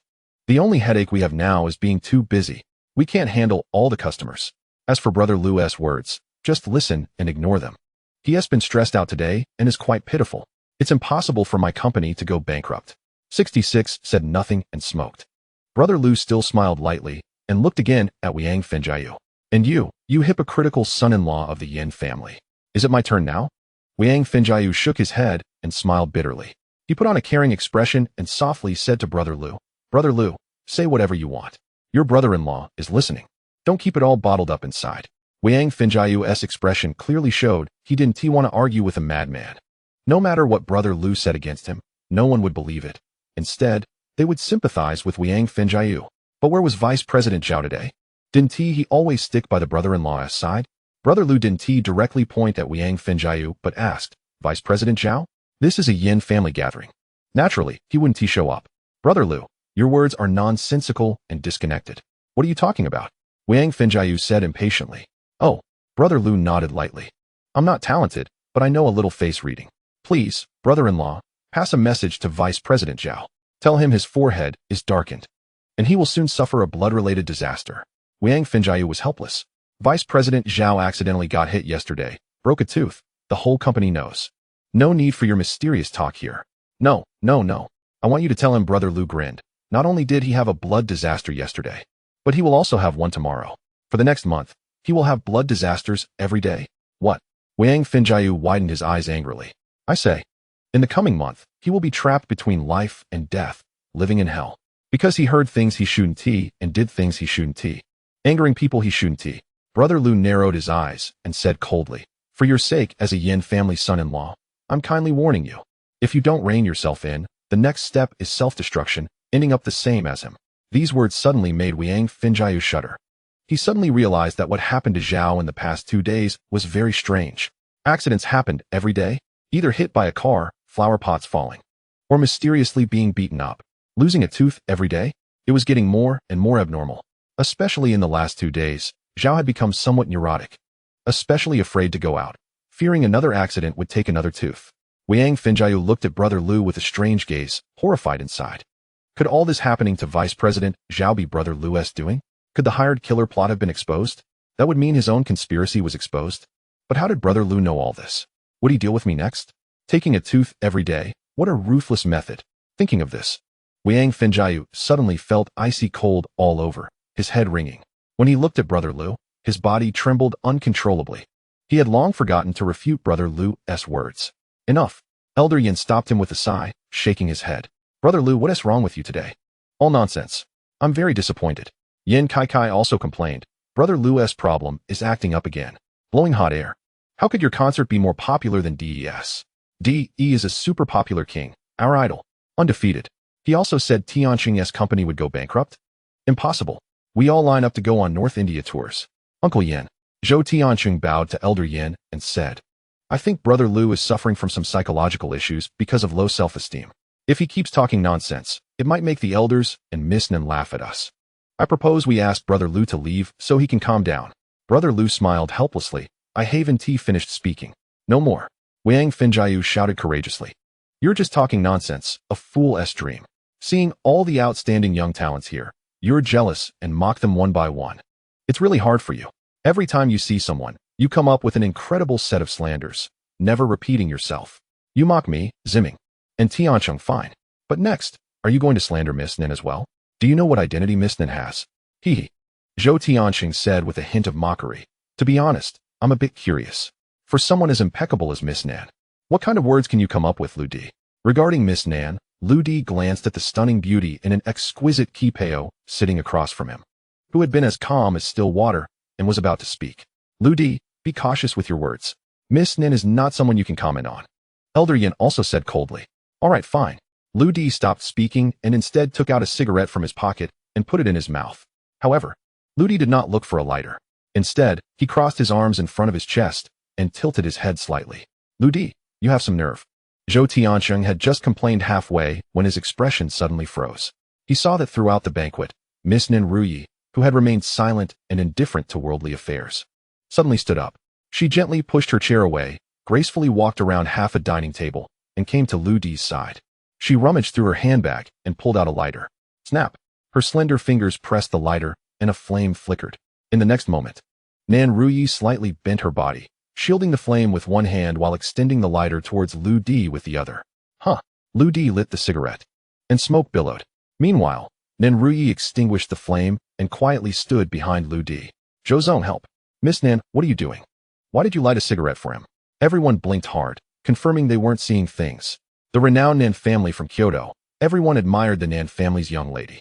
She actually walked around half the table to personally bend down and light a cigarette for that guy? This status is completely unequal. Not only the young people were stunned, but even Yin Hengzin and several elders were dumbfounded. The third miss of the Nan family is someone they all have to respect. And Lu Di is just an ordinary person. How could such a situation arise? Could it be that they are a couple? Did Lu Di win Miss Nan's favor because of his looks? That doesn't seem right. In the current situation, Lu Di was clearly crossing his legs, leisurely smoking, while Miss Nan stood motionless, rigidly behind him. This looks nothing like a couple. It resembles a master and servant. Miss Nan, you didn't mistake the person, did you? His name is Lu Di. He is just a driver. Lu Ziming said with wide eyes, stuttering. Why do you want to light a cigarette for him? Nan Ruyi slightly parted her cherry lips and said, no particular reason, just because the gentleman wants to smoke. Gentleman? Just wants to smoke? What is Miss Nan talking about? Elder Yin also looked incredulous. Miss Nan, you call Lu Di gentleman? Yes, I call him gentleman. Nan Ruyi stood straight. Neither servile nor overbearing, let alone lighting a cigarette for the gentleman. Even if the gentleman commands me to sacrifice my life, Ruyi would not dare to disobey. At this moment, Nan Ruyi was full of bravado. Since meeting Lu Di, she had been suppressing her excitement. She didn't know why, but she just wanted to get closer to the gentleman and do something for him. Just now, the moment Lu Di picked up the cigarette, he finally gave Nan Ruyi a glance. Nan Ruyi, being intelligent, instantly understood. Now that she had the opportunity to support the gentleman, she naturally had to go all out. And her previous action wasn't because Lu Di had something on her, forcing her to do it. It was entirely heartfelt. Hearing Nan Ruyi's words, the scene fell into an eerie silence. Miss Nan actually knew Lu Di? Not just knew him. This was clearly a gesture of submission. All the young people present understood. In terms of personal influence, Miss Nan undoubtedly had the greatest power among this group. Even when comparing achievements, everyone deliberately did not invite Miss Nan, fearing they would be overshadowed. But unexpectedly, Lu Di, who was frequently targeted and ridiculed, and considered the least capable in the eyes of everyone, could actually make Miss Nan bow to him? Is this what they call a shocking comeback? The young ladies of the Yin family were also completely unable to believe it. Lu Di, with such a background as Miss Nan Ruyi, could actually choose to endure and work as a driver in the Yin family? Yin Qingwen suddenly realized. Could it be true what those two cheerful little girls said, that Lu Di gambled billions in the casino? Elder Yin also found it hard to remain calm. He couldn't help but ask, Miss Nan, may I ask what your relationship with Lu Di is? Without the gentleman's instruction, Ruyi cannot say. Nan Ruyi replied gently. This. Elder Yin directly gasped in shock. Lu Di's relationship with the Nan family is extraordinary. Even the dignified Miss Nan did not dare to defy Lu Di. Just as everyone was in shock, Zhou Tianqin's phone suddenly rang. Hello. Zhou Tianqing instantly put on an air, speaking in a low tone. Hello Zhou Zong, it's bad. We're going bankrupt. An anxious female voice came from the other end of the line. Why are you making such a fuss? Take your time and explain. What did you say? Say it again. Zhou Tianqing jumped up from the table. Zhou Zong, we're going bankrupt. The female secretary on the phone said with a sobbing tone. How is that possible? I just left the company for one day. We have so much capital and so many users on our books. How could we go bankrupt just like that? Zhou Tianqing shouted excitedly. And everyone in the Yin family's restaurant heard it clearly. Zhou Zong, do you know about the Gemini app? I know what's wrong. Just 20 minutes ago. A post was suddenly published in the particularly popular travel enthusiast section of the Gemini app. This post detailed all the evidence of our travel routes destroying local ecology and occupying residence land. It also exposed the hidden extra charges in our packages. Zhou Tianqing was dumbfounded. I have no grievances with Gemini. I don't even know anyone from Gemini. Why are they targeting me?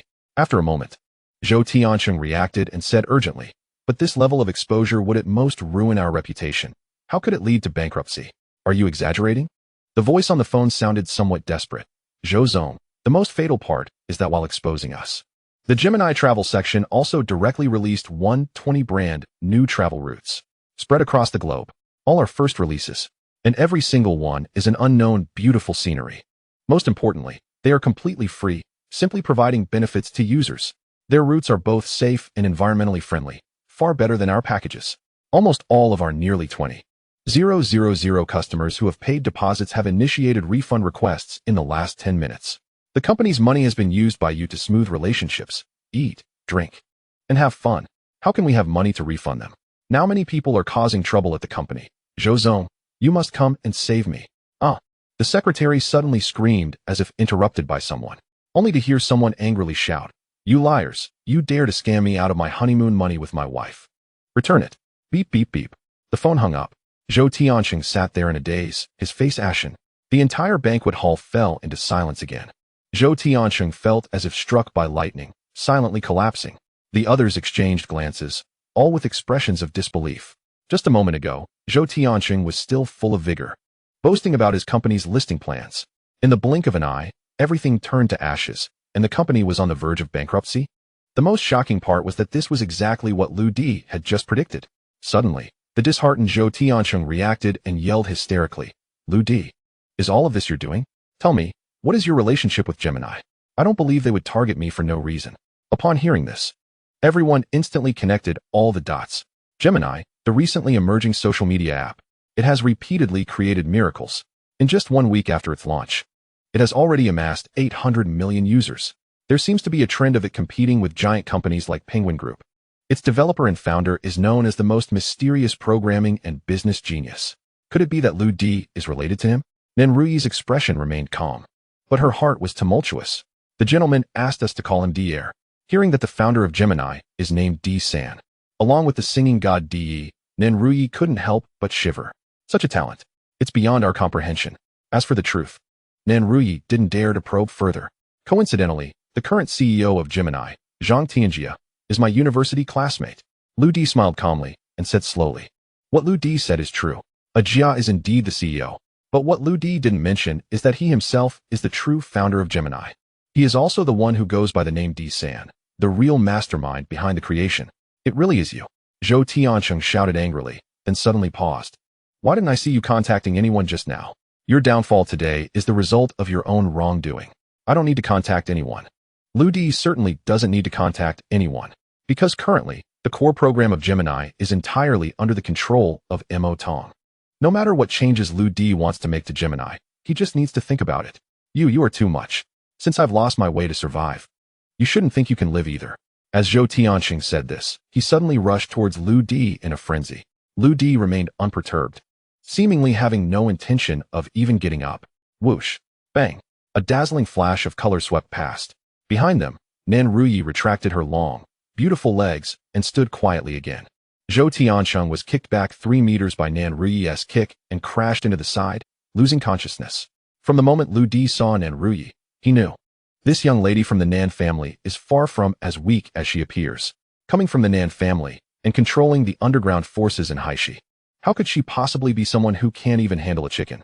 At the very least, it would be a piece of cake to take down dozens of useless people like Zhou Tianqing. Everyone was once again shocked. Miss Nan actually helped Lu Di beat someone, and she showed no mercy. At this moment, no one wanted to help Zhou Tianqing, and they just let him lie on the ground. It's hard to believe. Zhou Tianqing went bankrupt just like that. Moreover, his downfall was extremely tragic. When everyone looked back at the calm Lu Di, their eyes were filled with reverence. No one felt that his previous words were mere bravado anymore. Lu Di gave the impression of being like a towering mountain that overshadowed everything. His strength seemed to be inexhaustible and limitless. No matter whom he wanted to defeat, he always had powerful methods and means to deliver a fatal blow to his opponents, leaving no room for resistance. "It's just you guys left. Let us settle this at our concert." Lu Di smiled arrogantly, pointing at Lu Ziming and Wiang Fengjiu. "I don't think." Lu Ziming stammered. "Ziming, what are you afraid of? We are not like Zhou Tianqing. We are not engaged in illegal business." Wiang Fengjiu echoed, trying hard to bolster their nearly collapsed momentum. Suddenly, the elderly Yin stood up from the main seat, his expression complex. "Lu Di. Or perhaps it's more appropriate to call you Mr. Lu now. I have been blind to not recognize someone as remarkable as Mr. Lu entreated you as an ordinary person. I was foolish. The Yin family has neglected Mr. Lu." After saying this, Yin Hengzhen slightly bent down and directly bowed to Lu Di. "Father, what are you doing?" Yin Kaikai and Yin Xingxin exclaimed in shock. Their father, who had always been extremely authoritative in their eyes, actually stood up and bowed to Lu Di. They were still naive and couldn't understand Nan Ruyi's silent submission to Lu Di, and the means Lu Di used to directly bring about Zhou Tianqing's bankruptcy were incredibly formidable. Even Yin Qingwen didn't quite understand her father's excessive actions. Although she had been working for a few years, she had always lived under the protection of the old Mr. Yin. She completely did not understand the complex entanglements between the major powers. She couldn't even imagine that her large Yin family might collapse because of a single word from the Nan family. But at this moment, Yin Qingwen clearly realized that Lu Di was definitely no longer the Lu Di in her eyes. "Mr. Yin, you don't have to do this." Lu Di also stood up and returned a salute to Yin Hengzhen. Humility. Yin Hengzhen trembled slightly and said, I just want to ask Mr. Liu, what are your plans for the future? Are you willing to stay with my Yin family? Please rest assured, whether you are willing to stay with the Yin family or not, you must be the most esteemed guest of our Yin family from now on. Lu Di just nodded lightly. I've said before, I see things through to the end. After I rid the world of treachery and my conscience is clear, I will naturally leave. Haha, good. I really didn't misjudge this kid Lu Di, arrogant, domineering, and loyal. Just then, the Black Mountain General, who had been watching quietly, suddenly stood up. His eyes sparkled. Lu Di, now that family matters are settled, let us talk about national affairs. At the same time, outside the Yin family estate, several armored transport vehicles sped in. A group of armed soldiers rushed out of the vehicles, surrounding the Yin family estate. Moreover, several teams of soldiers directly surged into the Yin family estate, standing with their guns at the ready.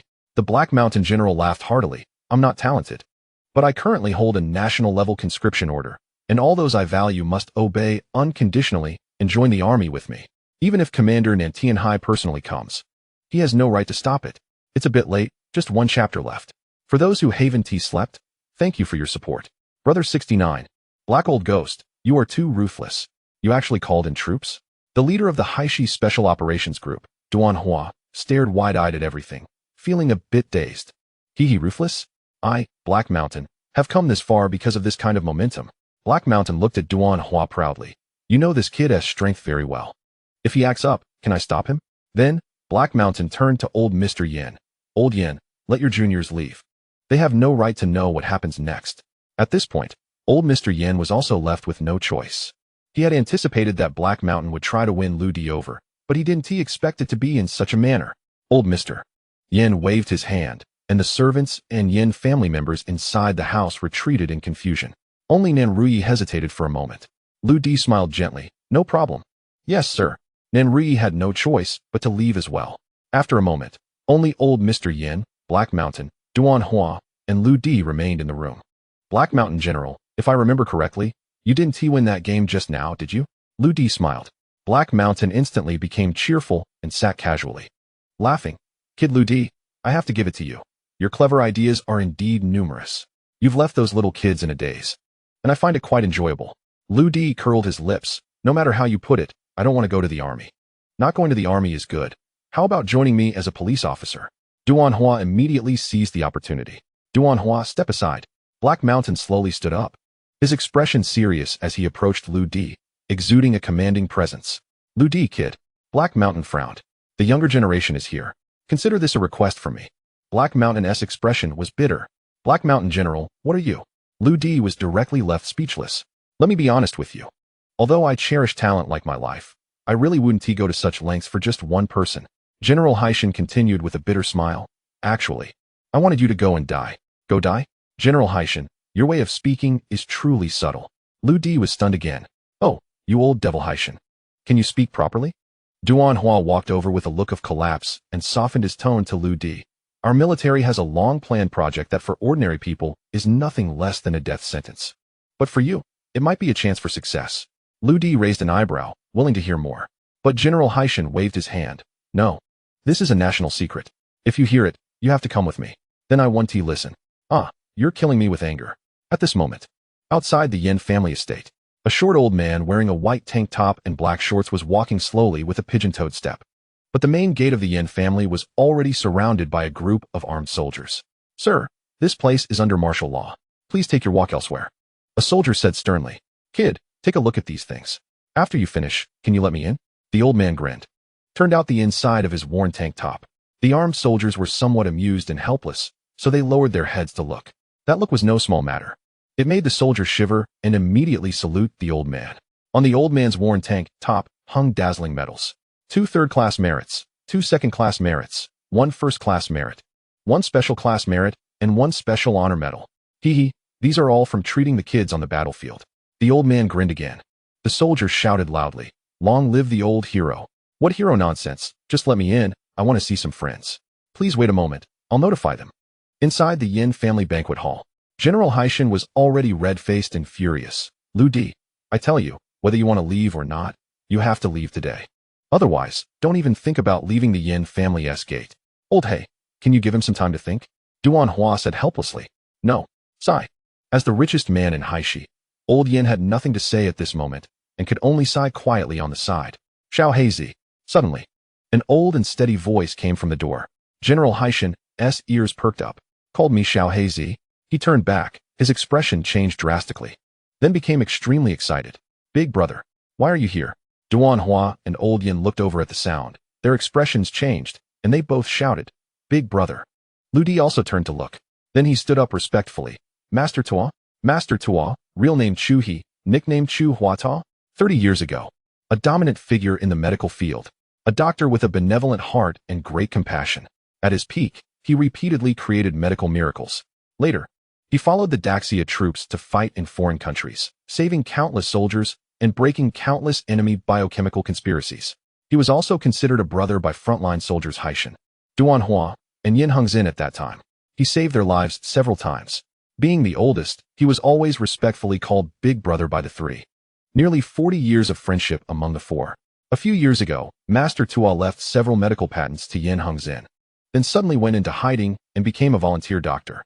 Although the other three could easily find Master Tua, they never dared to disturb him.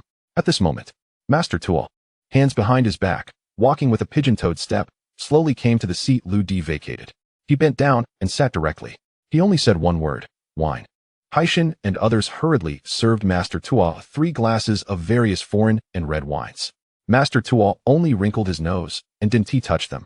Only Lu Di rummaged through the kitchen for a long time and finally brought out a bottle of Urquell. Lu Di filled Master Tua's glass.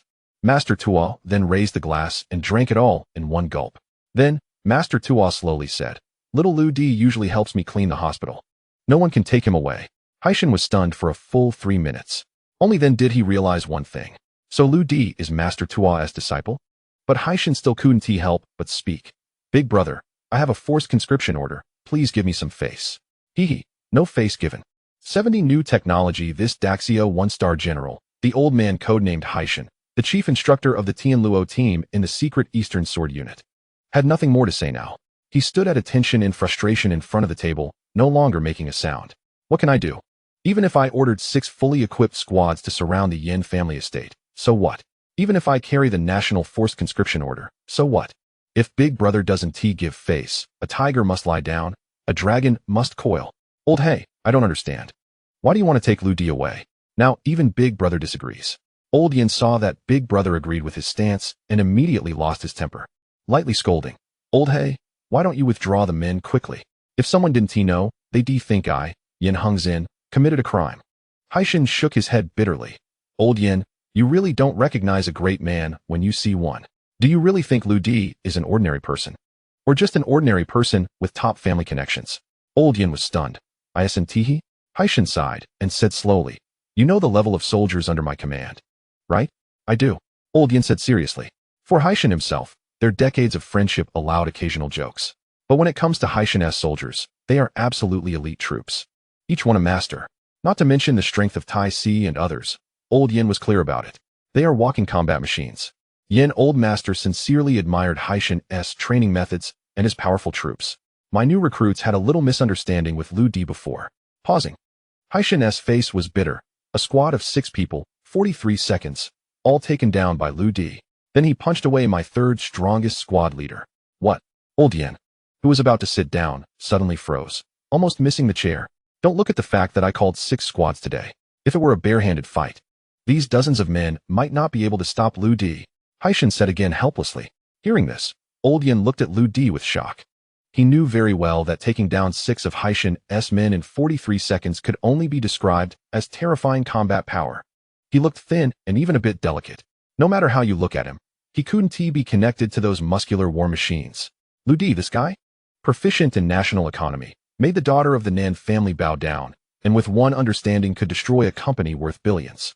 Now, because of his super strong combat power, he is sought after by military big shots, skilled both in literature and martial arts, master of both. That is a bit scary. Also, he should be Big Brother's disciple. In every aspect, he is a top figure. Ridiculous. I even set up a banquet before, hoping to stimulate Lu Di through some young elites. Now it seems, those elites I invited are just jokes in Lu Di's eyes. Old Yin's expression was complicated. But as Haishan said, he was more short-sighted than he thought. Sigh, I never thought that after a lifetime of battles in business and on the battlefield, my vision was still insufficient. Lu Di's talent has far exceeded my judgment. Xiao Heizi, what you want to do, Big Brother knows. Master Tua slowly said, that matter is indeed necessary for national interests, and it is something our Daxia warriors must accomplish to establish themselves internationally. Moreover, I also know that in this field of research, our Daxia military is already lagging behind, not only behind European countries, but even behind many private organizations. Upon hearing this, Haishan was first stunned, then relieved. He smiled wryly and said, Big Brother, as expected, you can casually mention the highest military secrets of our Daxia military. It seems you haven't been idle these years. Duan Hua sighed and said, Old Hay, even if Big Brother wanted to be idle, he can't. Among our 13 four-star generals, which one hasn't been saved by Big Brother? Each of them has visited Big Brother, hoping to invite him back to the military to lead the RD department again. I work at the Haishi police station, so I'm very clear about these matters. Yi just shook his head slightly and continued, Xiao Hei, Big Brother understands your feelings. As a general, your intentions are absolutely right. Yi took a long breath and said, the rise and fall of the nation is everyone's responsibility. Regarding that matter, this old man can lend a hand. Haishan's eyes suddenly lit up. Really? Yi paused and added, but Lu Di doesn't need to go. I promise you on Lu Di's behalf that I can help a few times during the process. As for when he goes, I will arrange it. All right. We'll follow Big Brother's arrangement. Haishan seemed to rekindle hope. Yi's involvement was a completely unexpected surprise for him, even more joyful than taking Lu Di away. After all, with Yi's participation, the project would definitely achieve breakthrough progress. Haishan instinctively looked at Lu Di, who had been quietly listening. Lu Di, aren't you curious about what we are talking about? Lu Di smiled slightly. As a junior, I've already guessed about 80 or 90%. How is that possible? Haishan couldn't believe it. Lu Di said quietly, what you all are discussing is a state secret, but please tell me, after excluding the Yin family juniors, why did Old Master Yin stay behind? If I'm not mistaken, it's because Old Master Yan's Yingzi group has always been engaged in medical device research and development. What's more interesting is that I discovered Old Master Yin has set up a secret department in the group, which only those below the vice president level have no right to access. Lu Di, how do you know this? Old Master Yin looked increasingly surprised. Lu Di smiled again. Recently, the Daxia military has been recruiting people with special physiques nationwide, even resorting to compulsory conscription orders. Combining this with recent rumors on the international internet about the appearance of special humans, I guess the Daxia military and Yingzi group must have some cooperation, such as researching human body optimization technologies. At this point, Lu Di looked up and smiled. In other words, the legendary cyborgs. Everyone, sorry. I can only update one chapter today due to some inconvenient reasons. But rest assured, there will be a big update tomorrow. Please forgive me and don't abandon the book. Data is very important to me. Thank you. 71 heroic courtesy this. Old Master Yan's eyes were full of shock as he stared blankly at Haishan, Duan Hua, and the others. The secrets he had strictly guarded all along were now easily revealed by Lu Di. How the hell should he handle this? Haishan also looked at Yi in confusion. Don't look at me. I haven't told Xiao Lu Di anything. Yi clicked his tongue and took a small sip of wine. Everyone was stunned. This kid Lu Di really deduced all this just from a few words and some information from the internet? Such an incredible mind. Lu Di, you must be careful what you say. International, Daxia military, cyborg. These words are no joke. This is not an ordinary strange rumor. Don't spread it. Lu Di. Old Master Yin and the two military big shots kept trying to remedy the situation, looking panicked. Judging by your expressions, I guess I was right? Lu Di chuckled. But Old Master Yin, I have one piece of advice for you. Old Master Yin snapped out of his shock. Lu Di, go ahead. I suggest you revoke Wiang Finjiu's interference rights over the secret department. Or at least, be on guard against everything he does. Lu Di said calmly. You mean his prying into my Yin family shares, right? Old Master Yin smiled bitterly. This old man knows well that Finjiu came from a humble background but was chosen by Yaiwen to be his husband. It's inevitable he has designs on my Yin family business. Such things are common among the wealthy. I can't forcibly break up their marriage. I have no sons. So I wanted to use you, Lu Di, to keep him in check. If he restrains himself, I can tolerate it. But now it seems you disdain all this. Old Master, this matter is not as complicated as you think. I've already sent warnings and saved face for the Yin family. Lu Di smiled darkly.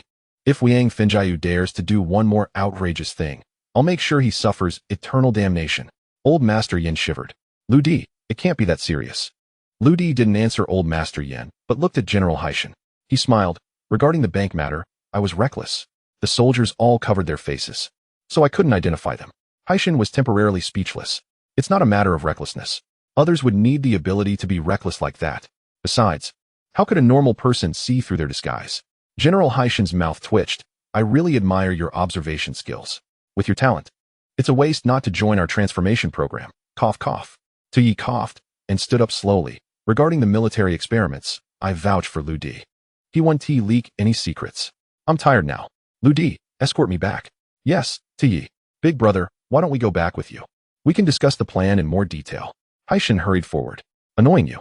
Tuyi waved his hand and started walking. Lu Di followed, leaving Haishin and the others stunned and helpless on the spot. Outside Yin family manor, Zhou Tiansheng had already awakened and was staring blankly with the Yin family juniors at the armed soldiers filling the courtyard. What is going on? Armed soldiers have surrounded Yin family manor, and Lu Di is left to talk with two big shots? Could Lu Di be connected to the military? Such a large deployment must be something serious. LV Zimming said angrily. I think most likely that arrogant Lu Di caused trouble outside and is now surrounded by heavy troops. I really want to see Lu Di brought out in handcuffs and shackles, then sent to prison, never to see the light of day. LV Zimming's face was grim, but he kept praying in his heart, hoping his wish would come true. Because of the concert incident, Lu Di gave him an inexplicable pressure, making him uneasy. Suddenly, the formation of the armed soldiers changed. After some movement, they lined up neatly on both sides of the manor's gate, extending along the road to the gate area. A stooped old man first walked out the gate. Lu Di followed closely behind. Swish! All the armed soldiers suddenly stood at attention, raising their arms in unison to salute. Lu Di and the old man walked slowly forward. The soldiers maintained the salute, watching them all the way. The momentum was magnificent and awe-inspiring. Of course, the salute was not for Lu Di, but for Tuyi. Just now, the soldiers received an order via walkie-talkie. Collectively salute the old hero. At this moment, LV Zimming, Zhou Tiansheng, and the others were stunned. What about the handcuffs and shackles? They couldn't understand the scene before them. This was the highest military honor. Who was that old man? Lu Di could follow such a person. Then who was he? Could he be a military official's son? They also recalled Miss Nin's respectful attitude toward Lu Di. The few shuddered. How could this be? Lu Di and Tuyi walked among the soldiers, exuding an invisible aura that seemed to cover the sky. In contrast, the confused faces of Lu Zimming and his companions appeared insignificant like ants. At this moment, Nanruyi was no longer as calm as before. Dozens of soldiers saluted and sent them off. Not even her own father had ever received such respect. Sir, just how many identities do you have? The most surprised was Miss Yin Qingwen, the third daughter of the Yin family. She immediately recognized the old man in the white vest. Tuyi, the eccentric doctor who had always been extremely proud and viewed everyone as nothing. She suddenly recalled Lu Di's words. Tuyi looks down on your Yingzi group. Lu Di was not lying. Tuyi was definitely not as simple as he appeared.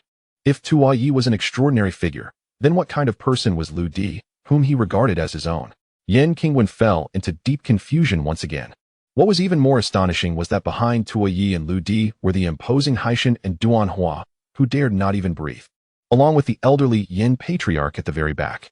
The wealthiest man in Haishi, Yin Hengzin, was seemingly the most humble one among them. As they approached the crowd, Lu Di passed by Nanruyi and said, I have some ideas for improving your business. I'll contact you later. Yes, sir. Nanruyi remained respectful, nodding in agreement.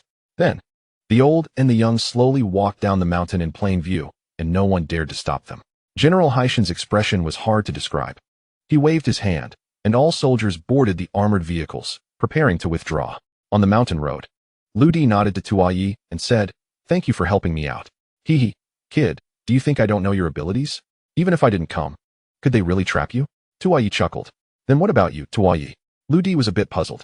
You have exceptional talent. You will have your day to shine, but when acting outside, connections are essential. Tuyi smiled knowingly. I came today to take advantage of my old authority while it lasts, and help you establish military connections. Don't think that little Heezy is so respectful in front of me just because he is grateful. His strength is beyond your imagination. Make good use of it in the future. Lu Di nodded seriously. Thank you, Tuyi. However, you are being too modest. At that moment, Haishin and Duanhua's cars, along with several armored personnel carriers, slowly caught up to them. Haishin sat in the car, rolled down the window, and was about to say something when Tuyi impatiently waved his hand, urging them to hurry. Haishin looked frustrated but had no choice but to order the driver to continue moving, brushing past the two, watching the soldiers on the armored vehicle still holding military salutes. Tuyi instead wore a benevolent smile. Little Lu Di, I really didn't expect you to defeat Haishan's big soldiers so quickly.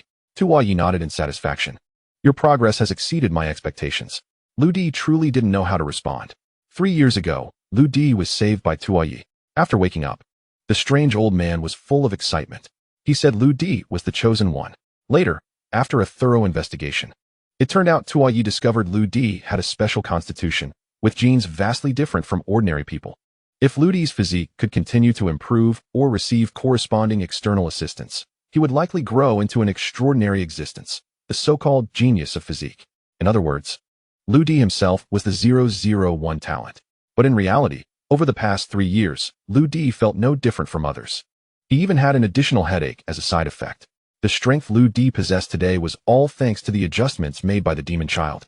But in the end, he only condensed it into a few words. I was just lucky. Lu Di paused and casually asked, Tui, but where did you get this fake eye you replaced for me? Tuo Yi stroked his chin and thought for a long time. I also forgot which hospital I picked it up from. Anyway, it has been disinfected. Oh good. Tuo Yi chuckled, then became serious. Little Lu Di, having such talent is your fortune and also a fortune for our great Xia. When the country needs you, I hope you can step forward and contribute to the nation. Don't waste my sincere efforts for you. After Tuo Yi finished speaking, he clasped his hands behind his back and looked ahead. But from Lu Di's eyes, he saw a deep-seated passion. Although Tuo Yi lived incognito, the patriotic fire in his heart had never dimmed. I will do my best, Lu Di said, also puffing out his chest. At this moment, on a higher part of the mountain, Lu Ziming, Zhou Tiancheng, and Wang Finjiu were looking down at the old and young descending along the winding mountain road. Zhou Tiancheng, filled with rage, glared at Lu Di. He made me lose everything, leaving me with no way to live. If I die, he won't have it easy either. Wang Finjiu's face was gloomy. What can you do to him? Can't you see how powerful he is? The country and the military treat him with utmost respect. Powerful? Zhou Tiancheng was almost mad. What if he is powerful? Can his strength protect him 24 hours a day? I won't do anything else. I will mobilize all my connections to find desperate people and keep a close eye on Lu Di. Once he shows any weakness, I will take his life. Let us see how long he can be arrogant. Hearing Zhou Tiancheng's words, Wang Finjiu and Lu Ziming coincidentally did not refute. These two were more scheming. It was rare to have a fool like Zhou Tiancheng take the lead. It would be best to eliminate Lu Di, just right to remove the obstacle in their way. Bang! Suddenly, an explosion echoed along the mountain road. The sound did not come from Tuo Yi and Lu Di's direction, but from the Haishan convoy that had reached the mid-mountain. On one side of the winding path, grenades were continuously thrown from the woods. Bang! Bang! The grenades exploded frequently. But they were not ordinary lethal grenades, but specially made smoke bombs. In an instant, the Haishan convoy was engulfed in thick smoke. The soldiers instantly went on high alert. However, due to the smoke obscuring their view, they lost sight of everything. No one could have expected that General Haishan would be ambushed here. Just as the soldiers were in a panic, a figure suddenly leaped out from the bushes by the roadside. She was dressed in a matte black bodysuit, her figure curvaceous, wearing an iron sand mask, and her right hand was adorned with a strange steel glove. From the moment she appeared, she began to move rapidly. Like a phantom, she darted straight into the black fog. In a brief moment, only a few soldiers reacted, but before they could raise their guns to shoot, they were directly knocked away by that phantom.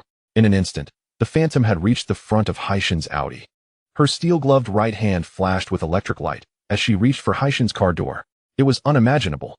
The heavy Audi car door was suddenly crumpled by her grip and began to slowly twist and deform. Above the mountain path, Tuo Yi and Lu Di, due to their height advantage, could see everything clearly. Tuo Yi's pupils constricted. This must be an assassination attempt on little Heezy. Lu Di also frowned, looking into the distance. In his perspective, all the action data of that phantom had already been captured by the demon child.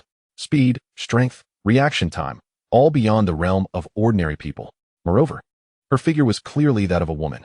Lu Di, this person is very likely not an ordinary person. Haishan's team is caught off guard. He is in danger. Tuo Yi was unusually calm at this moment. He turned to Lu Di and asked, "Can you stop her?" "No problem."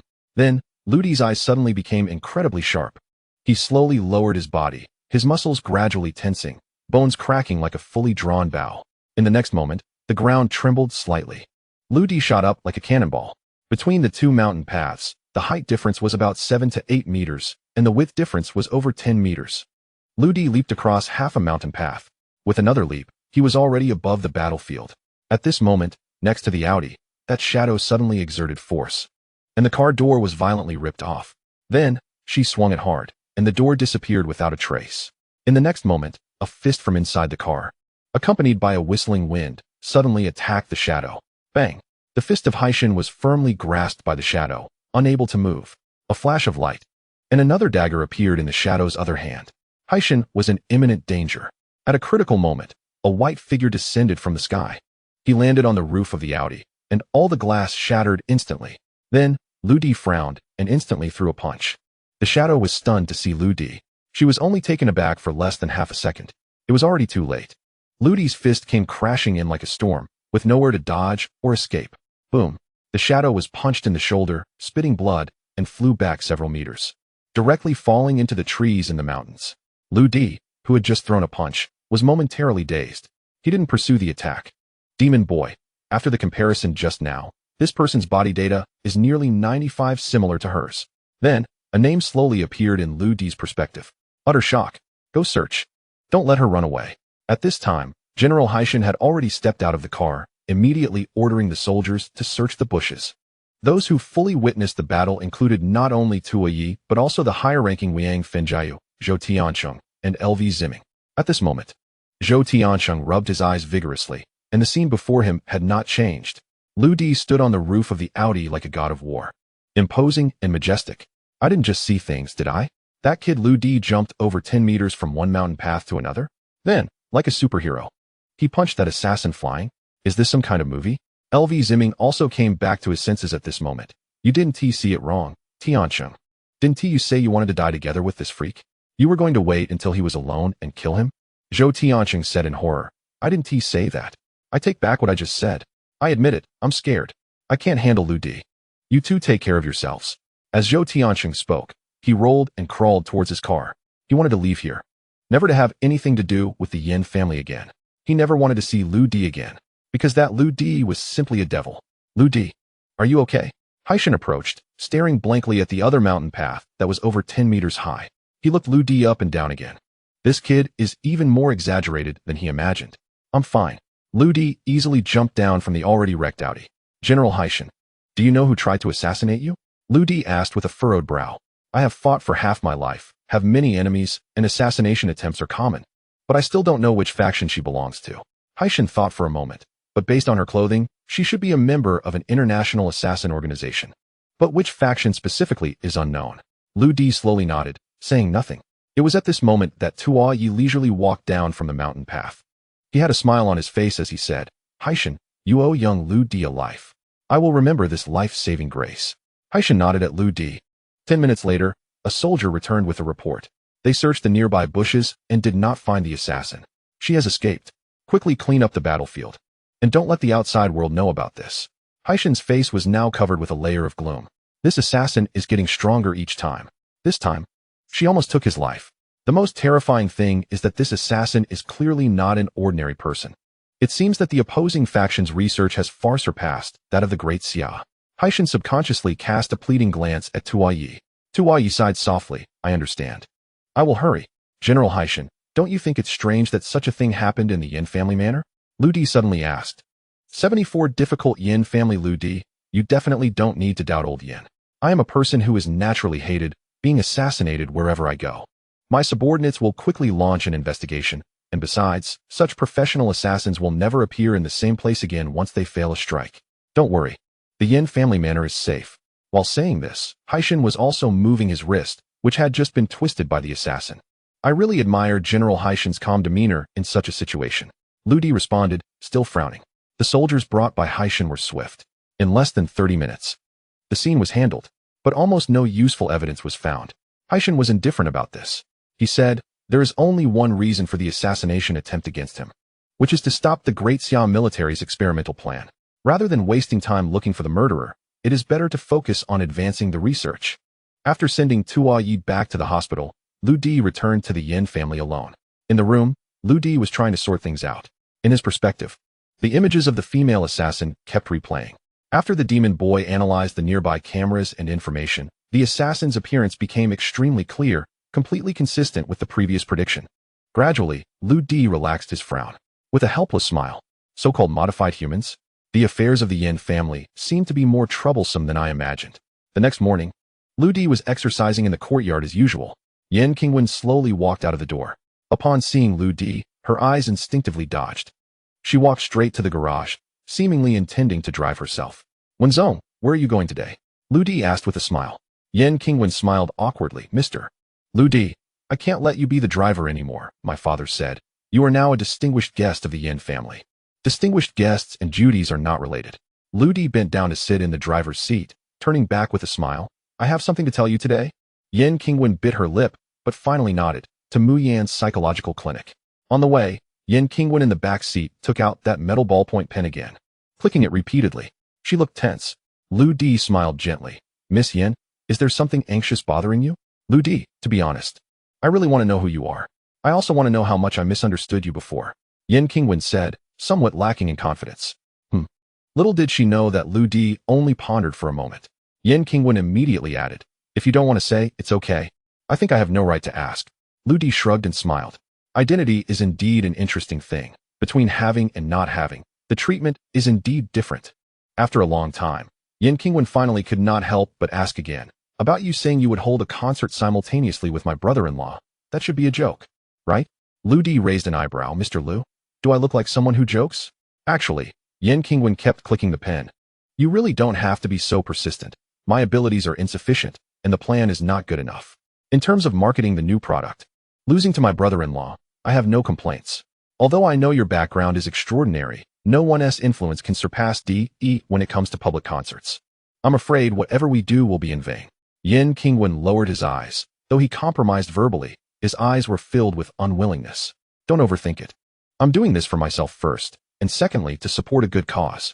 4 days later, our charity gala will proceed as scheduled, right in front of Toys Hospital. Lu Di stroked his chin and said, just buy more snacks then. Snacks? Yin Qingwen asked, puzzled. What for? Of course for the kids to eat. Otherwise who will perform for you? Lu Di replied without turning his head. The kids. He was referring to the disabled children in the hospital. He wanted those children to perform. Thinking of their pure smiles, Yin Qingwen inexplicably felt a surge of motivation.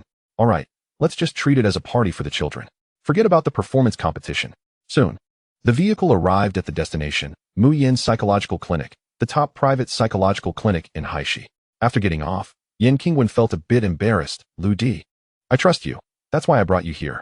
Please keep my schedule confidential. Lu Di gave a sly smile. In this abnormal society, everyone is a bit abnormal. Actually, that's normal. Don't worry, I'll keep it secret. You. Yin Qingwen was about to retort, but thought of Lu Di's intimidating background. So she swallowed her words and smiled faintly. Yin Qingwen adjusted her mood and pressed the doorbell. The exquisite wooden door opened. A woman in a doctor's white coat appeared. She wore a black shirt underneath, holding a folder. Her lower half was clad in a black pencil skirt, and on her long, straight legs, she wore black stockings and slender high heels. She had shoulder-length short hair, perfectly proportioned features, flawless skin, a top-tier beauty. Most peculiarly, she had a mole at the corner of her right eye, not natural, but drawn on by herself. Demon child, a psychologist, huh? That mole reveals her inner self. She looks cultured on the outside, but is wildly untamed inside. Then, a set of data appeared in Lu Di's eyes. Li Muyan, female, 26 years old, height 167 centimeters.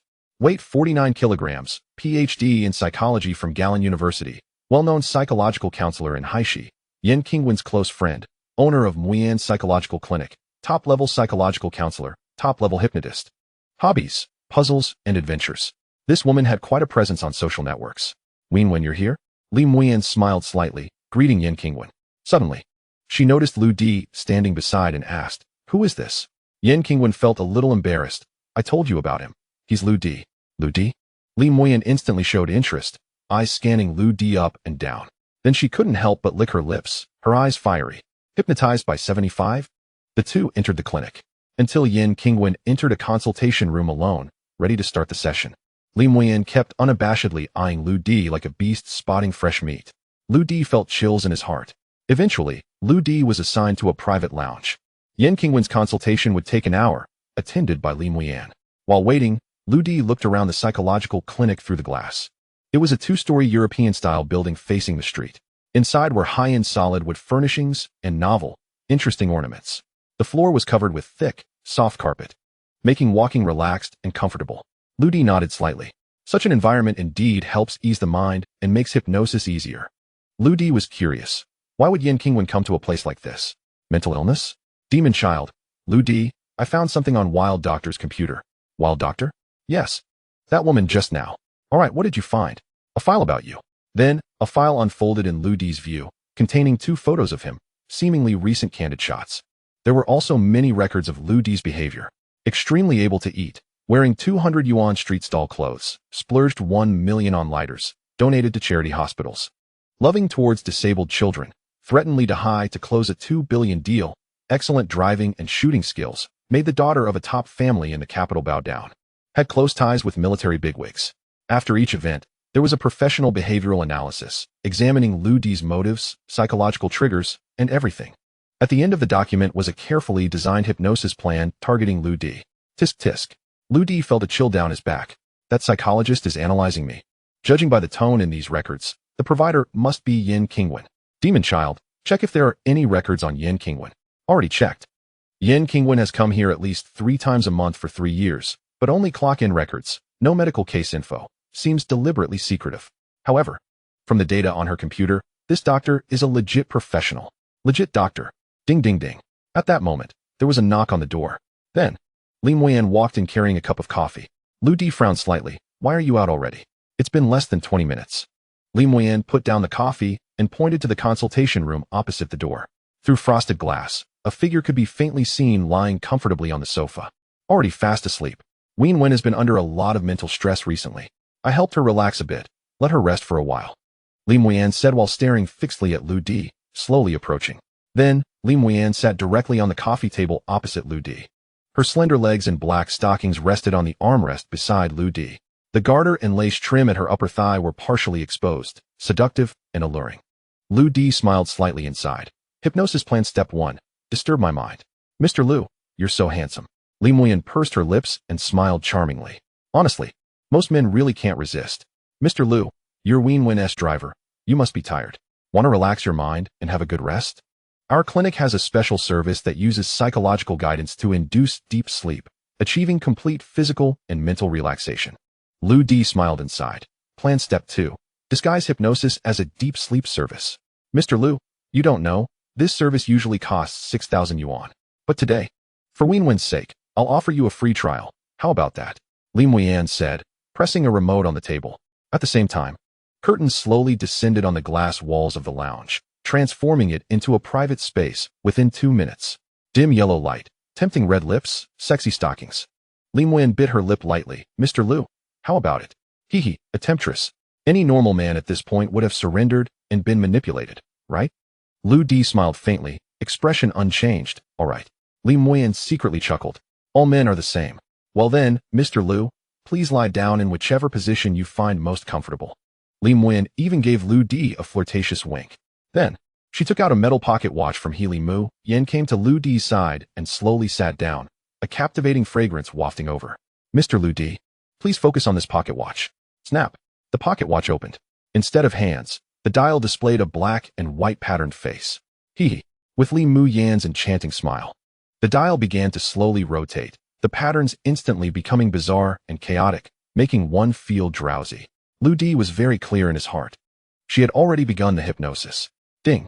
Ancient Greek hypnosis subconscious integration completed. Ding. Anti-hypnosis resilient consciousness integration completed. The integration of the devil's consciousness was timely. Lu Di, listen to me. You are now completely relaxed. You feel very comfortable. Li Mu Yan stared intently at Lu Di's face, her voice dreamy and ethereal. You are now barefoot, walking on a warm beach. The sunlight in the distance is getting brighter and closer, suddenly enveloping you. You are now letting go of all your defenses. After I count down 3 numbers, you will completely trust me and tell me all your secrets. However, as Li Mu Yan passionately performed the hypnosis, her speech suddenly stalled. She was surprised to find that a purple light was flickering in Lu Di's right eye. The frequency was strange and captivating. Li Mu Yan shook her dizzy head and continued. 3. The right eye continued to flicker. 2. Li Mu Yan's gaze was inexplicably drawn in. But she still persisted and said 1. Ding. Lu Di calmly took out a lighter and lit a cigarette for himself. However, upon hearing the crisp metallic sound, Li Mu Yan completely froze. Her whole body became motionless. Unknowingly, she fell into Lu Di's reverse hypnosis. Lu Di gently blew a puff of smoke on her face. Li Muyan, tell me, are you a virgin? Li Muyan's eyes were vacant, and she finally murmured, I am not. My first time was in a university dormitory. With my senior. After that, I had a few encounters with patients in this clinic.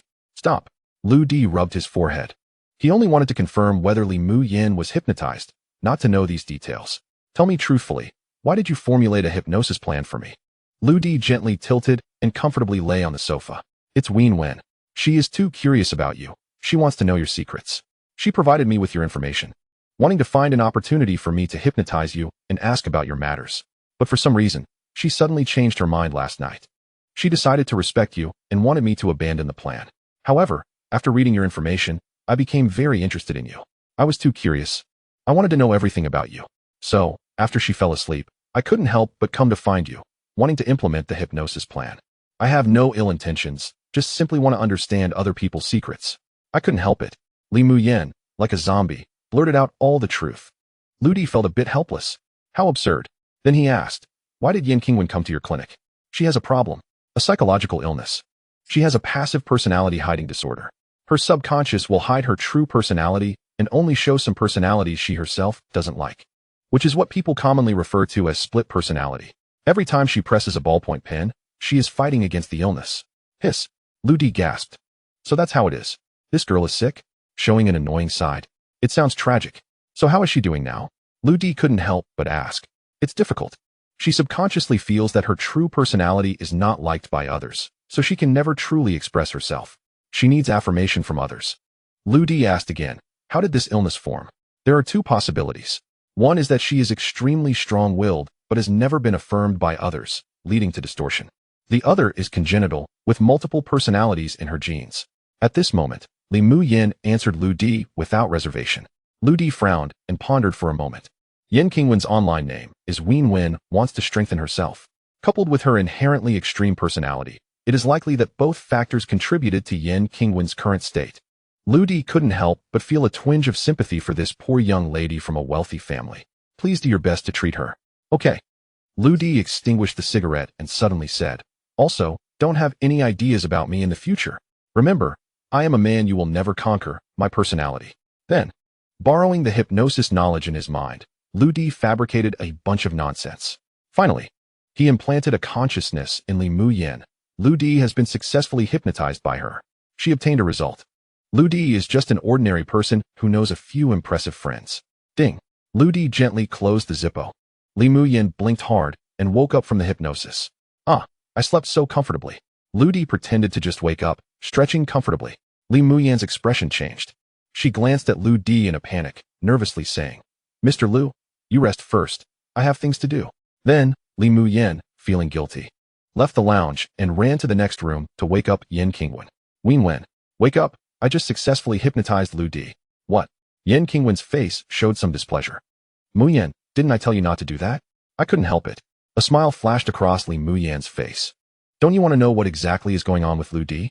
This made Yan Qingwen hesitate. She was indeed very curious. Resisting her guilt, Yan Qingwen asked softly, what exactly is going on with Lu Di? Li Muyan's expression suddenly became inscrutable. Wen Wen, your illness is because you have a dual personality, remember? Yan Qingwen was stunned. I remember why? Lu Di has over 80 personalities. Li Muyan exclaimed, her eyes wide in disbelief. And each of his personalities is vastly different. I've never seen someone like this. Over 80 personalities, it's simply unprecedented in the history of psychological illness. In 12 hours of daytime, 7:20 minutes. He switches personalities on average every 8 minutes. As Li Muyan spoke, she was startled by herself. Yan Qingwen almost choked. Muyan, you can't be joking? I'm not joking. Do you still not believe my medical skills? How did I not realize this earlier? It's terrifying. Suddenly, Li Muyan blurted out, Lu Di. He is a man I will never conquer. Oh, why did I say that? Li Muyan's heart grew more chaotic. Meanwhile, Yan Qingwen was already in a daze. Her own dual personality illness has tormented her painfully. What about Lu Di's 80 personalities? It's unimaginable. No wonder Lu Di sometimes speaks incoherently. Could it be that his personality switches instantly? After a long time, Li Muyan looked a bit absent-minded and said, as for Lu Di's identity, he is just an ordinary person who knows many impressive people. Wen Wen, You should be nicer to Lu Di in the future. Don't pressure him anymore. His illness might never be cured. Yan Qingwen smiled bitterly. Pressure him? Who would dare? Ding-ling-ling. Yan Qingwen's phone rang. She answered the call, and after a few exchanges, her expression suddenly changed. Then, she hurried out of the clinic to find Lu Di. Lu Di, we have to go. Something happened at home. Lu Di leisurely stood up from the sofa. Let me guess. Is it big sister Yan Yiwen who has had an accident? Lu Di smiled slightly and continued. Did she have a car accident or fall down, injuring her shoulder and arm? Yan Qingwen was startled. How do you know? 77 Interesting couple. The incident involving General Haishan. Under the indication of the chief of the Haishi police, the matter was compressed to a very small range. So small that only a few present were aware of it. General Haishan had long been accustomed to this life-and-death situation, handling things discreetly, which was his usual approach. The assassination came as a surprise. The location was quite peculiar. Occurring on the mountain road at the entrance of the mansion of Haishi's richest man within the territory of Daxia. However, even so, no one would associate that formidable shadowy assassin with the usually gentle and almost inconspicuous Miss Yen from the Yen family. Yan Yiwen. When the demon child first analyzed this name, the shock in Lu Di's heart was indescribable. Perhaps just 20 minutes ago, Sister Yan Yiwen was still dining with him and General Haishan at the same table. She was dignified, gentle, and quiet. And 20 minutes later, Yan Yiwen transformed into a shadowy assassin, striking swiftly and disregarding a group of armed soldiers. Single-handedly, she charged into the convoy, directly aiming to take General Haishan's life. If Lu Di had not intervened to save him, the dignified one-star general of Daxia would have likely perished at her hands. Perhaps Old Master Yen had long sensed Wiang Fenjiu's ambitions. But if Lu Di were to stand before Old Master Yen and tell him that his own eldest daughter, Yan Yiwen, was a cold-blooded international assassin, he probably wouldn't believe it even with a knife at his throat.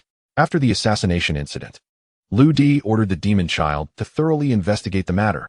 However, the results surprised him. Yan Yiwen, this 35-year-old, mature, and beautiful woman, had hidden every trace perfectly. There were no videos of her interacting with outsiders. No videos of her changing clothes. Her phone was completely clean. She spent almost all day in her own villa, never stepping outside.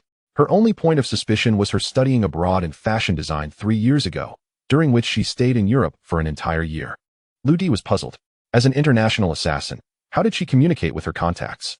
The only gain from the investigation was that the demon child found a very secretive overseas website. General Haishan's name was glaringly listed with a bounty of $18 million. Lu Di couldn't help but speculate. Could it be that Sister Yan Yiwen's assassination was also a last-minute plan? As an international assassin, did she suddenly decide to carry out an assassination when a key figure with a bounty appeared at her doorstep? It must be said that Sister Yan Yiwen indeed had the capital to be arrogant. With her super-strong physique, combined with that strange steel glove, she was likely not low-ranked among international assassins. At this moment, Lu Di subconsciously recalled his first meeting with Yan Yiwen at the Yen family mansion. Sister's smile was very gentle. She was the only one that day who sincerely welcomed Lu Di's arrival. The depths of the human heart are unfathomable. Wiang Fenjiu, that narrow-minded man attempting to swallow the Yen family's assets, turned out to be Sister Yan Yiwen's husband. What an interesting couple. Lu Di couldn't help but wonder. Does Sister Yan Yiwen know about Wiang Fenjiu's true character? If he were to expose Wiang Fenjiu's conspiracy, would Sister Yan Yiwen punish him? Or would she turn against him? After all, the current situation is that Lu Di already knows Sister is a shadow, while Sister believes her identity is unknown. How interesting. However, Lu Di couldn't let an international assassin attempting to kill the pillars of the country roam free. Shadow, aren't you without flaws? Lu Di had already made up his mind. Next, he would incapacitate Wiang Fenjiu and force the shadow to act. Thoughts returned to reality. In the psychological clinic, Yan Qingwen in front of him was still waiting for an answer to why he knew about Sister's injury. Lu Di scratched his head and chuckled. I saw that Sister's fortune was dark recently, and I estimated she would encounter a blood disaster. Lu Di, you're at it again. Yan Qingwen sighed helplessly, wondering if Lu Di's personality had changed again. Let's go quickly. Sister collapsed at her doorstep last night. I heard she was attacked by a thug. Yan Qingwen turned to leave, but saw Lu Di had no intention of leaving. Lu Di smiled slightly, saying, I won't visit Sister. If I do, it might not be good for her injury. I might as well take a walk.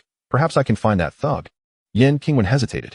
Thinking of her father's appointed guest matter, she could only frown and nod, then hurriedly left. Lu Di sat back down on the clinic sofa. From his perspective, the demon child had already marked 6 addresses. These 6 addresses connected a route.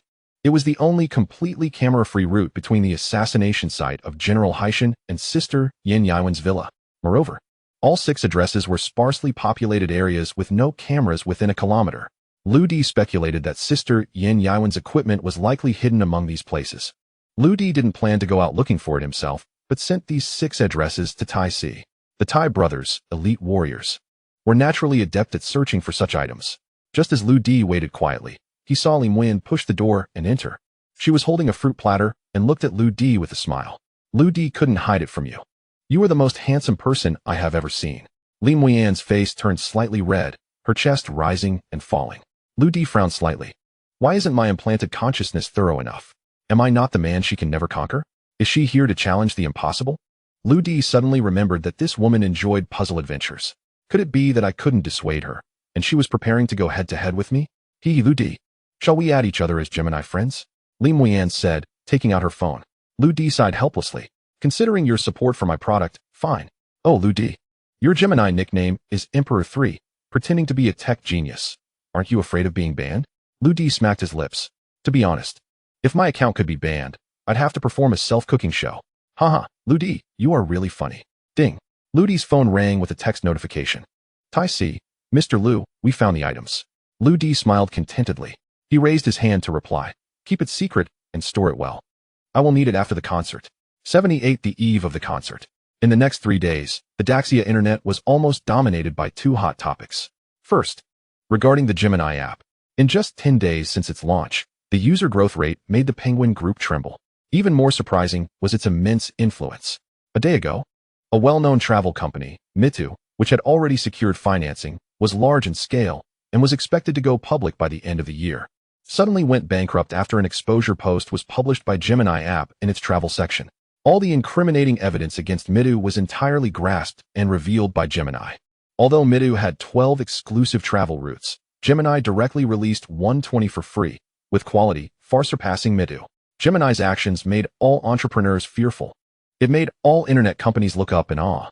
It was a true opinion leader, a real business giant. It seemed to have the ability to control the life and death of any company invisibly.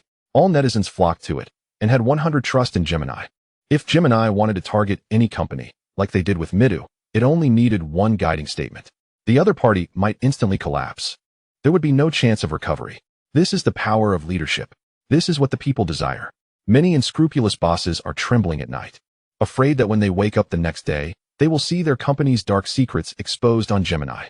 Whether within the Great Xia or among international business researchers, founders, students, etc., they are observing Gemini's astonishing growth rate and gradually realizing that Gemini's interest and hobby section is not simply trying to replace forums. It aims to venture into all fields, even to lead in all areas. Of course, whether domestically or internationally, there are many self-proclaimed technical experts attempting to imitate Gemini's functions, trying to develop a similar app to ride the wave of popularity or to get a piece of the pie. But the result is countless experts feeling crushed and desperate. They seriously doubt their abilities, and many have thrown away their keyboards and changed careers. The second hot topic online is the long-silent singer Emperor Yi's announcement. 3 days ago, he posted an update on Duyan, June 19th, Wanhai District. This news instantly caused a huge uproar. Just as netizens were speculating, the leading company in Haishi, Yingzi Group, announced in high profile that it will host a concert for Emperor Yi on June 19th at 8 p.m. in the Wanhai District's Hoshan Square. Emperor Yi will perform live. The outdoor venue can accommodate tens of thousands of spectators, and no tickets are required. Yingzi Group is the exclusive sponsor for home medical products. Fans were completely blown away. Emperor Yi is personally appearing? A concert? My God, I have to go. At all costs. Subsequently, tickets for transportation to Haishi from all over the country became extremely hard to come by. Countless people drove their private cars to Haishi. In just 3 days, the influx of people in Haishi increased several times. Emperor Yi once again topped the trending searches. The interview video of the concert's organizer, Yingzi Group's Vice President Liang Fenjiu, also went viral. In no time, the entire city of Haishi was waiting for this event. At this moment, Liang Fenjiu, sitting in his office, was extremely proud. Brother Ziming really delivered, managing to get Emperor Yi to publicly announce the concert. He, Liang Fenjiu, also seized the opportunity and immediately informed the company, declaring Yingzi as the organizer of the concert. Moreover, Liang Fenjiu personally recorded an interview about the concert and posted it online. His fame skyrocketed overnight. So far, the effects generated by these promotional methods far exceeded Wang Finjiao's expectations. Emperor Yi's popularity is simply too high. This concert is bound to be a huge success. Achieving 20 billion in sales will be incredibly easy. On the contrary, Emperor Yi's manager Lu Ziming was extremely anxious.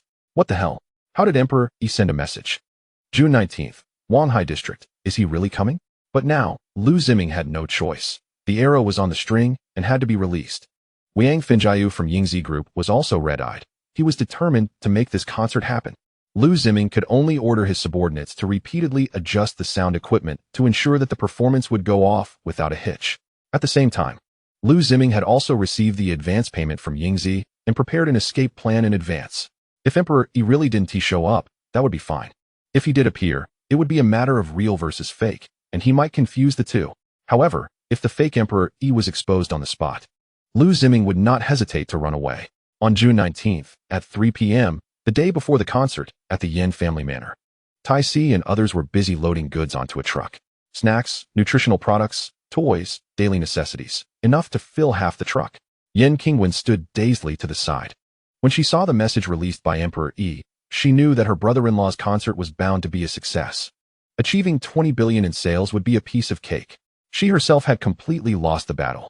Alas, no matter what, her charity gala must have a beginning and an end. She would treat it as an opportunity to make the kids happy. However, it seemed that except for that guy Lu Di, no one else regarded this charity gala as a matter of importance. No one was paying attention or caring. That guy Lu Di hadn't been to work these past few days. He just stayed at the hospital with Grandpa, saying he was teaching the kids to sing for the performance at the gala. Lu Di's confident demeanor also touched Yen Qingwen, inexplicably making her unable to find any reason to give up. Hey, you guys slow down. Be careful. A noisy sound came from behind. Yen Qingwen turned to look. Several movers were transporting a large object covered with a black cloth from inside the manor. Half an hour ago, these workers had come to the manor, saying they were hired by Mr. Lu Di to move things for the charity gala. Yen Qingwen was curious at this moment. What could be so big? Did it come out of Lu Di's room? What could be used at the concert? Suddenly, a gust of wind blew. The knot came undone, and the black cloth fluttered a few times before falling to the ground. What was revealed was an impeccably clean antique piano, shining brightly in the sunlight. Yen Qingwen's pupils constricted. This was the antique piano that had been forgotten in their basement for a long time. A scene suddenly flashed in her mind. This was exactly the same piano as the one in Emperor Yi's video. Various speculations instantly flooded Yen Qingwen's mind. This piano is at least several decades old, and its existence in the market is extremely rare. It couldn't be such a coincidence to be the same model as Emperor Yi's. Could it be that Lu Di no? That is not right. The reason this piano was forgotten was that it had fallen into disrepair and long lost its tuning. Moreover, due to its age, almost no one could repair it. The one in Emperor Yi's video was flawless. Everyone wait a moment. Yen Qingwen, in a daze, approached the piano. Her fingers trembled slightly as she slowly opened the wooden cover of the keys. Gently pressing down, the piano rang out with a clear and melodious sound. The sound resonated in her heart. She was stunned. The tuning of this piano was perfect, and it sounded even clearer and more beautiful than before. It was completely revitalized by a master. Miss, please don't delay our delivery. A mover's voice brought Yen Qingwen back to reality. At this moment, her heart was pounding. The incredibility of it all left her in a daze for a long time. Could it be my God? June 19th, at 7:30 p.m., in Wanhai District, Haishi. In the most prosperous center of Wanhai District, the Huishan Square, covering an area of hundreds of thousands of square meters, a nearly 1,000 square meter super-large stage, hundreds of square meters of LED screens, top-notch matrix sound systems, and countless gorgeous stage lights. This is the venue for Emperor Yi's concert. An unprecedented momentum, an unparalleled appeal. The entire Haishi has been emptied of people, all gathered here. Hundreds of thousands of people are present, and the crowd is roaring. The largest outdoor concert in Haishi in nearly a decade is about to take place. Wang Finjiao and Lu Ziming are standing on one side of the stage, feeling extremely excited and nervous, full of anticipation.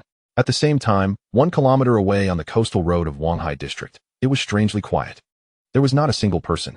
In stark contrast to Huishan Square, here, adjacent to the estuary of the Henghe River, the waves were crashing, and a cool breeze was blowing. Cicadas chirping, lights shrouded in mist. Quite a summer coastal vibe. Although there's no crowd, it's peaceful and leisurely. And Grandpa Tua's free hospital is located by the sea in the Wanghai district, on an old coastal road, in front of the 3-story hospital building. Only a few dim yellow street lamps are lit. Unlike usual, today there is a small stage made from old wooden crates. On the wall behind the stage, children have written some chalk words in their childish handwriting. Thank you, Sister Yin from Yingzi Company, for the gift. Street lamps illuminate the wooden crate stage, the chalkboard background, stage, backdrop, lighting, all are set. This is the site for the Yingzi Group Charity Evening, organized by Brother Liu and Yin Qingwen, meant to rival the DE concert. But the audience consists of only 2 people, Yin Qingwen and Nan Ruyi. Of course, a pair of bodyguards stand far off, but even they seem listless now. In such a deserted place, forget assassins, not even a passerby is around. As for Brother Liu, Yin Qingwen has searched the entire hospital, but can't find any trace of him or the antique piano. Yin Qingwen forces a smile, looking at the children sitting on the edge of the stage, some with disabilities. These kids are disabled orphans taken in by Grandpa Ta. They're very happy today, each holding a red flower. This is their most important day, because soon they will perform on stage. Nervous and excited. Hee. A little boy with 2 missing front teeth grins at Yin Qingwen. Sister, you have to clap later. Yin Qingwen shows a kind smile and nods solemnly. Of course. The children's smiling faces are the only comfort to Yin Qingwen today. As for what relationship Brother Liu really has with Di, Yin Qingwen dares not imagine or even hope. She slowly turns her head to look at Nan Ruyi standing quietly nearby. Nan Ruyi is still wearing a delicate black kipao, her hair gently swaying in the breeze, like a goddess in the darkness, stunningly beautiful. Yin Qingwen apologizes. Miss Nan, Qingwen is very grateful for your presence. But today's scene is a bit humble, please forgive us. Yin Qingwen admires Miss Nan's charitable act. Nan Ruyi shakes her head gently. You are mistaken about one thing. Yin Qingwen nods slightly. Miss Nan, please tell me. Nan Ruyi brushes her wind-tousled hair and says, what is humble about today's scene? As long as the gentleman is here, not just this old coastal building, even the deep wilderness or the Gobi Desert would be brilliantly lit and splendid. Brilliant starlight. Splendid and magnificent. Yin Qingwen sighs softly and looks into the distance. 1 kilometer away in the sky, countless laser lights sway and flash. The lively atmosphere and colorful lights illuminate half the sky. If there is brilliant starlight, it must be there. Just as Yin Qingwen is lost in thought, 2 hesitant figures slowly walk out of a distant alley. Kai, Xingxin, why are you here? Yin Qingwen exclaims in surprise. Third sister, you're hard to find here. But we found you. 2 little girls rush over. Yin Kai grins. Third sister, although we like DE and want to see him, compared to that commercial concert, yours is more loving and kind. So we decided to come support your evening. As for DE, we can just watch the video later. Seeing the determined expressions on the 2 little sisters' faces, Yin Qingwen is moved instantly. Thank you, my good little sisters. Then Yin Qingwen tightly embraces the 2 girls. After a long moment, Yin Qingwen breathes deeply and puts on an excited expression, clapping her hands at the children. Kids, get ready, the show is about to start. The children all smile brightly in unison. Sister, don't rush, wait for Brother Liu. Meanwhile, at the central stage in Huishan Square, a burst of stirring music sounds, and a fashionable, handsome host runs onto the stage. Ladies and gentlemen, welcome to the God of Song DE's concert. Screams erupt. Countless girls scream wildly. Several girls faint outright. It's June 19th, exactly 8 p.m. Let us welcome the God of Song DE to the stage. The screams grow even wilder. Several more faint. Smoke sprays out from the stage. Then a figure, standing on a lift, slowly rises from the center of the stage. Half of his back is visible, a young man wearing a white shirt, slender build. DE. Ah, my God of Song DE. The audience erupts again. Like zombies smelling fresh blood, hands wildly clawing forward, but are firmly blocked by security. Finally, the figure fully appears on stage. He holds a microphone, smiles gently, and elegantly turns around. A handsome young man with delicate features. The crowd and media are amazed. So this is what DE looks like. Delicate, spirited, handsome. They go even crazier. A light accompaniment begins. The song The Future is promising that everyone is deeply attached to. The venue instantly quiets. The exciting moment arrives. On stage, DE closes his eyes deeply and slowly begins to sing. In those days of raging waves, the wind howled past. We were not afraid. Huh? The audience, enjoying the moment with eyes closed, begin to furrow their brows. Why does the voice sound off? Let the sea flood, let the wind blow, the singing continues. Why the hell does the voice sound wrong? Where's the 80 decibels? On stage, DE is still singing passionately, completely unaware. Meanwhile, at the sound control console, chaos reigns. LV Zimming, who spent millions hiring top sound engineers, is frantically adjusting the console, but all the buttons have malfunctioned. The computer screen shows the sound settings bizarrely changing on their own. The enhancement effect is zeroed. Reverb effect is zeroed. Bass resonance is zeroed. The singer's voice is returned to its original form. The strange thing is, DE's onstage ear monitors show no abnormalities. He still thinks his voice is fine. He still thinks he is DE. Having experienced the dark night wind and heavy rain, he sings passionately. The voice is weak and lifeless. Not a single word is in tune. The high notes are unbearable. The voice sounds like someone strangled it and stuffed it into a toilet. The audience is stunned. Standing at the director's position, Wiang Finjiu holding a walkie-talkie is also dumbfounded. This is a disaster. The audience who fainted from excitement earlier suddenly spring up. What the hell is this terrible sound? Finally, the audience can't take it anymore. They just want to rise up and tear apart the noise-making DE. Suddenly, a loud bang is heard on stage. The screen goes dark, the lights go out, and the sound system fails. Then, the entire coastal district's lights start going out one by one. Bang, bang, bang. It's like all the lights are tripping the circuit breakers. Residence lights, shop signs, street lamps, all of them go out. The coastal area plunges completely into darkness. Hundreds of thousands of spectators are stunned on the spot, unable to see even the person beside them. Suddenly, in a barbershop by the roadside, a speaker connected to a mobile phone quietly activated. Soon after, ethereal and beautiful piano music began to play. Following that, there was a dreamy low whisper. The tone was melodious and lingering, as if it transported people into a fairyland in an instant. Then, suddenly, a speaker in front of another supermarket also came to life. The sound synchronized with the barbershop speaker. After that, hundreds of speakers of all sizes on the entire street activated simultaneously. Even the loudspeakers for traffic announcements on the street, as well as the radio in cars. Thousands of windows played in unison. The song began. During those turbulent days, the wind howled past, and we were not afraid. Let the sea water drown us. Let the strong wind sweep us away. A chill surged from the feet of all the spectators, rushing straight to their minds. So beautiful. This is the sound. This is the true emperor. Some people were moved to tears. Hundreds of thousands of people were silent, not moving an inch. This is the real emperor. The earlier one was a fake. The audience's emotions felt like they were on a roller coaster, suddenly plunging into the depths, then soaring up into the clouds. The scene before them had never been seen before. Speakers visible everywhere on the street continuously awakened, collectively singing that song the future is promising. Perhaps these were not expensive speakers, but there were thousands of them, in every corner. It was like being in an ocean of heavenly music. 100 flowers bloom, 100 boats compete. It left people immensely shocked. To hear this sound is to have no regrets in this life. The song continued, incredibly beautiful and intoxicating. But some people began to react. Where is the emperor? Where exactly is he? Someone looked around, but everywhere their eyes reached was pitch black. Boom.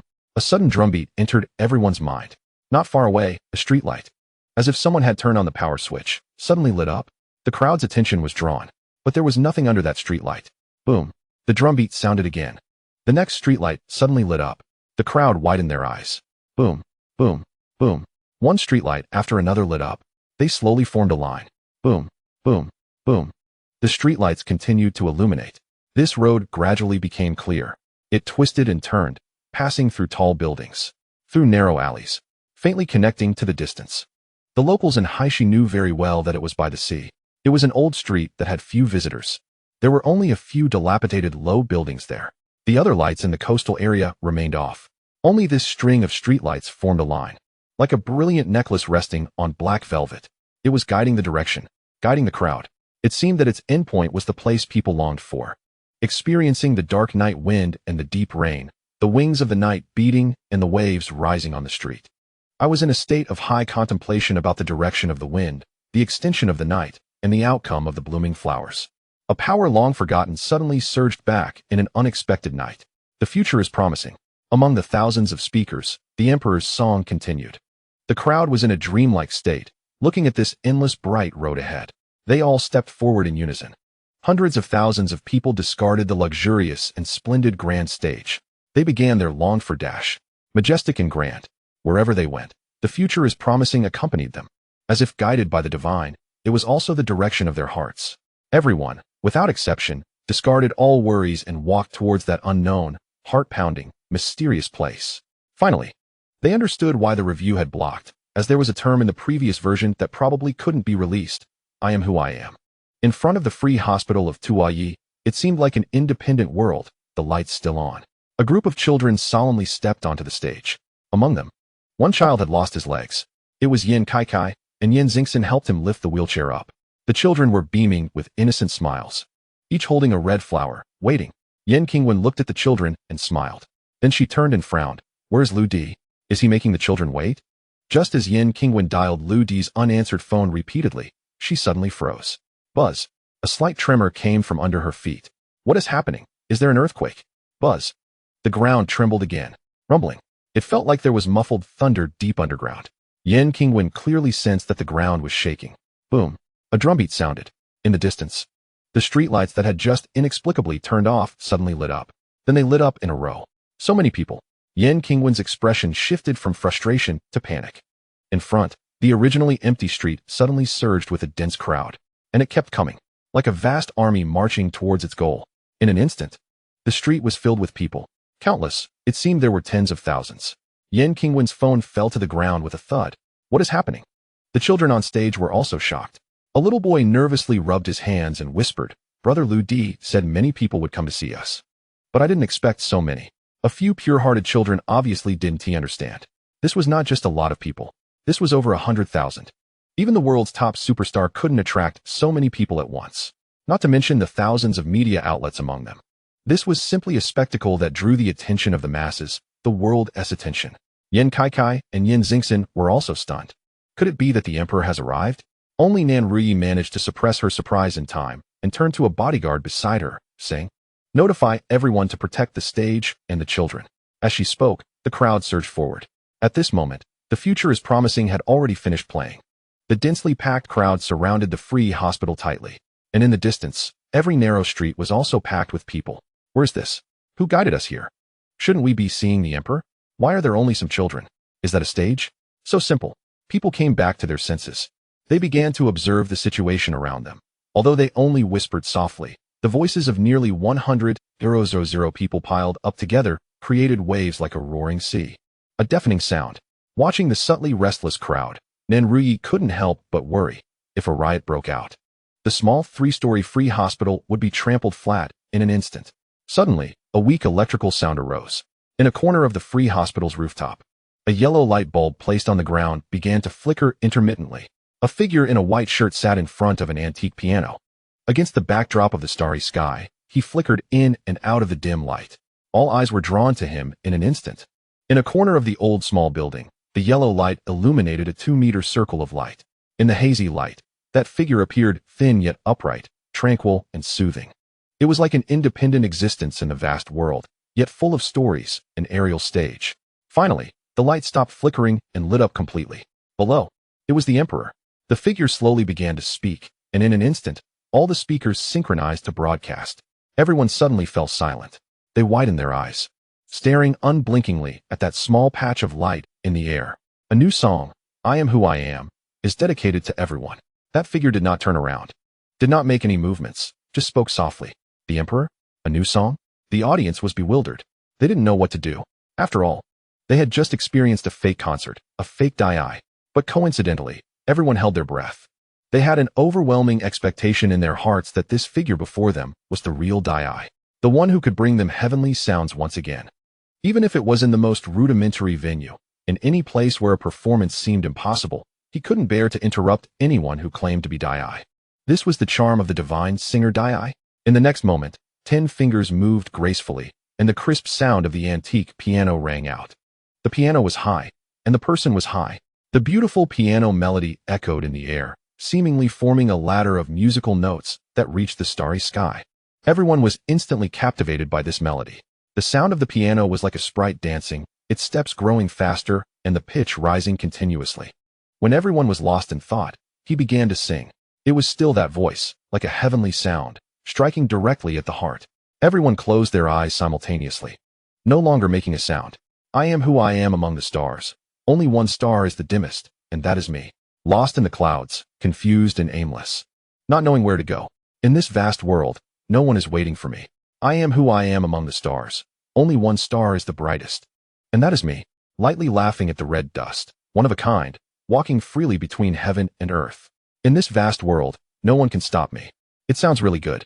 A brand new melody, brand new lyrics. It once again made people feel their souls leaving their bodies, making their hearts tremble. Just as people were silently intoxicated, Dai's singing suddenly slowed down, turning into a melodious nasal tone. In the next moment, the children began to chant in unison. Do you remember?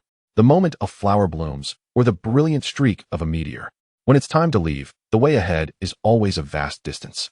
But hesitation and looking back have gradually decreased. Even if I fall into darkness, I am not afraid. I am not afraid. Under the dim, starry sky, the clean and pure voices of the children echoed. It was as if dazzling flowers were blooming one after another, sometimes soothing like a flowing spring, sometimes low and lingering like a whisper. Like a babbling stream, it cleansed the listener's soul. Like a ray of brilliant sunlight, it illuminated the listener's heart. In this innocent and bright voice, everyone seemed to feel the sublimation of their souls.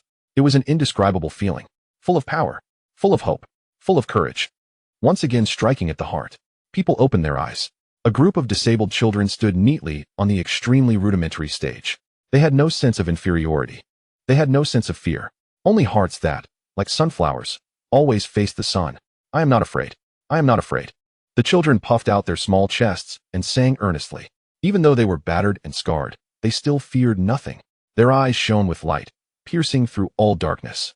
Looking towards the future, gradually, in the song, people found a feeling of emotion that had long been forgotten. Dai's heavenly voice, the pure hearts of the children, made up this performance. It couldn't be called a party, nor could it be called a concert, but the songs here were deeply moving and soul-stirring. It would be unforgettable for a lifetime. The children's singing finally concluded with the song, I Am Who I Am, from the man sitting in a corner on the rooftop. Radiating infinite brilliance, the scene fell silent in an instant. Everyone's chest heaved violently, their hearts stirred.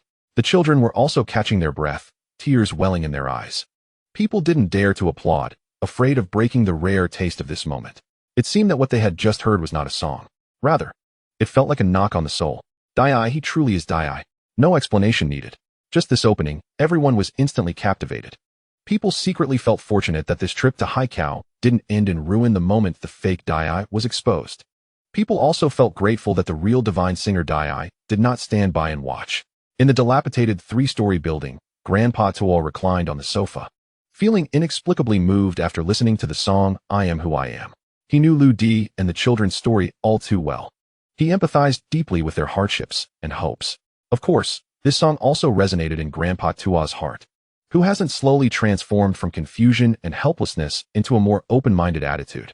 Grandpa Tua smiled with satisfaction, raising the Urkuatu in his hand towards the rooftop. Kid, keep it up.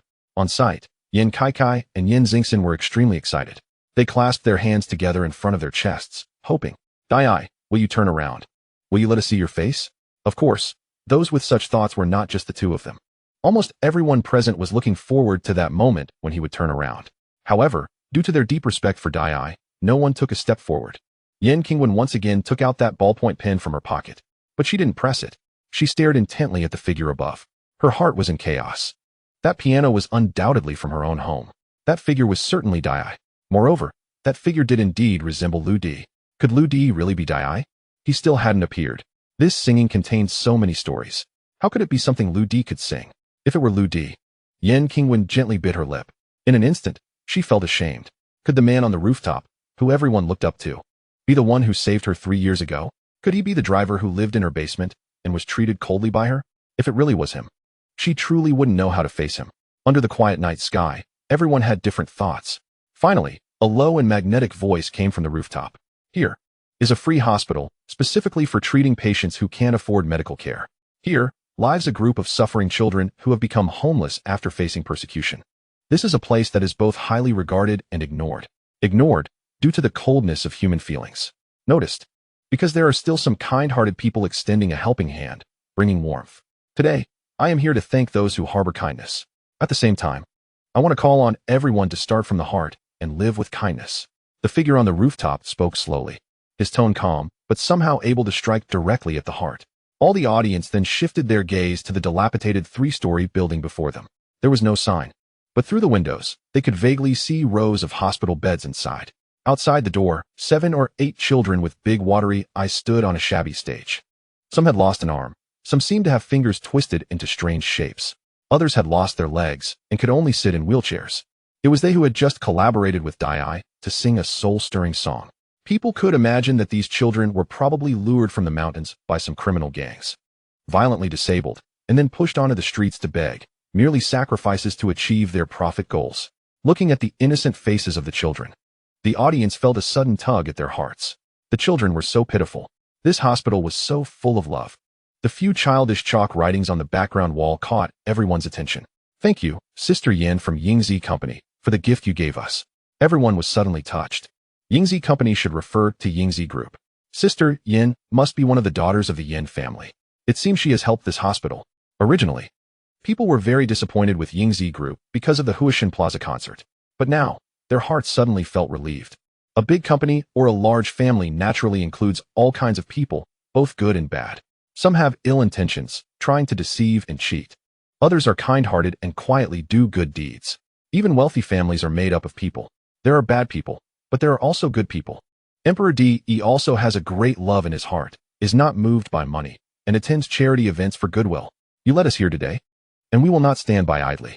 We will donate to help the hospital and support that Sister Yin from Yingzi Group. Suddenly, someone shouted from the crowd. These words instantly resonated with everyone. Human nature is originally good. Everyone agreed enthusiastically. Some wanted to donate. Some wanted to adopt children. Some wanted to volunteer. Some distributors wanted to place orders with Sister Yin. For a moment, everyone was moving. Strength lies in numbers, and they believed everything would change from now on. In a corner of the rooftop, a figure in white looked up and smiled softly. He said quietly, I believe people's hearts are good. I also believe people's hearts are inherently strong. Emperor Di asks everyone here to persist in their true heart. Everyone has an incredibly powerful force hidden within. Just act and handle matters to the best of your ability and be clear in your conscience. Then, the figure on the rooftop slowly stood up. Without turning around, he gently raised one hand. A shadow shimmering with a faint glow crossed over 10 meters, flew across above the stage, and headed toward a quietly standing figure in the crowd. Yin Qingwen was momentarily stunned, but instinctively caught the object flying through the air. The figure upstairs spoke loudly again. This Sister Yin, here is a phrase for you. Do good deeds without asking about the future. Then, the rooftop figure slowly walked out of the light and disappeared. Everyone's gaze instantly turned to the stunned woman. She was that Sister Yin? It seemed she was the third miss of Yingzi Group. She was so kind, donating to children. Yingzi Group rarely had such an outstanding successor. I want to support her. Standing nearby, Yin Kaikai and Yin Xingxin immediately became excited. Third sister, do you know Di? Di gave you something. Quickly see what it is. Yin Qingwen, still confused, finally reacted. She blankly opened her palm. In her palm was a bead strung on a black cord.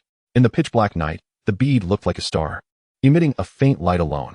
Wow, third sister, I envy you so much. Di gave you a gift, a pearl. But Yin Qingwen was shocked and speechless. She widened her eyes, and the reflection of the bead was unusually clear in her pupils. After a long while, Yin Qingwen muttered, this is not a pearl.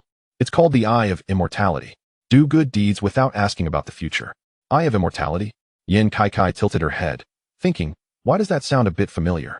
Yin Xingxin suddenly said, third sister, isn't the Eye of Immortality the jewel you spent millions on recently? Yin Qingwen nodded absent-mindedly. That's right. I later gave it to Lu Di. Yin Kaikai was a little puzzled. You gave it to Lu Di, so why was it in Di's hand today? And he threw it back to you? No way. Yin Xingxin suddenly realized something, her mouth wide open as if struck by lightning. Kaikai, are you stupid? Yin Qingwen's expression was complicated. She looked up blankly at the corner of the rooftop, at the antique piano standing alone in the light. Xingxin, you guessed right. Yin Kaikai was still confused. Guessed right about what? Lu Di is Di, and Di is Lu Di. Yin Qingwen and Yin Xingxin said simultaneously. Boom. When this sentence was spoken, the three Yin sisters felt the world spinning. Everything so unreal, so bizarre. My God, how could this be? He obviously. Yin Kaikai couldn't believe it at all and shouted excitedly, losing control. But Yin Qingwen quickly covered her mouth. Lu Di never showed his face the whole time, but told me the truth through the Eye of Immortality. He doesn't want anyone to know his identity. Yin Qingwen whispered to Yin Kaikai, tears faintly appearing in her eyes.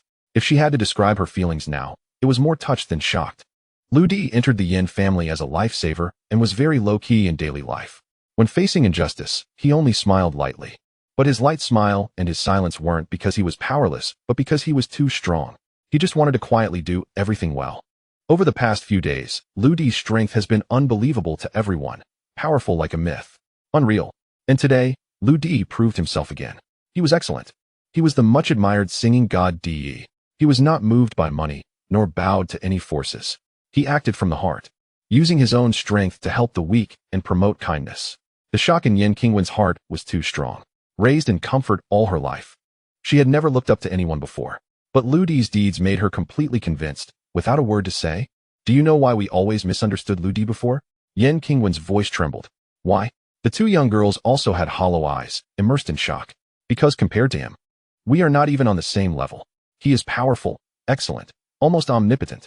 His state of mind is truly calm and extraordinary, with great love and selflessness. Yeah, the two young girls were also full of thoughts. They had tasted the delicious food Lu Di made, which was simply otherworldly. It was also Lu Di who heroically saved them in the underground casino. Lu Di's skills in archery, horsemanship, and shooting left everyone speechless. Yen Xingxin murmured. My live stream is now #1 in popularity because he glanced at me back then. Yan Qingwen bitterly smiled. Now I believe what you said. Lu Di gambled billions in the underground casino. You know, he is the singing god Di. With his influence, money is just numbers, completely meaningless. As soon as he speaks, countless companies will throw cash to his door. 100 billion is nothing. Yin Kai clenched her phone tightly. Her screensaver was still a screenshot with the singing god Di's background. The singing god Di actually lives among us. But we called him a freeloader and a scammer. Before, we even suspected him of scheming over the 5 million. Xingxin, do you think Lu Di will forgive us for what we did before? Yin Kai asked. Yin Xingxin bit her lip. I don't think forgiveness is the right word because he probably didn't even care about us. To him, we are just two immature little girls. I'm afraid Lu Di will never like us. Tears streamed down the two young girls' faces.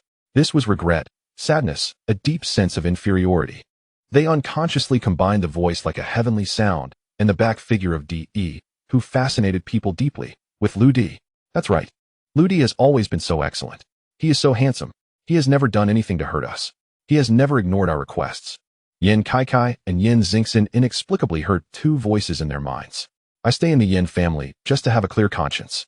This is what Lu Di said. Everyone hides immense power in their hearts. They do their best in actions and matters, and as long as they have a clear conscience, that's enough. This is what Di said. How similar these words are. They could have come from the same person. Di is Lu Di, and Lu Di is Di. Suddenly, Yin Kai and Yin Xingxin shouted in unison. Third sister, we have to go home. Yan Qingwen was stunned. Why? We need to help Lu Di move. We are moving his room to the 5th floor, to the biggest suite. Watching the two little girls rush out in a hurry. Yan Qingwen sighed softly and tightly gripped the unbreakable eye in her hand. Lu Di returned it. What does this signify? Perhaps it's to encourage Yan Qingwen to shine and heat up like the unbreakable eye forever. But there is more to express. Maybe he doesn't want to have too many ties with the Yin family. With her, Yan Qingwen. After all, someone of Lu Di's caliber wouldn't be constrained by the small Yin family. As for the future, Yan Qingwen completely dared not hope for Lu Di to accompany her again. Because he, Lu Di, has done enough. The Yin family owes Lu Di too much. Sigh happily. So what if you move the house? Will Lu Di come back? Yan Qingwen forced a bitter smile and looked up at the chaotic scene. Many people were peering downstairs, trying hard to find Di's figure, but to no avail. Many others had already started to care about the children. Yan Qingwen gently exhaled. There are still many things waiting for her to do. Di, or Lu Di's words, always echoed in her ears. Do good deeds without asking about the future. Suddenly, the power at Huishan Plaza was restored. On the pitch-black stage, the lights turned on. The LED screen lit up. The sound system emitted a piercing scream. In the center of the grand stage stood a disheveled figure. Wiang Fenjiu, vice president of the Yingzi Group, and the person in charge of Di's concert. Just now, he had seen the charity hospital's performance on his phone. The singing god Di had appeared there. It was genuine. And the one he had spent 300 million to hire was a counterfeit. Ha! Wiang Fenjiu looked at the empty, trashed luxurious venue and laughed maniacally. This time, his position in the group was completely finished. Hiring a fake Di cost him 300 million, and building the venue and pre-event promotion cost another 200 million. The total sales at the venue were 0. A total of 500 million, with nothing to show for it. He could imagine the storm that would greet him when he returned to the group tomorrow. This time, he lost terribly. He could not understand why Di would appear there. Why would he attend such a rudimentary performance? It couldn't possibly be because of Yen Qingwen. Yen Qingwen didn't have that capability. A figure flashed in Wang Fenjiu's mind. Lu Di. From the beginning, Lu Di had suspected that Lu Ziming's DE was a fake. Moreover, he had strongly advocated for Yen Qingwen to hold a charity performance. Is it him again? How many trump cards does he have left? What kind of strength does he possess? Thinking of his concert, where the sound system inexplicably went out of control, the stage suddenly lost power. Then a bizarre line lit up, leading the audience away. The singing god DE was quietly waiting by the sea. Wang Fenjiu felt a chill run down his spine. This was a huge, nearly impossible plan. Were all these tactics the work of that kid Lu Di? This is unrealistic. Did I really mess with the wrong person? On the first day we met, Lu Di was clearly a poor wretch, just an ant. Did he want to compete with me for the Yin family's property? Was it wrong for me to eliminate him? Alone and forlorn, Wang Fenjiu stood in the center, debating in his mind. He had never realized that making an enemy of Lu Di was the biggest mistake of his life. Gradually, the fury in Wang Fenjiu's eyes erupted. He was unwilling. Wang Fenjiu thought for a long time. Tomorrow, he would probably completely lose his position in the group. And Lu Di not only had such unpredictable methods, but also a huge backing like the Nan family. He might even have military connections.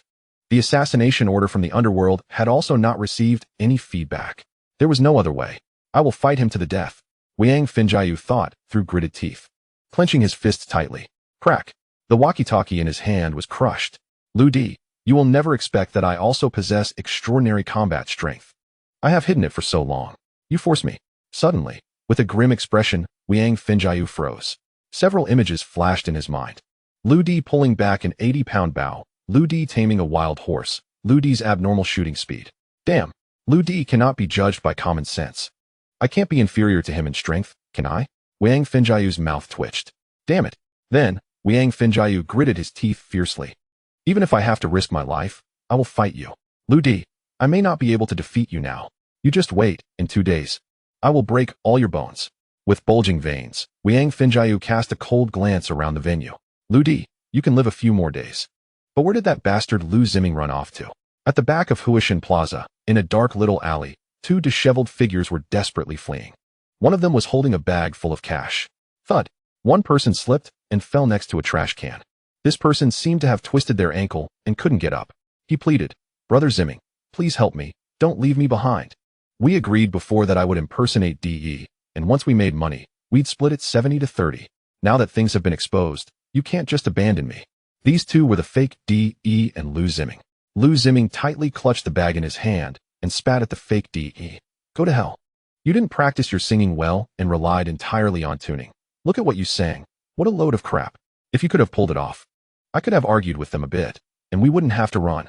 You've ruined me. I can't care about you anymore. Fend for yourself. After saying this, Lu Ziming glanced coldly at the immobile fake DE and turned to run. Ha ha ha. So what if the plan is exposed? I still got the money. The Yin family is just a bunch of fools. That Lu Di is also a self-righteous fool. 300 million is enough for me to live a carefree life overseas. Lu Ziming laughed heartily, running through one alley after another, heading straight for the speedboat he had prepared by the shore. Suddenly, just as Lu Ziming reached the last alley, he froze. At the mouth of the alley stood dozens of big men blocking his way. In front of those big men stood a graceful figure in a fitted kipao, expressionless, coldly watching Lu Ziming. Miss Nan. Lu Ziming sensed something was wrong and instinctively stepped back. But he heard a chaotic sound of footsteps behind him. Another group of big men had blocked his way. They trapped him in the alley, like a fish in a barrel. Humph. Nan Ruyi smiled lightly. Both charming and chilling to the bone. Miss Nan, what are you doing? Lu Ziming is already trembling all over. The gentleman said you have a bet with him. Now that the concert is over, it's time to settle it. Nan Ruyi said lightly, a group of big men behind her glaring at Lu Ziming. What bet? I don't admit it. I didn't agree. That doesn't count. Lu Ziming was terrified, continuously retreating until he fell to the ground. Nan Ruyi chuckled again, her narrow phoenix eyes revealing a charming and eerie allure. She raised her jade hand and gently stroked her smooth chin. The gentleman asked me to convey a message to you. Lu Ziming widened his eyes and stammered, what? Nan Ruyi's expression suddenly became sharp.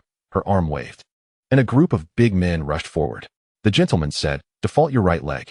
The next morning, in front of the main building of the Yin family manor, Yanqing leaned against 2 drowsy little girls. They had already helped Lu Di move into the suite, and they had been waiting at the door all night. But Lu Di never returned. Meanwhile, all major news headlines were about the 2 concerts yesterday, which were exceptionally popular. Yingzi Group stumbled, spending 500 million to create a super concert, only to invite a fake contestant.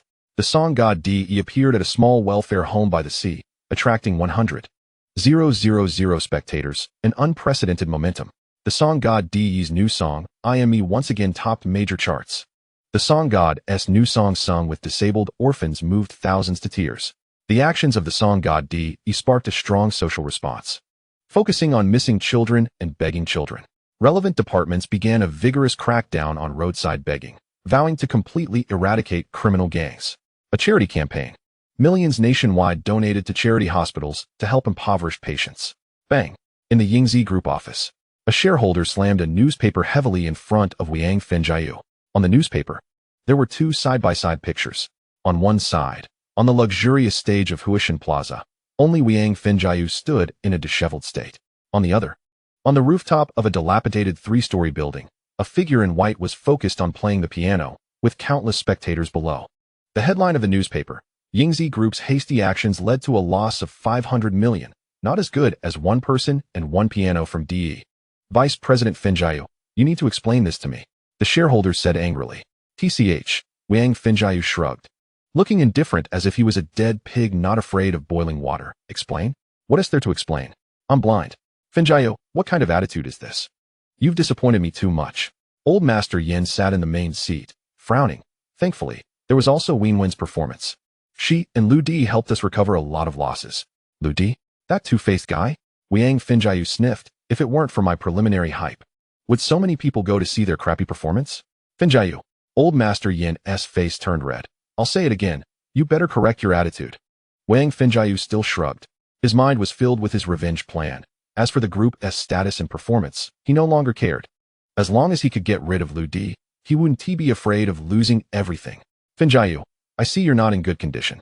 Old Master Yin left his seat and turned his back. How about this? You go home and rest for a few days. Don't worry about the group's business. Just right. Yawen had an accident. You can go back and take care of her for a few days. As for when you come back to work, wait for my notice. Oh, Wang Fengjiu had a nonchalant expression. Are you suspending me? Fine, do as you like. Then, Wang Fengjiu completely ignored everyone's expressions, stood up, and slammed the door as he left. This kid is getting more and more outrageous. Yes, he did something wrong, didn't he admit it? And even had such a terrible attitude. Chairman Yin, you should discipline your son-in-law well. The shareholders discussed among themselves. Old Master Yin was also trembling with anger. But what everyone didn't know was that after Wang Fengjiu left the meeting room, he did not leave the group. Instead, he went straight to an elevator. After entering the elevator, he input a few numbers on the keypad. The next moment, a blue keyboard slowly extended from the wall. Wang Fengjiu sneered and entered M069 on the keyboard. The elevator started, directly descending to the basement. -1, -2, -3 until the display showed -4. If any Yingzi employee saw this scene, they would be dumbfounded, because the building that Yingzi Group had used for 3 years did not have a -4 floor. Only executives at the level of vice president and above knew. The -4 floor was the secret department established by Yingzi Group, specifically cooperating with the military to develop human modification, the secret department M. As the elevator door opened, Zhao Zhe, whose face was already swollen like a pig's head, was waiting at the elevator door. Based on the time, he had already lost at least a dozen teeth. President Wang, those old guys didn't make things difficult for you, did they? Zhao Zhe respectfully greeted Wang Fengjiu, but his mouth was full of gauze and ointment, making his speech unclear. Looking at the comical Zhao Zhe, Wang Fengjiu rubbed his temples. It doesn't matter how those old guys see me anymore. I just want to defeat Lu Di now, Wang Fengjiu said, striding forward, heading straight for the deepest laboratory. In the laboratory, an old professor looked at Wang Fengjiu, who was already lying on the bed and ready, with a serious expression. President Wang, this might not be appropriate. This second-stage drug was just developed, and hasn't undergone any testing at all. If it's used on you, I can't take responsibility if something goes wrong. Wang Fengjiu lay on the operating table, his eyes firm. What is the estimated success rate of enhancement? The old professor hesitated for a moment. Probably less than 10. 10. That's enough. Wang Fengjiu gritted his teeth, slowly uttering these words. President Wang, this isn't good. It's not worth risking your life for that little brat. Wang Fengjiu glared. Don't tell me it's not worth it. Have you forgotten that you get a tooth knocked out every day? It was done by that Lu D's people. Wang Fenjiu's words triggered Zhao Zai's painful memories. Flames of rage slowly surged in his already swollen eyes. But the old professor hesitated. President Fenjiu, this drug hasn't completed testing, nor has it been approved. If it's used on a human now, even if successful, it would violate the law and humanity. Humanity my ass. Wang Fenjiu, who had changed his previous attitude, exploded. You old guy. Didn't you use the first stage drug on President Fenjiu when it wasn't approved? Now you're talking about humanity. Where were you earlier? At this moment, Wang Fenjiu put on a righteous expression. Professor Li, I have always trusted your ability. I always felt that your talent was buried. You see, the first stage drug has already succeeded in me, and I have gained 20 strength from it. So, I still believe in you for this second stage drug. If this experiment is successful, I will definitely propose to the group to promote you to assistant professor. After a moment of silence, this professor, who had always been referred to as a mad scientist within the group, was moved. He was eager for his research results to be recognized. It had even reached an extreme level. This was clearly an experiment that violated company regulations, the law, and ethics. But he decided to take the risk. Professor Li, if this experiment is successful, what effects will it have? Zhao Zai asked. Professor Li's eyes sparkled with fervor, strength increased by 300, body strength enhanced by 100, and overall combat power boosted by 4 times. Who's stronger? 86. Half an hour later, Wang Fenjiu was fully prepared. He checked his physical condition to ensure all data was normal. He injected a substantial amount of sugars, proteins, vitamins, and other energy substances. Now, he was tightly bound to the operating table with dozens of zip ties. Professor Li held a green syringe, his expression serious. Mr. Wang, there's a 10 chance of success and a 90 chance of unpredictable outcomes, cognitive impairment, disability, or even death. Let's begin. Wang Fenjiu slowly closed his eyes. What supported him was not courage, but a deep-seated hatred for Lu Di. The drug slowly entered his veins. Wang Fenjiu gradually lost consciousness. Zhao Zai and Professor Li watched intently. Everything was normal, not a hint of reaction. 10 minutes later, the monitoring equipment suddenly began to beep, heart rate fluctuating wildly, blood pressure swinging high and low. Wang Fenjiu began to convulse. Zhao Zai trembled in fear. Professor Li, will Mr. Wang die? Professor Li's eyes widened in horror as he stared at the data. All the numbers were skyrocketing. This seemed like a brand new reaction. Mr. Wang's physique was different from ordinary people. Professor Li became increasingly excited. If the experiment succeeded, Mr. Wang's physical abilities might far exceed my predictions. Suddenly, Wang Fenjiu calmed down. After an extremely quiet minute, bang, bang, the sound of zip ties snapping continuously. Wang Fenjiu suddenly opened his eyes and sat up slowly without any hindrance. All the zip ties had broken. What incredible strength! Professor Li and Zhao Zai were filled with terror. Haha, this is the feeling. This godlike sensation. Wang Fenjiu laughed maniacally. He knew in his heart that the experiment had succeeded. Professor Li stared dumbfounded at the data on the screen. Muscle enhancement up to 500, body strength 300. Mr. Wang, this drug is an excellent match for you. It's simply beyond imagination. Professor Li murmured. Wang Fenjiu got out of bed and gently waved his arms. He clearly knew that his current strength could only be described as terrifying. Professor Li quickly said, Mr. Wang, hurry, let's go test your strength in the field. Mr. Wang, shouldn't we go find that Lu Di kid for revenge first? Zhao Zai also said. Not in a hurry.